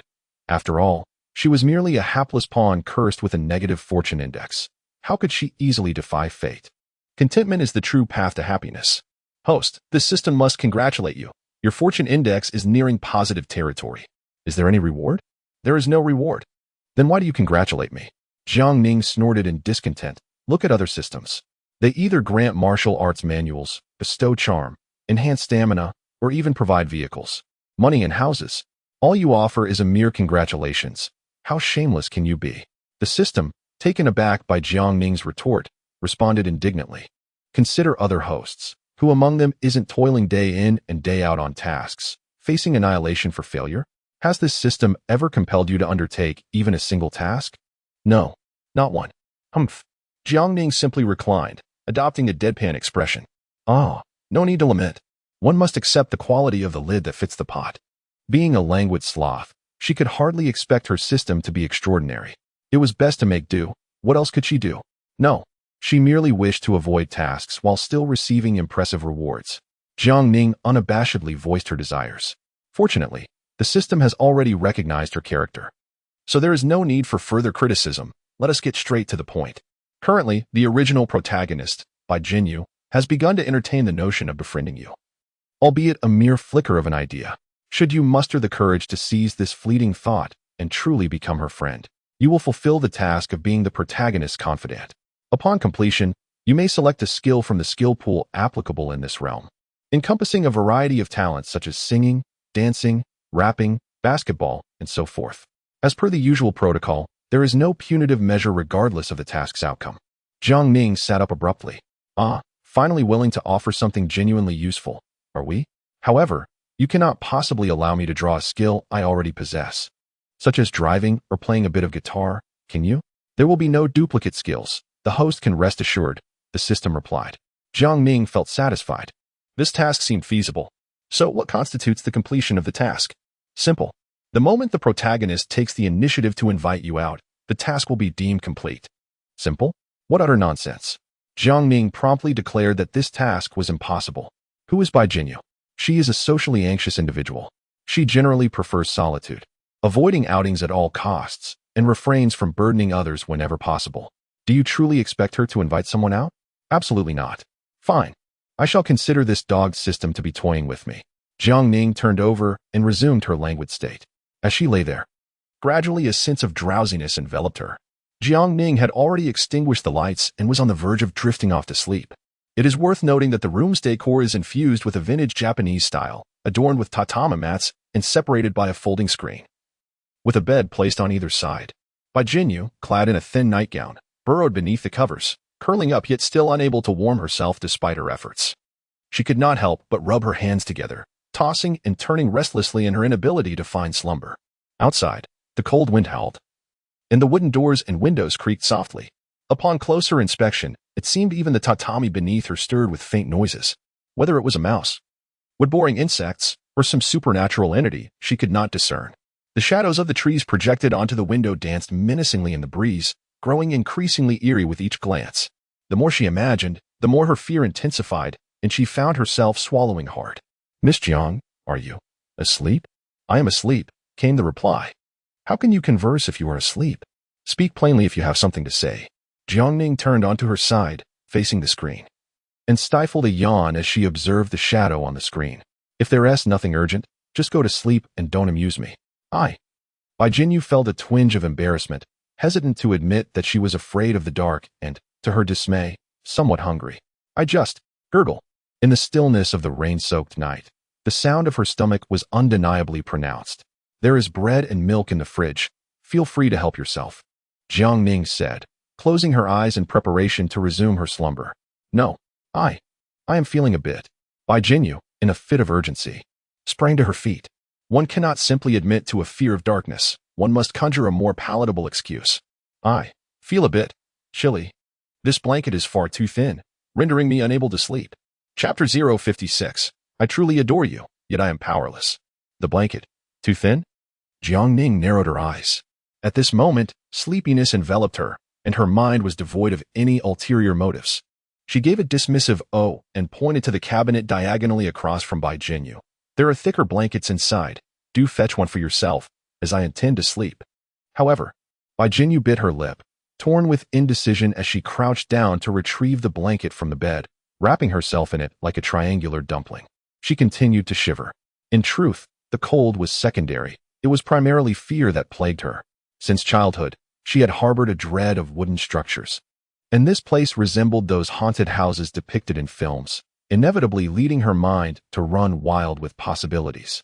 Ordinarily, upon hearing her mention feeling cold, Jiangning would promptly lift her own blanket, give the bed a couple of firm pats, and invite her in with a casual, "Come in, please." Yet today it seemed she had grown somewhat indifferent toward her. Bai Jinyu understood that she ought not to dwell on such thoughts. But her mind was particularly active at this moment, racing with many questions. She couldn't help but wonder why Jiangning had suddenly become so aloof. Was it because of Lu Su? Today, she had confronted Lu Su. Was her confrontation the reason for Jiangning's unexpected coldness? Bai Jinyu paused, grappling with this line of reasoning that was difficult to accept. If this causal relationship holds true, does it not imply that Jiangning's confession was insincere, merely aimed at severing the bond between her and Lu Su? Undoubtedly, Lu Su, in his current state, can hardly be deemed a suitable partner, regardless of Jiangning's intentions. Revealing the concealed aspects of Lu Su's character warrants Bai Jinyu's gratitude, for she has been rescued from her own delusions. If Jiangning's feelings are not genuine, then what significance does that kiss in the dormitory hold? The more Bai Jinyu contemplated, the more perplexed she became, her mind clouded with a thick, viscous fog, burdening her thoughts. She lowered her head, clutching her knees tightly, feeling a pang of bitterness. Why, despite my lack of desire to pursue a romantic relationship with her, am I plagued by incessant thoughts of her? If Jiangning is not sincere, I should feel a sense of relief. After all, if her feelings are not genuine, my rejection would not inflict pain upon anyone. She understood this logic, yet the more she pondered, the more discomfort she experienced. This discomfort was distinctly different from heartbreak. It felt as though a weight was lodged in her chest, refusing to rise or fall. To articulate it accurately, perhaps this is what one would call resentment? Why should Jiangning have the audacity to toy with her emotions? Both Lu Su and Jiangning seemed to treat her as if she were merely a plaything, easily manipulated. With this thought, Bai Jinyu abruptly threw off the covers and stood up with determination. Clenching her fists, she faced the screen and exclaimed, "I need to use the restroom." Jiangning, startled, mumbled sleepily as she turned over. "There's a restroom in the room. You can go alone." "What?" "I must confess, I am quite unfamiliar with the operation of a smart toilet." "Jiangning, would you accompany me?" Although Bai Jinyu's tone was somewhat brusque as she held her breath, the formidable presence of Jiangning quelled any inclination to be excessively bold, prompting her to add a polite request. Little did Jiangning realize the myriad thoughts that had occupied Bai Jinyu's mind in such a brief span. Her own awareness was clouded by incessant yawns and a fatigue that rendered her brain incapable of coherent thought. It was hardly her fault. She was simply unaccustomed to this overwhelming sense of weakness, akin to having one's vitality drained away. "Oh dear, you truly are clingy, insisting on my company even for such a mundane task." Though this was a complaint, it bore the undertone of affectionate exasperation, as if she were helplessly indulging someone she cherished. Yawning widely, she extricated herself from the warmth of her bed, moving with a zombie-like gait around the screen to stand before Bai Jinyu, still in the dark. Unfazed by the absence of light and too lethargic to bother with the switch, Jiangning grasped Bai Jinyu's hand and led her towards the restroom. The soft amber glow of the bathroom lights was far from harsh. Jiangning guided her to the edge of the smart toilet, then, without hesitation, closed her eyes, cradled her face in her hands, and squatted down beside it. She was determined not to squander a single second of potential slumber, embodying the very essence of a slumbering deity. Meanwhile, Bai Jinyu's toes curled shamefully within her plush slippers. The presence of someone squatting beside her, even with their eyes shut, intensified her anxiety, rendering her incapable of relieving herself. Bai Jinyu could not help but cover her face. After all, She had summoned this person to her side. It would be rather rude to hastily send them away now, wouldn't it? Jiang Ning was undoubtedly feeling deceived, and one could only speculate about the tempest of emotions brewing within her. With a subtle yet forceful motion, Bai Jinyu's toes dug into her slippers, her cheeks flushed crimson. A wave of shame washed over her, making her wish she could slap her past self for such an absurd idea. Why had she insisted on having someone accompany her to the restroom? Is that all you're done with? What exactly did you accomplish? Did you merely visit the restroom for solitude? Jiang Ning mused, her frustration evident as she raked her fingers through her hair. Surprisingly, she felt no anger. Instead, she suppressed her drowsiness and patiently instructed Bai Jinyu on the various basic functions of this so-called intelligent toilet. As she turned to leave, Bai Jinyu hurriedly followed, calling out, "Jiang Ning." The bathroom lights flickered off, plunging them once again into darkness. Amidst the rhythmic dripping of water, Bai Jinyu shivered, casting aside her reservations as she grasped Jiang Ning's hem tightly. Jiang Ning blinked in confusion, questioning, "What on earth is wrong with you?" Bai Jinyu sniffled, stammering, I want. Jiang Ning had a knack for missing the crux of the matter, yet in this moment, her mind was utterly innocent, free from any misinterpretations. Especially with the clock inching towards 2 in the morning. It was Bai Jinyu who was floundering in embarrassment, stuttering, "I just want something that can help me fall asleep. I truly cannot sleep tonight." Jiang Ning stroked her chin thoughtfully, exclaiming, "Oh, you wish to sleep? That's easily remedied." In the past, when Jiang Ning struggled with insomnia, she would brew a packet of cold medicine in water and consume it. Within half an hour, she would drift off to sleep. The efficacy of that remedy was nearly comparable to that of sleeping pills, and it was certainly more accessible. "Shall I fetch you a packet of medicine?" I do not wish to take medication." "Then, there is beer in the refrigerator. Why not indulge in a drink?" I do not have a high tolerance for alcohol." Seeing that Bai Jinyu was unwilling to relent, stubbornly clutching her own garment, Jiang Ning felt exasperated. She placed her hands on her hips and sighed. "Alas, I truly do not wish to harbor misguided thoughts. But if you refuse this and that, could it be that you are subtly hinting at a desire for me too?" "Absolutely not," Bai Jinyu exclaimed, nearly stomping her foot in frustration. At this point, she could no longer maintain her composure. "I can hear the wind outside, howling like a wail of despair. It frightens me, and I cannot sleep. All I want to ask is, could you allow me to sleep beside you, just for tonight, please?" Chapter 057. What pretense of innocence is this? Is it truly such an unusual thing for a young girl to be afraid of the dark? It is quite normal, really. There is no need for such an uproar over it, right? In such circumstances, you need not even articulate your feelings. Simply bring your blanket over. Jiang Ning approached Bai Jinyu's bed, effortlessly gathering her pillow and blanket, and placed them beside her own bed, preparing it with ease. "Here, sleep now. Will this suffice for you to finally rest?" Bai Jinyu softly murmured and slowly burrowed into the blankets, instinctively curling up and wrapping herself tightly, enveloping her form in the comfort of the quilt. She had yet to indulge in any sustenance, and thus her mind could not help but ponder whether her current appearance resembled that of shrimp ready to be fried, coated in a mixture of egg and breadcrumbs. Oh, how she longed for food. She craved a myriad of delectable junk delights, the sweet indulgence of cheese sticks, the greasy satisfaction of fried chicken, starchy sausages, colossal squid, and a refreshing, oversized cup of cola. The rumbling of her stomach echoed loudly, dispelling the last remnants of sleep from Jiang Ning, who could no longer find solace in slumber. Sighing, seeing this famished creature curled up like a shrimp, motionless and silent, Jiang Ning felt compelled to sacrifice her own comfort for the sake of future happiness, rising to prepare something to eat for her companion. The kitchen lay downstairs, and Jiang Ning, clad in plush slippers, descended the staircase and made her way directly into the kitchen. The refrigerator contained scant ingredients for her culinary endeavors, and truth be told, Jiang Ning was not particularly skilled in the kitchen. The only dish she could confidently prepare was noodles. With limited ingredients at her disposal, she resolved to make a simple tomato and egg noodle dish. As the noodles boiled, Jiang Ning found herself reminiscing about her past life. During her time at the company, tirelessly working from 9 to 5 for mere trifles, she had never imagined that one day she would forfeit precious sleep to cook noodles for a girl and eagerly anticipate her reaction upon tasting the dish. How unexpectedly innocent of her. This does not seem quite right, Jiang Ning thought to herself. After all, she was peculiar. Being overly innocent would be rather strange. The sacrifices made tonight were solely for the sake of future happiness, What was the point of feigning such insincerity? She could not afford to deceive herself any longer. Lost in her thoughts, the noodles were soon cooked. With swift motions, she scooped them up, prepared a few fried shrimp for Bai Jinyu, seared a steak, and made a fried egg. It was only when the bowl of noodles was filled to the brim that she considered her task complete. Oh, my culinary skills remain as impeccable as ever. The aroma was intoxicating. Bai Jinyu had already turned on the lights in the room. Upon seeing Jiang Ning bring in such a generous bowl of noodles, Bai Jinyu swallowed hard. She initially intended to say that she could not possibly eat that much, but then reconsidered. After all, Jiang Ning was a pampered young lady. Why would she prepare noodles for herself? It would be foolish to assume otherwise.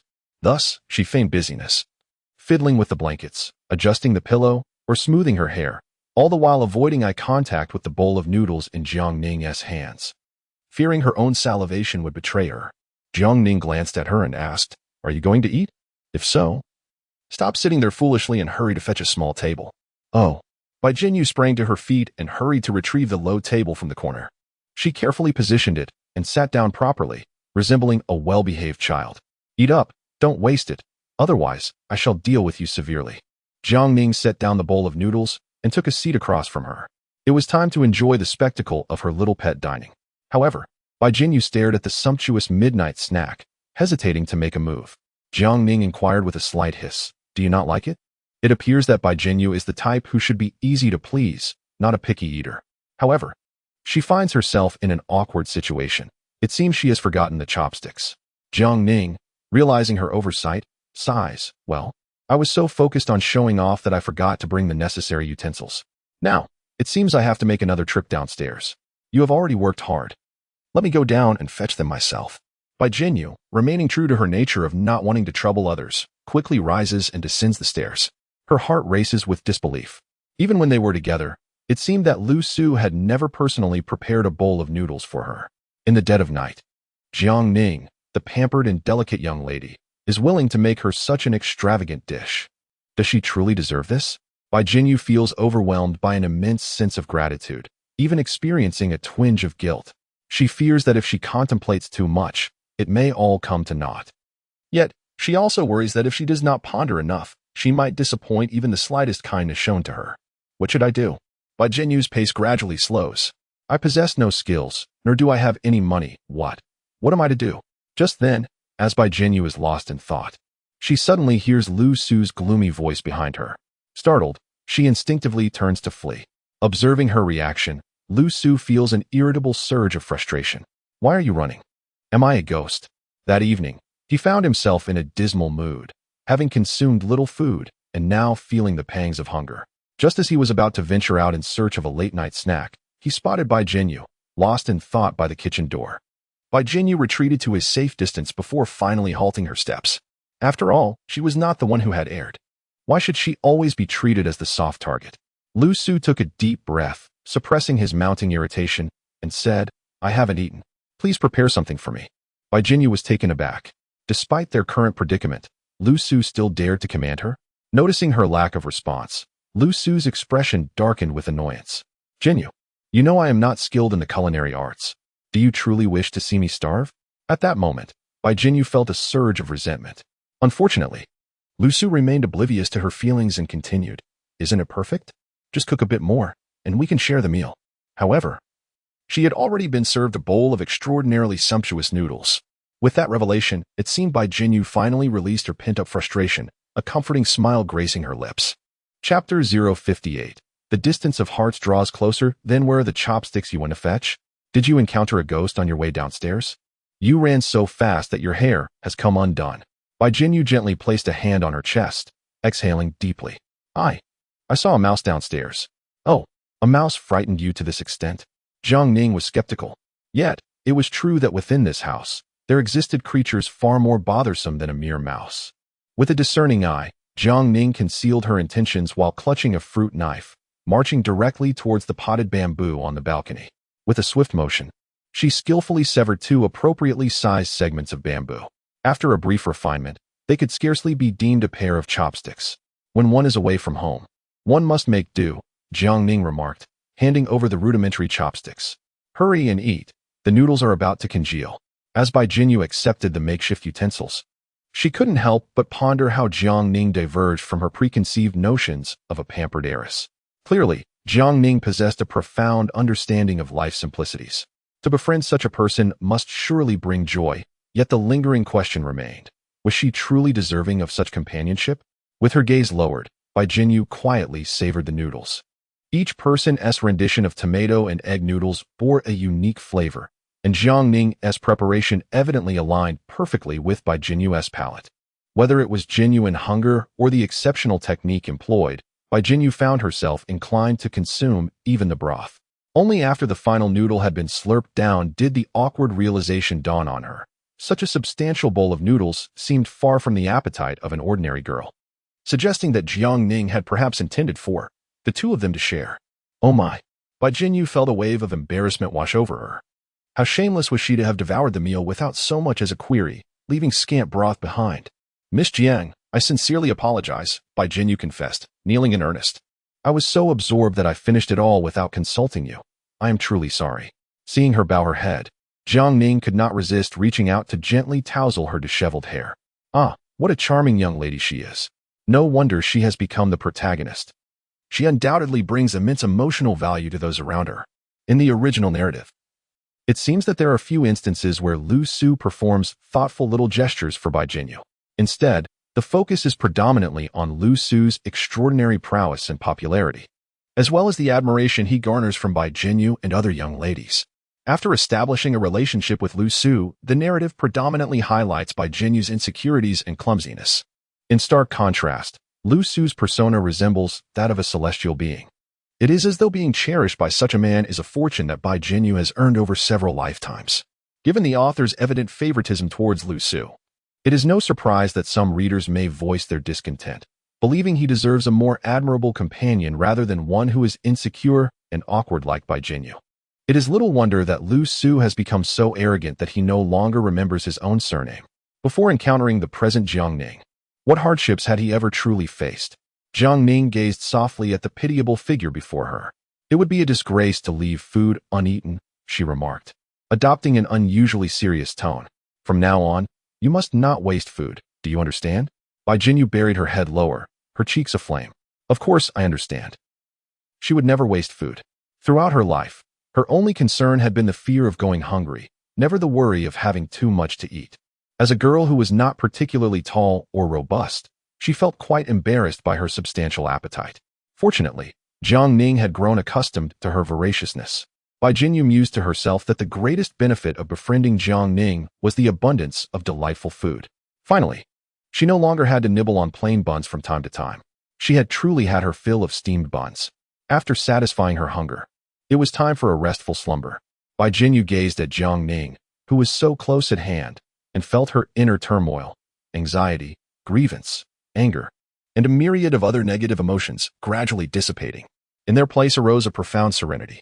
Though they did not share the same blanket, Bai Jinyu sensed that, after this night, the emotional distance between them had genuinely lessened by a few centimeters. Perhaps one day they would become confidants, sharing their innermost thoughts without reservation. With a soft exhale, Bai Jinyu silently admonished herself for being overly ambitious and promptly closed her eyes to sleep. Deep down, she understood that they would never truly be friends. Even amidst the hustle and bustle of this vibrant metropolis, she would never ascend to be a golden phoenix, but would remain merely a drab sparrow. Phoenixes befriend phoenixes, not sparrows. This thought brought her a twinge of sadness. Bai Jinyu was quite adept at self-deprecation. She nestled deeper into her blanket, burying her head within its folds. Though her movements were gentle, they did not go unnoticed by Jiang Ning, who reached out and patted her blanket.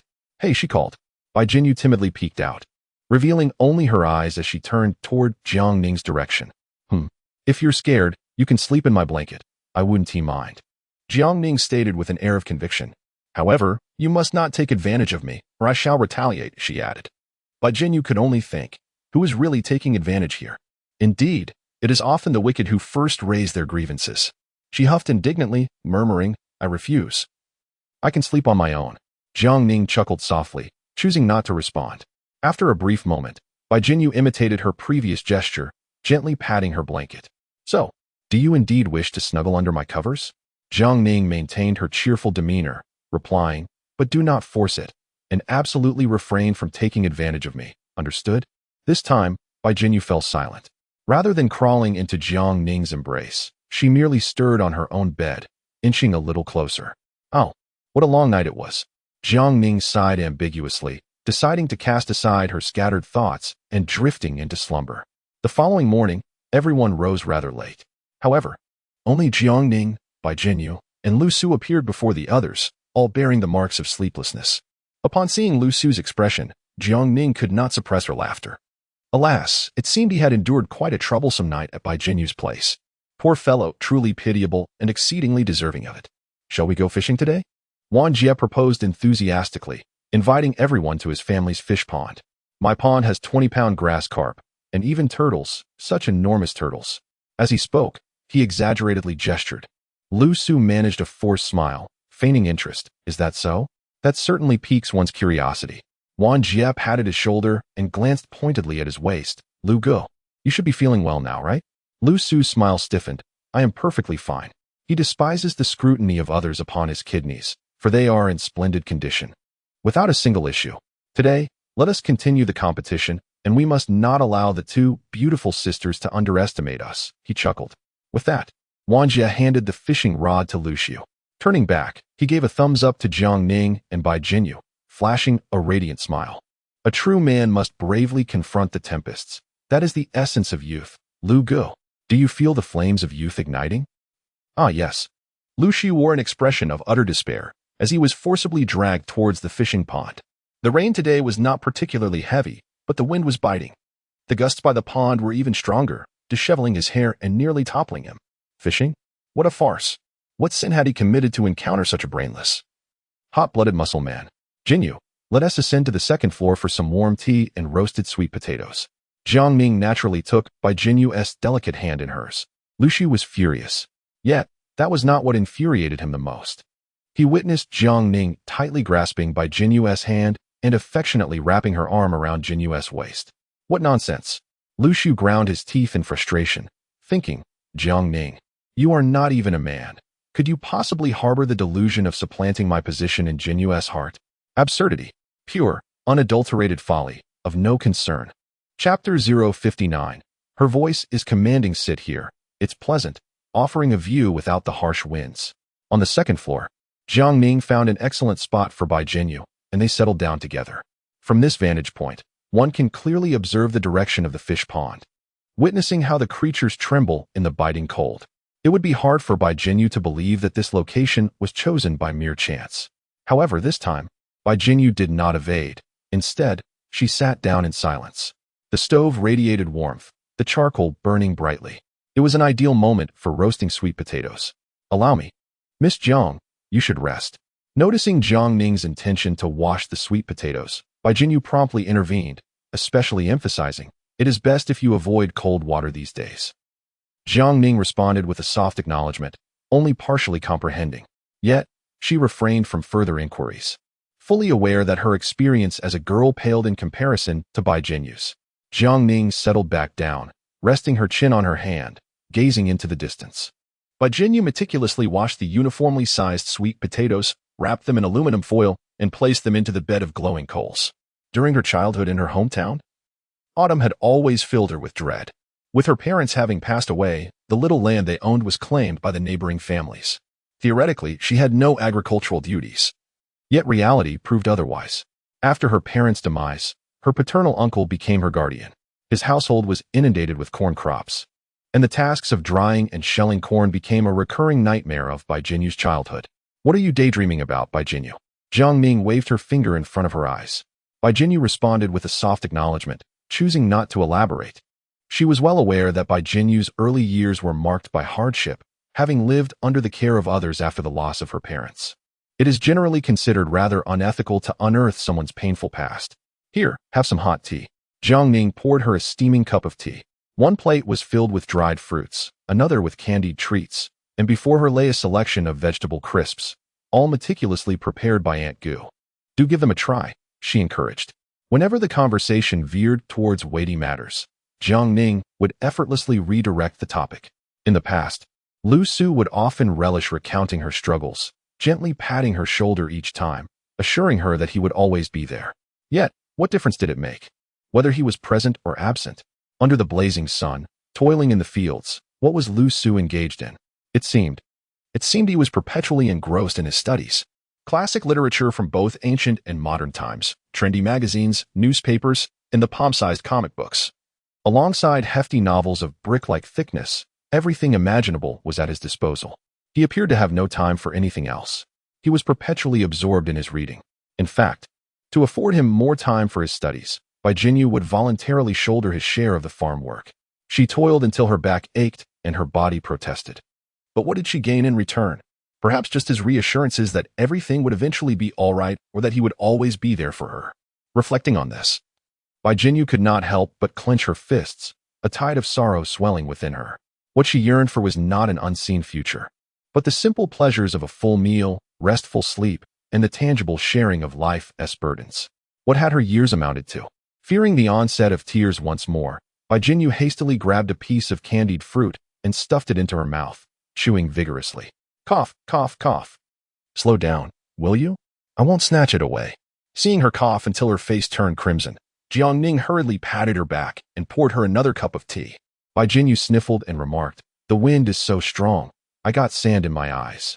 Her eyes were red, resembling a wronged rabbit. "Don't rub them. Allow me to blow on them for you." Noticing Bai Jinyu's intention to rub her eyes, Jiangning swiftly grasped her hand. She shifted her chair closer and gently laid Bai Jinyu's head on her lap. "Stay still." "No, there's no need to blow. I'm fine now." "What do you mean fine? Your eyes are swollen and red. Who knows how much sand is in there?" Jiangning, leveraging her strength, forcibly lifted Bai Jinyu's eyelid, pouting as she leaned in. She blew a breath of cool air onto her eyes, unable to shut her eyes this time. Bai Jinyu was compelled to admire Jiangning's exquisite beauty up close and caught a whiff of her unique fragrance. Jiangning carefully examined her eyes and casually tidied her disheveled hair. "Feeling better?" Her voice was commanding yet devoid of aggression. Bai Jinyu shivered slightly, as if struck by a faint electric current, sending tingles from her hair to the tips of her toes. Indeed, she could not bear this intimate proximity and dared not meet Jiangning's gaze. In a moment of panic, she flailed her arms, attempting to push Jiangning away. Smack! By the time Bai Jinyu realized it, one of her hands was firmly pressed against Jiangning's flat chest, while the other hand had inadvertently landed on Jiangning's face. "Jiangning." "No, my dear sister, may I inquire?" "It has always been I, Jiang, who has taken advantage, and today you dare to rebel." "Oh. I beg your pardon." Her body involuntarily leaned back, and with a thud, she fell to the ground, her backside aching terribly. She dared not cry out. Quickly rising to her feet and bowing in apology. Ouch, it was not my intention. I merely felt a bit frightened." No, merely caught off guard." "What were you caught off guard by?" Jiangning continued to rub her face, feeling rather vexed. Bai Jinyu did not dare to speak. She could hardly admit, "I did not expect you to be so gentle. I did not realize that your skills are quite impressive." Jiangning, "Huh? You must be joking, little Jinyu. What strange words are you uttering?" Bai Jinyu's mind nearly short-circuited, leaving her in a daze. "No, what I meant was, your technique in treating the eyes is quite commendable." Jiangning raised an eyebrow. "Oh?" It was evident that she was skeptical. She did not believe that Bai Jinyu's intended words were those. Jiangning, like a cat sensing something amiss, revealed a knowing smile. But that doesn't seem right. Given your expression, you were just thinking of something mischievous, weren't you?" Chapter 060. This is called desire to capture yet let go. How peculiar, dear classmate Bai Jinyu. Jiangning relished in teasing those whose thoughts were so plainly written on their faces. It was often a surefire way to elicit a reaction. "You actually dare to think ill of me? It seems that I ought to revise my perception of you. You are not the naive girl I once imagined." Bai Jinyu's breath caught in her throat, her heart racing with trepidation. Oh no, she had witnessed those dramas, comic books, and novels. Jiangning had discovered her secret. However, she was not alone in her knowledge. The resources she possessed were shared by her female classmates, not her own creation. "I do not. I am merely fond of handsome boys. I have no inclination towards girls. How could I possibly entertain any improper thoughts about you?" Bai Jinyu quickly steadied her mind. Indeed, she had no attraction to girls. The momentary embarrassment she felt was undoubtedly due to the rarity of such close encounters with others, rather than the fact that the person in question was Jiangning. No matter how exceptional Jiangning might be, she was still a girl. The most they could hope for was friendship. Why entertain such nonsensical thoughts? No, it is for the best. I am even fearful that you might fall madly in love with me, forcing me, at such a tender age, to rely on a thermos filled with goji berries. Jiang Ning said this deliberately. Upon hearing her words, even the system found it somewhat perplexing. Host, do you not wish to win over the female lead? Have you ever caught eels in the wild? Jiang Ning posed this seemingly unrelated question to the system in her mind. This system does not quite comprehend. Few would dare to thrust their hands directly into the eel's hole, forcefully extracting it with unwarranted authority. Jiang Ning smiled knowingly. It is far wiser to use bait to lure it into action willingly. Oh, this system understands. You are employing a strategy. Jiang Ning's smile faltered. I was making a serious metaphor. What are you thinking, dog system? At this moment, she was genuinely innocent. Why must such a principled person be misconstrued as perverse? Jiang Ning felt a sense of injustice. Her communication with the system lasted but a fleeting 2 or 3 seconds. From Bai Jinyu's perspective, it appeared as if Jiang Ning suddenly displayed a flirtatious grin, only to quickly suppress it. She swallowed hard, her heart racing, and lowered her gaze in embarrassment. Though she was stubborn, she had indeed entertained some peculiar thoughts. If such thoughts led Jiang Ning to misunderstand her, it would be disastrous. Therefore, it was imperative to maintain a certain distance from Jiang Ning. Someone as clumsy as herself could hardly withstand Jiang Ning's presence. She would undoubtedly be outplayed. I suppose I should check if the sweet potatoes are ready. By the fish pond, Wang Jie, the passionate youth, exclaimed, "Ha, Brother Liu, look what I've caught." At this moment, he was still fervently igniting his youth. Neither wind nor rain could dampen his enthusiasm. His iron bucket held 3 large turtles, yet Lu Su appeared expressionless. He was in no mood for conversation. Upon closer inspection, Lu Su's bucket contained only 2 or 3 minuscule fish, clearly indicating that his luck in fishing today was rather dismal. If he continued to brave the elements, he felt he might perish right there, unable to endure any longer. Lu Su rose to his feet. Such a trivial rain would not make a true man ill. Wang Jie persisted, yet upon observing Lu Su's increasingly discontented expression, he recalled his mother's admonition. One must not solely prioritize their own happiness, but also consider the feelings of others. Consequently, he felt a twinge of reluctance to continue. Nevertheless, since Lu Gu expressed the desire to depart, they would indeed take their leave. Wang Jie had always been a warm-hearted gentleman. He allowed Lu Su to proceed ahead while he took it upon himself to tidy up the fishing rods, the bucket for the catch, the small stool, and the umbrella. Lu Su, without a hint of hesitation, left the messy situation entirely in his hands. After all, a semblance of decorum was necessary. Having sacrificed his own time and well-being to accompany this fool for 2 days, it was imperative to bolster the goodwill between them. Seizing the opportunity to garner some praise and reward, Lu Su never engaged in ventures that yielded no profit. Lu Gu, are you still waiting for me? You are truly kind. Upon seeing Lu Su standing a short distance away, awaiting him, Wang Jie was deeply moved. He lifted a bucket filled with turtles and shouldered a pile of equipment, joyfully rushing over. What was particularly notable was that as he ran, he greeted strangers by the pond, exclaiming, "Look at my turtle. See how much it likes me. Would you like one?" Lu Su's emotions were quite complex. He couldn't help but quicken his pace. Spending too much time with such a fool made him worry about his own intellect diminishing. "Xiaolu, how was your haul today?" Aunt Gu brought over hot tea and snacks, smiling as she engaged Lu Su in conversation. It was rare for someone to share a similar interest with her simple-minded son, which made Aunt Gu quite content, momentarily overlooking Lu Su's capricious nature and silver-tongued tendencies. Regardless of the circumstances, her simple son would not be at a disadvantage. Someone was willing to accompany Xiao Jie in play, which brought her immense joy, as if she had stumbled upon a treasure. The harvest was satisfactory. Lu Su smiled faintly, displaying a perfectly measured frailty. "Thank you, Aunt Gu, for the tea." He accepted the cup and took a sip, feeling his body gradually warm. "Oh, don't be so polite with Auntie," Aunt Gu said, giving his shoulder a gentle pat. "Come often to play with Xiao Jie. She adores you. She was praising you to me all night." Lu Su tugged at the corner of his mouth.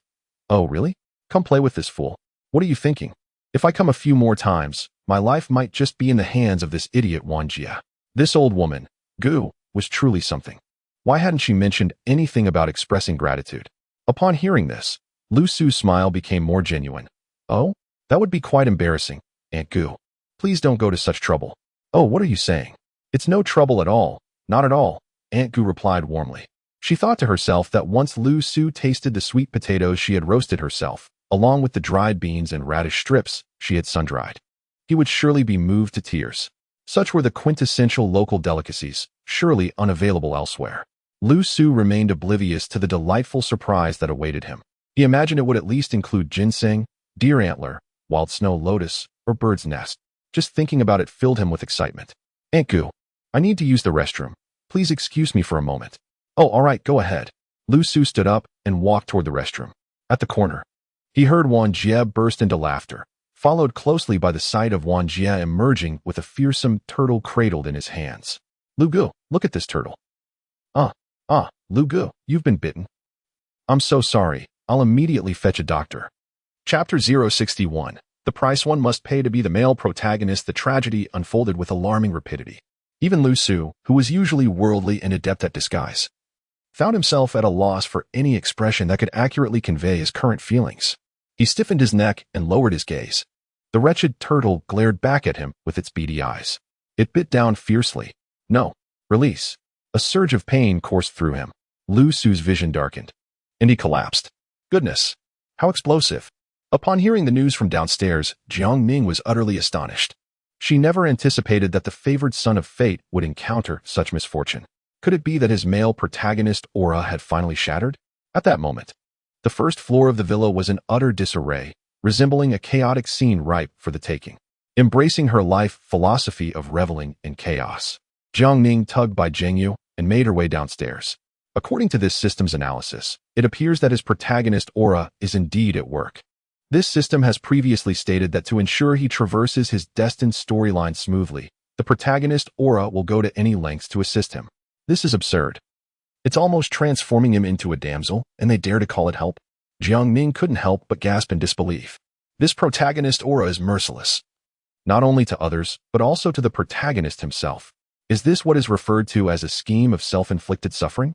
If the host had not caused a disturbance, this esteemed manager Gu would have secured substantial investments long ago.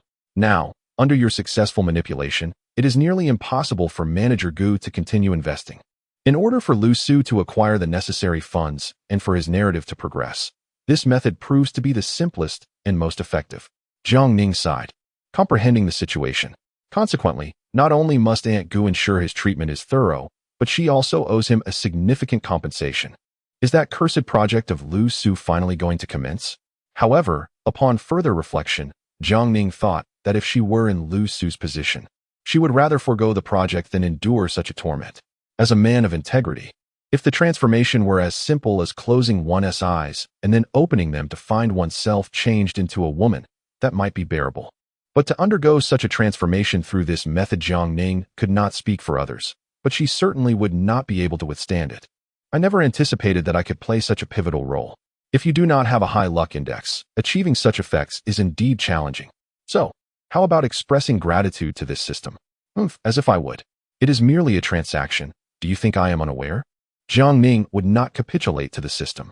If it were not for her own cleverness, she would have been the one to suffer. When this infernal system first proposed the rental service for the luck index, it certainly did not intend to present her with favorable outcomes. Oh.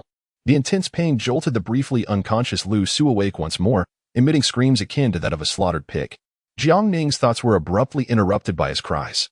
Bai Jinyu, witnessing this scene, displayed an expression of profound distress, a sight that was truly painful to behold. Oh heavens! Thankfully, the turtle has been removed.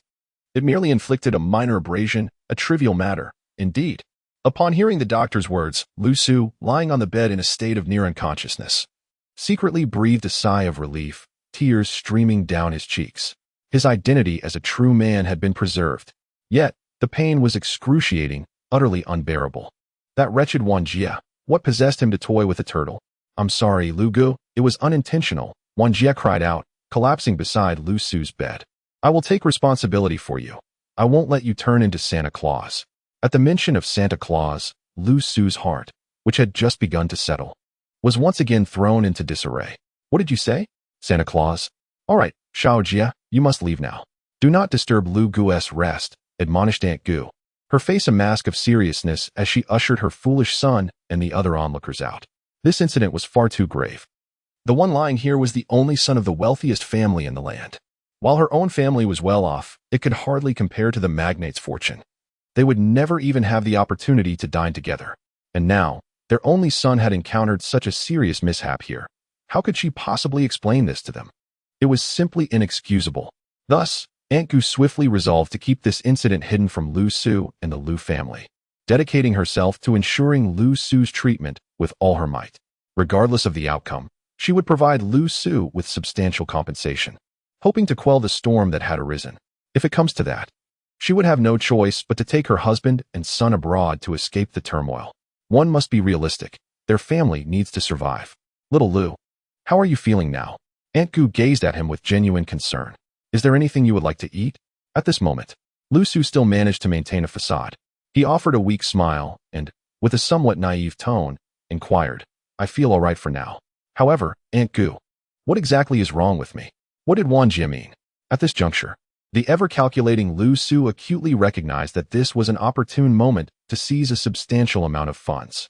Having made such significant sacrifices, he would never relent unless he could extract a hefty portion from the Gu family. Aunt Gu's gaze faltered slightly. You should rest. Don't worry. Annie will take care of everything. You need not concern yourself. Just focus on recuperating. With that, she dared not face the pitiable young man any longer and turned to leave the room. After her exit, Jiang Ning and Bai Jinyu entered. Brother Lu, you seem quite serious. Should we contact your parents? Due to their long-standing friendship, Bai Jinyu offered him a reasonable suggestion. However, Lu Su was consumed by rage at that moment. He could no longer contain himself and shouted, Now you care about me? Isn't it a bit too late? Bai Jinyu, you heartless woman. I have cherished you all this time, taken care of you, and yet you have betrayed me. Are you satisfied now, seeing me in this state? Bai Jinyu weakly clenched her fist, only to slowly release it thereafter. Was she feeling guilty? No, it was not her wrongdoing. So why should she feel remorse? Did she feel discomfort? Perhaps, just a little. Witnessing the man she once idolized transform into this grotesque and hideous figure was truly hard for her to accept. How did he end up like this? At what point did this man deteriorate? Moreover, what did it mean for you to bring Jiang Ning to see me? Do you intend for her to join in mocking me? When did you become so malicious? Bai Jinyu, speak. Speak, I implore you. Lu Su's outbursts of hysteria were met only with Bai Jinyu's silence.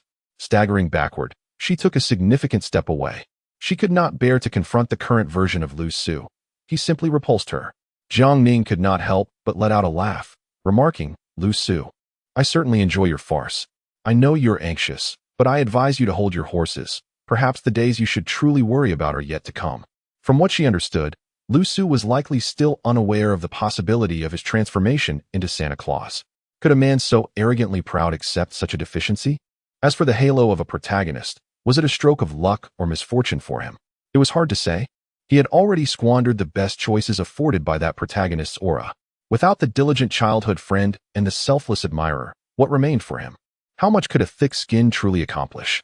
From this point on, every decision in his life would likely be worse than the options he initially had. Jiang Ning, do not revel in this. Lu Su, in his fury, could only manage a bitter smile. As he contemplated the substantial fortune soon to be bestowed upon him by the Gu family and the imminent rise of his project to great heights, a smile threatened to stretch across his lips. I, Lu Su, vow that you, Jiang Ning, shall pay dearly for your treachery today. Oh, very well. I shall await the outcome with bated breath. Jiang Ning wrapped her arm around Bai Jinyu's shoulder, leading her outside. My dear Jinyu, what shall we dine on later? Shall we indulge in hot pot, or perhaps roasted meat? Witnessing Bai Jinyu daring to leave with Jiang Ning, Lu Su was nearly driven to sit up in fury. How could she? How could she abandon him to endure such excruciating pain alone? Bai Jinyu, if you depart like this today, I shall never forgive you. Bai Jinyu? Bai Jinyu, you truly dare to leave, don't you? Chapter 62. Are there people hidden in the dormitory? In the evening, Jiang Ning, accompanied by Bai Jinyu and a plethora of local delicacies bestowed by Aunt Gu, departed from the farm. However, she did not exhibit any semblance of ease. Instead, her brow was furrowed, revealing profound concern.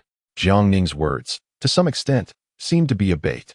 Bai Jinyu's romanticized perception of Lu Su must have shattered by now. Without that filter, what was Lu Su but an impotent, raging fool? Their relationship had never been officially defined as romantic, and Bai Jinyu's sympathy for him was, no doubt, rather limited. As Jiang Ning anticipated, Bai Jinyu articulated this very truth. She indeed harbored worries for Lu Su, yet not out of love. At the same time, she was acutely aware that she could no longer care for Lu Xiu. The moment she recalled his recent words, a wave of aversion surged within her. Those words felt alien and profoundly hurtful. I shall call his parents, urging them to come to Kyoto without delay. Lu Xiu is their biological son. They cannot simply turn a blind eye. Well, that seems appropriate. Jiang Ning patted her thigh, a gesture of enthusiastic invitation. There's quite a journey ahead. Perhaps you should lie down and rest for a bit? Bai Jinyu responded. That is unnecessary. She discreetly shifted to the side, maintaining a safer distance from Jiang Ning. Soon, she would need to prepare for her upcoming examination, leaving her little time to work and earn money. As they parted ways, Jiang Ning took out her phone and quietly transferred a sum for her living expenses. Caring for a pet demands financial commitment, let alone for someone one wishes to cherish. Jiang Ning comprehended this far better than Lu Xiu did. Even pets, if not adequately fed, might resort to pilfering from others. How much more so for humans? One must be nourished. I do not want your money. The instant Bai Jinyu noticed the transfer, she was determined to return it to Jiang Ning. She already owed her far too much and dared not accumulate further debt.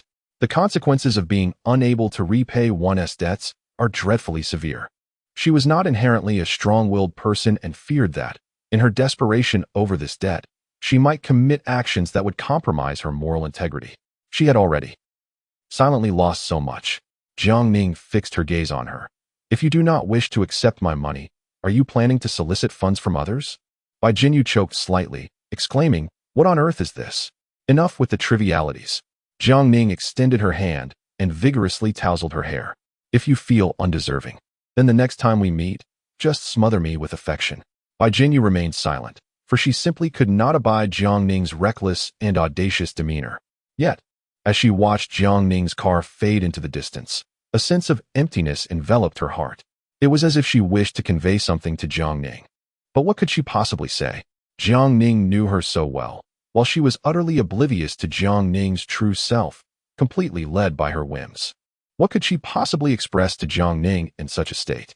Meanwhile, in the car, the carefree Jiang Ning was already contemplating her plans for the evening. Unlike Bai Jinyu, who was prone to sentimentality, she exuded a sense of ease. Miss, do you have classes this evening? No, but I checked your schedule, and it certainly indicates otherwise. I said no. As her driver, Xiaowu wisely chose to remain silent. Well, she thought perhaps the young lady had changed her ways and developed a fondness for studying. To her surprise, the same carefree young lady remained unchanged. Upon returning to the Jiang residence, Jiang Ning's first act was to send gifts to her father and mother. The chocolates from before and the local specialties she had procured from Aunt Gu each received a generous bagful. Jiang's mother was momentarily taken aback, instinctively suspecting that Jiang Ning must be in some sort of trouble, prompting her to seek out their concern. Ning, hold on a moment before distributing those. Tell me, what is the matter? She hoped not to hear Jiang Ning discuss matters of the heart. Whether it was Lu Su or Bai Jinyu, she wished to avoid such conversations. After all, from her perspective as a mother, neither of them seemed suitable for Jiang Ning. Jiang Ning, puzzled, remarked, what's the matter? I merely brought a little something to honor you both. Upon hearing this, Jiang's father let out a heavy grunt. Honor us. If you're not trying to frighten us, we would be grateful already. With a sigh, he continued, well aware of his daughter's nature. She was certainly no pushover. Speak up. Today, in such a spirit of filial piety. What do you desire? He cautioned, do not mention company shares. You are still too young for that, and we will not grant them to you. He fully understood her true intentions regarding those shares. It was undoubtedly for the purpose of transferring them to someone else. Jiang Ning felt genuinely disheartened. The original owner's notorious reputation had tainted her standing, causing her parents to be wary of her good intentions. Such a situation could not be altered overnight. Jiang Ning had no choice but to patiently insist, no, I want nothing at all. I simply wish for both of you to be happy, for our family to live in harmony. Really? Really? Jiang's father and mother exchanged glances. Then, they simultaneously turned their attention to Jiang Ning, as if meeting their daughter for the first time. Ah, if that is the case. Though Jiang's mother remained somewhat skeptical, a smile began to grace her lips. Then we shall accept it. Jiang's father scoffed, remaining silent. Indeed, he could not bring himself to trust this daughter. After closing the door to her room, She pondered briefly before making a video call to Bai Jinyu. The ringtone persisted for quite a while before it was finally answered. On the other end of the video call, Bai Jinyu appeared flustered, her cheeks flushed with embarrassment, clearly indicating that something was amiss. "What are you up to?" Jiang Ning squinted, her tone laced with a hint of danger. "Come on, let me see. Are you hiding someone in your dorm? Or—" "No, there's absolutely nothing," Bai Jinyu retorted indignantly. "Do I look like the kind of person who would be so casual?" Yet, the activity she had just engaged in was certainly not something she could divulge to Jiang Ning. After all, researching kissing techniques in front of a mirror was far too embarrassing. Although she had intended to find the best angle to avoid any awkwardness while simultaneously practicing her swift getaway after a kiss, it was still utterly mortifying. All of this was Jiang Ning's fault, always challenging her like a clever fish in a game of wits. "Miss Jiang, it's quite late. Do you have something to discuss?" Bai Jinyu inquired. "Quickly tell me, what were you doing just now?" Jiang Ning was not about to let her evade the question. She stood up decisively. "If you don't confess, I will come to your dorm right now." I was taking a shower. Do you think I believe that? I truly did shower. Look." Bai Jinyu displayed her newly changed pajamas and tousled her slightly damp hair. "See, it's still wet." Jiang Ning contemplated, her fingers stroking her chin thoughtfully. Her keen gaze landed on Bai Jinyu's unusually rosy lips. "What happened to your mouth?" "She was practicing kissing techniques in front of the mirror to impress you, host." Silence, dog system. At such a crucial moment, she had no desire to hear the system's voice. However, after a brief silence, "Dog system, what did you just say?" Chapter 063, A New World Awaits to be Unveiled. At this moment, Jiang Ning felt she had stumbled upon a remarkable secret. In the original narrative, Bai Jinyu, who appeared as innocent as a primary school student, seemed not to be as pure as she seemed. Oh, perhaps it is not surprising. In this age of advanced connectivity, how many truly remain naive and oblivious? Regardless of her thoughts, her ability to maintain her virtue signifies a form of purity. This implies that things are about to become intriguing. Jiang Ning revealed a knowing smile. It seems a new world is on the brink of revelation, stirring a sense of excitement within her. "Dog system, you are not entirely useless. You can indeed observe the lives of others." Ahem. How could you phrase it that way? It's not spying. This system observes transparently. So, you can see the lives of everyone in this world? Of course not. The system clarified that it can only perceive the realities of the protagonists. As for the lives and destinies of others in this world, its observations are quite limited. Its existence in this realm is primarily to witness Jiang Ning's reversal of fate and the culmination of this childhood romance, rather than to disrupt the world. Therefore, the assistance it can provide Jiang Ning is rather constrained. However, once it has bound itself to Jiang Ning, their fates become intertwined. Should she encounter life-threatening troubles, it will not stand idly by. When the time comes to act, it will not hesitate. Despite your numerous attempts at evasion, the truth of your lethargy remains undeniable. Jiang Ning let out a huff, unilaterally concluding her heartfelt conversation with the system. The call had yet to be disconnected, and already aware of Bai Jinyu's activities. Jiang Ning couldn't help but chuckle softly. This startled Bai Jinyu. Could it be that Jiang Ning possessed not only the ability to read minds but also a far-reaching vision? Had she truly deduced what she was doing in her dormitory? No, that was utterly implausible. Bai Jinyu was resolute in her refusal to acknowledge it.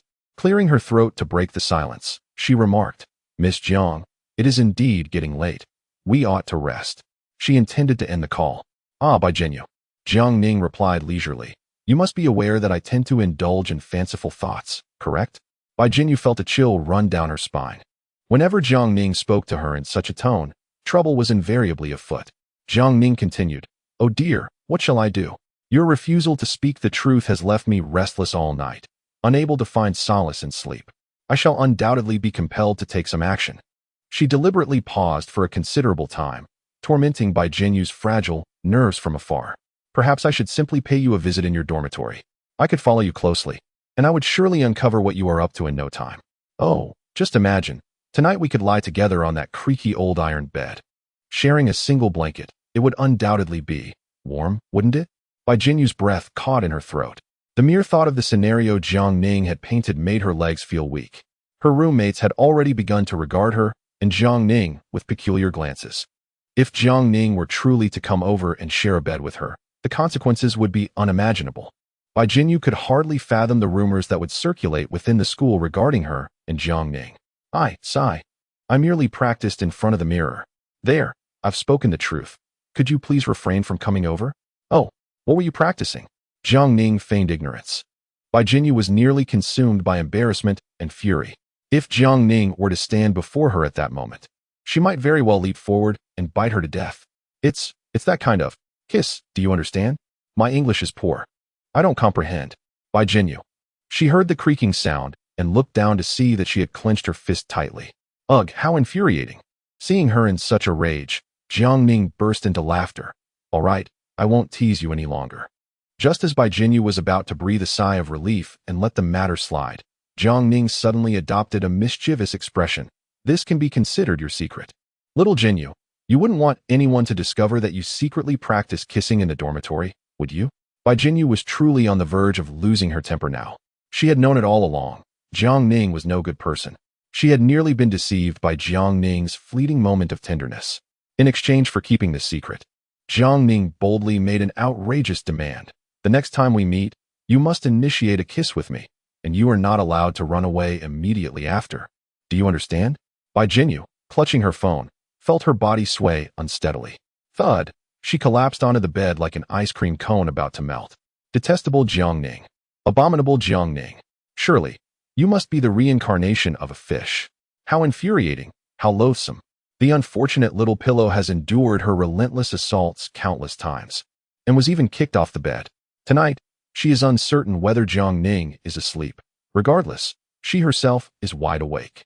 The following day, Bai Jinyu, sporting 2 prominent dark circles under her eyes, trudges to class. She spent a restless night plagued by thoughts, and just as she finally succumbed to slumber, she was beset by a dreadful nightmare. In her dream, both she and Jiang Ning sat in a classroom. They were nestled in the last row, their desks cluttered with a chaotic assortment of books. The classroom was eerily silent, with everyone diligently studying. Yet, they were ensconced behind their mountain of books, engaging in activities wholly unrelated to their studies. Dreams have a way of fading swiftly upon waking. However, the emotions experienced within the dream lingered with her vividly. Upon awakening, Bai Jinyu found herself drenched in sweat, as if she had sprinted 1,000 meters, utterly drained of energy, her legs trembling, her heart racing. Struggling to catch her breath, faced with the concerned inquiries of her roommates, she dared not utter a word. She could only hurriedly change her clothes and head to class with her bag in tow. An exam loomed ahead, and there was a mountain of materials to review, not to mention the need to memorize answers. Am I a wicked woman? As she fervently attempted to memorize her notes, this question unexpectedly surfaced in Bai Jinyu's mind.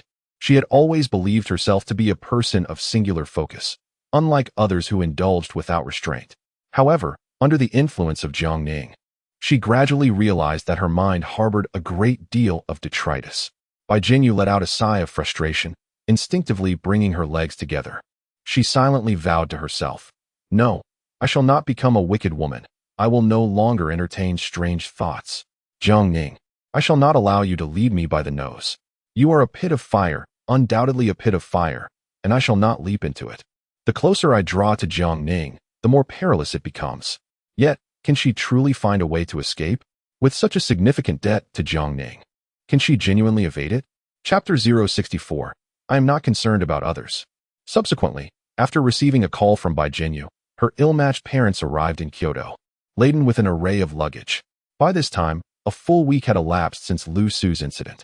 Standing on the bustling streets of this vibrant metropolis, the flow of vehicles and the dazzling lights were beyond the wildest imaginations of the elderly couple. They were momentarily entranced, even feeling a sense of trepidation.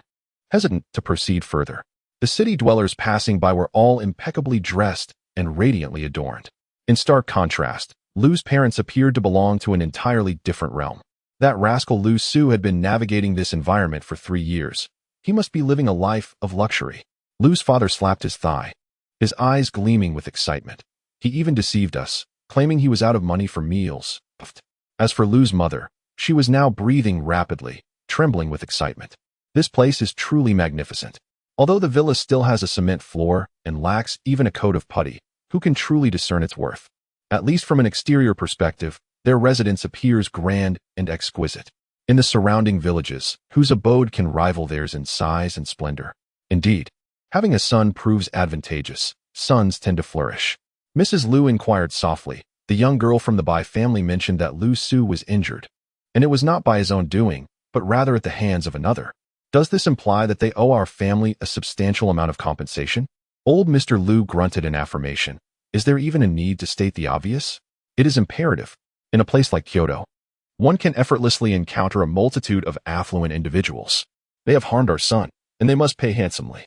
Mrs. Lu could hardly contain her excitement then. If they inquire about the compensation amount, how should we respond? Both were quite animated at the thought of money. Old Mr. Lu stroked his chin thoughtfully. Surely, we should demand at least 80 or 100,000. Yes? Such a sum. Might it be excessive? Mrs. Lu recalled the case of old Li from the eastern end of the village, who, after falling and breaking his leg while working for the village chief, received merely 3,000 in compensation. Are you suggesting? My dear husband, she replied sagely, I believe asking for 30,000 would already be quite generous. After all, that is tenfold the price. Our son was merely bitten by their pet. Surely, that cannot be more grievous than old Li's predicament. Let us be prudent and avoid provoking the wealthy. Have you not heard the saying? The affluent are often unreasonable. We dare not provoke their ire. For what if they refuse to compensate us even a single penny? Your assertion, though, is not without merit. After deliberation, the two concluded that the proposed price was indeed quite fair. In fact, Old Man Lu had already braced himself for the possibility of counteroffers. With everything prepared, they hastened to contact Lu Su. At that moment, Lu Su had already been taken by Aunt Gu from the farm to the hospital for treatment. In the initial days, he remained oblivious to the severity of his injuries. However, as time passed, Aunt Gu's attempts to conceal the truth became increasingly futile. Upon learning the grim reality, Lu Su felt as if his heart had turned to ashes. This devastating news was beyond his capacity to bear. In an instant, the anticipated excitement of claiming substantial compensation evaporated, leaving him to lie listlessly like a dead fish, devoid of appetite or expression. Aunt Gu, unable to face him, had been preoccupied with her own affairs and thus sent an assistant to manage his needs, rarely making an appearance. As for Wang Jie, he had attempted to visit several times, only to be met with Lu Su's furious shouts that sent him away. I have suffered such grave injuries. At the very least, the Gu family must compensate me 10 billion. Lu Su nearly ground his teeth to dust, his garments soaked with tears of indignation. I will see her bankrupt. I must see her bankrupt. Just then, his unfortunate parents called. Lu Su had no desire to engage with such peculiar individuals and promptly turned off his phone. Unable to reach their son, the Lu family resorted to contacting Bai Jinyu. Have uncle and aunt arrived? Bai Jinyu was preoccupied with her studies and completely unable to attend to them. Has no one been sent to fetch you too? That scoundrel has ignored our calls. What on earth is he doing? Is he dead? When old Master Lu became irate, he unleashed a torrent of harsh words. Just wait until I see him. I'll give him a few kicks, that ungrateful wretch. Bai Jinyu felt a wave of embarrassment wash over her. Such words were beyond her capacity to bear. At that moment, Aunt Lu seized the phone and said, Jinyu, could you help us find a place to stay? We are utterly disoriented and have no money even to buy a bond. Oh dear, we are so sorry to trouble you. However, I don't have any money either. Bai Jinyu had heard Lu Su's grievances about his oblivious parents more than once. She was acutely aware that these two individuals were difficult to deal with, beyond her capabilities. Yet, to ignore them entirely seemed rather unkind. After all, they were villagers, and they had looked after her during her childhood. Bai Jinyu firmly believed in repaying kindness. After hanging up the phone, she pondered for a moment and decided to transfer a few hundred yuan to Lu's parents for their immediate needs. In the meantime, she shared this matter with Jiang Ning. It was worth mentioning that the two of them had not seen each other for a week. Bai Jinyu had been on edge for the entire week, yet the other party had not once expressed a desire to meet. Naturally, she could not bring herself to initiate contact. Thus, a week passed. Oh, Lu Su's parents have arrived. How did you handle it? Upon receiving the news, Jiang Ning felt a sense of amusement brewing within her. Bai Jinyu recounted her recent endeavors, and Jiang Ning chuckled softly, remarking, You remain as kind-hearted as ever. With that, she instructed Bai Jinyu, Please keep those two elderly individuals here. I shall go meet them at once. What do you intend to do? Bai Jinyu asked, suddenly anxious. Jiang Ning, our matters do not concern the previous generation. You mustn't. What are you thinking? Jiang Ning replied, slightly exasperated, pressing her forehead. She acknowledged her own mischievousness, yet it was not to the extent that Bai Jinyu imagined. I simply wish to ensure their well-being. After all, they have traveled a long distance from Dianqing. It would be cruel to let them wander the streets. Naturally, I do not offer charity without expectation. If they partake in my hospitality, they must contribute in some manner. What do you want them to do? Jiang Ning let out a light huff. Jinyu, do not pry too much. Instead of fretting over others, you ought to consider your own situation. I am not concerned for others. I am worried about. Bai Jinyu retorted with irritation. Never mind. It's not my business. I shall continue my studies. What are you preparing for today? I do not know Lu Su's parents. You cannot expect me to accompany you. After leaving this person to stew for a week, it was time to assess Bai Jinyu's progress. A hint of laughter danced in Jiang Ning's voice. So, you are indeed worried about me, correct? Absolutely not. She protested. Thank you for your concern. I shall proceed with caution. Jiang Ning once again employed that gentle, alluring voice. Dear Xiao Jinyu. Chapter 065. Enjoying blessings alone, bearing difficulties together? Jiang Ning instructed Xiao Wu to drive to Bai Jinyu's school to pick her up. It had been a week since they last met. Upon seeing Jiang Ning again, Bai Jinyu felt a flutter of nervousness. She had always struggled to meet Jiang Ning's gaze, and now she felt entirely intimidated, unable to lift her head. What is this peculiar sensation? My heart races. Have you forgotten me? Observing her demeanor, Jiang Ning couldn't resist teasing her. It has only been a week. And you've already forgotten me? How excessive. It truly saddens me, this aloof Xiao Jinyu. Bai Jinyu pouted, unwilling to engage in conversation. She failed to notice any hint of sadness in Jiang Ning. Dressed casually and bringing only her phone, Jiang Ning hopped into the car. Let us go, Xiao Wu. At that moment, beneath the overpass, a number of parents sat atop piles of luggage, scanning their surroundings. The two had been bustling about all day.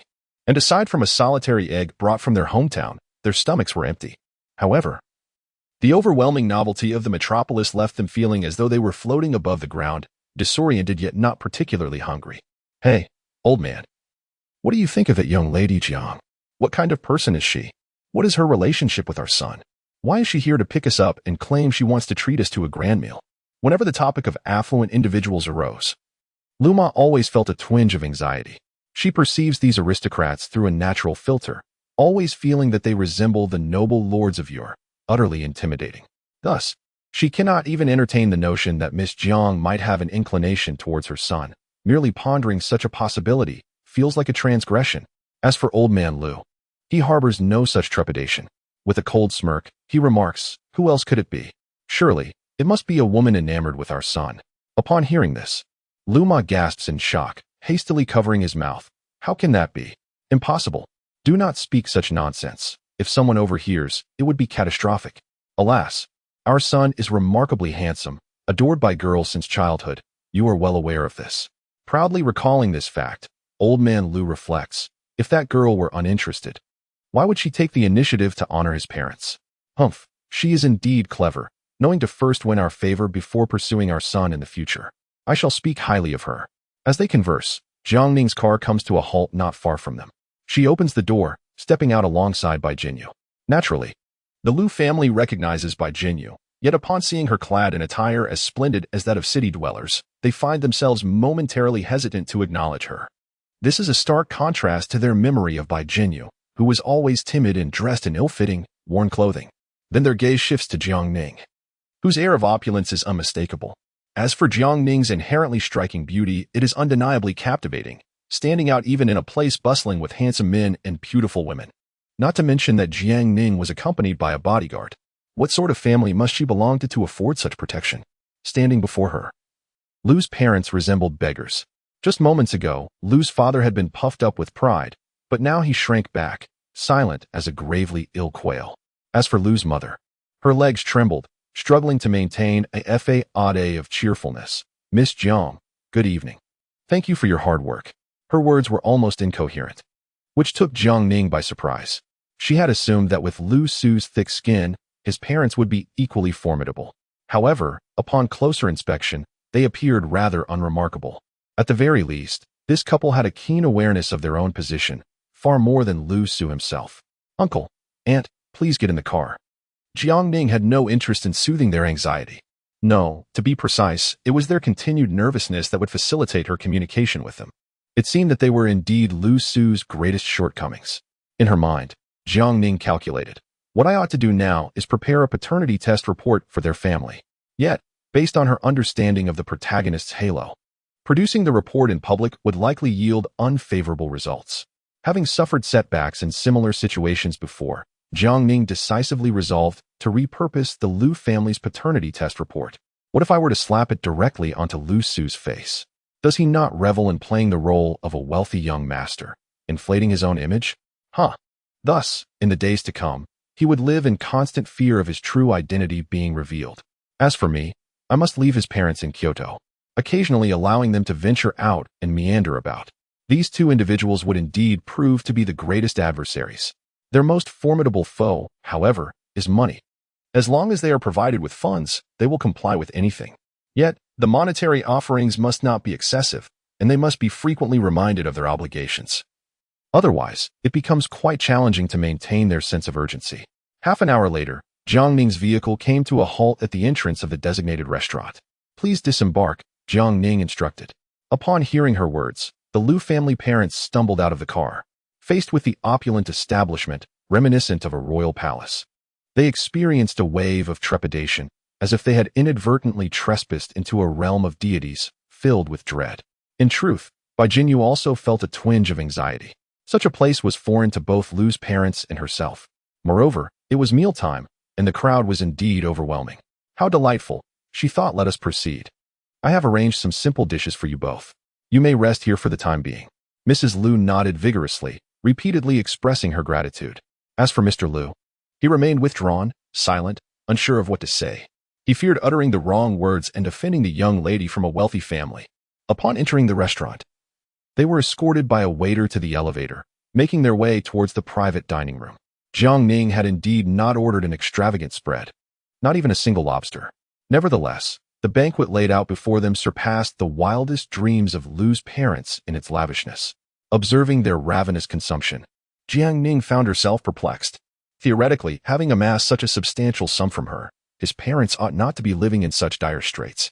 Was it the case that he enjoyed the fruits of fortune alone while others bore the burdens? This level of selfishness left Jiang Ning utterly astonished. As she watched them devour their meal with the ferocity of a tempest, Bai Jinyu, holding chopsticks, dared not partake, consuming only a couple of slices of cucumber. Meanwhile, Jiang Ning leisurely sipped her tea, remaining silent.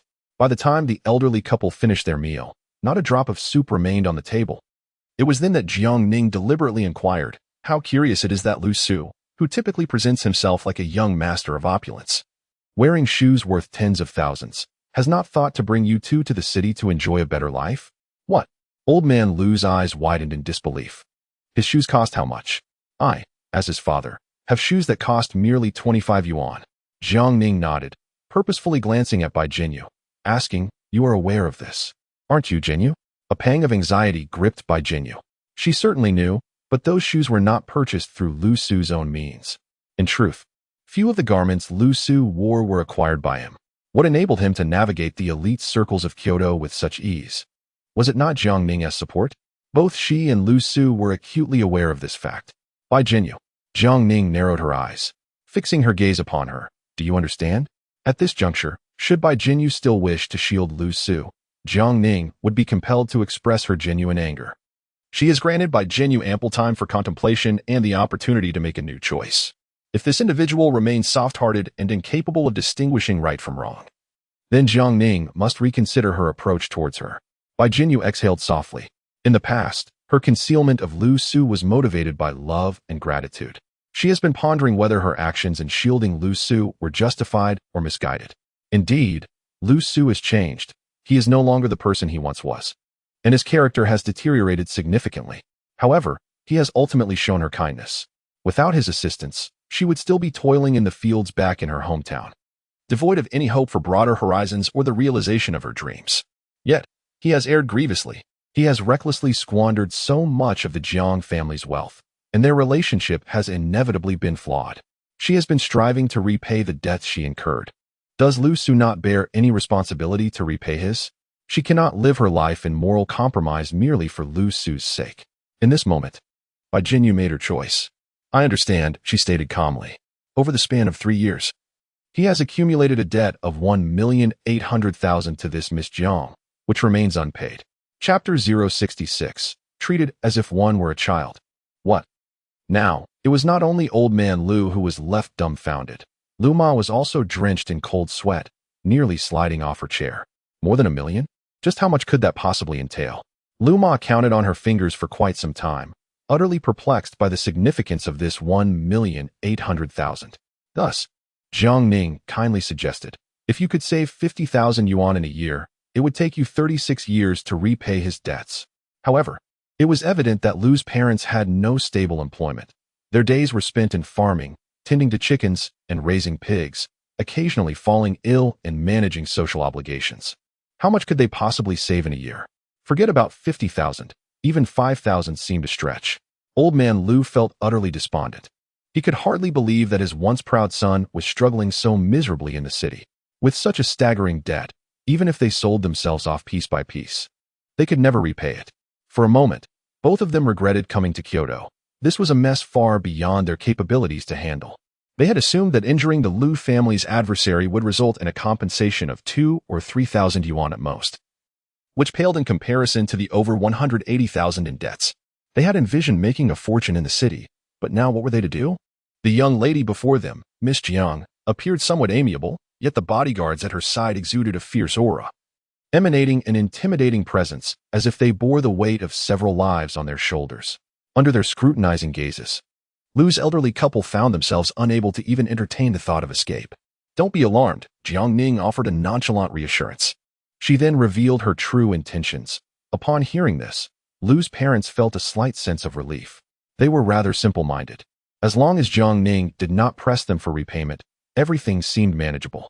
As for their esteemed son Lu Su, he brought ruin upon himself, dragging his parents down with him. Does he still have the audacity to utter a word? Mother Lu wiped away her tears, exclaiming, Miss Jiang, you truly are a paragon of virtue. Father Lu rolled his eyes and murmured, that should be a paragon of justice. Yes, a paragon of justice. Mother Lu babbled, we had no inkling about our son's debts, truly. Had we known, we would never have permitted him to act so recklessly. Alas, what a grave sin it is. Father Lu promptly echoed her sentiment, stating, in any case, we shall comply with Miss Jiang's requests. Not repaying debts is nothing short of disgraceful, is it? As his father, I pledge that even if he were to perish, he must repay you. Observing their compliance, Jiang Ning smiled with satisfaction. It was not as if he were on the brink of death. As she spoke, she summoned the waiter to bring the menu and ordered a few inexpensive desserts and fruits. The elderly couple savored their meal, and if they desired more, she would order additional items. After entertaining the Lu couple and ensuring their comfort, an hour had elapsed. Throughout the entire affair, Bai Jinyu remained silent, merely trailing behind Jiang Ning. At this moment, they entered a presidential suite on the top floor and closed the door. Jiang Ning languidly reclined on the genuine leather sofa, stifling a yawn. An empty seat lay beside her, yet Bai Jinyu hesitated to take it. After a moment's deliberation, she chose to lean against the large bed in the room, slowly crouching down. She looked dejected, resembling a child who had misbehaved. Jiang Ning spoke softly. If you have something to say, just say it directly. There's no need to be so coy. Isn't it uncomfortable to hold back? Whenever matters concerning the Lu family arose, Bai Jinyu would inevitably overthink. This had become her ingrained habit over the past decade, and it was difficult to change in an instant. Bai Jinyu was aware that Jiang Ning held a disdain for Lu Su. Theoretically, if one dislikes a person, it naturally follows that they would also harbor negative feelings towards that person's parents. Regardless of the familial dynamics at home, parents and children present themselves as a united front in public. Thus, seeing Jiang Ning show such care for the parents of the Lu family was perplexing to Bai Jinyu. She couldn't shake the feeling that Jiang Ning was concealing some ulterior motive. Though she was uncertain of Jiang Ning's intentions, she hesitated to intervene or inquire further. This internal conflict troubled her. In her view, while Lu Su had indeed erred gravely, it was not a matter of life and death. If that were the case, the originally justified Jiang Ning would also appear unreasonable, potentially leading to legal repercussions. That was not a scenario Bai Jinyu wished to witness. I don't have much to say, just. Perhaps I'm a bit hungry, Bai Jinyu contemplated. Ultimately, she resolved not to bring up the Lu family's affairs. Since she could neither control the Lu family nor Jiang Ning, what was the point of discussing it? Speaking too much might upset Jiang Ning, and the fallout would not only affect the Lu family, but herself as well. Jiang Ning chuckled lightly, and casually remarked, "Then I'll have the waiter bring up some late-night snacks. What would you like? Just tell them yourself. I'm good with anything. I'm not picky. If it's too much trouble, a cup of instant noodles will suffice. We have some in the room." Jiang Ning expressed her thoughts, yet still requested the waiter to bring some light and delectable specialty dishes. The seafood congee at this establishment is a notable highlight. Reputed for its complete absence of fishy taste and exceptional sweetness, a dish Jiang Ning had longed to sample. Bai Jinyu bit her lip and softly murmured her gratitude. "Thank you." Jiang Ning shrugged dismissively. "You need not thank me. I am not seeking to please you, but rather to indulge myself." "Indulge yourself?" Bai Jinyu questioned, bewildered. "Indeed," Jiang Ning replied, her fingers brushing her lips, adding with significance, "You wish for instant noodles, yet I have no desire for them." Bai Jinyu stood in confusion for a few moments before the realization dawned upon her. A rosy hue crept onto her cheeks, and her voice trembled as she stammered. "Miss Jiang you shouldn't. Please don't always act this way." "How have I acted?" Jiang Ning queried, rising to her feet and slowly advancing towards her. Bai Jinyu, backed against the bed, found herself with no retreat. In the next instant, she was seized by Jiang Ning and tossed onto the bed. Under Bai Jinyu's panicked gaze, Jiang Ning swiftly bound her delicate wrists with a decorative cord from her waist, securing the other end to the heavy wooden nightstand. Bai Jinyu was utterly flabbergasted. "Jiang Ning, what are you doing? Let me go." "Oh, let you go? I shall release you, but only once you acknowledge your mistake." A glint of coldness flashed in Jiang Ning's eyes. Lying to her daily and evading the truth, such habits are most unbecoming. Jiang Ning would never indulge her. She must be molded into a trustworthy and honest individual. At the very least, when facing Jiang Ning, she must speak candidly, without concealing anything. Swiftly, she turned and leapt from the bed, seizing a disposable slipper from the floor, aiming it squarely at Bai Jinyu's rear. The force and angle were meticulously chosen. The sound was loud, yet not painful, merely a mild sting. "Now, tell me, do you realize where you went wrong?" Jiang Ning still held the slipper aloft. "You have 1 minute to reflect on your lessons learned." Overwhelmed with shame, Bai Jinyu felt tears welling up. It was not from pain, but from humiliation. Humiliation. She had been struck as if she were a child. "Woo-woo, Jiang Ning, you scoundrel." Chapter 067. Jiang Ning, this is hardly amusing. Is this your reflection on the lessons learned? Jiang Ning tugged at the corner of her mouth, her expression far from pleased. "Bai Jinyu, I have been overly indulgent with you, leading you to forget how our clandestine relationship began." Bai Jinyu shivered, no longer daring to provoke. In truth, she recognized that Jiang Ning's kindness had made her somewhat careless. In the past, upon merely catching sight of Jiang Ning, she would take great pains to avoid her at all costs. Yet now, they shared the same bed, and Jiang Ning would even thoughtfully prepare late-night snacks for her. Indeed, Jiang Ning had treated her with excessive generosity. When one finds themselves in an overly comfortable environment, they can easily forget many significant truths. For instance, their relationship was, in fact, one of indebtedness. "I offered you an opportunity to be my woman, yet you seem more inclined to repay your debts than to accept it. Do you not?" Jiang Ning gently tapped the other party with her slipper, neither too lightly nor too heavily, "And you always seem to be evasive when faced with me." Weaving a web of lies. "Does this not imply that you do not even regard me as a friend?" Bai Jinyu shuddered, a look of shame washing over her. Did she truly not consider Jiang Ning as a friend? If their relationship was merely one of debt, what right did she have to accept Jiang Ning's kindness? Jiang Ning simply cherished her. It was not as if she owed her anything. "I apologize, Miss Jiang. Bai Jinyu bit her lip, beginning to stammer. I should not." "Should not what?" Jiang Ning, sensing her reluctance, felt a surge of irritation. They had kissed, so what words remained unspoken? As Bai Jinyu struggled to find the right phrasing, another slap from the slipper landed on her backside. "Listen, Bai Jinyu. Speak your thoughts candidly. Stop trying to brush me off with half-hearted responses. The more you evade me, the more I am inclined to unleash my wrath upon you. Do you comprehend?" Jiang Ning raised the slipper high, embodying the role of a slipper judge. This evening, either the slipper or Bai Jinyu's bad habits must be eradicated. She had no time for riddles with Bai Jinyu. Since she had yet to become Jiang Ning's partner, it was imperative to correct her behavior now, lest it become difficult to do so later. That was the crux of the matter. Bai Jinyu, feeling anxious and indignant, both embarrassed and furious, could no longer maintain her composure. The words she had kept hidden for days now tumbled out like beans from a bamboo tube. "I should not be greedy. I should not desire to befriend you. I should not worry about your potential for violence and legal troubles. Wretched Jiang Ning, you are detestable. I loathe you. You are shameless. Sob, sob. At this moment, it was Jiang Ning's turn to be taken aback. Oh, so she had actually wished to befriend me, Jiang? It was utterly unnoticeable. However, what truly astonished Jiang Ning was that Bai Jinyu had genuinely not intended to plead for the Lu family. It is worth noting that the former Bai Jinyu had been nothing but a mere ornament for Lu Su, always considering the interests of Lu Su as paramount. And she might have even entertained thoughts of assuming all of Lu Su's debts. Yet now, every heartfelt word from Bai Jinyu contained no mention of Lu Su. This was indeed a cause for celebration. Jiang Ning sighed softly, gradually setting down her slippers. Just moments ago, she had been rather assertive. But now she felt a touch of embarrassment and a hint of guilt. The fact that Bai Jinyu had been preoccupied with concerns solely for her, Jiang Ning, was truly moving. After a brief silence, I apologized. Jiang Ning readily acknowledged her fault, lowering her gaze. However, before Bai Jinyu could express her anger, Jiang Ning added, "You also have your faults for not speaking plainly." Bai Jinyu looked at the slippers in her hands, her emotions quite complex.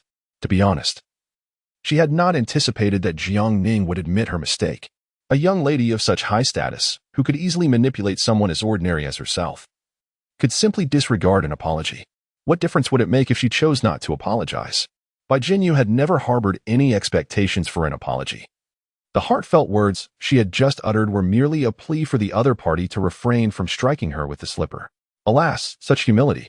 Come now. Do not sit idly. I am prepared. Go ahead and strike. At that moment, Jiang Ning had already freed herself from her constraints and assumed a position to receive the blows, beckoning her with a gesture. Do not hold back. Feel free to exert some force, for I am quite resilient. Bai Jinyu glanced at the slipper in her hand, and then at Jiang Ning. The scene was exceedingly delicate. The slipper felt somewhat hot in her grasp, prompting her to hastily discard it. What is the matter? Do you not wish to take your revenge? Jiang Ning observed the slipper rolling on the ground and gasped. Such opportunities are rare. If missed, they shall not return. Bai Jinyu shook her head. No one had ever apologized to her. More precisely, no one had ever cared for her thoughts. She could not recall when her daily existence had been reduced to merely satisfying her hunger and ensuring a good night's sleep. As for anything beyond that, she felt unworthy to contemplate. I am not injured. Bai Jinyu lowered her gaze and slowly descended from the bed, continuing to crouch at its edge. Miss Jiang, as long as you are happy, that is sufficient for me. Bai Jinyu remained silent. Once more, she cast aside the slipper. This process repeated itself 4 or 5 times until she finally expressed her frustration. Jiang Ning, this is not amusing. It is amusing, Jiang Ning retorted with a playful grin, appearing utterly carefree. Come now, do not hold back. Between us, let us settle the score. I shall not suffer loss, nor shall I allow you to. The mode of interaction between individuals is something Bai Jinyu has never experienced. Having long been dependent on others, she has dulled all her sharp edges, and her tears have softened every inch of her bones. Now, what does Jiang Ning wish to do? Taking a deep breath, she slowly states, Jiang Ning, do not indulge me. I have not indulged you. Jiang Ning, with an air of indifference, replies, did you not say you wanted to be friends with me? Look at you now. You hardly resemble a friend, but rather a little servant. Bai Jinyu remains hesitant to act. Thus, Jiang Ning firmly grasps her hand and slaps her own thigh twice with considerable force. Oh, Bai Jinyu is taken aback, completely unprepared, and fails to restrain her strength in time. The sound of the 2 resounding slaps leaves her hand numb for several moments, indicating the intensity was quite substantial. Jiang Ning is rather harsh on herself as well. All right, I have returned what was due to you. If you remain upset about this after tonight, I shall not tolerate it. Jiang Ning pinches her cheek playfully. Now, let us prepare for a late-night snack, you fool. Chapter 68. I have run away. You can no longer control me. The late-night feast is quite lavish. In addition to the restaurant's signature seafood porridge, there are various exquisite side dishes, all of which Bai Jinyu has never encountered before. Unfortunately, after the recent embarrassing incident, she finds herself not particularly hungry. She inadvertently glances at Jiang Ning's legs, where 2 distinct handprints are visible. The realization that she was the one responsible for those marks sends her mind into a tumultuous state. Had I truly exerted myself so forcefully? Goodness, how is it that the marks have lingered for so long? Bai Jinyu felt an overwhelming sense of unease. Rationality whispered to her that it was not her own volition that led to the strike. It was Jiang Ning who had forcibly grasped her hand to deliver the blows. Yet, Reality bore witness that, regardless of intent, those two handprints unequivocally belonged to her, undoubtedly bearing her fingerprints, leaving her with no plausible deniability. Jiangning, you ought to apply some ointment to your leg. Yet, it had turned red and swollen. As she spoke, Bai Jinyu retrieved her phone, opening a delivery app to search for a remedy for swelling and pain. I assure you, I am quite all right, Jiangning shrugged. I merely have delicate skin that is prone to bruising. Truthfully, it does not hurt much at all. Bai Jinyu was unconvinced. How could it not hurt when it was so inflamed? Did Jiangning truly believe she was naive?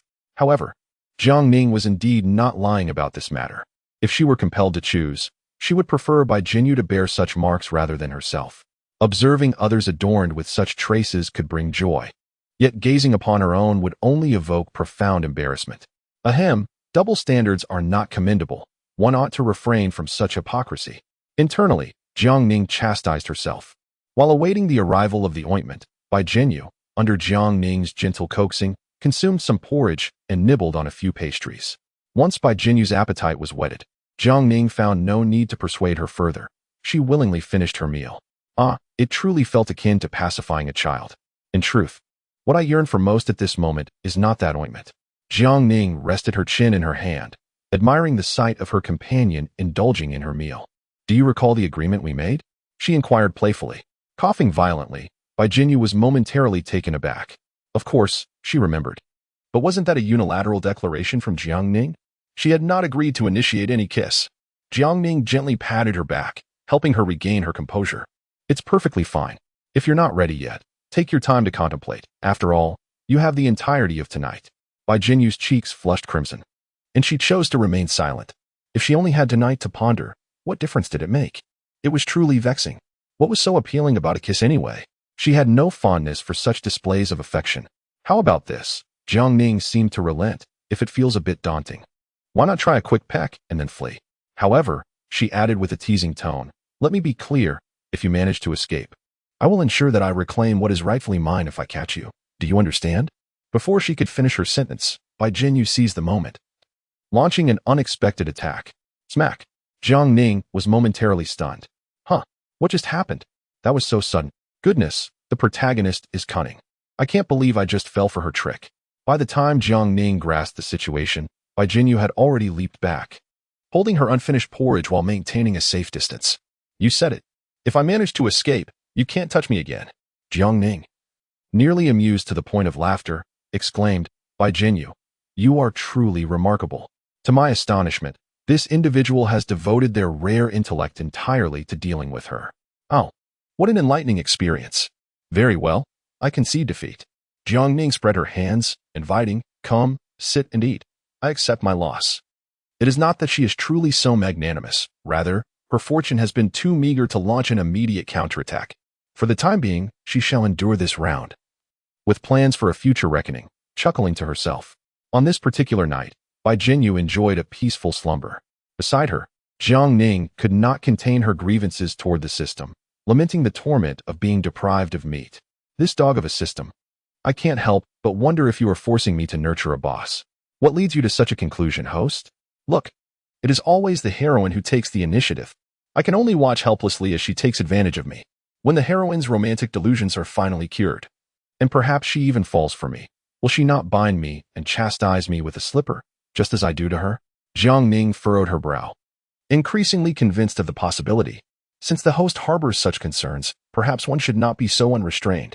People can change, and proximity to virtue may lead one to embrace it, while closeness to vice can ensnare one in darkness. TSK, Jiangning displayed a defiant expression. Even if she were inclined to retaliate, what could she truly accomplish? In the end, she was physically weaker, her tolerance for alcohol inferior, and lacked the opportunity to exploit her vulnerabilities. Moreover, she had already sensed the impending danger and would undoubtedly exercise heightened caution. The system remained silent, but it mused that the host's confidence might indeed harbor the potential for a misguided little rabbit to mount a counteroffensive. Certainly, the likelihood is slim. Jiangning is astute in every regard, and no matter how much Bai Jinyu attempts to emulate her, it would be quite a challenge to surpass her. Speaking of which, time is of the essence. It is time to attend to serious matters. Last night, Jiangning had already dispatched someone to collect the necessary DNA samples. In such affairs, Wealth facilitates the process, allowing it to be conducted discreetly and without detection. Now, she must accompany the Liu family parents to the hospital to gather their DNA samples. There is no need to conceal this from them. After all, the Liu family parents are currently fraught with anxiety and have little choice but to comply with Jiang Ning's requests. After coordinating with the hospital, she prepared to rise and freshen up. Jinyu, do you have any plans for today? Bai Jinyu, still groggy, opened her eyes and glanced at her. I wish to work at a cat CAF. They are short-staffed these days and offer a rather generous salary. Jiang Ning playfully flicked her forehead. Bai Jinyu, covering her forehead, retorted indignantly. I don't want to remain in your debt. I wish to settle it promptly and live freely without obligations. The slipper education method employed yesterday proved effective, as she now spoke with much more clarity. However, it seemed to have made her more obstinate, prompting Jiang Ning to resist the urge to resort to the slipper once again. Jiang Ning tossed her recently discarded stockings and undergarments before Bai Jinyu. Before she could protest, Jiang Ning had already assessed their worth and transferred an amount to Bai Jinyu. This was nothing short of teasing, unabashedly so. Bai Jinyu was infuriated, contemplating the idea of discarding her own attire and hurling it at Jiang Ning. Though she merely dared to entertain the thought, refraining from taking any action. Primarily, it was Jiang Ning who had her female bodyguard prepare a backup for her. She had none herself. Upon seeing the funds that had been credited, her demeanor became somewhat more tranquil. This amount far surpassed her earnings at the cat CAF. However, this could not be regarded as a salary, but merely as compensation for emotional distress. I understand now. Such a good girl, come give me a kiss? Upon hearing the word kiss, Bai Jinyu instinctively retreated several steps, quickly covering her mouth, her gaze fixed on Jiang Ning with caution. Jiang Ning raised an eyebrow, and after a brief moment of restraint, she could not help but laugh. Ah, how adorable she was, reminiscent of a kitten. Just before departing, Bai Jinyu caught up, pushing the ointment she had purchased the previous night into Jiang Ning's pocket. Remember to use it. It's quite expensive. Oh, at your command. Chapter 069. Your parents have arrived. Everything was in order. Jiang Ning escorted the Liu family parents directly to the hospital. How did you sleep last night, dear parents? She inquired, regarding the visibly worn expressions of the Liu family. A gentle smile graced her lips. How could they possibly have rested well? Their anxiety was palpable, a visible manifestation of their distress and sleepless nights. Fortunately, we are all right, Mr. Liu said, pinching his wife to silence her complaints. What purpose did it serve to lament to Jiang Ning? Even if he did not grasp the full extent of the situation, he was acutely aware of their grim predicament. Why had they been brought to the hospital under such benign circumstances? Perhaps it was merely a pretext to extract their blood for profit, or to harvest their kidneys for monetary gain, or even to excise their hearts. After all, Liu had accrued a debt of 1,800,000 to Jiang Ning. How could they ever repay such a sum? If he could repay, would Miss Jiang still pay any attention to those two country bumpkins? Now, old man Liu even worries that the injuries sustained by Lu Su are a ruse, and that Jiang Ning is using this pretext to deceive the elderly couple into coming to the capital to repay their son's debts. It's all over, completely finished. The more old man Liu thought about it, the more terrified he became. He would not be swayed by any claims of free paternity tests or health checkups. Though not particularly knowledgeable, he was certainly not a fool. They were merely the creditors of Lu Su. It would be a courtesy that they had yet to resort to violence against them, let alone show concern for their health. No, that doesn't seem right. Perhaps they would indeed care. Once the results of the paternity test were revealed, confirming that they were Lu Su's biological parents, the debts would become inextricably linked to them. As for the health checkup, surely they would need to be examined before selling off their body parts? The healthier they were, the more valuable. After a brief wait, someone began calling their names. It's your turn, hurry along. The doctor is already waiting. Jiang Ning stood up and escorted the two to the door. Old man Liu was both anxious and fearful, his legs trembling uncontrollably. Before even entering, he rolled his eyes and collapsed straight to the ground. Has he fainted? No matter. It does not hinder the paternity test. Jiang Ning confirmed that he was fine, waved her hand, and instructed the personnel to continue with the process. Be gentle. Don't wear the old man out. Yes, Miss Jiang. Meanwhile, Lu Su had been recuperating for several days. His injuries were gradually healing, but he was not yet ready for discharge. Today marked the first time he had seen the wounds on his body. Aunt Gu has displayed a commendable sense of responsibility by promptly seeking out the finest physician for him, sparing no expense to facilitate his recovery. Consequently, the wounds appear less grotesque than one might expect. as if he has merely lost a fraction of his former elegance. This realization brings both sorrow and a modicum of relief to Lu Su. After all, he still considers himself a true man. As long as he does not suffer any severe aftereffects, the advantages from this unfortunate incident remain in his favor. At this moment, Lu Su could hardly fathom that he has become a mere shadow of his former self, albeit still visually appealing. Yet, that is a matter for another time. Emerging from the restroom, Lu Su reclines once more upon the hospital bed. Over the past 2 days, Yuan Zia has diligently messaged him each day, but the content has been rather mundane, typically inquiring whether he has eaten or slept. Who cares about your trivial pleasantries? Who desires to meet with you? Who is interested in your meals or your shabby scarf? Instead of engaging in such futile exchanges, you might as well transfer some money to me, you useless woman. Lu Su rages inwardly, longing for financial support, money. Yet, he cannot tarnish the image he has cultivated in the eyes of others. He cannot directly ask for financial assistance. Instead, he resorts to subtly hinting at his preferences through messages visible only to Yuan Zia on social media, such as a Patek Philippe watch or a villa by the river. Infuriatingly, Yuan Zia acknowledges these hints with likes, yet she takes no action. Each time Lu Su faces her chat window, he is overwhelmed by an urge to roll his eyes. Truly, can one not rely on anyone? In this state of financial anxiety, Lu Su was soon visited by Aunt Gu and Wan Jia. They arrived without gifts, accompanied only by a lawyer, seemingly prepared to finally discuss matters of compensation. Lu Su's mood began to lift slightly. Aunt Gu, it's wonderful to see you. I truly appreciate your concern during my recent hospitalization, Lu Su said, feigning politeness with practiced ease. Are you doing all right? Aunt Gu asked, her face etched with guilt, gazing at Lu Su with profound sympathy. Ever since the incident, she had been on edge, fearing that the Lu family might come to cause trouble. Thankfully, her fears had not materialized, which only deepened her affection and guilt towards Lu Su. This child is truly commendable, she thought. Though young, he displays remarkable composure and understanding. In the face of such adversity, his first instinct was not to complain to his family, but to focus on his recovery, prioritizing the greater good. Such maturity is rare. This realization compelled her to resolve to make amends to this thoughtful young man. I'm doing well. Lu Su maintained his facade of a disingenuous smile and inquired, Aunt Gu, Wan Jia, please have a seat. Is there something specific you wish to discuss today? Wan Jia, with tears welling in his eyes, leaned closer and said, Lu Gu, I'm so sorry. It's all my fault. Aunt Gu dismissed him with a wave and called the lawyer forward, saying, to be frank, young Lu, we are here to discuss. Well, let us not beat around the bush. We need to talk about how we can compensate you. Lu Su's smile faded slightly, revealing the gravity of the situation. He cleared his throat and said, this will remain an indelible shadow upon my life. I lack the courage to confide in my parents about this matter. Upon hearing the mention of parents, Aunt Gu's heart leapt into her throat. If the Lu family were to fall, she would need to reconsider her plans entirely. Even if she were to sacrifice everything, the Lu family would surely not spare them. Thus, they would be left with no choice but to flee under the cover of night. Nevertheless, I have always cherished the kindness you and Aunt Gu have shown me, and I believe it unnecessary to trouble my parents with my predicament.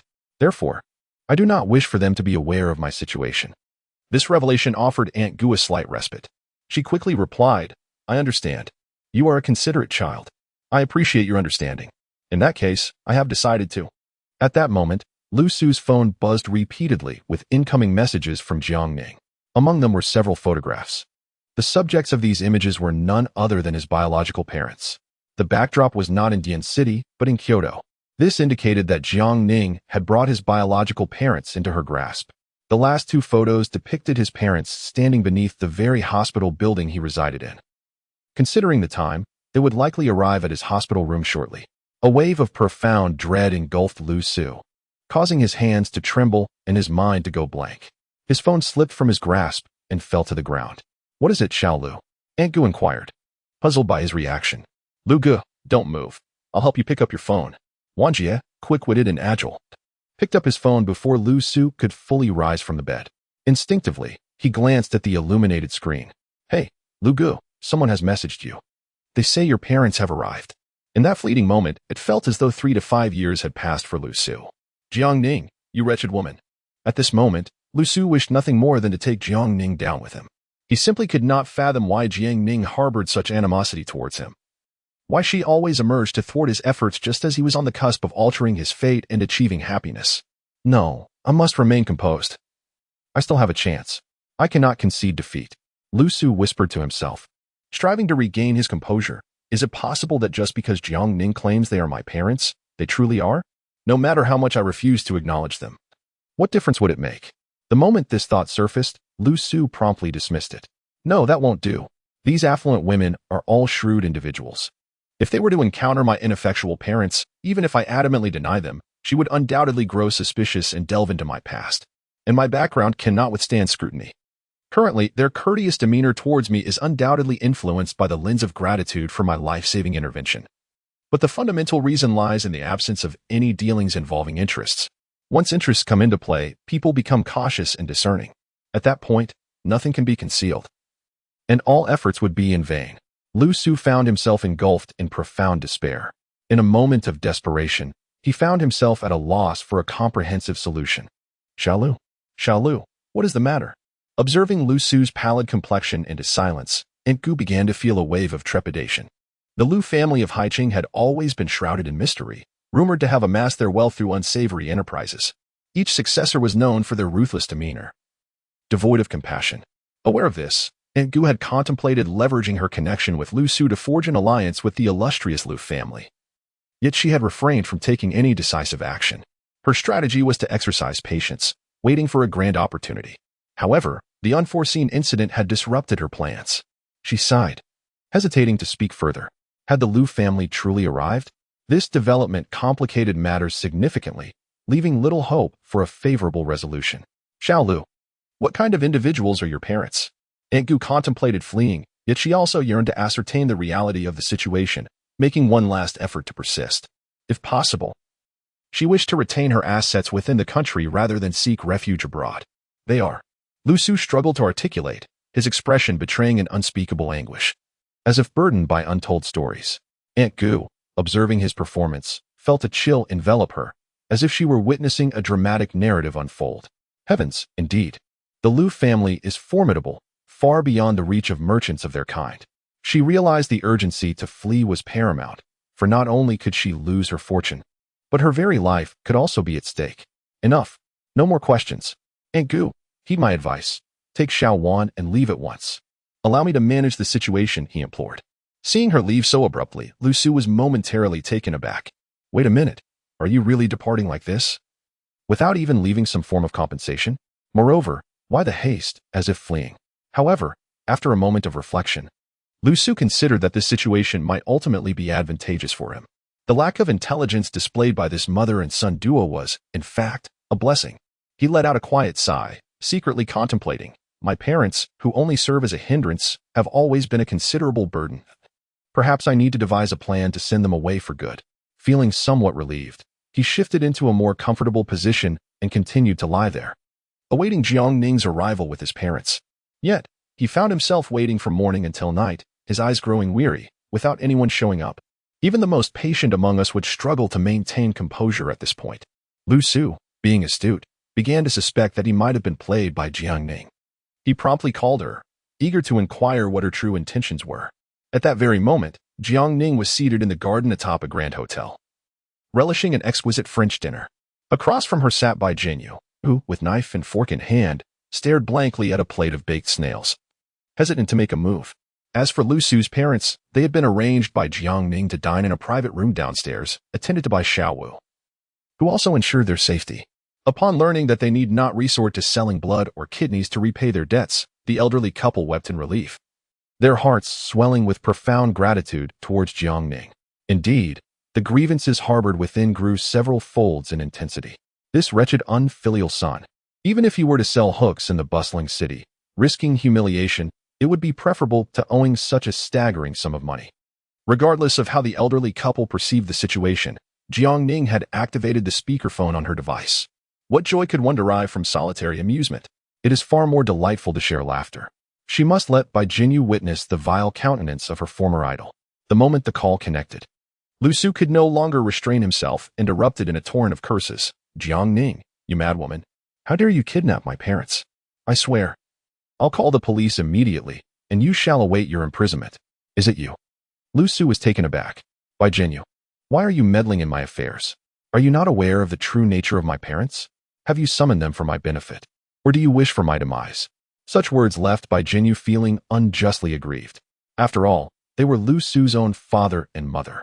To put it bluntly, should Lu Su find himself on the brink of death, it would indeed be his own parents who must sign for the surgery. She inhaled deeply, suppressing the pangs of sorrow within her heart, and replied, no matter the circumstances, they are still your closest kin, Lu Su. Upon learning of your injury, they rushed here without hesitation. Does that not signify their concern for you? Huh? Lu Su scoffed coldly. I may not know others, but I am well acquainted with my parents. What good does it do to curry favor with them? I care not for them. They shall not receive a single cent of my compensation. Bai Jinyu felt a chill run down her spine. She felt that the man on the other end of the phone was frighteningly unfamiliar.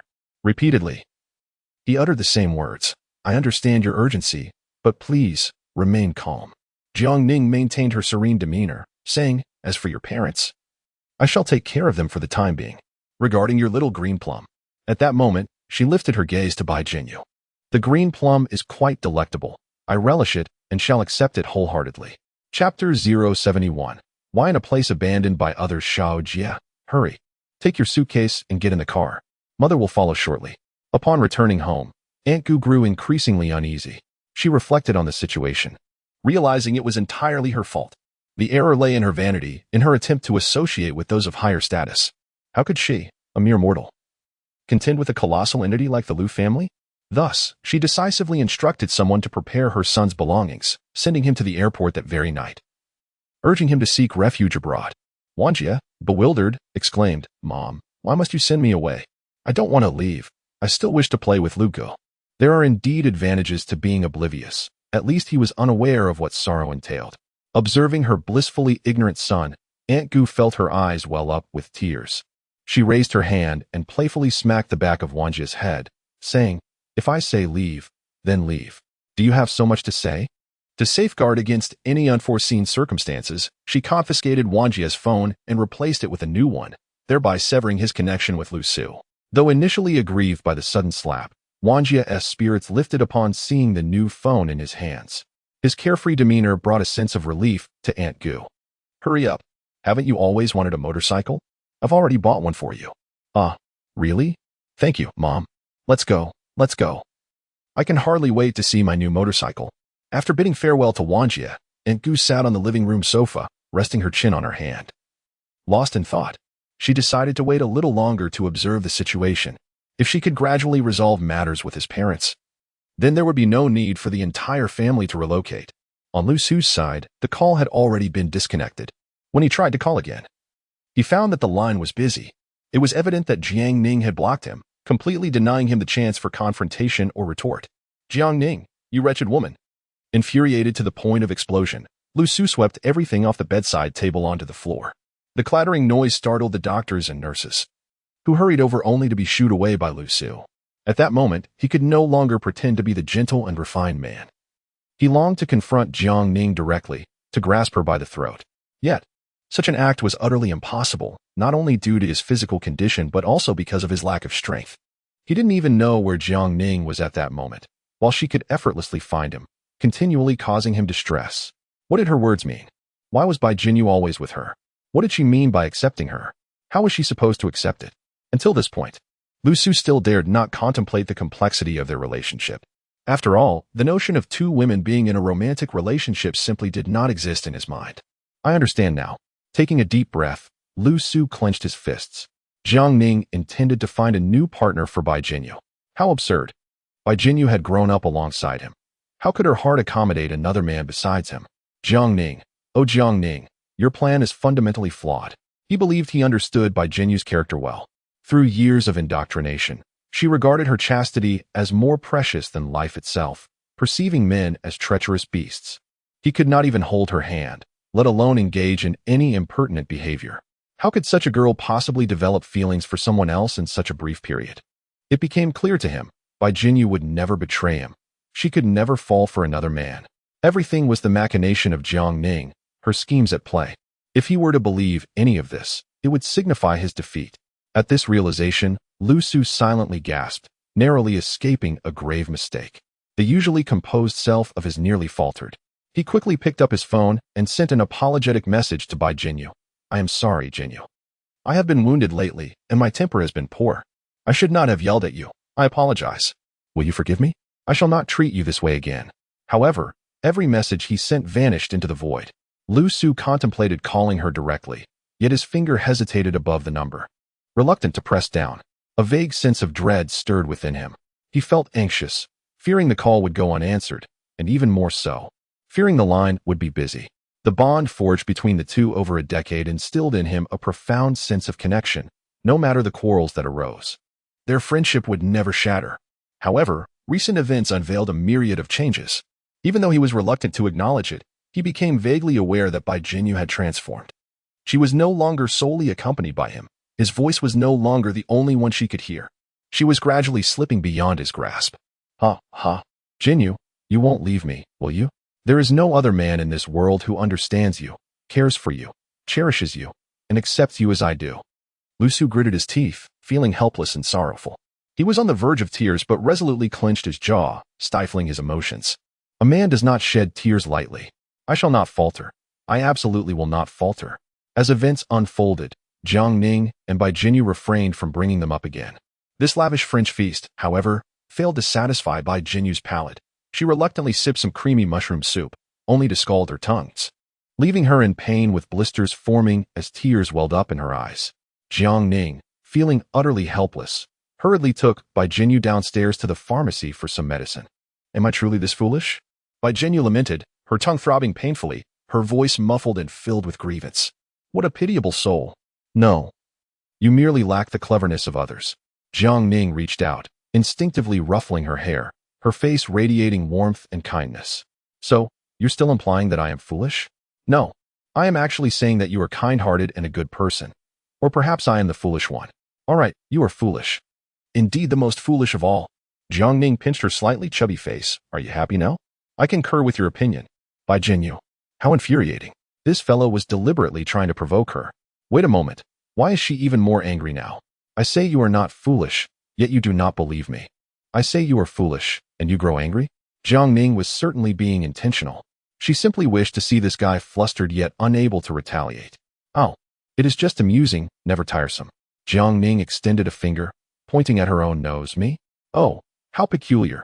This fellow has even learned to initiate an attack. Yet this attack was feeble and lacked force, akin to a playful pout. Bai Jinyu mused. Clearly, you, Jiang Ning, are also a girl. How do you fail to understand a girl's thoughts? When I claim I am foolish, do you truly believe I am? In reality, I, Bai Jinyu, am quite clever most of the time. Look, last night when you attempted to outsmart me, did it not fail? However, such thoughts remained concealed, never to be uttered aloud. You will end up with no friends like this. Humph. Oh, is that so? That is somewhat frightening. Jiang Ning showed no inclination to reflect upon herself. She entered a nearby pharmacy and emerged with a bottle of reputedly effective powder. As Bai Jinyu reached out to take the medicine, she grasped Bai Jinyu's hand, leading her into a nearby alley.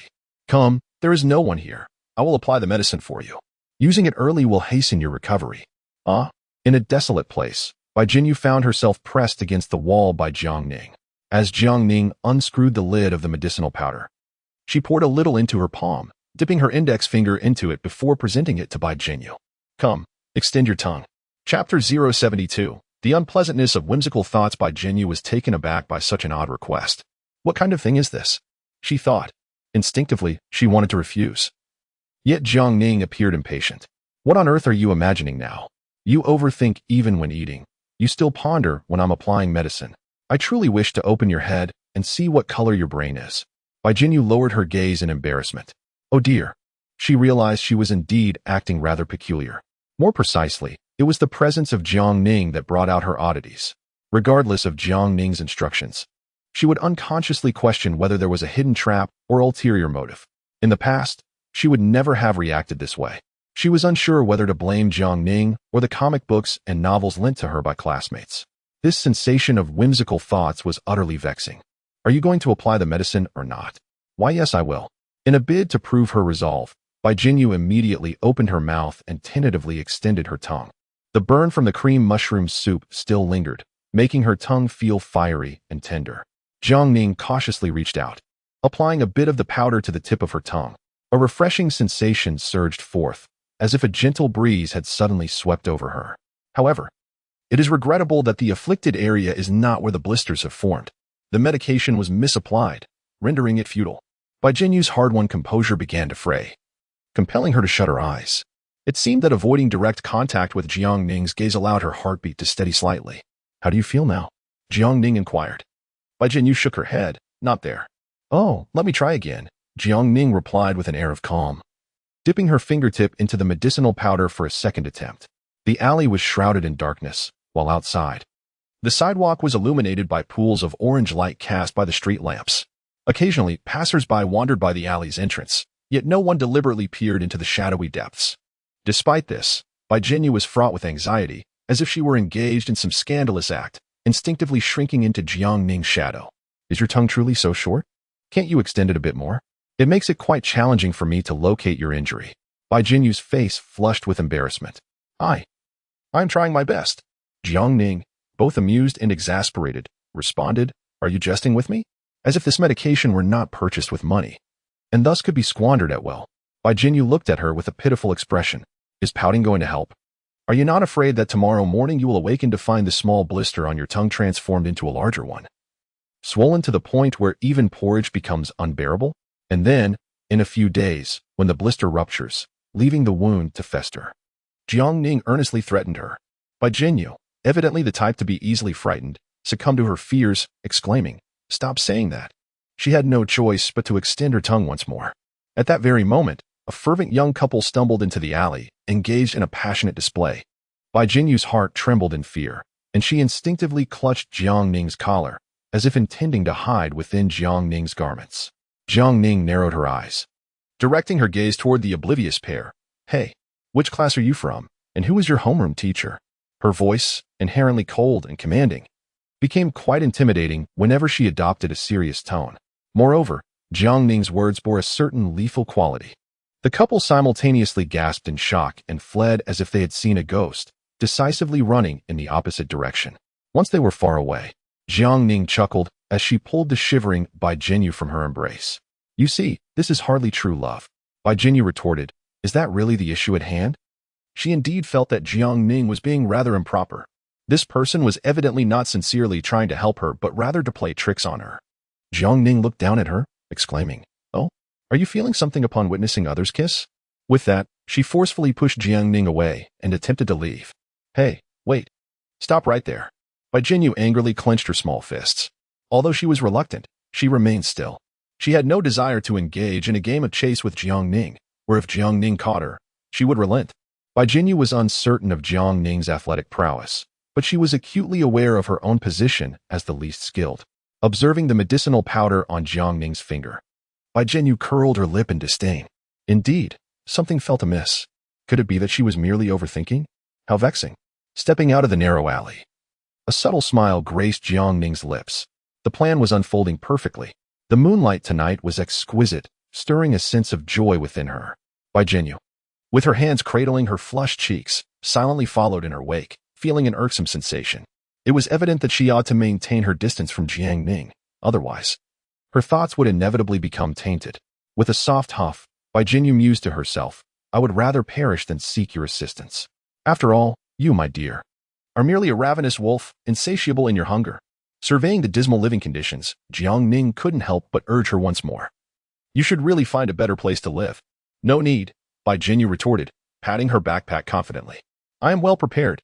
Jiang Ning raised an eyebrow, intrigued. "What do you mean?" Under Jiang Ning's astonished gaze, Bai Jinyu produced a bottle of chili water and a pair of iron nutcrackers. A shiver ran down Jiang Ning's spine. Goodness, she had assumed Bai Jinyu to be a simpleton, but it seemed she possessed a modicum of cleverness. "So, don't even think about bullying me," Bai Jinyu declared, raising an eyebrow with a triumphant smirk, clearly reveling in her perceived advantage. However, before she could finish her sentence, Jiang Ning swiftly disarmed her, twisting her arms behind her back and pinning her against the car door. The sound echoed, shattering Bai Jinyu's arrogance and confidence in an instant. It was a jest, really. Such trivial intelligence was hardly worthy of Jiang Ning's regard. In those days, when Jiang Ning was still somewhat of a tomboy, she had diligently practiced several techniques, making it effortless to deal with her opponents. Xiao Jinyu, what did you say? Repeat that. Chapter 073, Lu Su's Dilemma. I present you with two choices.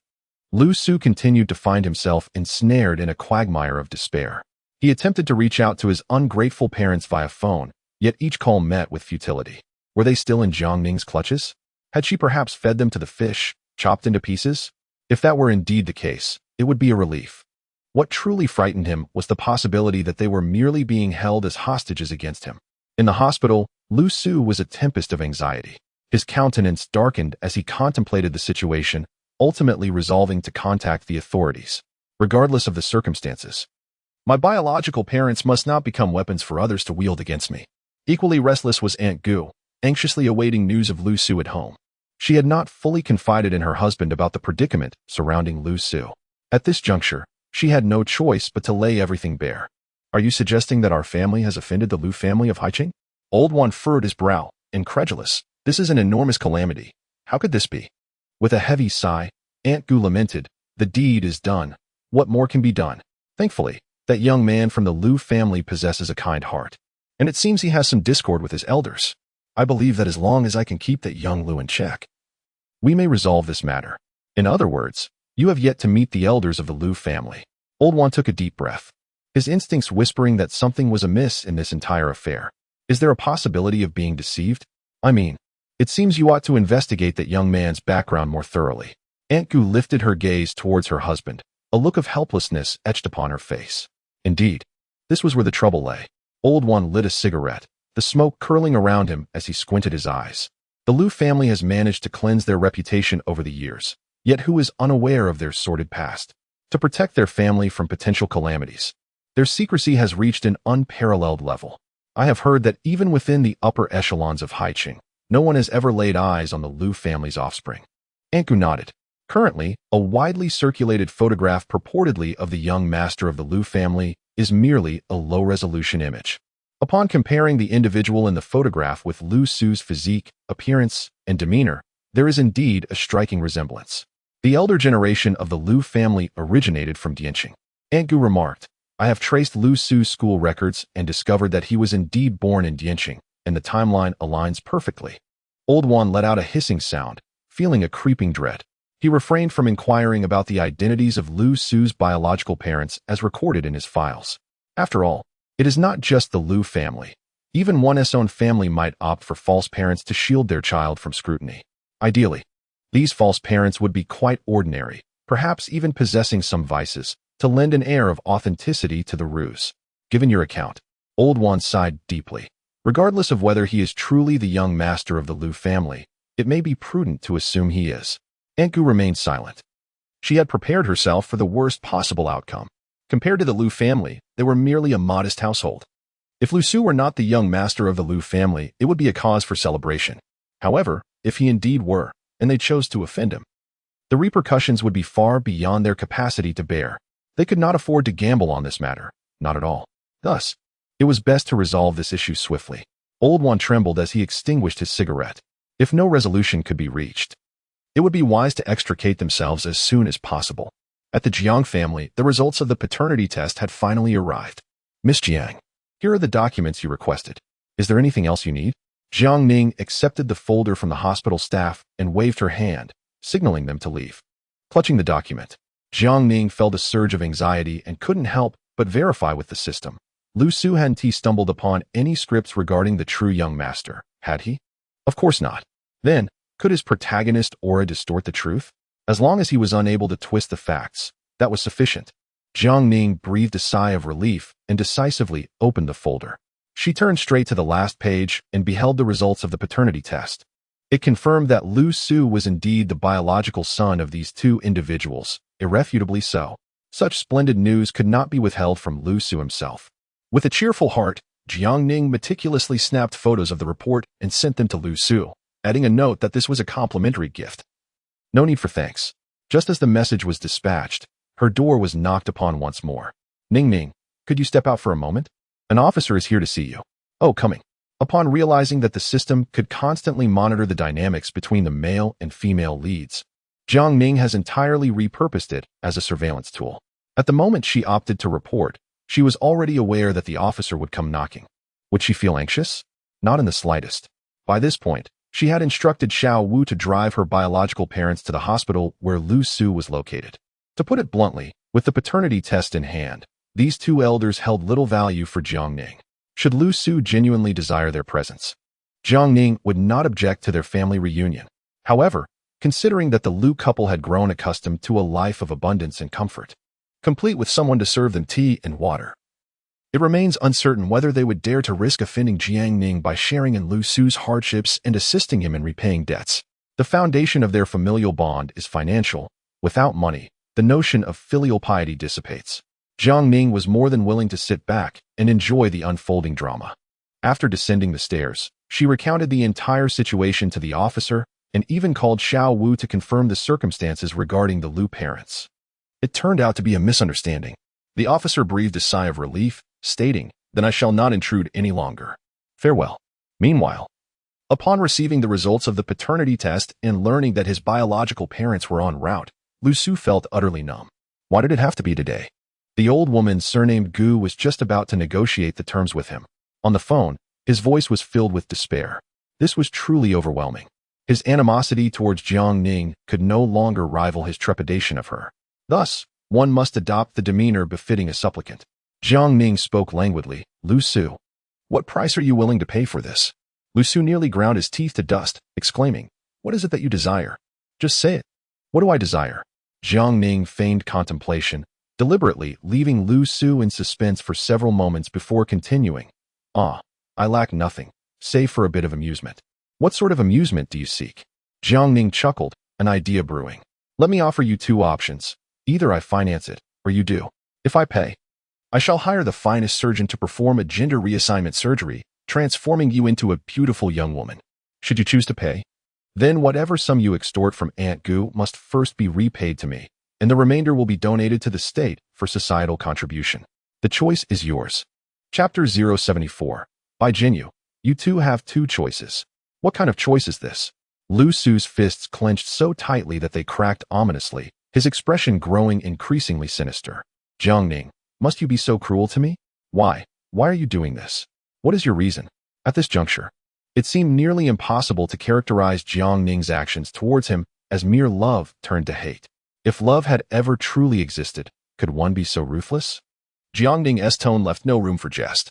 Why?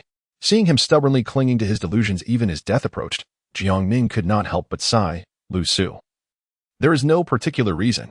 If you insist on me providing one, it is simply that you are too weak, while I happen to be exceedingly strong." Upon hearing these words, Lu Su felt as though all his strength had been instantly drained, leading him to collapse to the ground. He could scarcely feel the pain in his body. All that remained within him was an overwhelming sense of dread. "Lu Su, you need not be excessively afraid," Jiang Ning said, her tone softening. "I am a person who values reason and adheres to principles." She paused momentarily. "As long as you, too, embrace reason and abide by rules like I do, I assure you that I will not lead you down a path of despair." At that moment, the outcome of their confrontation seemed predetermined. Lu Su gazed out at the familiar silhouettes beyond the hospital room, his heart heavy with sorrow, yet feeling utterly powerless. Why was he not the true heir of the Lu family? Why was he burdened with such ineffectual parents? Why did misfortune strike whenever he sought to alter his fate? Cursed destiny, how unjustly it dealt with him, Lu Su. As the saying goes, those who recognize the times are the true heroes. If he did not bow his head now, there would be no future for him.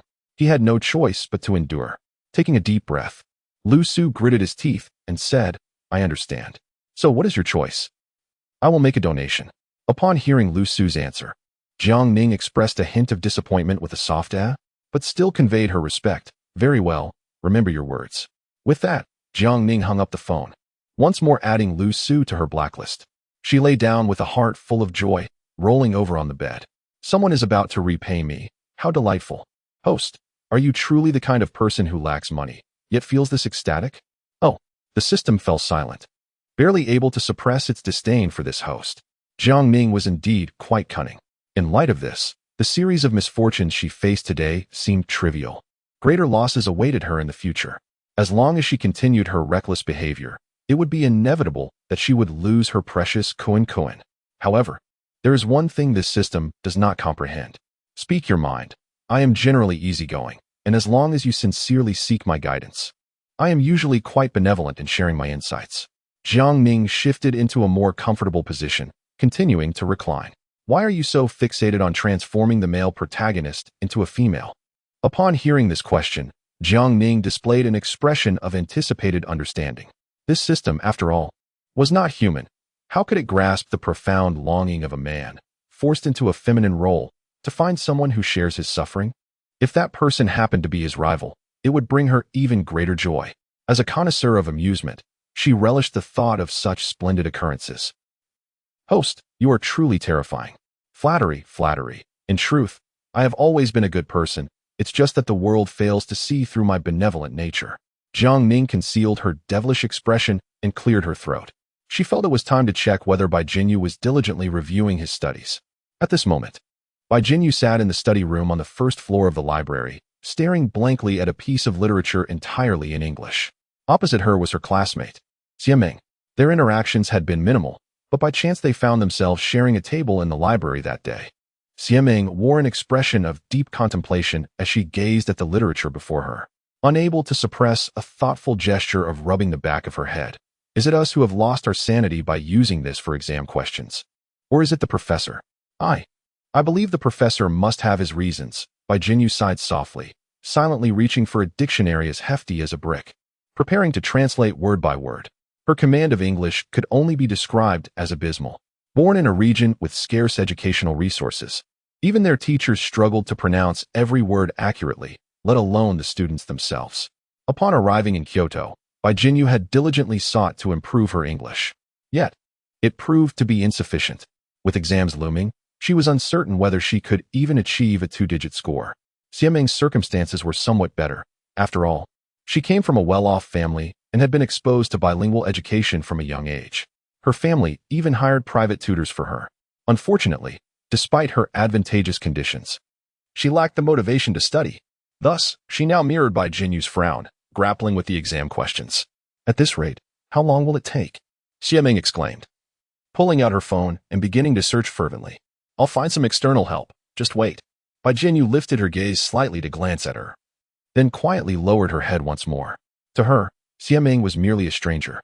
Yet Xie Ming possessed an affable demeanor that left Bai Jinyu feeling quite ill at ease, prompting her desire to make a swift exit. She harbored no ambition to forge a social circle. Her only wish was to exist quietly as an unnoticed presence. At that moment, her gaze fell upon Jiang Ning's figure through the library's floor-to-ceiling window, and Bai Jinyu found herself exhaling a sigh of relief. It was curious how, at some point, she had come to equate Jiang Ning with a sense of security. Once, Jiang Ning had been the very embodiment of her insecurities, yet now the roles had astonishingly reversed. Jiang Ning, fully aware of Bai Jinyu's presence in the library and even her specific study room, chose not to enter. Instead, she sat in a small pavilion, clearly visible to Bai Jinyu, savoring the view of the grove across the artificial lake. Host, are you indulging in a game of feigned indifference again? Such amusement was too enticing to resist. Jiang Ning brushed her long hair back, propping her chin in her hand and exhaling softly. Fishing, after all, required both bait and patience. But what if your catch is taken by another? Xie Ming's external assistants had arrived, a somewhat delicate-looking youth exuding an air reminiscent of a certain type of charm. It was precisely the moment to assess Bai Jinyu's standing in her heart. Bai Jinyu was certainly not the kind of fish easily lured away. Jiang Ning felt no trepidation regarding the prospect of someone encroaching upon her territory. Thus, Jiang Ning was now keen to observe Bai Jinyu's choice. Will Bai Jinyu ultimately choose to endure the current situation, expanding her social circle accordingly, or will she depart from the cacophony of her surroundings and pursue her own path? Jiang Ning mused that, regardless of Bai Jinyu's decision, she should be able to accept it. From the beginning to the end, she had no intention of controlling the trajectory of Bai Jinyu's life. Rather, she hoped Bai Jinyu could overcome her social anxieties and engage with a broader array of people and experiences, discovering a better version of herself. Certainly, if Bai Jinyu chose to rely on herself, that would be even more commendable. Jiang Ning was acutely aware that she was not a paragon of virtue, possessing her own selfish inclinations akin to Lu Su. She naturally wished that, when Bai Jinyu encountered difficulties, she would be the sole figure Bai Jinyu would turn to for support, rather than merely one of several options. As for the outcome, she would await it with bated breath. Chapter 075. When the time is right, it does not come. When it is not right, it comes in chaos. In the study room, the external assistants summoned by Siameng had already set down their backpack, greeting Bai Jinyu with a gentle smile. Listening to this person's voice and observing their appearance made it exceedingly difficult to discern their gender. However, perhaps it was merely her imagination. But Bai Jinyu felt an inexplicable sense of familiarity with this individual, as if she had encountered someone of strikingly similar temperament before. This perplexity compelled Bai Jinyu to steal several glances in their direction. Zhang Rua's squinting smile projected an air of kindness, yet his thoughts remained inscrutable. The two exchanged no further words during their time together. Bai Jinyu found herself instinctively shifting outward, maintaining a greater distance from the other. As someone grappling with social anxiety, I find it quite challenging to forge connections with strangers. Miss Zhang? This appellation left Bai Jinyu momentarily stunned. It turned out that this young lady, clad in casual menswear and sporting a neatly styled bob, was indeed a girl. Bai Jinyu was genuinely taken aback. The young women in this bustling metropolis certainly possessed their own unique charm. Zhang Rua extended her hand and accepted the entirely English literature materials offered by Siameng, then inquired about a pen. Siameng smacked her forehead, exclaiming, "Oh, where's my pen? It was just here. What kind of pen do you need?" Bai Jinyu rummaged through her transparent pencil case. She, being a diligent student, was well equipped with a myriad of stationery, including pencils, an array of colorful ballpoint pens, gel pens, and even color-changing ones. She had also procured many items that exuded a youthful spirit, such as a heart-shaped pencil sharpener and a thumb-sized cat keychain. The most eye-catching being a palm-sized pink Hello Kitty eraser. Zhang Rua chuckled at the sight of the eraser, remarking, "Anything will suffice. It's not as if we are taking an exam." Bai Jinyu responded with an "oh" and handed her a black gel pen. The soft sound of the pen landing on the wooden table caught Siameng's attention as she looked up, inquiring, "What are you two up to?" Siameng sighed. "Miss Zhang, could you lend us a hand? Missing a day of basketball won't be the end of the world, but if we don't finish our review today, we'll be in dire straits tomorrow. And what benefit do I gain from assisting you?" Zhang Rua propped her chin on her hand. Although these words were directed at Siameng, her gaze inadvertently flickered towards Bai Jinyu, leaving one to ponder what she was evaluating. Bai Jinyu sensed the diagonal scrutiny and felt a wave of trepidation, yearning to escape. Alas, how vexing. Why hasn't Ti Jiangning arrived yet? Could it be that her presence here is merely coincidental, and she is unaware of her surroundings in the library? That seems implausible. They are not even classmates. Jiangning is a truant, and it is unlikely she would wander here in her sleep. So, why is Jiangning outside, at this precise moment and location? Bai Jinyu felt an inexplicable annoyance, that infuriating individual, absent when needed and present when not. The two individuals opposite her continued their conversation, seemingly oblivious to their surroundings. Siameng scoffed. "Benefits? Fine. Shall I treat you to a meal?" Zhang Rua shook her head, dismissing the suggestion. "I've had my fill of the fare at restaurants outside. Then, how about I have my family's chef prepare a meal? And you come to my home? I've had enough of that too." The conversation veered towards the crux of the matter. "Is this document solely for your use, Miss Xia?" At this juncture, Bai Jinyu felt a tightening in her chest and abruptly stood up. I cannot afford to treat you both." Her voice rose, drawing the attention of those seated in the back of the study room.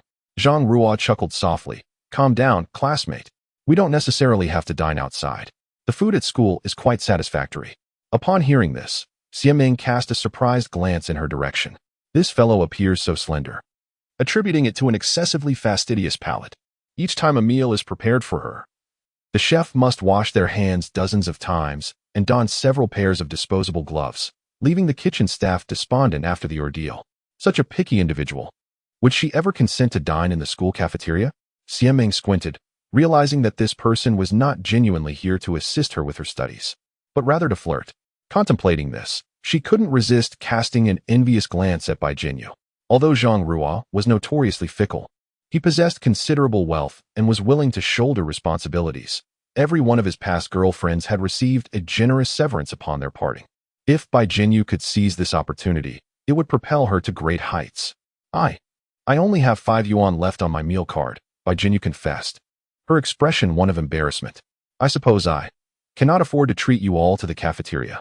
Zhang Rua. Siameng. Wait, dear sister? Is it truly appropriate to articulate such an absurd statement so earnestly? Surely you cannot possess merely 5 yuan. Bai Jinyu. I never tell lies. Bai Jinyu cast a skeptical glance in her direction. Would one steamed bun suffice for each of us? The imbalance between what one receives and what one gives was glaring. At that moment, a phrase inexplicably surfaced in her mind. When one offers excessive kindness without cause, their intentions are suspect. I owe her no debts, nor does she hold any leverage over me. Her benevolence must be a guise for ulterior motives. City folk are full of tricks. One must not be naive. Bai Jinyu instinctively tightened her grip on her backpack. Through the fabric, her fingers brushed against the rigid walnut cracker, granting her a slight sense of reassurance. Chapter 76. Uncommon Curiosities. Am I the villain? An hour later, Jiang Ning, seated in the gazebo and enjoying the breeze, furrowed her brow slightly. Has it truly been an hour? Bai Jinyu, that fellow, has indeed been diligently ensconced in the study room, reviewing for a whole hour without so much as shifting in his seat. Oh no. He did shift a bit. It seems he has made the first choice. This outcome, while anticipated by Jiang Ning, still left her with a pang of regret. Clearly, after the departure of that unremarkable fellow, Bai Jinyu not only began to mend his love-stricken heart, but also showed signs of improvement in his social anxiety. Making friends is truly commendable. Jiang Ning did not wish for him to retreat into his shell like a snail at the slightest disturbance. As she contemplated this, she resolved to leave Bai Jinyu's school. At that moment, she observed Bai Jinyu hurrying out of the study room, making his way towards the cafeteria. Jiang Ning. She recalled having purchased several boxes of snacks for him. Could it be that he had consumed them all so swiftly, leaving him ravenously hungry? Surely, there must be some issue with Bai Jinyu's health. With this thought, Jiang Ning paused, instinctively changing her direction. Perhaps it would be best to check on him. It is of little concern if the protagonist has weaknesses, but illness must be avoided. Once one's health falters, it cannot withstand much turmoil, and that would be truly regrettable. Host, the school gate is not in that direction. Nevertheless, she only hesitated briefly before continuing onward. Jiang Ning squinted, scrutinizing his silhouette. System, does this person recognize me? I sense that he has something to convey. This is not the male or female lead. Their names do not even appear in the original narrative. They are likely just minor characters. Oh, is that so? Jiang Ning's intuition suggested that the situation might be more intricate than it appeared. However, intuition is not something easily validated. She could only proceed step by step. Zhang Ruo entered the cafeteria first, with Jiang Ning closely following behind. Bai Jinyu gazed at her in bewilderment. Miss Jiang, are you hungry? Alas, that was not the inquiry she intended. Moreover, even if Jiang Ning were hungry, there would not be enough buns to share. Jiang Ning propped her chin up, casting a dangerously inquisitive look at her. What do you think? Bai Jinyu swallowed hard and replied softly, I believe you are probably not hungry right now. It would be best if she were not, for there were only 2 buns left, insufficient to share. I'm hungry, Jiang Ning declared, having not heard Bai Jinyu's silent prayer, and extended her hand. Give me one. Bai Jinyu felt dejected. After a moment of hesitation, she took out a bun and placed it in Jiang Ning's palm, as if she had grown accustomed to seeking comfort in Jiang Ning's presence. Jiang Ning smiled back at her and said, Oh, how rare. Am I truly so wicked? With all this wealth, if I were still timid, wouldn't that be a waste? Zhang Ruo's smile visibly faltered. It seemed she had never considered that someone could so candidly acknowledge their flaws. This young lady of privilege appeared rather too pleased with herself. Zhang Ruo sighed and shook her head, adopting a serious demeanor. This is not a good path. The wealthier individuals tend to adopt a more understated demeanor. After all, a grand tree attracts the wind, and one can never predict when it might be uprooted. Jiang Ning, however, maintained her cheerful demeanor. If the sky were to fall, there would still be taller individuals to support it. I suspect you might be wealthier than my family. It is uncertain whose grand tree will be toppled by the wind first. This was merely Jiang Ning's conjecture. After all, if her counterpart did not possess substantial resources, they could hardly afford to be so arrogantly threatening. Upon hearing her words, Zhang Ruo's expression indeed darkened. Yet, it was not long before she regained her composure and smiled again, her tone softening. Our initial meeting is a rare encounter, and there is no need to escalate tensions unnecessarily, is there? Jiang Ning chuckled softly, took a bite of her steamed bun, and remained silent. What a jest! Moreover, Jiang Ning had the protagonist and the system on her side. What could she possibly contend with? She turned to Bai Jinyu and said, Classmate, you promised to treat me to steamed buns. Does that still hold true? As if there were any doubt, it certainly did not. Jiang Ning swiftly snatched the other bun from Bai Jinyu's hand. Please fetch me 20 steamed buns. Thank you. Huh. There are no buns left here. Surely your school has more than one cafeteria? Oh, right. I'll check the large cafeteria to the west for you. 20 buns hardly cost a fortune.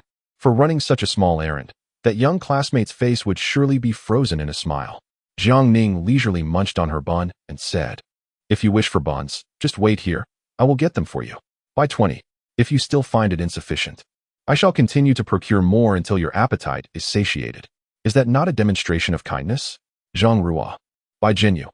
Although Bai Jinyu is typically rather naive, she can now sense the palpable tension in the air. The gaze of the crowd is converging in their direction. While innocents like Bai Jinyu are undeniably amusing, there exists only one individual daring enough to challenge her as fiercely as Jiang Ning does. At this moment, it appears that Jiang Ning possesses a greater intrigue than Bai Jinyu. This fickle-hearted individual shifts affections with an astonishing swiftness, surpassing human comprehension. Zhang Ruo chuckled softly a couple of times, then abruptly rose and approached Jiang Ning's table. She seated herself directly across from Jiang Ning. Jiang Ning stared at her in confusion, pondering whether this person genuinely anticipated her to call out, Hey miss, serve the steamed buns. This seemed rather outrageous. Primarily, she found herself unable to be harsh with a girl. She had always been one to cherish femininity. Bang! Before she could finish her thought, Jiang Ning slammed her fist onto the table. The stainless steel plates, yet to be cleared away, rattled in shock. Do you dare to disgust me? Jiang Ning seized her by the collar, her fist cracking ominously. Get lost, or I shall shatter your glasses. Chapter 077, Rebellion. I shall take the initiative this time. Jiang Ning was utterly infuriated. She preferred soft, cute girls, not those who straddle the line of androgyny. Damn it, it was unbearable, completely intolerable. Yet, at this moment, the one who could bear it the least was Bai Jinyu. It seems that Bai Jinyu only realized at this moment that Jiang Ning is a remarkably charming young woman, quite capable of attracting suitors. They are indeed a formidable alliance, are they not? Zhang Ruo comes from a well-off family and possesses intelligence that surpasses Bai Jinyu by an immeasurable degree. Reflecting on this, Bai Jinyu felt an inexplicable pang of bitterness and inferiority wash over her. Whether standing behind Lu Su or Jiang Ning, she merely existed as an inconsequential accessory. Without any significant merit, what right did she have to believe that she could befriend Jiang Ning? Such thoughts caused Bai Jinyu's spirit to wilt instantly, and the sparkle in her eyes faded gradually. Ah, perhaps it is for the best. Every beautiful dream must awaken at some point. If the former Jiang Ning had heard this, she would likely have been taken aback. Yet, for the current Jiang Ning, it was nothing more than empty words. Zhang Ruo pursed her lips and huffed softly. See, I was right again. If you can't handle it, then don't play the game. At this moment, Jiang Ning had already released her grip. Ultimately, she refrained from striking. No matter how much she resembled a pretty boy, she remained a girl. If she were to receive a punch, she would probably cry for a long time. Moreover, you just confessed to me. I ought to provide you with a response. I have always favored those gentle, adorable girls with a touch of cleverness, but not too much. Unfortunately, you do not fit that description. So you will find no opportunity here. You should seek elsewhere. What an unambitious fellow. Just look at that expression. She must be concocting some distorted narrative in her mind. Bai Jinyu, why are you still standing there foolishly? Come here. It was only when her slightly cold hands were once again clasped that she felt a semblance of reality. As if her anxious heart had finally released some of its tension. The day was particularly chilly, and Jiang Ning's hands lacked their usual warmth. It was akin to a childish display of possessiveness. Bai Jinyu initially felt self-conscious and sorrowful, but soon the awkwardness set in. Her cheeks flushed crimson, rendering her utterly flustered. What were they doing? What was the nature of their relationship? Why did they so brazenly traverse through the world of others? Jiang Ning, stop it. Please let go. Bai Jinyu's struggles grew increasingly fervent, and she managed to break free several times. However, Jiang Ning was not one to yield easily. They engaged in a playful tussle for a considerable while, until Jiang Ning could no longer contain herself. Seizing a moment when no one was watching, she playfully smacked Bai Jinyu's backside, exclaiming, "No more squirming." Ugh! Bai Jinyu, overwhelmed with embarrassment and indignation, immediately squatted down, resolutely refusing to move. Jiang Ning, enough. I still need to review. I have exams. Can you please let me be? No. Why not? Because I'm mischievous and cannot bear to see others perform better than I do. Seeing that Bai Jinyu would not rise, Jiang Ning did not insist. Instead, she simply continued to drag her along. Bai Jinyu remained crouched on the ground, her shoes scraping against the somewhat uneven concrete surface producing an unpleasant sound.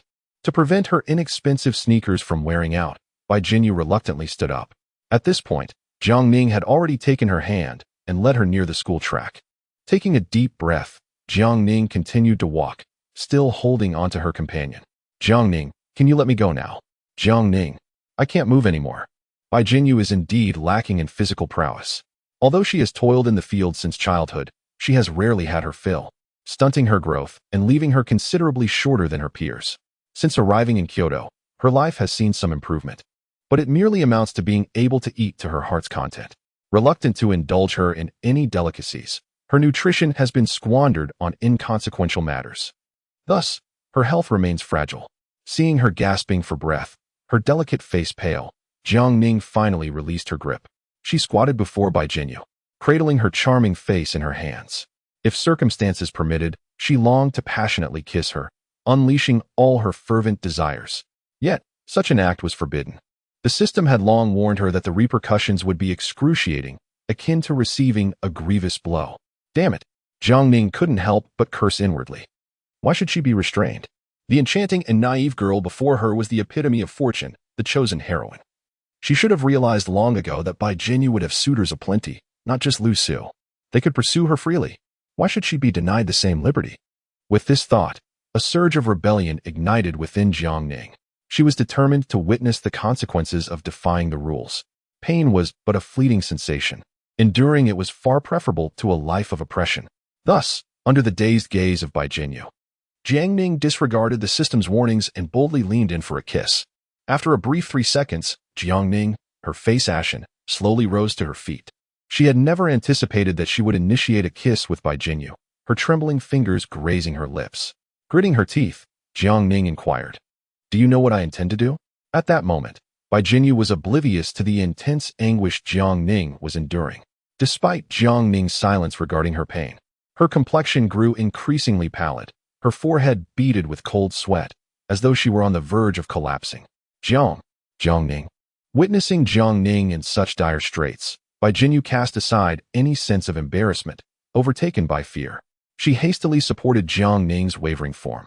Yet, at that very instant, Jiang Ning forced a smile, her voice barely a whisper, "I want to." Bai Jinyu. Jiang Ning let out a soft ha. "From the first time I saw you, I wanted to think about you every day afterwards." Bai Jinyu. Hey. A girl who had never even embarked on a proper romantic relationship could hardly bear such crude words. She longed to cast this scoundrel, Jiang Ning, aside. However, Jiang Ning had already leaned against her shoulder, surrendering to unconsciousness. Chapter 078. Let us make a bet. Bai Jinyu. Jiang Ning awakened in the school infirmary, feeling somewhat ethereal. The cost of that impetuous kiss was indeed considerable, yet for Jiang Ning, the exhilaration was undeniable. She exhaled, feeling a sense of relief. She was quite pleased with herself. If the system were able to roll its eyes, it would have undoubtedly done so to the heavens by now. Why do you act so recklessly, you troublesome host? Can you truly endure such an excruciating pain? Even if you can, it would undoubtedly inflict significant damage to your psyche, verging on self-harm. Jiang Ning narrowed her eyes, responding with a mere, "Oh, hey, this system genuinely cares for your well-being, and you respond with just an oh? Please, be more considerate." Jiang Ning rolled over with a sigh. Speaking of being considerate, I must admit, I'm feeling a bit hungry. In the desolate infirmary, she found herself all alone. Glancing outside, she could tell by the dimming light and the distant sounds of laughter and play from the playground that it was likely around 7 or 8 in the evening. She wondered where Bai Jinyu had wandered off to. Just then, a knock sounded at the door of the room. Bai Jinyu entered, carrying a lunchbox. Upon seeing that Jiang Ning was awake, she promptly placed the lunchbox on the bedside and swiftly exited, remaining silent throughout the encounter. Jiang Ning found the entire situation both amusing and exasperating. "Hey, Bai Jinyu." Bai Jinyu ignored her, her head bowed as she silently reviewed questions on her phone. The two were separated by a thin wall. "Bai Jinyu, Bai Jinyu, Bai Jinyu." Jiang Ning persisted, adopting a rather obstinate demeanor, determined to call out until the entire world could hear her. It was undeniably irritating. With no other choice, Bai Jinyu sighed and put away her phone, re-entering the room. "Miss Jiang, what is it that you wish to do now?" Jiang Ning shrugged. "I lack the strength. As a kind-hearted person, please feed me." Bai Jinyu took a deep breath and replied, "I shall seek someone else to assist you." "Stop." Upon witnessing her attempt to flee once more, Jiang Ning ceased her pretense and descended from the sickbed, advancing towards her. With a resounding thud, she braced herself against the door, effectively trapping Bai Jinyu within her embrace. Her gaze pierced through the air, fixed intently on Bai Jinyu. Trying to evade me, are we? Humph. Is this our first kiss? Or do you believe only you are entitled to kiss me, while I am not? Bai Jinyu, I trust you are not the kind of unreasonable woman who would be so domineering. Bai Jinyu's complexion flushed a deep crimson, exclaiming, who is truly being unreasonable here? Just look at you. You always resort to bullying. Have you only just realized that I take pleasure in teasing? Jiang Ning inched closer, clearly intent on further unsettling her. Bai Jinyu was taken aback, instinctively pushing her away. It was as if Bai Jinyu was a scholar encountering a soldier. Rendered speechless by the confrontation, she felt on the verge of tears from the overwhelming sense of being bullied. It was indeed peculiar, as Jiang Ning had pointed out. This was not their first kiss, yet today felt markedly different. It seemed she was experiencing, for the first time, the genuine threat emanating from Jiang Ning. Jiang Ning was not merely a person of words. Being in her presence meant she could very well be consumed by her. Throughout her life, Bai Jinyu had always been cautious around men, yet she had never truly guarded herself against women. She had naively believed that as fellow girls, Jiang Ning could not genuinely harm her, at least not with the same brutality and intimidation typical of men. However, reality had proven her somewhat hasty in her assumptions. If she allowed Jiang Ning free rein, it was entirely possible that Jiang Ning would indeed make her life a living hell. Jiang Ning, you promised you would not force me. Bai Jinyu lowered her gaze. Unable to meet Jiang Ning's eyes, her heart racing fervently. Does what you say no longer hold any weight? Jiang Ning scoffed. If my words meant nothing, you would be left completely exposed by now. Yet, those words were scarcely spoken when she abruptly seized a handful of Bai Jinyu's collar. A chill gust swept through, prompting Bai Jinyu to exclaim, please, don't act recklessly. Perhaps sensing the forcefulness of her tone, she softened almost immediately. Jiang Ning, I beg you, do not make this difficult for me. I am unprepared, utterly unprepared. Is that so? Jiang Ning suddenly chuckled, releasing her grip. Without the support, Bai Jinyu sagged weakly to the ground. However, judging by your body's reaction, it seems you are not so averse to me? Jiang Ning crouched before her. Bai Jinyu, how about a wager? Bai Jinyu clenched her collar, remaining silent. She had never been one to gamble. She was acutely aware that Jiang Ning possessed a sharper mind, guaranteeing her defeat. The winter break was fast approaching. Jiang Ning continued, from this day forth, I shall no longer seek you out. You are free to pursue whatever you desire, and no one will stand in your way. Upon hearing this, an inexplicable heaviness settled in Bai Jinyu's heart. Was Jiang Ning serious? Truly, she would no longer cling to her. Would she not obstruct her from working? What, then, was the essence of their wager? Jiang Ning wore a seemingly innocuous smile. Let us wager on a simple matter. If during this holiday you have not thought of me even once, I shall completely release you. What kind of wager is this? It sounds utterly absurd. If such a bet exists, does it not imply that one's victory rests entirely in their own hands? Bai Jinyu initially felt astonished, followed swiftly by a sense of unease. However, this apprehension soon dissipated, replaced by a burgeoning joy of impending liberation. After all, Jiang Ning intended to let her go. This meant she would no longer have to worry about being cornered in some peculiar situation, subjected to Jiang Ning's whims. The hope of returning to a normal life had finally emerged. Yet, you must adhere to your own words. You cannot retract them. Bai Jinyu's spirit was instantly rekindled. Miss Jiang, rest assured, regardless of what may come, I shall repay the debt I owe you. Jiang Ning nodded affirmatively. Indeed, her response was remarkably decisive, though the system faintly sensed her ulterior motives. The poor little rabbit believed it had been set free, only to find itself transferred to a larger enclosure. After all, Jiang Ning was well aware that the system could monitor the lives of the protagonists at any moment. Where could she possibly escape? Nevertheless, choosing to employ this tactic at such a time carried considerable risk for Jiang Ning. Yet, she was not deterred. So now, is there anything else I need to do for you? Bai Jinyu was already contemplating her departure. No, you may leave now. Jiang Ning waved her hand. Do take care on your way. With that, Bai Jinyu hastily adjusted her attire and departed in a flurry. It is a seemingly simple omelette rice, adorned with carrot, cherry tomatoes, and broccoli, arranged in an appealing design. Jiang Ning punctured it with a fork, peering inside. Ah, it appears that this dish was crafted by her own hands. Chapter 079. Anticipating the new year as the exam week commenced, Bai Jinyu found herself increasingly immersed in the library, becoming the first to arrive and the last to depart each day. However, she refrained from engaging in any petty actions such as loitering at someone's dormitory entrance. To her, Bai Jinyu was merely a somewhat enticing fish. The real catch was Jiang Ning, a fiery little pepper. Moreover, Jiang Ning seemed to possess an abundance of cunning, making it undoubtedly enjoyable to engage in a battle of wits with her. Alas, the allure of the unattainable only grows stronger. Zhang Ruo couldn't help but ponder whether she should revive her charming feminine appearance. Jiang Ning had once mentioned her fondness for cute girls. What? You suddenly want to don a wig, wear women's clothing, and expect me to assist you in achieving an energetic, adorable look? Xiameng. Upon learning of this astonishing notion, couldn't resist reaching out to touch her forehead. Are you feverish? Zhang Ruo rolled her eyes. Am I not a woman? Is it strange to wear women's attire? She huffed. Life is simply like this. Xiameng expressed her disbelief, unwilling to partake in such a ludicrous game. Great. You're flaunting your black card again. How tiresome. Meanwhile, on another note, he was now ready to be discharged from the hospital. Without the interference of Jiang Ning, he finally managed to extract a compensation of 30 million from Aunt Gu. Originally, it was possible to secure an even larger sum. But due to Aunt Gu's husband being somewhat astute and less susceptible to manipulation, the amount was considerably reduced. He arranged for them to reside in his rented apartment, where they would handle the cleaning, laundry, and cooking. Furthermore, to prevent them from wandering about and tarnishing his reputation, he would always lock the door before stepping out. Even for something as trivial as purchasing a scallion, he would personally attend to it, ensuring his parents did not receive a single penny from him. Every day, his father would rant and rave at home, smashing pots and pans, lamenting that having a son was far less rewarding than having a piece of barbecued pork. As for his mother, she seemed to accept their predicament with equanimity. Why return home when she could stay with her son, enjoying ready meals every day? It was an almost divine treatment. What was there to complain about? The money was now in his hands, and whether he chose to donate it was entirely at his discretion. Lu Su smirked coldly.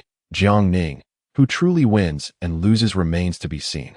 However, before he could even warm the money in his grasp, he received another message from Jiang Ning. Jiang Ning, have you forgotten the promises you made to me? Jiang Ning, I am granting you 24 more hours. If you fail to uphold our agreement, do not blame me for taking coercive action. Jiang Ning, remember, you can only keep either the 30 million or your proof of manhood. Upon seeing the figure of 30 million, Lu Su gasped in shock. Trembling, he typed a message demanding, Jiang Ning, how did you find out? Jiang Ning, I don't know, I merely guessed. So it really is 30 million? Lu Su, you are quite impressive. Your extortion skills are commendable. Lu Su, are you watching me? You are monitoring my life. Stop pretending. You must be keeping an eye on me. Every encounter with Jiang Ning causes him to lower his defenses. Once or twice. It may have been mere coincidence that Jiang Ning seized the opportune moment to disrupt critical moments in his life. However, this time, his 30 million had only just arrived a few hours ago. Aunt Gu and her husband, fearing complications, would naturally refrain from broadcasting the 30 million compensation. It is inconceivable that they would discuss it openly. Not even his own oblivious parents are aware. How did Jiang Ning find out? Heh. Jiang Ning, holding her phone, could not help but chuckle.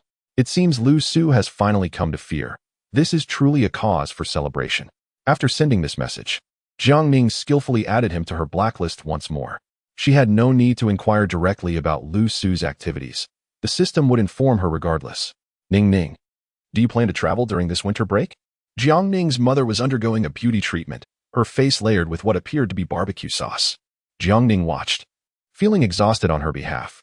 Each winter break, Jiang Ning would embark on a journey. However, this year, she had no such intentions. She found the prospect of staying in her room, enjoying the air conditioning, watching new series, and playing games to be quite delightful. This winter break, I won't be going out. Ah, how rare.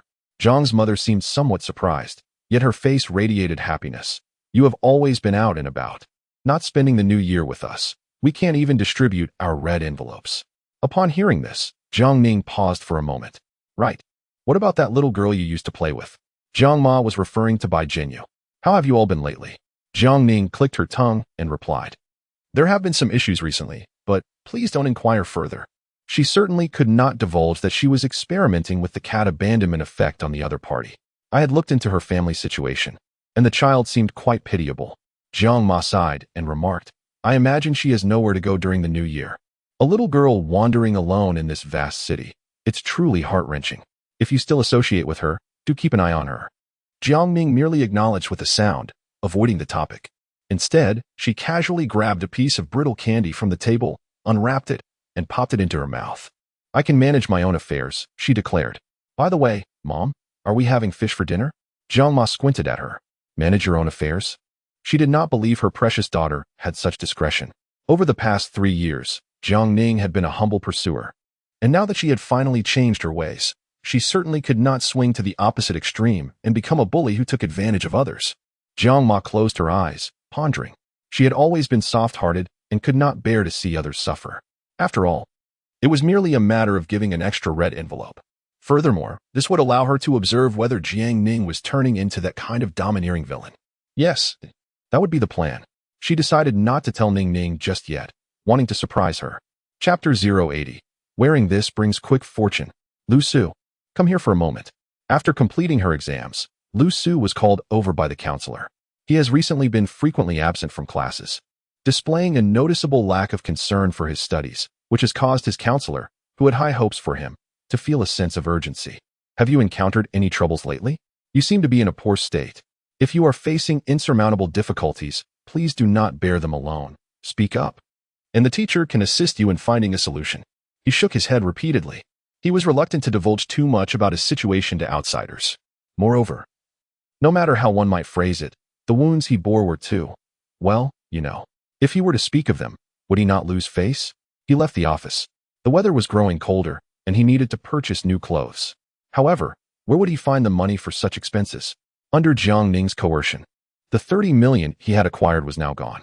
As a result, this injury not only failed to yield any profit, but instead subjected him to immense humiliation. The staff from Bluebird KTV would incessantly call him, demanding repayment. He was on the verge of madness. Initially, he planned to feign ignorance and endure the situation. But to his dismay, they found his residence blocking the entrance to his building, threatening to drag him into becoming a male model to cater to women in their 50s and 60s if he did not repay his debts. He was petrified. The leather shoes on his feet and the suits in his closet were taken as collateral, and he dared not resist. The humiliation and helplessness he experienced were likely to haunt him for a lifetime. He attributed all of this to Jiang Ning. Thus, a vendetta against her was undoubtedly necessary. What am I to do now? He felt utterly lost. Is fate conspiring against me? He emerged from the office building and wandered aimlessly across the campus. With the holidays approaching, the school was bustling with individuals dragging their suitcases, the clattering of wheels against the concrete resonating in his ears. Lu, is that you? At that moment, he began to hear his name being called. Yuan Zia, clutching a suitcase, stood not far from him, gazing at him with a timid expression. The instant their eyes met, her cheeks flushed, and she lowered her gaze. Lu, it's really you. What a coincidence. Lu scrutinized her for a moment, feeling a sense of disdain. Yuan Zia, apart from her wealth, seemed to possess little else of merit. She had an unremarkable appearance, and her attire was rather dowdy. If he wasn't mistaken, she appeared to be wearing a short-sleeved shirt beneath her down jacket. Furthermore, her trousers were baggy and ill-fitting, clashing entirely with her upper half. Engaging with someone like her would undoubtedly be a nightmarish experience. It was inconceivable for Lu to harbor any affection for such a girl. Yuan Zia seemed to sense his scrutinizing gaze, causing her breath to quicken and her nerves to heighten. After 3 years, her idol finally regarded her directly. Oh, how exhilarating it was, almost rendering her breathless. Lu, do you have any free time today? If you do, I would be delighted to invite you over to my house. She cautiously extended her invitation, envisioning the commencement of her long-awaited plan to win him over. Lu shook his head. I have other matters to attend to, I'm afraid. What a disappointment. To pursue him, one must at least demonstrate a modicum of sincerity. Wouldn't you agree? Despite having exchanged contact information for quite some time, she had yet to bestow upon him even a single monetary token of appreciation. Merely engaging in trivial chatter. This had nearly driven Lu Su to the brink of relinquishing his efforts in this endeavor. Very well then. Being rejected was an outcome Yuan Zia had anticipated. She exhaled softly, gradually regaining her composure. Speaking of which, Lu, I have prepared a New Year gift for you. If you wouldn't mind, I sincerely hope you will accept it. Upon hearing the mention of a gift, Lu Su's departing footsteps momentarily faltered. He furrowed his brow slightly, feigning disinterest, and remarked, "I am not befriending you to receive your gifts. There is no need for such extravagance. I understand. I am aware that you, Lu, are quite popular and do not lack for gifts." Yuan Zia's excitement surged once more. "But, Lu, I also wish to do something for you. Please grant me this opportunity, will you?" With that, she promptly set her backpack down and retrieved the gift box she had meticulously prepared. She hurried towards Lu Su and presented it to him with both hands, imploring him not to dismiss it. "You have stated it so, what more can I say?" Lu Su's lips threatened to curve into a smile. Yet he maintained his nonchalant demeanor, as if the gift held little significance compared to their friendship. Observing Lu Su accept the gift box, Yuan Zia fixated on his hands for a prolonged moment, lost in her own thoughts. Before long, her face flushed crimson, and she hurriedly fled the scene. What a tiresome woman. He gradually lost interest in her thoughts, seeking a secluded spot to open the box. Upon seeing its contents, he was momentarily taken aback. A fountain pen? He picked up the resplendent golden pen, weighing it in his hand. It was no lightweight. It must be made of solid gold. Though it fell short of his expectations, it was nonetheless commendable. A faint smile finally graced his face. Yet, inexplicably, he felt as if the pen had imparted a hint of the ocean's essence upon his hand. Was it due to Yuan Zia's careless handling? Truly, this woman proved to be rather inept. Meanwhile, Bai Jinyu had arrived at the Cat CAF where she worked, receiving the new season's uniform from the manager. At first, she was oblivious to any issues with the attire. However, once she entered the changing room alongside her fellow workers, she was left in utter disbelief. What on earth was this? One seasoned worker remarked, "Isn't it just a full-body bunny suit? And it even comes with a little jacket. It's not revealing at all." Bai Jinyu felt her cheeks flush with embarrassment. Despite the casual dismissal, she had only ever seen such a leather, form-fitting bunny outfit in comic books. Given her figure, wearing such attire was simply, "Then let us trade," suggested another seasoned worker. "My outfit is a wizardess robe, covering me from head to toe. You should be able to manage that, right?" Bai Jinyu contemplated this option, thinking it might be acceptable. Yet, upon closer inspection, she gasped in astonishment. Why does this outfit have a hole in the front? Is this truly a battle robe or a cheapao? The slit is rather high. Isn't it? Such a rarity, it's quite baffling. The seasoned veteran remarked, "Without a distinctive cosplay, how can we entice affluent and leisure-loving enthusiasts to come and indulge?" Bai Jinyu felt a mix of confusion and admiration, yet she believed she would struggle to accept such a notion. Perhaps it would be best to remain in the kitchen today, assisting with the preparation of omelette rice. That works, do as you see fit. Wearing such attire and interacting with customers and cats outside could garner generous tips and a substantial hourly wage. However, opting to stay in the kitchen meant settling for a mere basic wage, alongside minimal breaks. Through the glass window, Bai Jinyu gazed enviously at the bunny girls, cat girls, and sorceresses outside. Surely, they must earn at least 2,000 yuan by day's end? In truth, you could give it a try. Safety is not a concern. The female staff only attends to female customers, so harassment is unlikely, the manager encouraged. This is a quick way to earn money, and during the lulls without customers, you can take breaks at your leisure. Oh, is that so? Bai Jinyu felt a twinge of temptation. Yet, she swiftly recalled Jiang Ning's wicked grin, causing her to shudder. Perhaps I should just continue washing dishes. Who said female customers wouldn't harass female staff? If Jiang Ning were present, she would undoubtedly be a nuisance. And wait a moment. Bai Jinyu suddenly realized she was thinking of Jiang Ning. That gamble she lost so swiftly. No, this was an accident. Merely an accident. Bai Jinyu hastily shook her head, exclaiming, "This does not count. This does not count." Chapter 081. Longing ferments from the break of dawn until the fall of night. Bai Jinyu found herself utterly exhausted, her arms too weary to lift. Finally, she had endured until the end of her shift. The manager had prepared a delightful dessert and a small red envelope for each staff member as a token of appreciation for their hard work that day. With several busy days still ahead, the manager implored everyone to lend a helping hand, expressing profound gratitude. In truth, even without such small tokens, the employees were more than willing to toil here. The hourly wage was generous, the workload light, and, most significantly, the salaries were dispensed with unwavering punctuality. Clutching the diminutive red envelope in her hand, Bai Jinyu silently resolved to muster her strength, to earn a bit more, to hasten the day she could settle her debts. In her heart, there lingered a persistent notion, Only by repaying her debt to Jiang Ning could she speak with confidence in her presence. It was only then that their relationship could evolve beyond mere financial obligation. Relying on anyone else paled in comparison to relying on oneself. Bai Jinyu had come to grasp this truth. Her willingness to endure hardship and to learn would undoubtedly pave her way forward. Even in the absence of Levexu or Jiang Ning, she could establish her roots in this city. She felt fatigued, her eyelids heavy, yet sleep eluded her. Upon arriving home, she slipped off her shoes, reclined on her bed, and stared blankly at the ceiling. In the midst of her bustling activities, she remained oblivious to her solitary plight. Yet now, in the stillness, all she could hear was the sound of her own breath. Today, the sights and sounds of her labor left her feeling isolated, unable to find a soul to share her experiences with. With a soft sigh, she clutched her pillow tightly. At that moment, her phone emitted a faint chime. Bai Jinyu paused, her heart racing abruptly.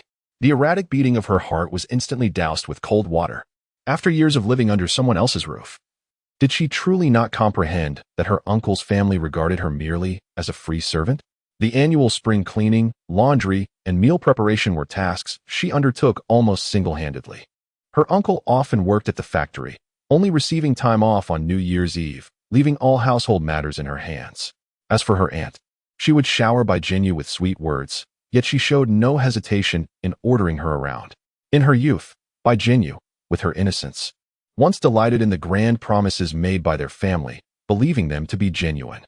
Reflecting on it now, she found herself rather foolish. Each year, she eagerly awaited the new year, merely hoping for a couple of fruit-flavored hard candies. All that toil, merely to exchange for those ridiculously inexpensive treats. Bai Jinyu sniffled and set her phone aside. How could she have been so naive? Today, she had labored from dawn till dusk, her feet aching and burning. Yet she had earned 600 or 700. How many candies could that buy? They must think her a fool. The thought of Lu Su came to her mind, reminding her of the empty promises made over the years. Were these people fundamentally any different? They merely took advantage of her navet. And what of Jiang Ning? The mere mention of Jiang Ning stirred a tumult of emotions within Bai Jinyu. She remained oblivious to Jiang Ning's true feelings towards her. Did he merely see her as a fool, a source of amusement? Suddenly, a loud knocking echoed through the silence of the night, startling Bai Jinyu. In this isolated place, she had no acquaintances to visit her. She swiftly extinguished the bedside lamp and buried herself beneath the covers, hoping the visitor would realize their mistake and depart promptly. After a brief lull of a few minutes, the knocking resumed, accompanied by a series of drunken proclamations. Jinyu, I know you're home. I brought you a gift. Aren't you willing to open the door for me? Jinyu, it's time to stop sulking. You've outgrown the age of acting coy, hiding under the blankets. Bai Jinyu struggled to decipher his words, but she presumed they were hardly flattering. She wished to sever all ties with him and resolved to feign unresponsiveness. She hoped that, in doing so, he would take the hint and leave. However, inebriated and disoriented, he slumped against her door, resembling a puddle of mud, and soon resumed his knocking. Bai Jinyu felt her nerves fraying under his persistent disturbance. What should she do? Call the police? A wave of melancholy washed over her, but Brother Lu was already unfortunate. Reporting him would only add to his miseries. This place lacked any form of property management or security. After much contemplation, she decided to cover her ears and ignore the situation. Once dawn broke, she would seek out the agency to arrange for a change of residence. Today, Lu Su was lingering at her doorstep, but what about tomorrow? Perhaps he would boldly intrude. Bai Jinyu was reluctant to cast him in a wholly negative light. Yet she was undeniably afraid, unable to withstand intimidation. If she could not confront him, she could at least evade him. At this moment, Jiang Ning had just taken the car keys and strolled leisurely out of the Jiang family residence. Host, what do you plan to do at this late hour? What else could I do but enjoy a drive? She had already instructed Xiao Wu to wait in the garage. Taking the keys from her hand, Xiao Wu inquired, Miss, where do you intend to go? Seated in the passenger seat, Jiang Ning feigned contemplation for a moment before replying. I'm not quite sure where would be interesting. How about taking a stroll downstairs at Bai Jinyu's place? You know the address, so hurry up and drive. Upon hearing this, Xiao Wu chuckled, Miss, you truly wish to seek out Miss Bai, don't you? That assertion was mistaken. Jiang Ning raised a finger and shook it, earnestly asserting, I am merely taking a drive. I have no intention of visiting her. Xiao Wu remained unconvinced. However, as a loyal bodyguard, she would not question her employer's decisions. She started the car, carrying Jiang Ning into the night. Upon arriving at Bai Jinyu's residence, Jiang Ning learned from the system that the unfortunate Lu Su was indeed drunk and had collapsed at Bai Jinyu's door. This revelation brought her a sense of satisfaction. During the validity of their wager, she would certainly refrain from disturbing Bai Jinyu. Nevertheless, this did not preclude her from intervening and giving Lu Su a piece of her mind. Dear Xiaowu, could you please ascend to the upper floor and bring down that large pile of refuse at Bai Jinyu's doorstep? Chapter 082, A Solitary Reflection. A secret joy, Xiaowu acted with remarkable swiftness. In less than 5 minutes, she had seized Lu Su by the collar and dragged him down. Rendered unconscious, Lu Su was pulled along like a lifeless dog, showing no signs of awareness. With a look of disdain, Xiaowu unceremoniously tossed him in front of Jiang Ning, exclaiming, "Is this fellow a pervert? Lying at the doorstep of a solitary young woman and causing trouble." Jiang Ning, arms crossed, gazed lazily at him. Having already encountered this male protagonist's unruly antics, she was utterly unfazed. Honestly, is he so fragile that he cannot withstand such a minor setback? I was hoping he would provide me with more amusement. Wake up. She lifted her foot and gave Lu Su's face a gentle kick. He let out a muffled groan but remained unresponsive.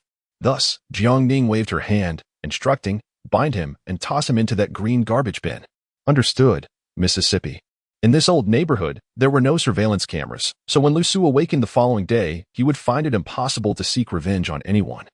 Xiaowu scanned the area, discovered a discarded plastic jump rope, and efficiently bound him before unceremoniously stuffing him into the garbage bin. Let us depart. Jiang Ning's vehicle once again sped away. At this moment, Lu Su finally began to regain some consciousness. Upon realizing he was trapped in the foul-smelling refuse, he questioned whether he was ensnared in a dream. Until he beheld a plump mouse leap from his left shoulder to his right, he was taken aback, his eyes widening in shock as he let out a piercing scream. He was genuinely terrified of mice. This cry, at last, roused a few tenants from their slumber. Compassionate onlookers flung open their windows, shining flashlights downwards. "Hey, what are you doing? You're not permitted to sleep in the trash bin. Come out quickly. It's hardly a clean place." "Indeed, quiet down. Others have work in the morning." The comments grew increasingly irate. If he could have emerged, he would have done so long ago, rather than bouncing around in the refuse. Who, pray tell, was so unkind as to bind him like a dumpling? Kind souls, please assist, call the police. I have been abducted. I am in peril. At this juncture, he could only suppress his fury and plead for help. The onlookers erupted in laughter. It was evident to all that this fellow had committed a misdeed and was now facing the consequences. He was momentarily speechless. "You claim she is your fiancée. Is that truly the case?" With gritted teeth, he thought to himself, how could there be so many nitpickers in the world? I have known her since childhood. We grew up together. Must I recount her history to you?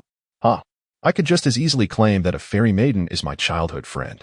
This lad does not strike me as a good person. Perhaps we should call the police and report him as a stalker or rogue. The crowd was abuzz with chatter, relishing the spectacle. Yet, he remained undaunted, reasoning that he had done nothing wrong. If they wished to call the authorities, let them do so. A few minutes later, the police officers arrived at the scene. Upon witnessing the situation, their brows furrowed in concern, primarily due to the overwhelming stench.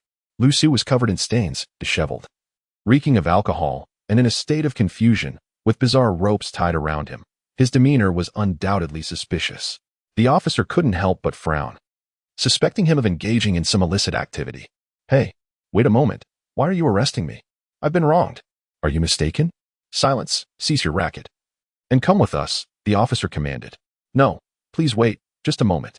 Meanwhile, Jiang Ning, seated in the police vehicle, had already learned about Lu Su's predicament from the system. She couldn't help but feel a twinge of regret. Should I have stripped him of his trousers before leaving? Xiaowu responded, "This young lady truly has a way with words." With a sigh, she continued, "My dear lady, that man's trousers hold little value. Stripping him would be of no consequence. I merely wish for everyone to comprehend his deviant nature." Xiaowu retorted, "He is already a pervert for harassing solitary women at such a late hour." That was indeed a valid point. Jiang Ning stifled a yawn, reflecting on how composed Bai Jinyu remained. Faced with such a predicament tonight, she hadn't even panicked enough to call for help. What would she have done had Jiang Ning not arrived? Would she have merely cowered beneath her blankets, trembling until dawn? Sighing, Jiang Ning mused to herself, theoretically, "I shouldn't have come tonight. Once she has been sufficiently frightened, she will panic and hasten to seek refuge in my embrace, relying on me." Theory remains theory, and reality is another matter entirely. If given another chance, Jiangning would likely still choose to come, doing good deeds without seeking recognition. Life is indeed more intriguing with its share of unexpected twists. The system is inextricably linked with its host. While it looks down upon Jiangning, it cannot help but feel a sense of relief for Bai Jinyu, the original protagonist. Thankfully, despite Jiangning's mischievousness, she always shows leniency towards this naive and sweet character. Moreover, Bai Jinyu has wisely acknowledged the harshness of reality and has refrained from struggling further in this deep pit. Finally, the outside world has fallen silent. Bai Jinyu lets out a sigh of relief. Cautiously, she peeks from her blankets, sitting up. Holding her phone, her palms are still slightly sweaty. She truly was frightened. Was there someone downstairs causing the commotion? Bai Jinyu ponders. Who could it be? Could it be the other tenants in the building? Or perhaps Jiangning? But it is already past 1 in the morning. No matter how she thinks about it, it seems impossible for Jiangning to be here at this hour. How could she possibly arrive right at her doorstep? Yet, a curious notion surfaces in Bai Jinyu's mind. What if she had been nearby all along? Jiangning claims she would not disturb her and would not involve herself in her affairs, but perhaps her words are not entirely sincere? This intriguing speculation brings a flicker of happiness to Bai Jinyu's heart. She chuckled foolishly for a while, then quickly pinched her own face, urging herself to dispel the thought. She wouldn't come. She wouldn't come. She wouldn't come. She is the eldest daughter of the Jiang family, my creditor, and she wouldn't care about me this way. Bai Jinyu buried her head in the blanket, muttering to herself while an opposing voice arose within her. So what if it is Jiangning? So what if I am daydreaming? I can secretly think and secretly feel joy all by myself. So what of it? Must I adhere to rules outside, but not in my own home? She decided to disregard the rules. No one is watching, so she can do as she pleases. With this thought, Bai Jinyu pounded her pillow, muttering, Jiangning, what of it if I miss you? Why shouldn't I think of you?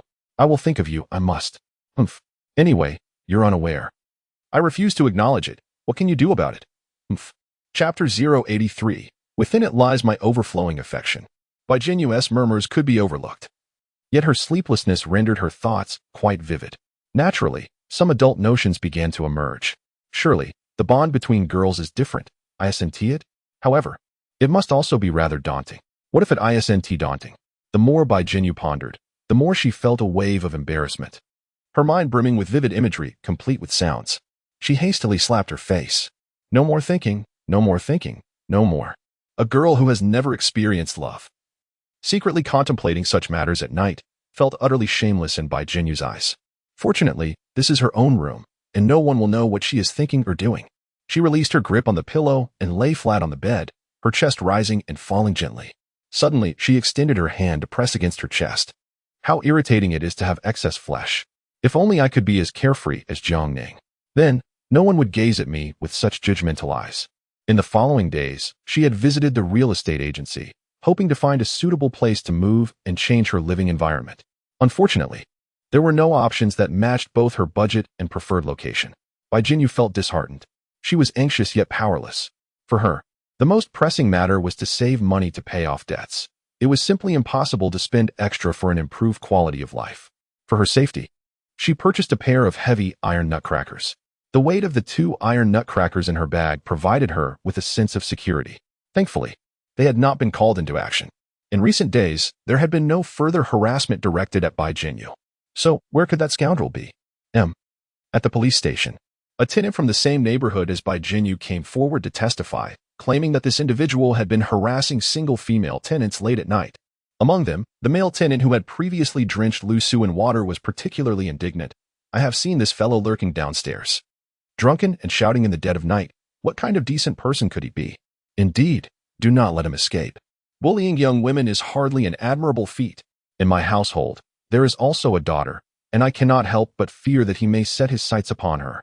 Alas, the morals of society are in decline. You, my dear fellow, are not unpleasant in appearance. Why must you resort to such lewd antics instead of seeking a proper partner? Under the barrage of accusations from the crowd, Lu Su was left utterly dazed. No matter how eloquent one might be, it is impossible to contend against such a multitude. Unable to endure the humiliation, he resorted to violence in front of the officer, landing a punch that left the other bleeding from the nose. Consequently, he found himself on the receiving end of a few days of complimentary meals. The aggrieved party refused any mediation or meager compensation, insisting instead on his free meals. The officer, too, was at a loss. At that moment, Lu Su emerged from the police station, utterly despondent. How could misfortune befall me so? He plopped down beside the flower bed at the station's entrance, his hands cradling his head, donning the mask of anguish. It feels as though fate has conspired against me. He harbored suspicions that Jiang Ning had orchestrated this misfortune, yet lacked any evidence. Nonetheless, whether or not Jiang Ning was involved, in his mind, she bore full responsibility. If not for her meddling, how could Bai Jinyu have distanced himself from him? How could he have so disgracefully lost control in pursuit of love?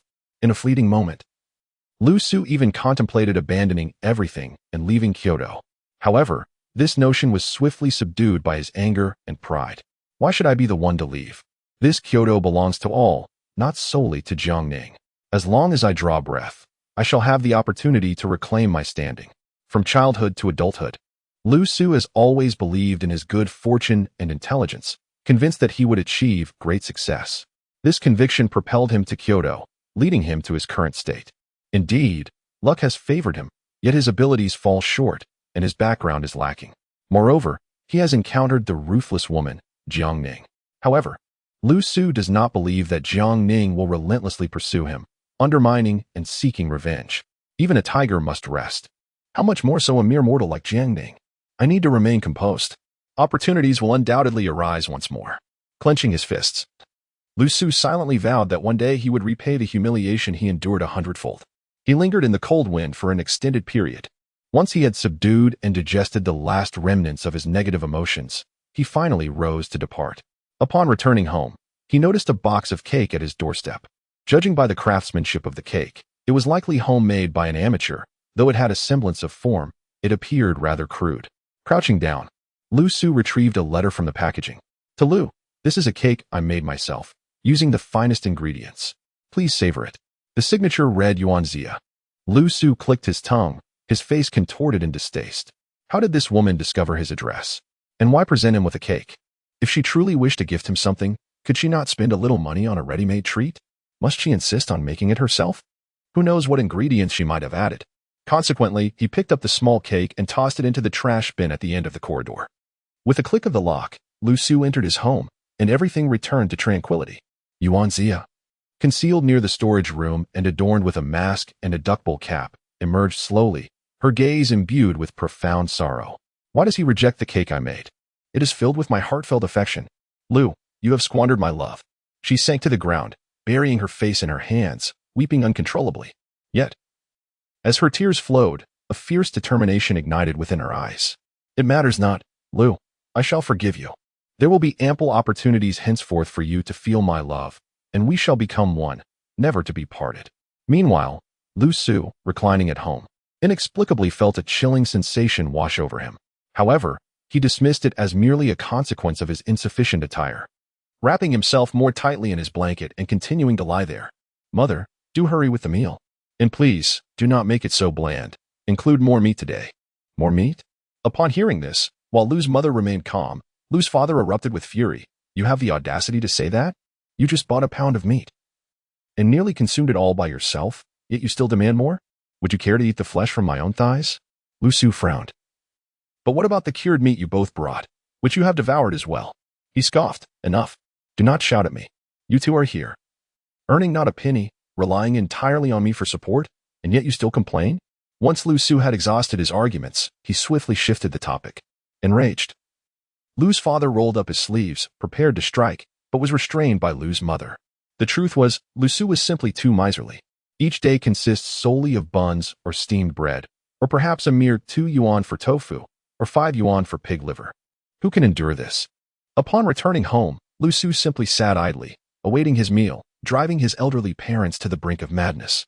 They were not here to enjoy life, rather, they were here to suffer. You're not allowed to leave, Lu Su declared, suddenly sitting upright. He could not permit them to fall into the hands of Jiang Ning or anyone else who might pose a threat to him. Now that I am in a predicament. Do you intend to abandon me? Then do not blame me for neglecting your care in the future. At these words, the elderly couple fell silent. Lu Su regained the upper hand, letting out a heavy sigh. These hard days are but temporary. Do not fixate solely on the immediate buns and steamed bread. Consider the future delicacies that await. After all, you are both over 50. Can you not adopt a more long-term perspective? The elderly couple remained silent. their faith wavering. The Liu household was shrouded in gloom. Meanwhile, the Jiang household was enveloped in a harmonious and joyous atmosphere. Jiang Ning personally took to the kitchen, preparing a bowl of noodles for each of her parents. It was her signature tomato and egg noodle dish. In its most luxurious rendition, this gesture brought tears to the eyes of Jiang's parents, especially Jiang's mother, who, in an exaggerated display, cried as she ate. Ning Ning. I truly never expected that in my lifetime I would be able to savor a meal prepared by you, and it is so delicious. As for Jiang's father, his eyes glistened, yet he remained silent, merely focusing on the noodles. He left not a drop of broth in the large bowl. Humph, you must be scheming for shares again, Jiang's father stubbornly retorted. Do not even think about it. I will never give in. At most, this new year, I shall present you with a red envelope containing 20 million. Jiang Ning chuckled in disbelief. I truly do not wish for shares. A red envelope is unnecessary. This meal is not made of gold. Really do not want it? Indeed, I do not. No regrets? Of course, no regrets.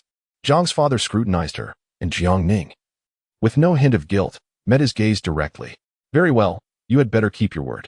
Jiang's father secretly sighed with relief, feeling a genuine sense of joy. His daughter had indeed transformed, no longer harboring ulterior motives towards her family. With the household now so harmonious, he felt rejuvenated, the pent-up frustrations of many years dissipated. Meanwhile, Jiang's mother had simpler thoughts. She believed that Jiang Ning's current transformation was entirely due to that child named by Jinyu. This was truly wonderful. As long as Jiang Ning remained this way and the family continued to thrive in harmony, she had no reason to oppose this union. A harmonious family leads to prosperity in all matters. Chapter 084. Has my daughter been jilted? Today has been quite tiring, little by. As the lights begin to glow and night falls, the cat CAF continues to thrive as always. Bai Jinyu, of course, has been busy from dawn until dusk. She envies those employees who can engage in cosplay. They earn quite a substantial amount with relative ease. Simply entertaining guests with the cats, playing a few games, and taking pictures can yield generous tips, with some generous female patrons even renting out the entire venue to invite everyone to partake in a game of house. Envy aside, Bai Jinyu still did not agree to join. She continued to assist in the kitchen, and over the past few days, her culinary skills had notably improved. Xiao Bai, your coffee brewing skills have become exceptional. There are even customers requesting you specifically to prepare their coffee. Congratulations! The manager was a delightful young woman. Despite being in her 30s and nearing 40, she appeared ageless. Her voice was endearing, lacking the sternness typically associated with a managerial position. And she treated every staff member with kindness. Bai Jinyu felt more at ease in her presence. Thank you for the compliment, manager. Hee. Well, it's getting late. Tidy up, and you can head home. The manager held a certain admiration for Bai Jinyu. This girl was diligent, never lazy, spoke little, and was a practical worker. Perhaps she could take over her position in the future? This establishment was not an investment of hers. She was merely a salaried manager. She contemplated recommending Bai Jinyu to the owner when she stepped down. Bai Jinyu exited the cat CAF, clad in a light gray cotton jacket, with a large black and white checked scarf wrapped around her neck. She wore simple black cotton pants and a pair of inexpensive sneakers. These were all remnants from her wardrobe. The cotton jacket and pants had been worn for several years, long past their prime in terms of warmth. As for the shoes, they offered little more than a barrier against the wind, hardly sufficient for cold weather. Bai Jinyu exhaled into her hands, rubbing them vigorously. Inside the CAF, the air conditioning rendered it comfortable, even for those in skirts, but the outdoor conditions were starkly different. The temperature had been dropping consistently over the past few days, and the cold wind that whipped against her face felt like blades cutting through her skin. Bai Jinyu found herself pondering whether to invest in a new cotton coat or perhaps a pack of heating pads. A decent cotton coat would cost no less than 200 to 300 yuan, while a pack of heating pads was remarkably affordable, perhaps just over 20 yuan. After some deliberation, she seemed to arrive at a conclusion. Having worked at a cat CAF, she was perpetually clad in work attire, adorned with an apron, and seldom had the opportunity to don a cotton coat. It would be wiser to purchase a pack of heating pads to endure this winter and save up a little more to settle her debts. She could address the matter next year. This was how Bai Jinyu rationalized her decision. Yet, as she passed by storefronts displaying an array of exquisite women's clothing, she couldn't help but steal a few glances. How lovely it would be to wear such warm attire. The new dresses were simply delightful. Goodness, how much does that down jacket cost? Tens of thousands. People in the big city are truly remarkable, donning such expensive garments. Bai Jinyu rubbed her palms together, exhaled a warm breath, and continued to warm her hands. The envy in her gaze was undeniable. Before the store's sales assistant could cast her eyes in her direction, she quickly averted her gaze and hastily departed. Dressed in drab colors, she felt somewhat out of place in this glamorous metropolis. She sniffed back her emotions, unable to suppress the thought that the disparities among people were indeed vast. While she grappled with the decision over a cotton coat costing 200 to 300 yuan, others were already adorned in down jackets worth tens of thousands. This melancholic sentiment accompanied her as she boarded the bus and journeyed home. Upon alighting, she immediately spotted a sleek black luxury car parked downstairs. The license plate was exceptionally auspicious, hinting that it could very well be more valuable than the car itself. Bai Jinyu felt a sudden surge of anxiety. Could it possibly belong to Jiangning? She had never encountered this particular plate number before. Who could be seeking trouble with her? She instinctively pulled her scarf tighter around her face, attempting to discreetly depart. As she ascended the steps, the headlights flickered on, illuminating her back. Startled, Bai Jinyu quickly crouched down, trembling as she reached for the walnut cracker in her bag. Bai Jinyu, do you remember me? Upon hearing that somewhat familiar voice, her tension eased considerably.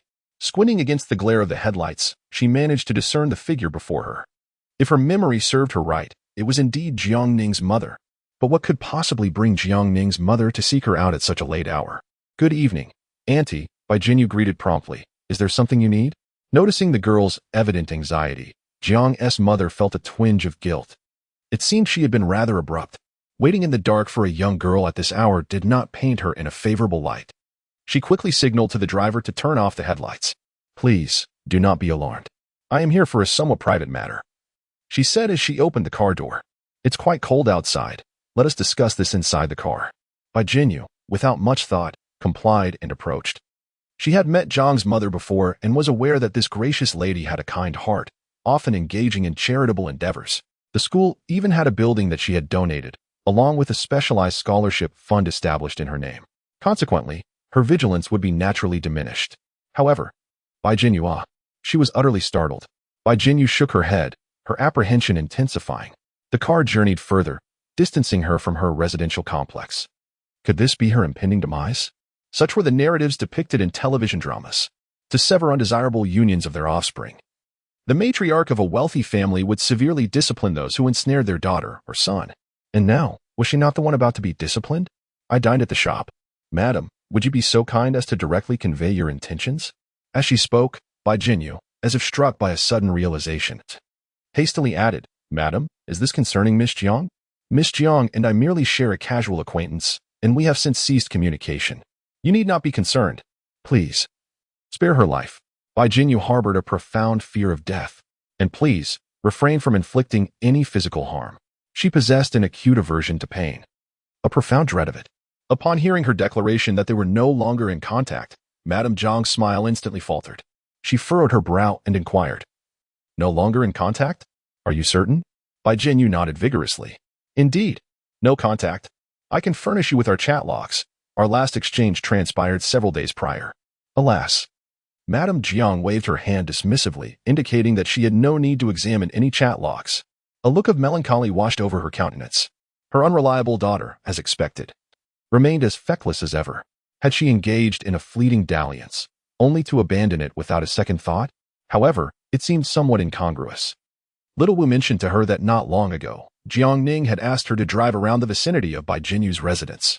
Although they had not met face to face, it was evident that Jiangning still held a significant affection for Bai Jinyu.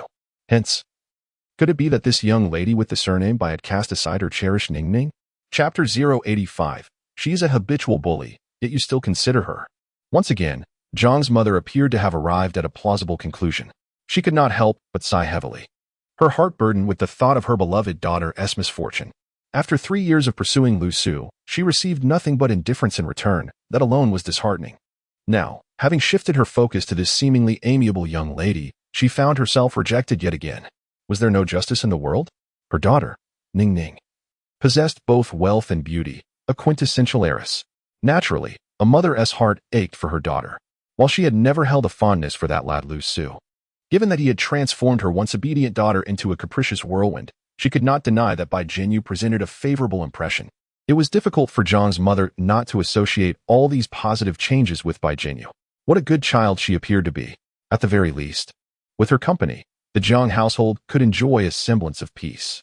By Jinyu, Jiang's mother suddenly inquired, "Do you truly believe our Ning Ning to be utterly worthless?" Bai Jinyu was once again taken aback. What kind of question was that? How could she possibly consider Jiang Ning to be devoid of merit? Miss Jiang was not only beautiful but also affluent. Moreover, she had been of great assistance to her. In every regard, she could certainly be deemed a benefactor. If one must speak, it is a reflection of one's own issues. Jiang Ma seamlessly inquired further, "What do you perceive to be her shortcomings?" Bai Jinyu hesitated, her voice dwindling to a whisper.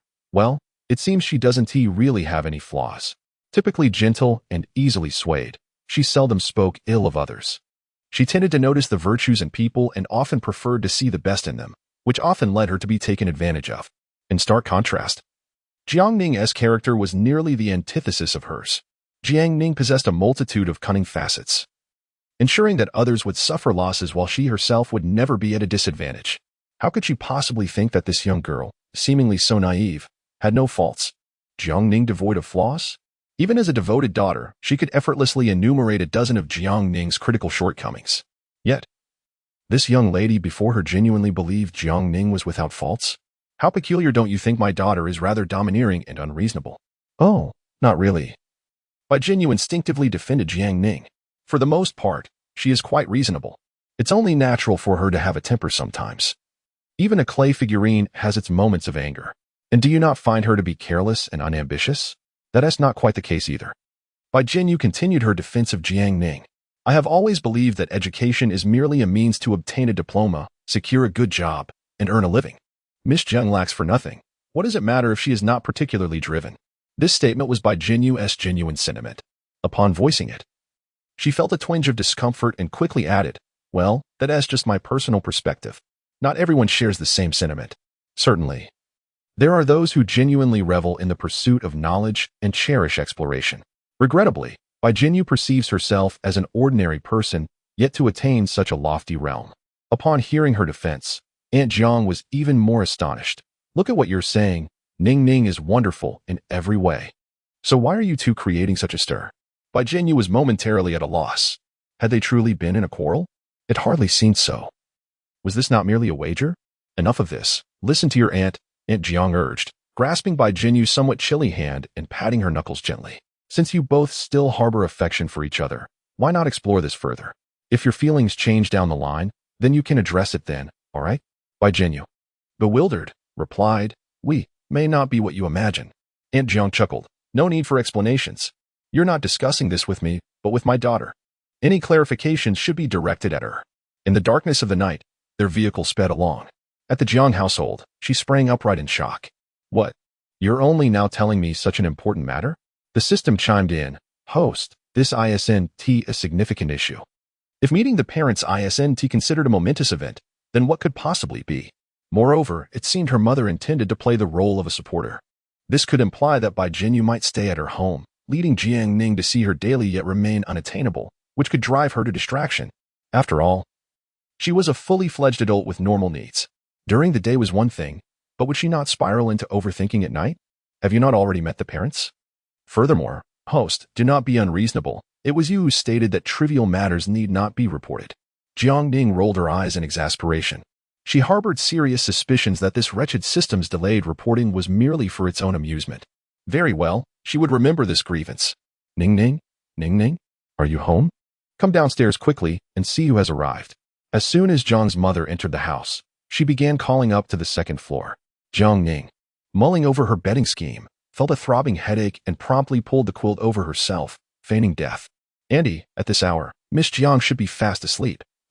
But Jinyu thought about the bed as well and, fearing the awkwardness of an unexpected meeting, quickly sought to provide an excuse for Jiang Ning. "You truly do not understand her." Jiang's mother dismissed Bai Jinyu's attempt to save face and directly exposed Jiang Ning's secret. "This girl has been a night owl for years. Staying up all night is quite common for her. How could she possibly be asleep at this hour?" Upstairs, Jiang Ning was not asleep. Downstairs, Bai Jinyu felt the awkwardness. Jiang's mother patted her shoulder. "She is likely just pretending to be dead. Allow me to assist in bringing her down." "Don't." Bai Jinyu hurriedly intercepted the enthusiastic matchmaker. "Oh no," Jiang's mother. Under Jiang's mother's inquisitive gaze, Bai Jinyu, feeling helpless, could only muster the courage to say, "If she is not asleep, it means she does not wish to see me. Why should I impose upon myself? You are far too indulgent with her." Jiang's mother exclaimed in exasperation. "She is a habitual bully. Why do you continue to consider her feelings? Are you not afraid that one day she will sell you out while you count her money?" Nevertheless, despite her assertions, Jiang Ma ultimately ceased to insist that Jiang Ning descend to meet the guests. Bai Jinyu exhaled in relief, yet a twinge of discomfort lingered within her. Was Jiang Ning's reluctance to see her a consequence of that wager, or had she simply forgotten her, no longer wishing to meet? "From this day forth, you shall not reside in that chaotic urban village. The safety there is, after all, rather dubious. It is unsafe for a young lady like you to live alone and traverse the streets at night." Jiang Ma arranged for the servants to prepare a room for Bai Jinyu and personally presented her with 2 sets of new nightgowns. Only then did she notice that Bai Jinyu's attire was both worn and threadbare. This child, it seems, has endured considerable hardship.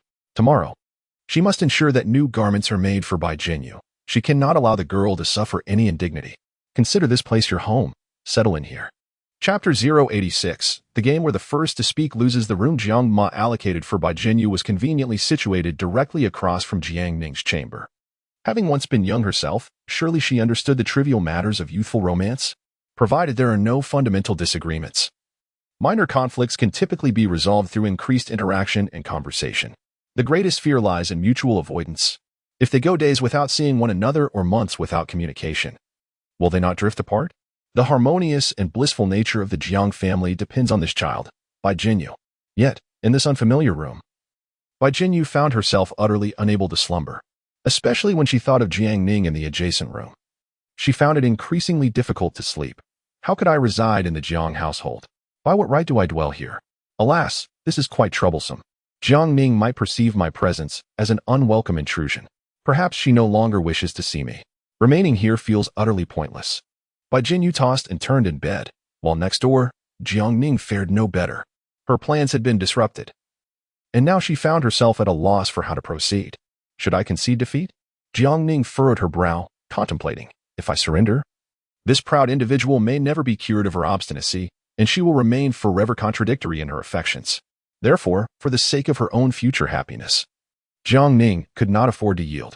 Bai Jinyu's haughty disposition, while occasionally endearing, would be unbearable if it persisted throughout her life.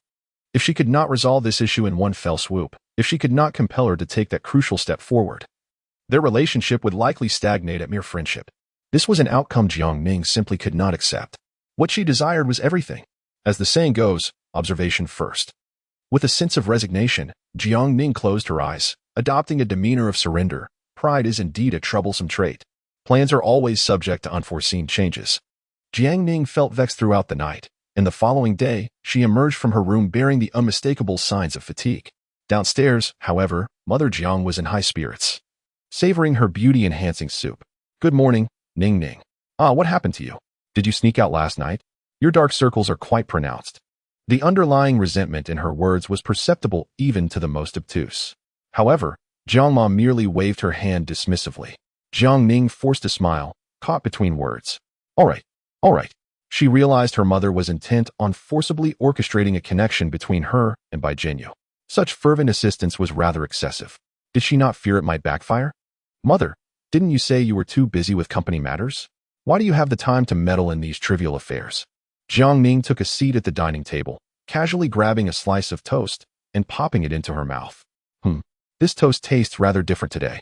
Jiang Ma beamed at her. "If you were more diligent, I wouldn't need to concern myself with your trivialities." As they conversed, Bai Jinyu emerged from the kitchen, listening with sweat from her labors, bearing 2 cups of coffee. Upon raising her gaze, she found Jiang Ning, clad in a nightgown and looking drowsy. One hand propped under her chin, the other holding a freshly toasted slice of bread, her cheeks puffed and crumbs adorning the corners of her mouth. Realizing someone stood before her, Jiang Ning instinctively raised her eyes. At the moment their gazes met, Bai Jinyu swiftly averted her eyes, hastily placing the coffee cups down and retreating back into the kitchen. She recalled their bet. For now, she must refrain from speaking first, or she would face dire consequences. She focused on the marinating fish, yet her mind was consumed by the image of Jiang Ning in her languid state, her heart racing wildly. Jiang Ning's demeanor has never conformed to the typical image of a young woman, at least not in the way Bai Jinyu has always envisioned. In Jiang Ning, she often perceives the essence of a debauched scion. Were she a man, she would undoubtedly be the kind of rogue capable of effortlessly charming a multitude of romantic interests. The mere thought of this made Bai Jinyu chuckle softly. Fortunately, she was not a man. Otherwise, countless young women would be in dire straits. Yet, that was not entirely accurate. That fellow had merely encountered Jiang Ning once, exchanging fewer than 10 words, and had already declared his affections publicly. Jiang Ning could hardly reject each and every one of them. Bai Jinyu understood all too well that she was no celestial being, and Jiang Ning would not eternally trail behind her. Perhaps by the time their wager concluded, Jiang Ning would lay her cards on the table. After that, it was certain that Jiang Ning would pursue new interests. Regardless of whether she were a man or not, she possessed an undeniable allure, making her effortlessly captivating to others. Bai Jinyu found herself unable to laugh any longer. She glimpsed the shadows within her own heart. Even the mere thought of Jiang Ning frolicking and laughing with someone else caused her profound discomfort. Bai Jinyu could not help but scold herself internally. Why dwell on such matters? Just because she could not be with Jiang Ning, did that mean she had the right to forbid her from being with others? Bai Jinyu. Oh, Bai Jinyu, you are far too selfish.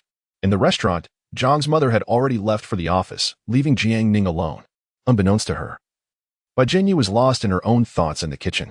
At that moment, having eaten a little, Jiang Ning began to feel drowsy. She rested her chin on her hand, her eyes closed in a tranquil reverie, unaware of when slumber overtook her. When Bai Jinyu emerged with the final dish, she noticed a stray lock of Jiang Ning's hair had fallen into her coffee cup. Instinctively, she reached out to retrieve the wayward strand, gently wiping it with a napkin. As she meticulously tended to the hair, Jiang Ning sensed the movement and slightly opened her eyes. Bai Jinyu was taken aback, her fingers still clutching the delicate strands. At that moment, whether to release it or hold on felt utterly inexplicable. No matter how one viewed it, the act appeared undeniably peculiar. What to do now? What to say? Indeed, words were necessary. Yet, silence enveloped them both. After a brief exchange of glances, Jiang Ning closed her eyes once more. As if dismissing the incident entirely, Bai Jinyu pondered. Was this a gesture of courtesy towards her supposed oddity? She, being somewhat shy, found herself overwhelmed by the awkwardness of the situation. In haste, she relinquished the hair and fled the dining area, as if escaping a scene fraught with complication. Chapter 087. Did she say she was getting into the car? After breakfast, Jiang Ning stepped out, intending to visit the mall for some shopping. With the new year approaching, it was essential to procure gifts for her family, as well as a few necessities for herself, while secretly keeping an eye on the obstinate Bai Jinyu. Naturally, Xiaowu, her bodyguard, accompanied her throughout the expedition. Jiang Ning was acutely aware of the enemies she had amassed, particularly Lu, who surely harbored a seething animosity towards her, wishing nothing more than to devour her whole. Surely, she would never jest with her own safety, while she might forego her mobile phone when venturing out. She must never be without her bodyguard. This is the vigilance expected of a formidable antagonist. As they approached an intersection, Xiaowu slowed the vehicle. Miss, do you see that individual waiting for a ride by the roadside? Could it be Miss Bai? Living in a villa district. One would presume that her family possesses several vehicles. Given that it was still early, the number of taxis, which were already reluctant to venture into this area, would be even scarcer. At this moment, Bai Jinyu stood alone in the biting cold, shivering as she awaited an uncertain arrival of a taxi. Jiang Ning lowered the car window and cast a glance at her. Bai Jinyu noticed her too. The first to speak would be the one to lose. Bai Jinyu tightened her scarf, bowed her head, and hastily walked forward. Observing her tenacity, Jiang Ning sighed inwardly. It seems the path to persuasion remains arduous. Drive on, Jiang Ning stated with an air of indifference. Huh? Xiaowu was prepared to open the door. Utterly taken aback by the seemingly heartless words of his young mistress, are we just going to ignore her? This hardly seems appropriate. Miss Bai appears rather underdressed. It is only a degree or two today, quite chilly indeed. Jiang Ning raised an eyebrow. Oh, is she signaling her desire to get in? This remark left Xiaowu momentarily speechless. Though she remained silent, her thoughts betrayed her. Miss Bai is a young lady. What girl lacks a modicum of modesty? Would she openly flag down your vehicle? You truly misunderstand the female heart. How could you possibly win her over? However, upon further contemplation, it occurred to her that Miss Jiang from her family was also a girl. Despite exhibiting a somewhat masculine demeanor, she ultimately remained a girl. Yet, that thought prompted another. You two are a girl. Why then do you lack an understanding of a woman's heart? Why not be a bit more assertive? Disembark from the vehicle and simply invite the young lady aboard? The more Xiao pondered, the more overwhelmed she felt. Deciding to dismiss their matters from her mind, she pressed the accelerator, increasing speed, eager to reach the shopping mall. Wait, Jiangning called out, stopping her abruptly. Why drive so fast? Turn around and take the route again. Xiao replied, Miss, are you serious? Aware that her request was rather unreasonable, Jiangning added, Today, I shall buy a dress. You pick one as well, and I will cover the cost. Xiao sighed, alas. However, when Jiangning's car once again approached her, moving at a snail's pace alongside, Bai Jinyu finally deduced that they were indeed pursuing her. Jiangning remained silent, calmly reclining against the window, resting her eyes. They traveled together for nearly 500 or 600 meters when Bai Jinyu could no longer endure it and bolted, deliberately darting into a narrow alley. Eager to see how Jiangning would follow, Jiangning stroked her chin. Look at that. This girl possesses a bit of cleverness, all directed at me. Quite infuriating. Xiao halted the vehicle, expressing her dilemma. Miss, it's difficult to follow ahead. The alley is congested with cars parked haphazardly. Jiangning responded. I am aware. With a sigh, she concluded, In that case, let us abandon this pursuit for now. Please make a phone call to Xiao Qi and advise her to cease her role as the head of security and join me instead. Xiao Qi is a remarkably skilled female bodyguard, having secured several championship titles in international boxing competitions. Her strikes are swift, precise, and formidable, and her professional capabilities are beyond reproach. She has been serving as the head of security at Jiangning's father's company and was previously assigned to ensure Jiangning's personal safety. However, Jiangning found her constant presence to be rather intrusive and subsequently dismissed her. Xiao could not help but murmur, I am sufficient on my own. Why do we still need Xiao Qi? My safety is assured, but what about Bai Jinyu? Oh, indeed. The thought of the inebriated man lingering outside Bai Jinyu's home caused Xiao some concern. That man clearly poses a threat and may continue to harass Bai Jinyu in the future. Jiangning's initiative to arrange for a bodyguard for Bai Jinyu demonstrates her thoughtfulness. At the CAT CAF, Bai Jinyu took a longer route today and, having failed to hail a taxi, arrived later than anticipated. Fortunately, the manager was also delayed, arriving even later than Bai Jinyu. My sincerest apologies, everyone. I encountered some traffic on the way and am running late, the manager explained, hastily informing the staff today. The big boss will be inspecting the CAF's operations, so please ensure you all perform well. I beg of you. The rarely visiting big boss was expected today, which heightened the anxiety among the staff. Among them, Bai Jinyu felt the most apprehensive. In stark contrast to the heavily made-up cosplayers, she appeared rather disheveled. It is worth noting that even the chef donned a suit, complete with a tie and a golden wig. Bai Jinyu hastily approached the store manager and discreetly inquired, If we must produce a cosplay, might I also request a set of men's attire? The manager paused for a moment, then replied with difficulty, Little Bai.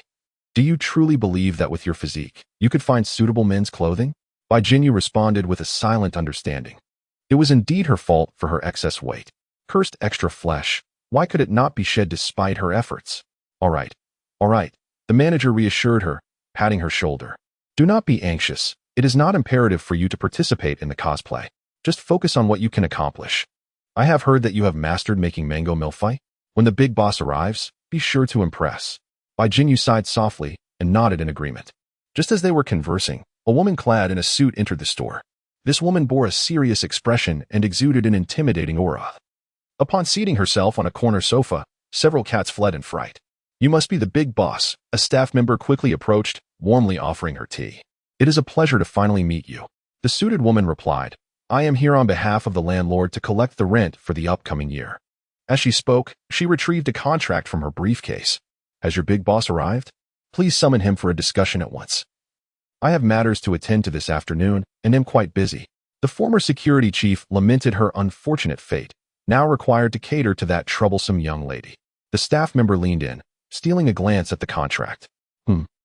So this entire building belongs to the Jiang Group, they mused, realizing they had gained a valuable insight. I once thought that the elusive magnate, known for his remarkable presence, was truly formidable. Little did I know.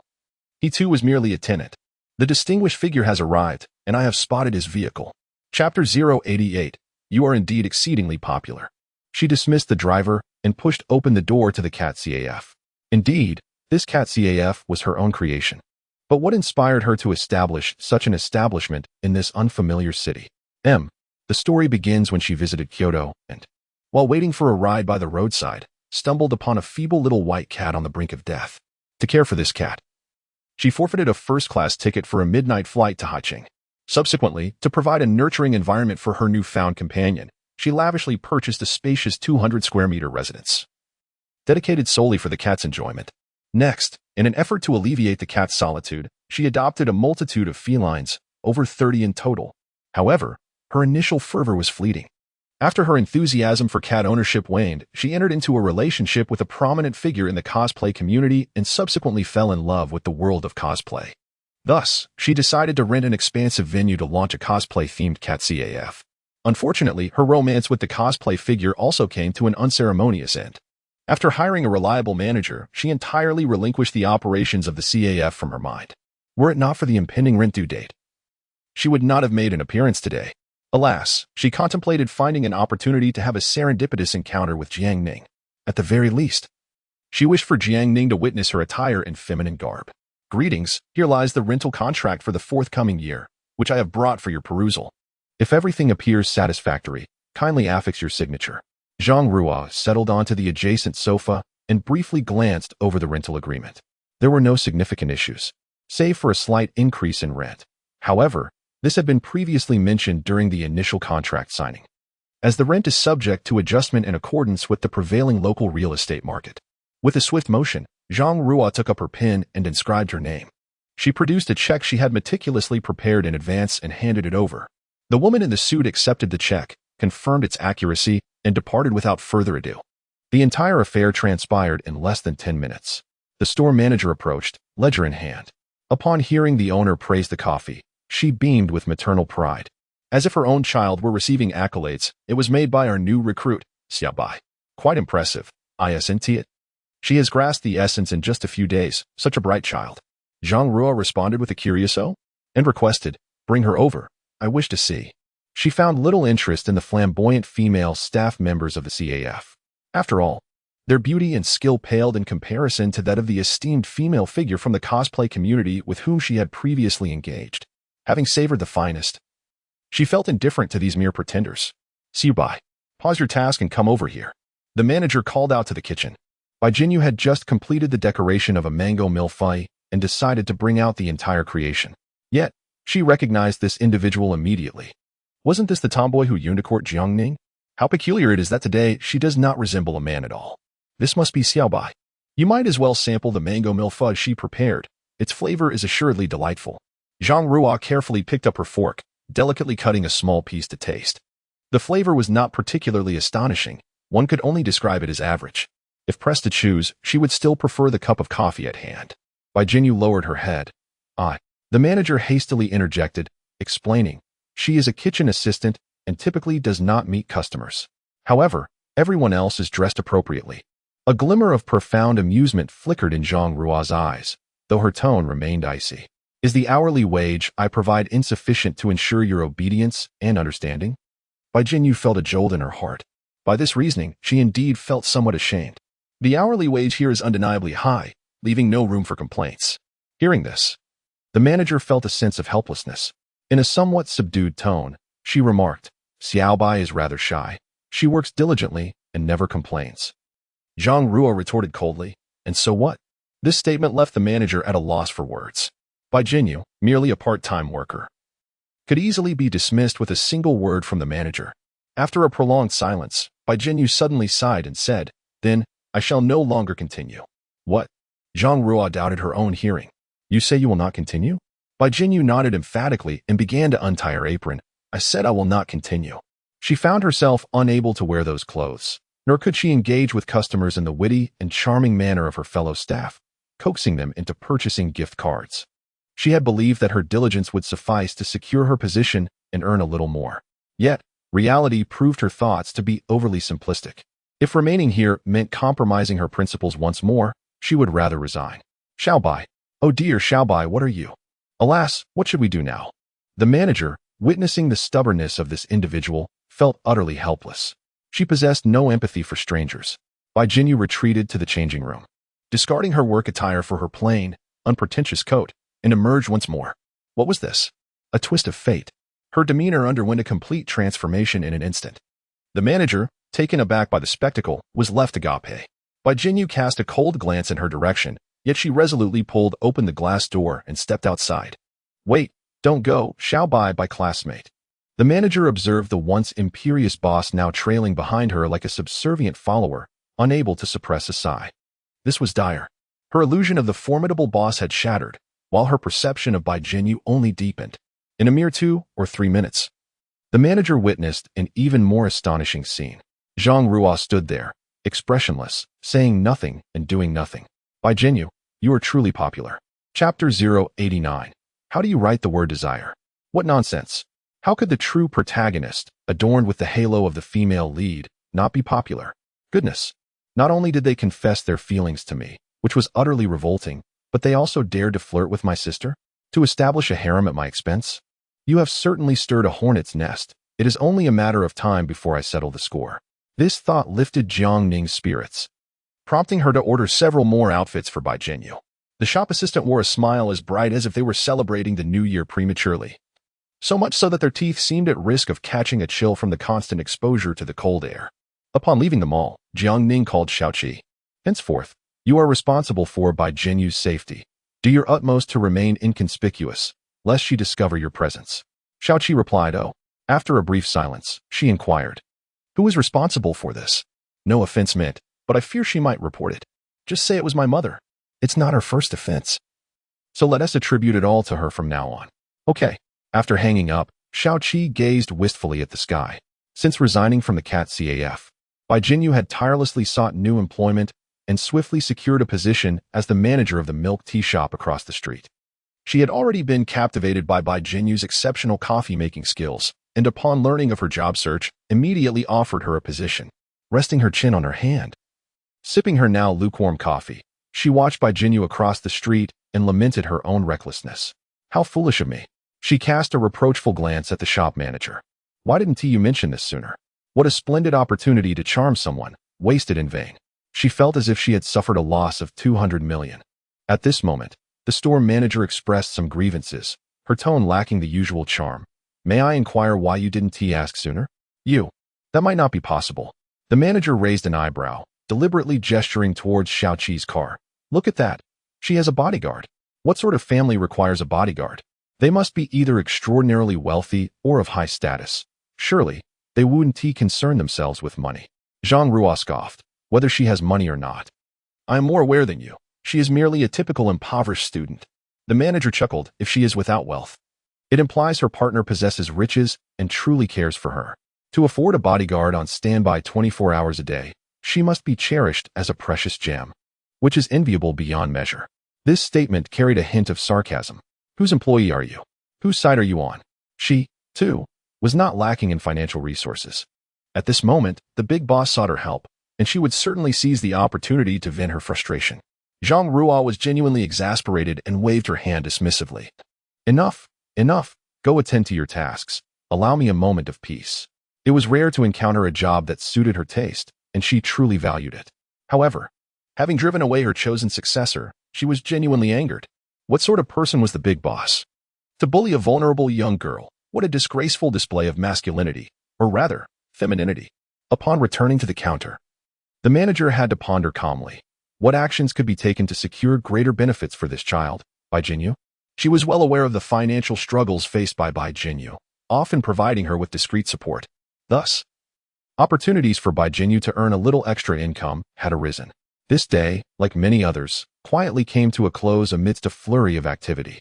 After switching jobs from the Cat CAF, Bai Jinyu noticed a significant decline in her earnings. Although she felt a twinge of regret for leaving her previous position, she harbored no profound remorse about her decision. As she prepared to cross the street to await a bus at the opposite stop after work, she was intercepted by the courageous female bodyguard from earlier that day. Bai Jinyu furrowed her brow at the woman, who was terse and direct. Swiftly opening the car door and gesturing for her to enter.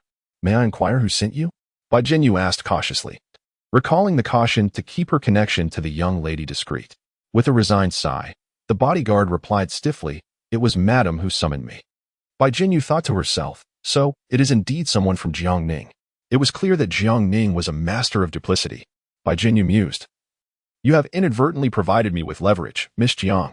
When the day of reckoning arrives, should you attempt to evade your debts, I shall expose your secrets. Yet, upon further reflection, she realized that she herself harbored intentions of evasion, which diminished her resolve to confront Jiang Ning. Under the bodyguard's piercing gaze, Bai Jinyu entered the vehicle. Upon returning to the Jiang residence, her eyes fell upon Jiang Ning, who languidly reclined on the sofa in a new set of sleepwear. Her delicate feet propped up as two maids knelt beside her, administering a massage. How indulgent she is, the insufferable young lady. Bai Jinyu passed by her with unwavering focus. Yet the melodious sound of a soft Ahem escaped Jiang Ning's lips. This sound was ineffable, a sensation that could only be felt. Bai Jinyu felt as though she had been jolted by electricity. Her scalp tingled, and her mind went blank in an instant. Jiang Ning removed the cucumber slices from her eyes, shot a glare at the maid, and deliberately exclaimed, "Could you please exert a bit less force? My saws are not made of iron. Are you forging metal here?" The maid quickly apologized. "I'm sorry, miss."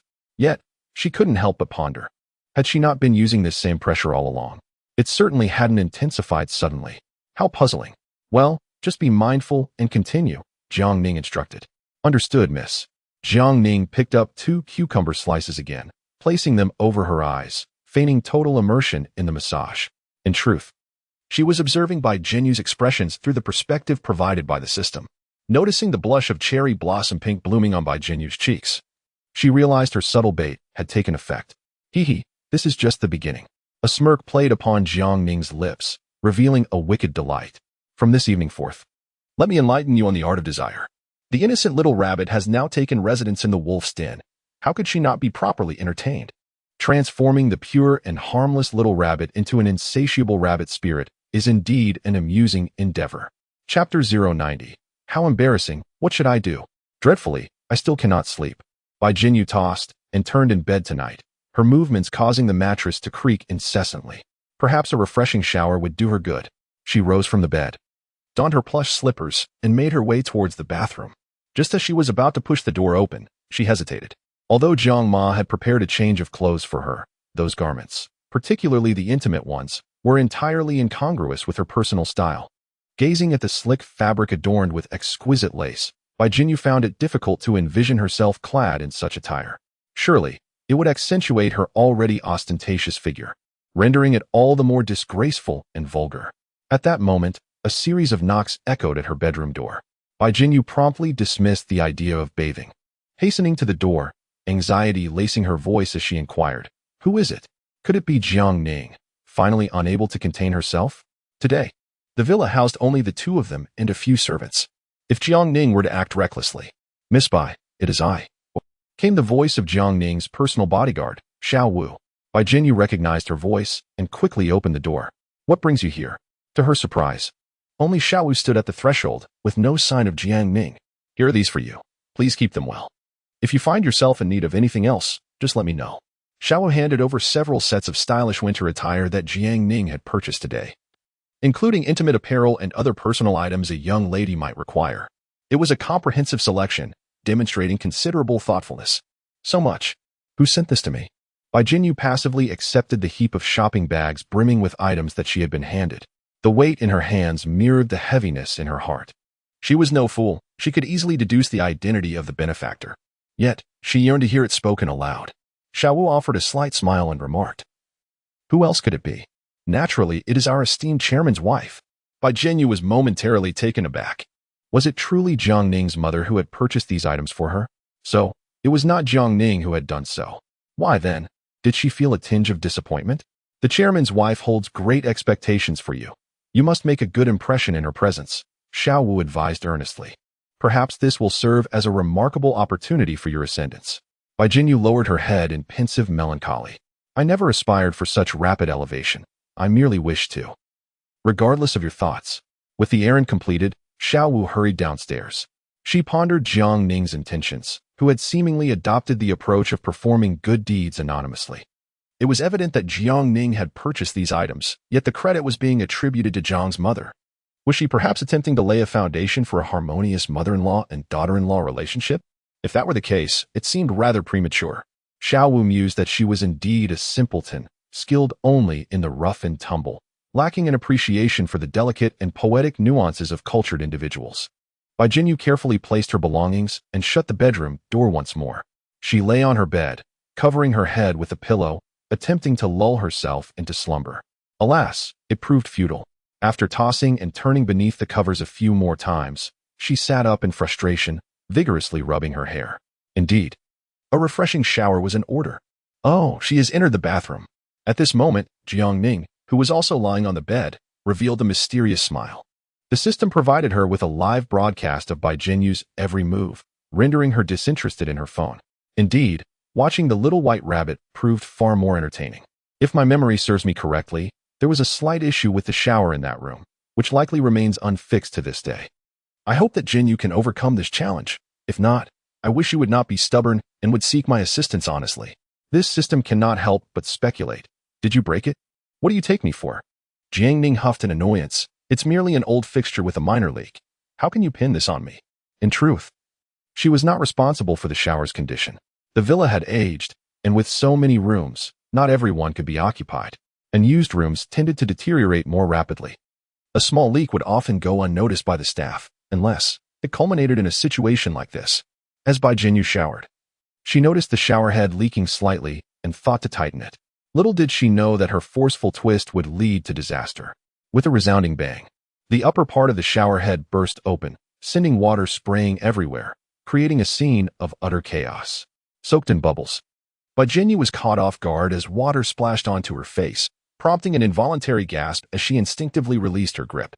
The uncontrollable shower hose slithered across the floor like a silver serpent, splattering even more water. The forceful stream of water cascading against her skin was indeed quite painful.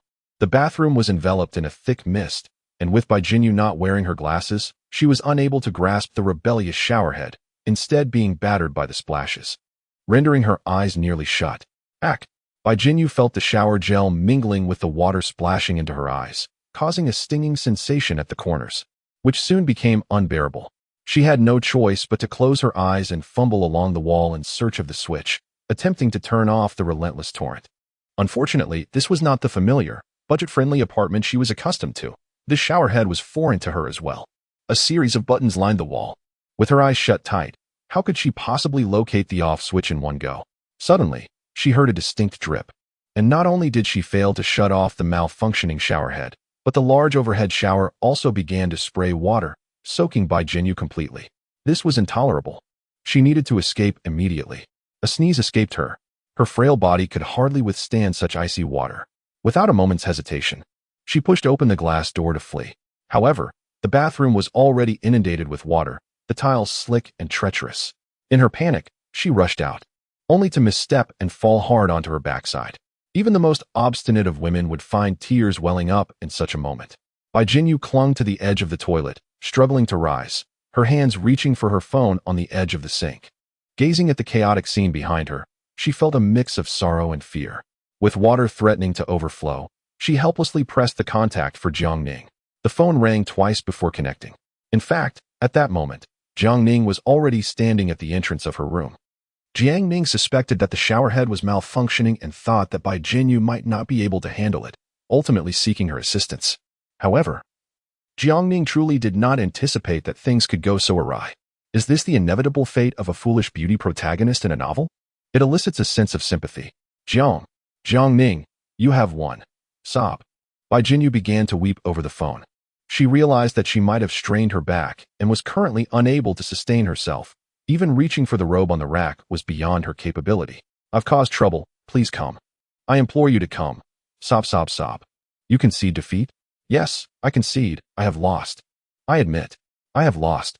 The sight of her in such a disheveled state was about to be witnessed by Jiangning. The mere thought of this plunged Bai Jinyu into despair, and she could not help but cry uncontrollably. It's too embarrassing. Jiangning, I am utterly humiliated. What am I to do? This is so shameful. What shall I do? Sob. Chapter 91. To be diligent and supportive until the end. As Jiangning listened to her delicate sobs over the phone, she pushed the door open. Upon entering the bathroom, she beheld the pitiful sight of Bai Jinyu, seated amidst a sea of foam, weeping like a rain-soaked pear blossom. Jiangning could not help but exclaim in disbelief. How could this be something a solitary and lonely individual ought to witness? She could hardly bear it.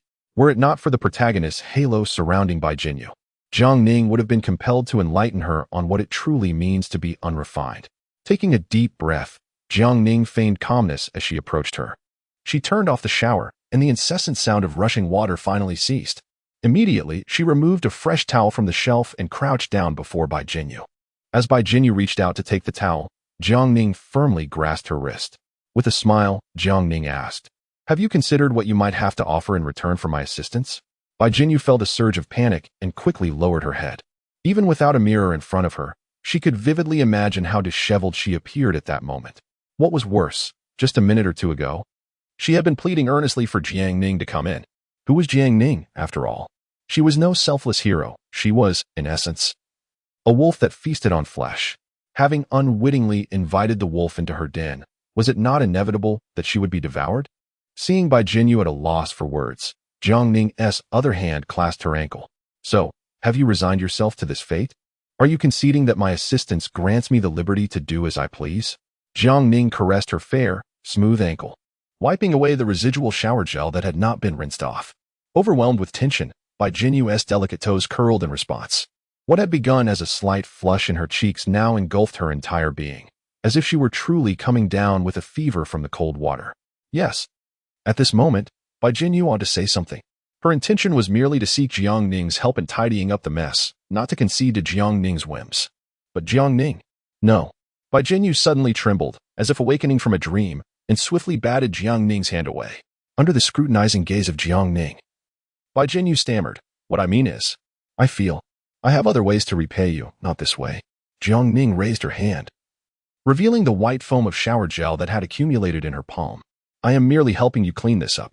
What are you thinking?" Bai Jinyu fell silent, unable to suppress the urge to cover her face. Was it that her nerves were overly strained, causing such an exaggerated reaction? Yet, she couldn't shake the feeling that Jiang Ning was not genuinely assisting her. Whether to accept or decline was not entirely within her control. Jiang Ning grasped her other ankle. "You wept so desperately, pleading for my help. Naturally, I must do my utmost. Otherwise, wouldn't you scold me for being heartless in the future?" As she spoke, she wiped away a generous amount of shower gel foam from Bai Jinyu's leg with a towel, with such an earnest expression in her eyes. Even the system almost believed her sincerity. The foolish Bai Jinyu, caught between embarrassment and guilt, nearly lost all rationality, left in a state of bewilderment. By the time she regained her senses, Jiang Ning had already tended to her, wrapping her in a towel.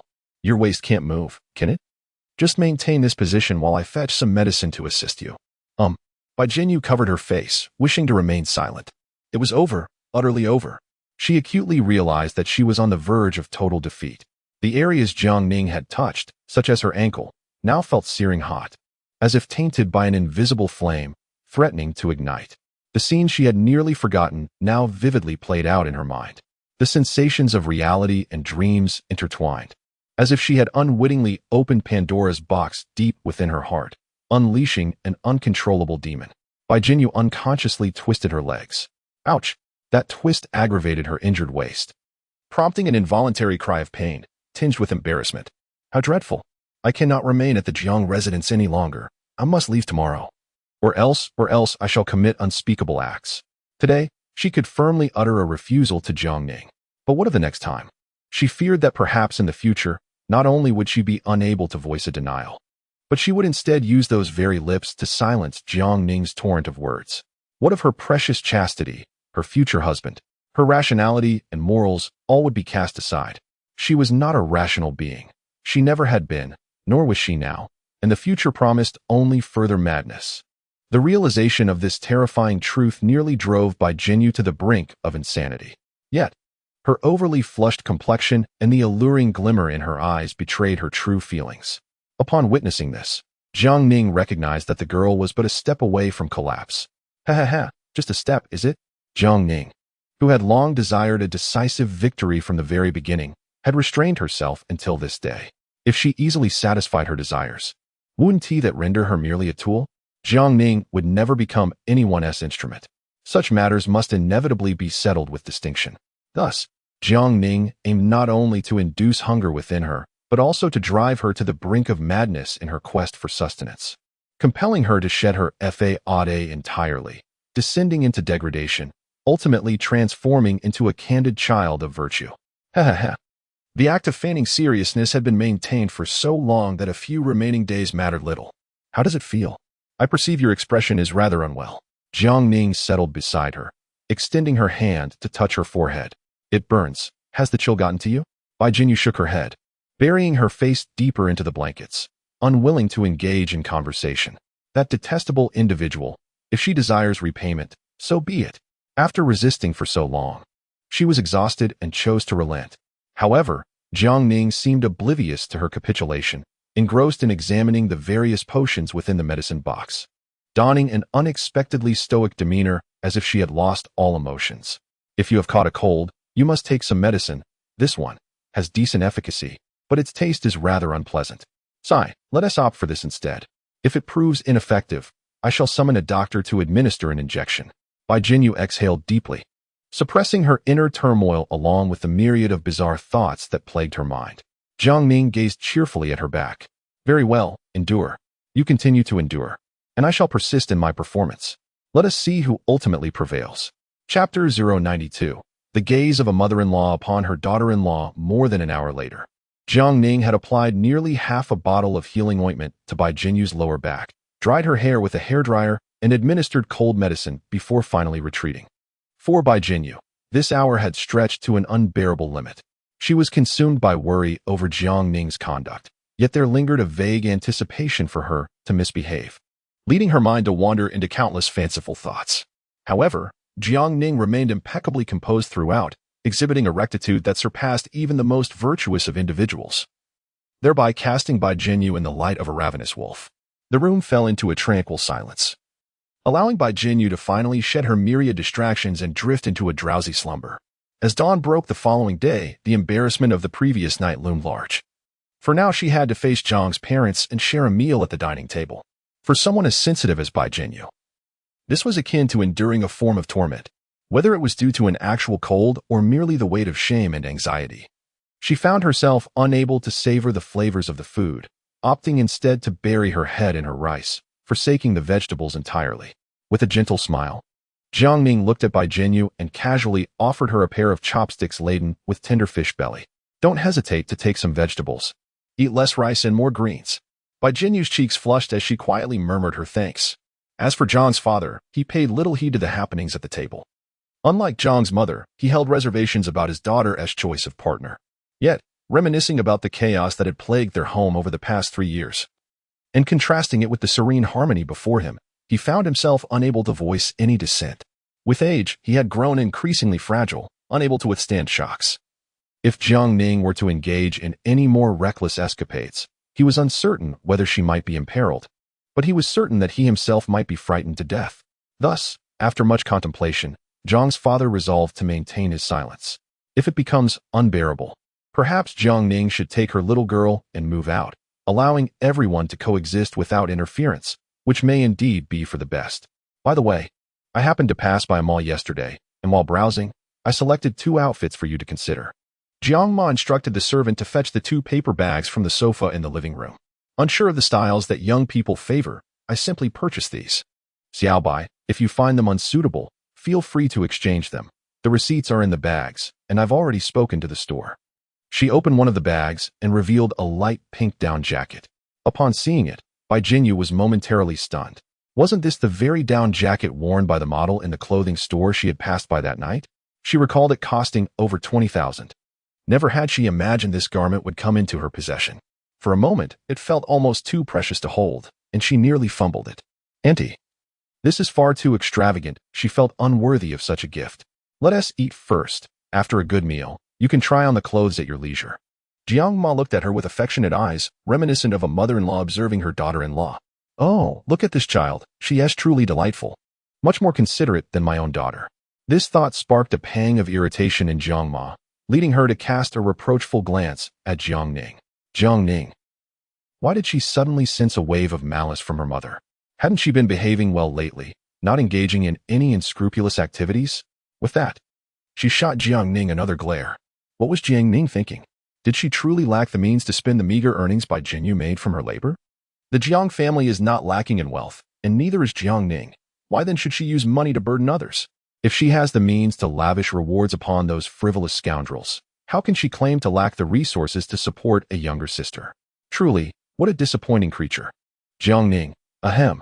To be honest, she was somewhat startled by her mother's piercing gaze. Before Bai Jinyu arrived at the Jiang household, her dear mother never looked at her in such a manner. After all, she still owed Jiang Ning money, which had become a source of her anxiety. Alas, the bubble tea shop. Jiang's mother could not help but sigh. My child, really. If only my Jiang Ning were as ambitious. I would awake with joy even in slumber beside her father. Unfortunately, Jiang Ning is a master of indulgence. If she refrains from squandering, her parents would be eternally grateful, let alone expect her to earn money. Well, you young folks have your own ideas. Jiang's mother then served Bai Jinyu another helping of food. However, I have but one request. Please stay comfortably at the Jiang residence. You may go wherever you wish, but do ensure that Xiao Qi or Xiao Wu accompanies you. Should you encounter any troubles, do not conceal them. Inform me promptly, understood? Such words were indeed the first of their kind Bai Jinyu had ever heard from an elder. A bittersweet sensation welled within her, and tears nearly spilled forth once more. Perhaps this was the warmth of maternal love? Someone who genuinely cares whether one eats well, dresses warmly, or suffers grievances. This feeling was exquisite, so much so that Bai Jinyu felt as though she were in a dream. Thank you, Auntie. However, to express gratitude in such a manner made the aunt feel a twinge of sadness, as she regarded Bai Jinyu as her own daughter. Jiang Ma gently lifted her hand and caressed Bai Jinyu's hair. It's all right, don't be sad. Bai Jinyu took a deep breath, suppressing the sorrow within her, and nodded. She was not sad. Jiang Ning quietly observed her, saying nothing, but placed a plump, crimson shrimp into her already brimming bowl. Alas, the excess maternal love from her mother, shared with Bai Jinyu even a little, was indeed a good thing. This little sister had endured too much hardship and loss. It was high time she experienced some sweetness in life. As the days drew closer to the new year, Bai Jinyu continued her daily routine of working hard, leaving early and returning late. With Jiang Ma's encouragement, Xiao Qi took turns driving the luxurious cars from the Jiang family's garage to drop Bai Jinyu off at work and pick her up afterward. As for Jiang Ning, she was taken to the company by Jiang Ma, where she spent a few days as a charming mascot, encountering some influential business figures and gaining a bit of insight. The manager of the milk tea shop felt quite conflicted. She realized that the employees were far wealthier than she was. Little Bai, you are so affluent. Yet you still come to work? Are you not playing us for fools? Bai Jinyu hastily explained, that is not my car. I don't have money. I need to work to pay off my debts. Working to pay off debts? The manager expressed her skepticism. The meager earnings from your daily labor are unlikely to even cover the cost of fuel for that car. Manager, Zhang Rua turned to her own shopkeeper. Ever since Bai Jinyu left, has our coffee become this dreadful? She pinched her fingers like a cat's paw and gestured toward the nearly full cup of coffee before her. Would you care to taste it yourself and see if this can be considered coffee? This is merely the water used for cleaning the coffee machine. Zhang Ruoqiang suppressed her anger. However, in the past couple of days, all the customers have been expressing their dissatisfaction, claiming that the coffee has become unpalatable. And some have even requested refunds. Oh dear, that truly is unfortunate, the manager replied, shrugging her shoulders and sighing. She began to speak sarcastically. But there's nothing we can do about it. After all, it was you, the owner, who personally dismissed the artisan responsible for our coffee, wasn't it? Now, they've gone off to work at that struggling milk tea shop. And look, they've started to draw long lines. It's quite remarkable. Zhang Ruoqiang thought to herself. Is she blind? Can't she see what's happening? At this moment, she genuinely regretted her decisions. Although she was not relying on the profits of this cat CAF. Witnessing daily losses was a blow to her pride. The manager feigned contemplation before slowly stating, there is a solution. Speak, Zhang Ruoqiang urged. The manager removed the nameplate from her chest and placed it on the table. Then, with utmost seriousness, she declared, under the promise of a handsome reward. There will surely be brave souls. Owner, for the sake of the establishment's growth, I am willing to relinquish my position as manager and pass it to Miss Bai Jinyu. What do you think? I believe that would be unwise, Zhang Ruoqiang responded. While she recognized Bai Jinyu's talent in crafting coffee and desserts, she lacked the capabilities to manage such a large establishment. Handing over the CAF to her would undoubtedly lead to its demise, and perhaps even the cats would face starvation. The manager's position could not be entrusted to her. However, I could offer her something else. Zhang Ruo opened her wallet once more, revealing her vividly ornate black card. Chapter 093. Tonight, Jiang Ning will not return home. So, do you mean to use this to entice the other party? The store manager, having reluctantly accepted the card, examined it with curiosity. Miss Zhang is indeed affluent. I have long heard of her wealth, yet I never realized the extent of it until now. Catching but a glimpse of the iceberg beneath the surface. Is the price not excessively steep? The manager found it quite challenging to associate the concept of true love with her. To do so would almost tarnish the very essence of those words.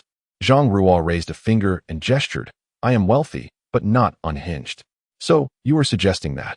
The manager was taken aback. Wow. Spending 5 million to woo a barista? That is rather generous. Indeed, a boss is a boss. Though lacking in manners and respect, she is certainly willing to part with her money. Faced with such a tremendous temptation, it is difficult for anyone not to be swayed, not to forgive her. Zhang Ruo wore an expression of determination. Returning to Haiqing was not a matter of her own volition. Life in Kyoto, living alone, was so comforting and delightful. Alas, her fate was not hers to command. To possess the freedom to wield immense wealth comes at the cost of sacrificing other liberties. A lesson she had long since learned and internalized. As for the rumors surrounding the sole heir of the Liu family, the wealthiest in Haiqing, near the university town, she had already taken note of them. Why has this rumor persisted for so long? Is it truly only due to the meager expenditure on hired online commenters, who sporadically flood the forums? Do not be naive. Although the Liu family's stronghold is in Haiqing, their gaze extends far beyond that city. They have long established their strategies in the capital. If any news were detrimental to them or unwelcome, it would be swiftly eradicated the moment it emerged. Yet now, this particular rumor circulates vividly, even convincing some affluent individuals in the capital. How absurd, how surreal. It is difficult to dismiss the possibility of the Liu family's clandestine influence behind this. Zhang could not help but find the situation amusing. The very den of iniquity she sought to avoid has individuals willingly plunging into it. Should one commend that young man for his audacity, or deem him utterly foolish? I am quite curious to witness his fate, haha. At the Jiang family residence, night has fallen once more. Within the expansive villa, only Bai Jinyu and 2 maids remain. Miss, the eldest miss? One of the maids set down her broom and looked towards Bai Jinyu. The eldest miss mentioned that she will be staying at the company for the next few days to oversee her subordinates, so you need not wait for her to dine. It would be best for you to rest early. Oh, Bai Jinyu's expression reflected palpable disappointment. In such a vast conglomerate, especially as the new year approaches, there are bound to be various social engagements. Even someone as lackadaisical as Jiang Ning has been summoned to fulfill her duties. However, the meal has already been prepared in the kitchen. Will you dine now? Xiao Qi, with an expressionless demeanor, remarked, there is a chef. But she is not solely designated for her use, and she should have already clocked out by now. Bai Jinyu instinctively responded, then I should deliver some food to her. Why should you deliver food to her? The perpetually stoic Xiao Qi gazed at her with a penetrating look, as though scrutinizing a prospective criminal. I have observed you both over the past few days, and it seems your relationship is not as amicable as they say. Theoretically, you ought not to feel inclined to bring her food, thus. Jiang Ning, she has treated me to numerous meals. Bai Jinyu's voice suddenly escalated. Unfortunately, her volume was short-lived, fading within 3 seconds. She is currently alone at the office, toiling away all day. And if she cannot even manage a bite of warm food, wouldn't that imply? I feel somewhat. She instinctively sought to express the notion of negligence. Yet, reconsidering, she pondered how to justify such a term. She was neither Jiang Ning's employee nor her partner. What sort of dereliction could she possibly claim? How infuriating. Bai Jinyu distinctly sensed that ever since her fall in the bathroom that day, her mind had grown increasingly muddled, often involuntarily uttering peculiar phrases. Since that night, she had been plagued by worries that Jiang Ning might force her way through her door in the dead of night, bursting in with fervor, and then. This anxiety had deprived her of restful sleep for several days. Yet, what had Jiang Ning truly done? She astonishingly pretends as if nothing has transpired, even managing to adopt the guise of an upright gentleman, refraining from any subtle antics. This only accentuates the impression that Bai Jinyu appears genuinely famished. Is she truly that hungry? She certainly does not wish to concede to such a notion. How infuriating, utterly vexing. The more Jiang Ning presents herself with an air of seriousness, the more Bai Jinyu feels a sense of defiance. She is acutely aware that this is merely Jiang Ning's facade, Yet she is helpless to unmask Jiang Ning, forced to endure all the peculiar emotions alone. Is she genuinely working? Thus, she instinctively concocts the excuse of delivering a meal, yearning to discover what Jiang Ning is truly engaged in. The dilemma, however, as Xiaoqi pointed out, is that their recent interactions have been rather tepid. Why would she feel compelled to bring Jiang Ning a meal? It would evoke a sense of shame. No, an overwhelming sense of shame. Bai Jinyu hastily rephrases her reasoning. Though her cheeks have already flushed a deep crimson, uncle and aunt have been so kind to me. I cannot be ungrateful, can I? While I may not excel at grand gestures, I can certainly manage this small task. Yet, her desperate attempts at concealment only elicit a nonchalant "oh" from Xiaoqi. Bai Jinyu. Her ability to deceive herself is truly lacking. Xiaoqi shrugs her shoulders. You need not explain to me. I was merely inquiring out of curiosity. After such a futile defense, the impulse within Bai Jinyu dissipates. She bows her head, letting out a dejected sigh. I suppose it's best if I do not go after all. You mentioned you would go, then suddenly you decide against it. Surely you do not intend to do something ill-fated to the young lady. Xiaoqi regards Bai Jinyu with the scrutinizing gaze typically reserved for a suspect. It's not true. Bai Jinyu huffed, her cheeks flushed with indignation. Well, then, you should hasten your preparations. I shall escort you there shortly.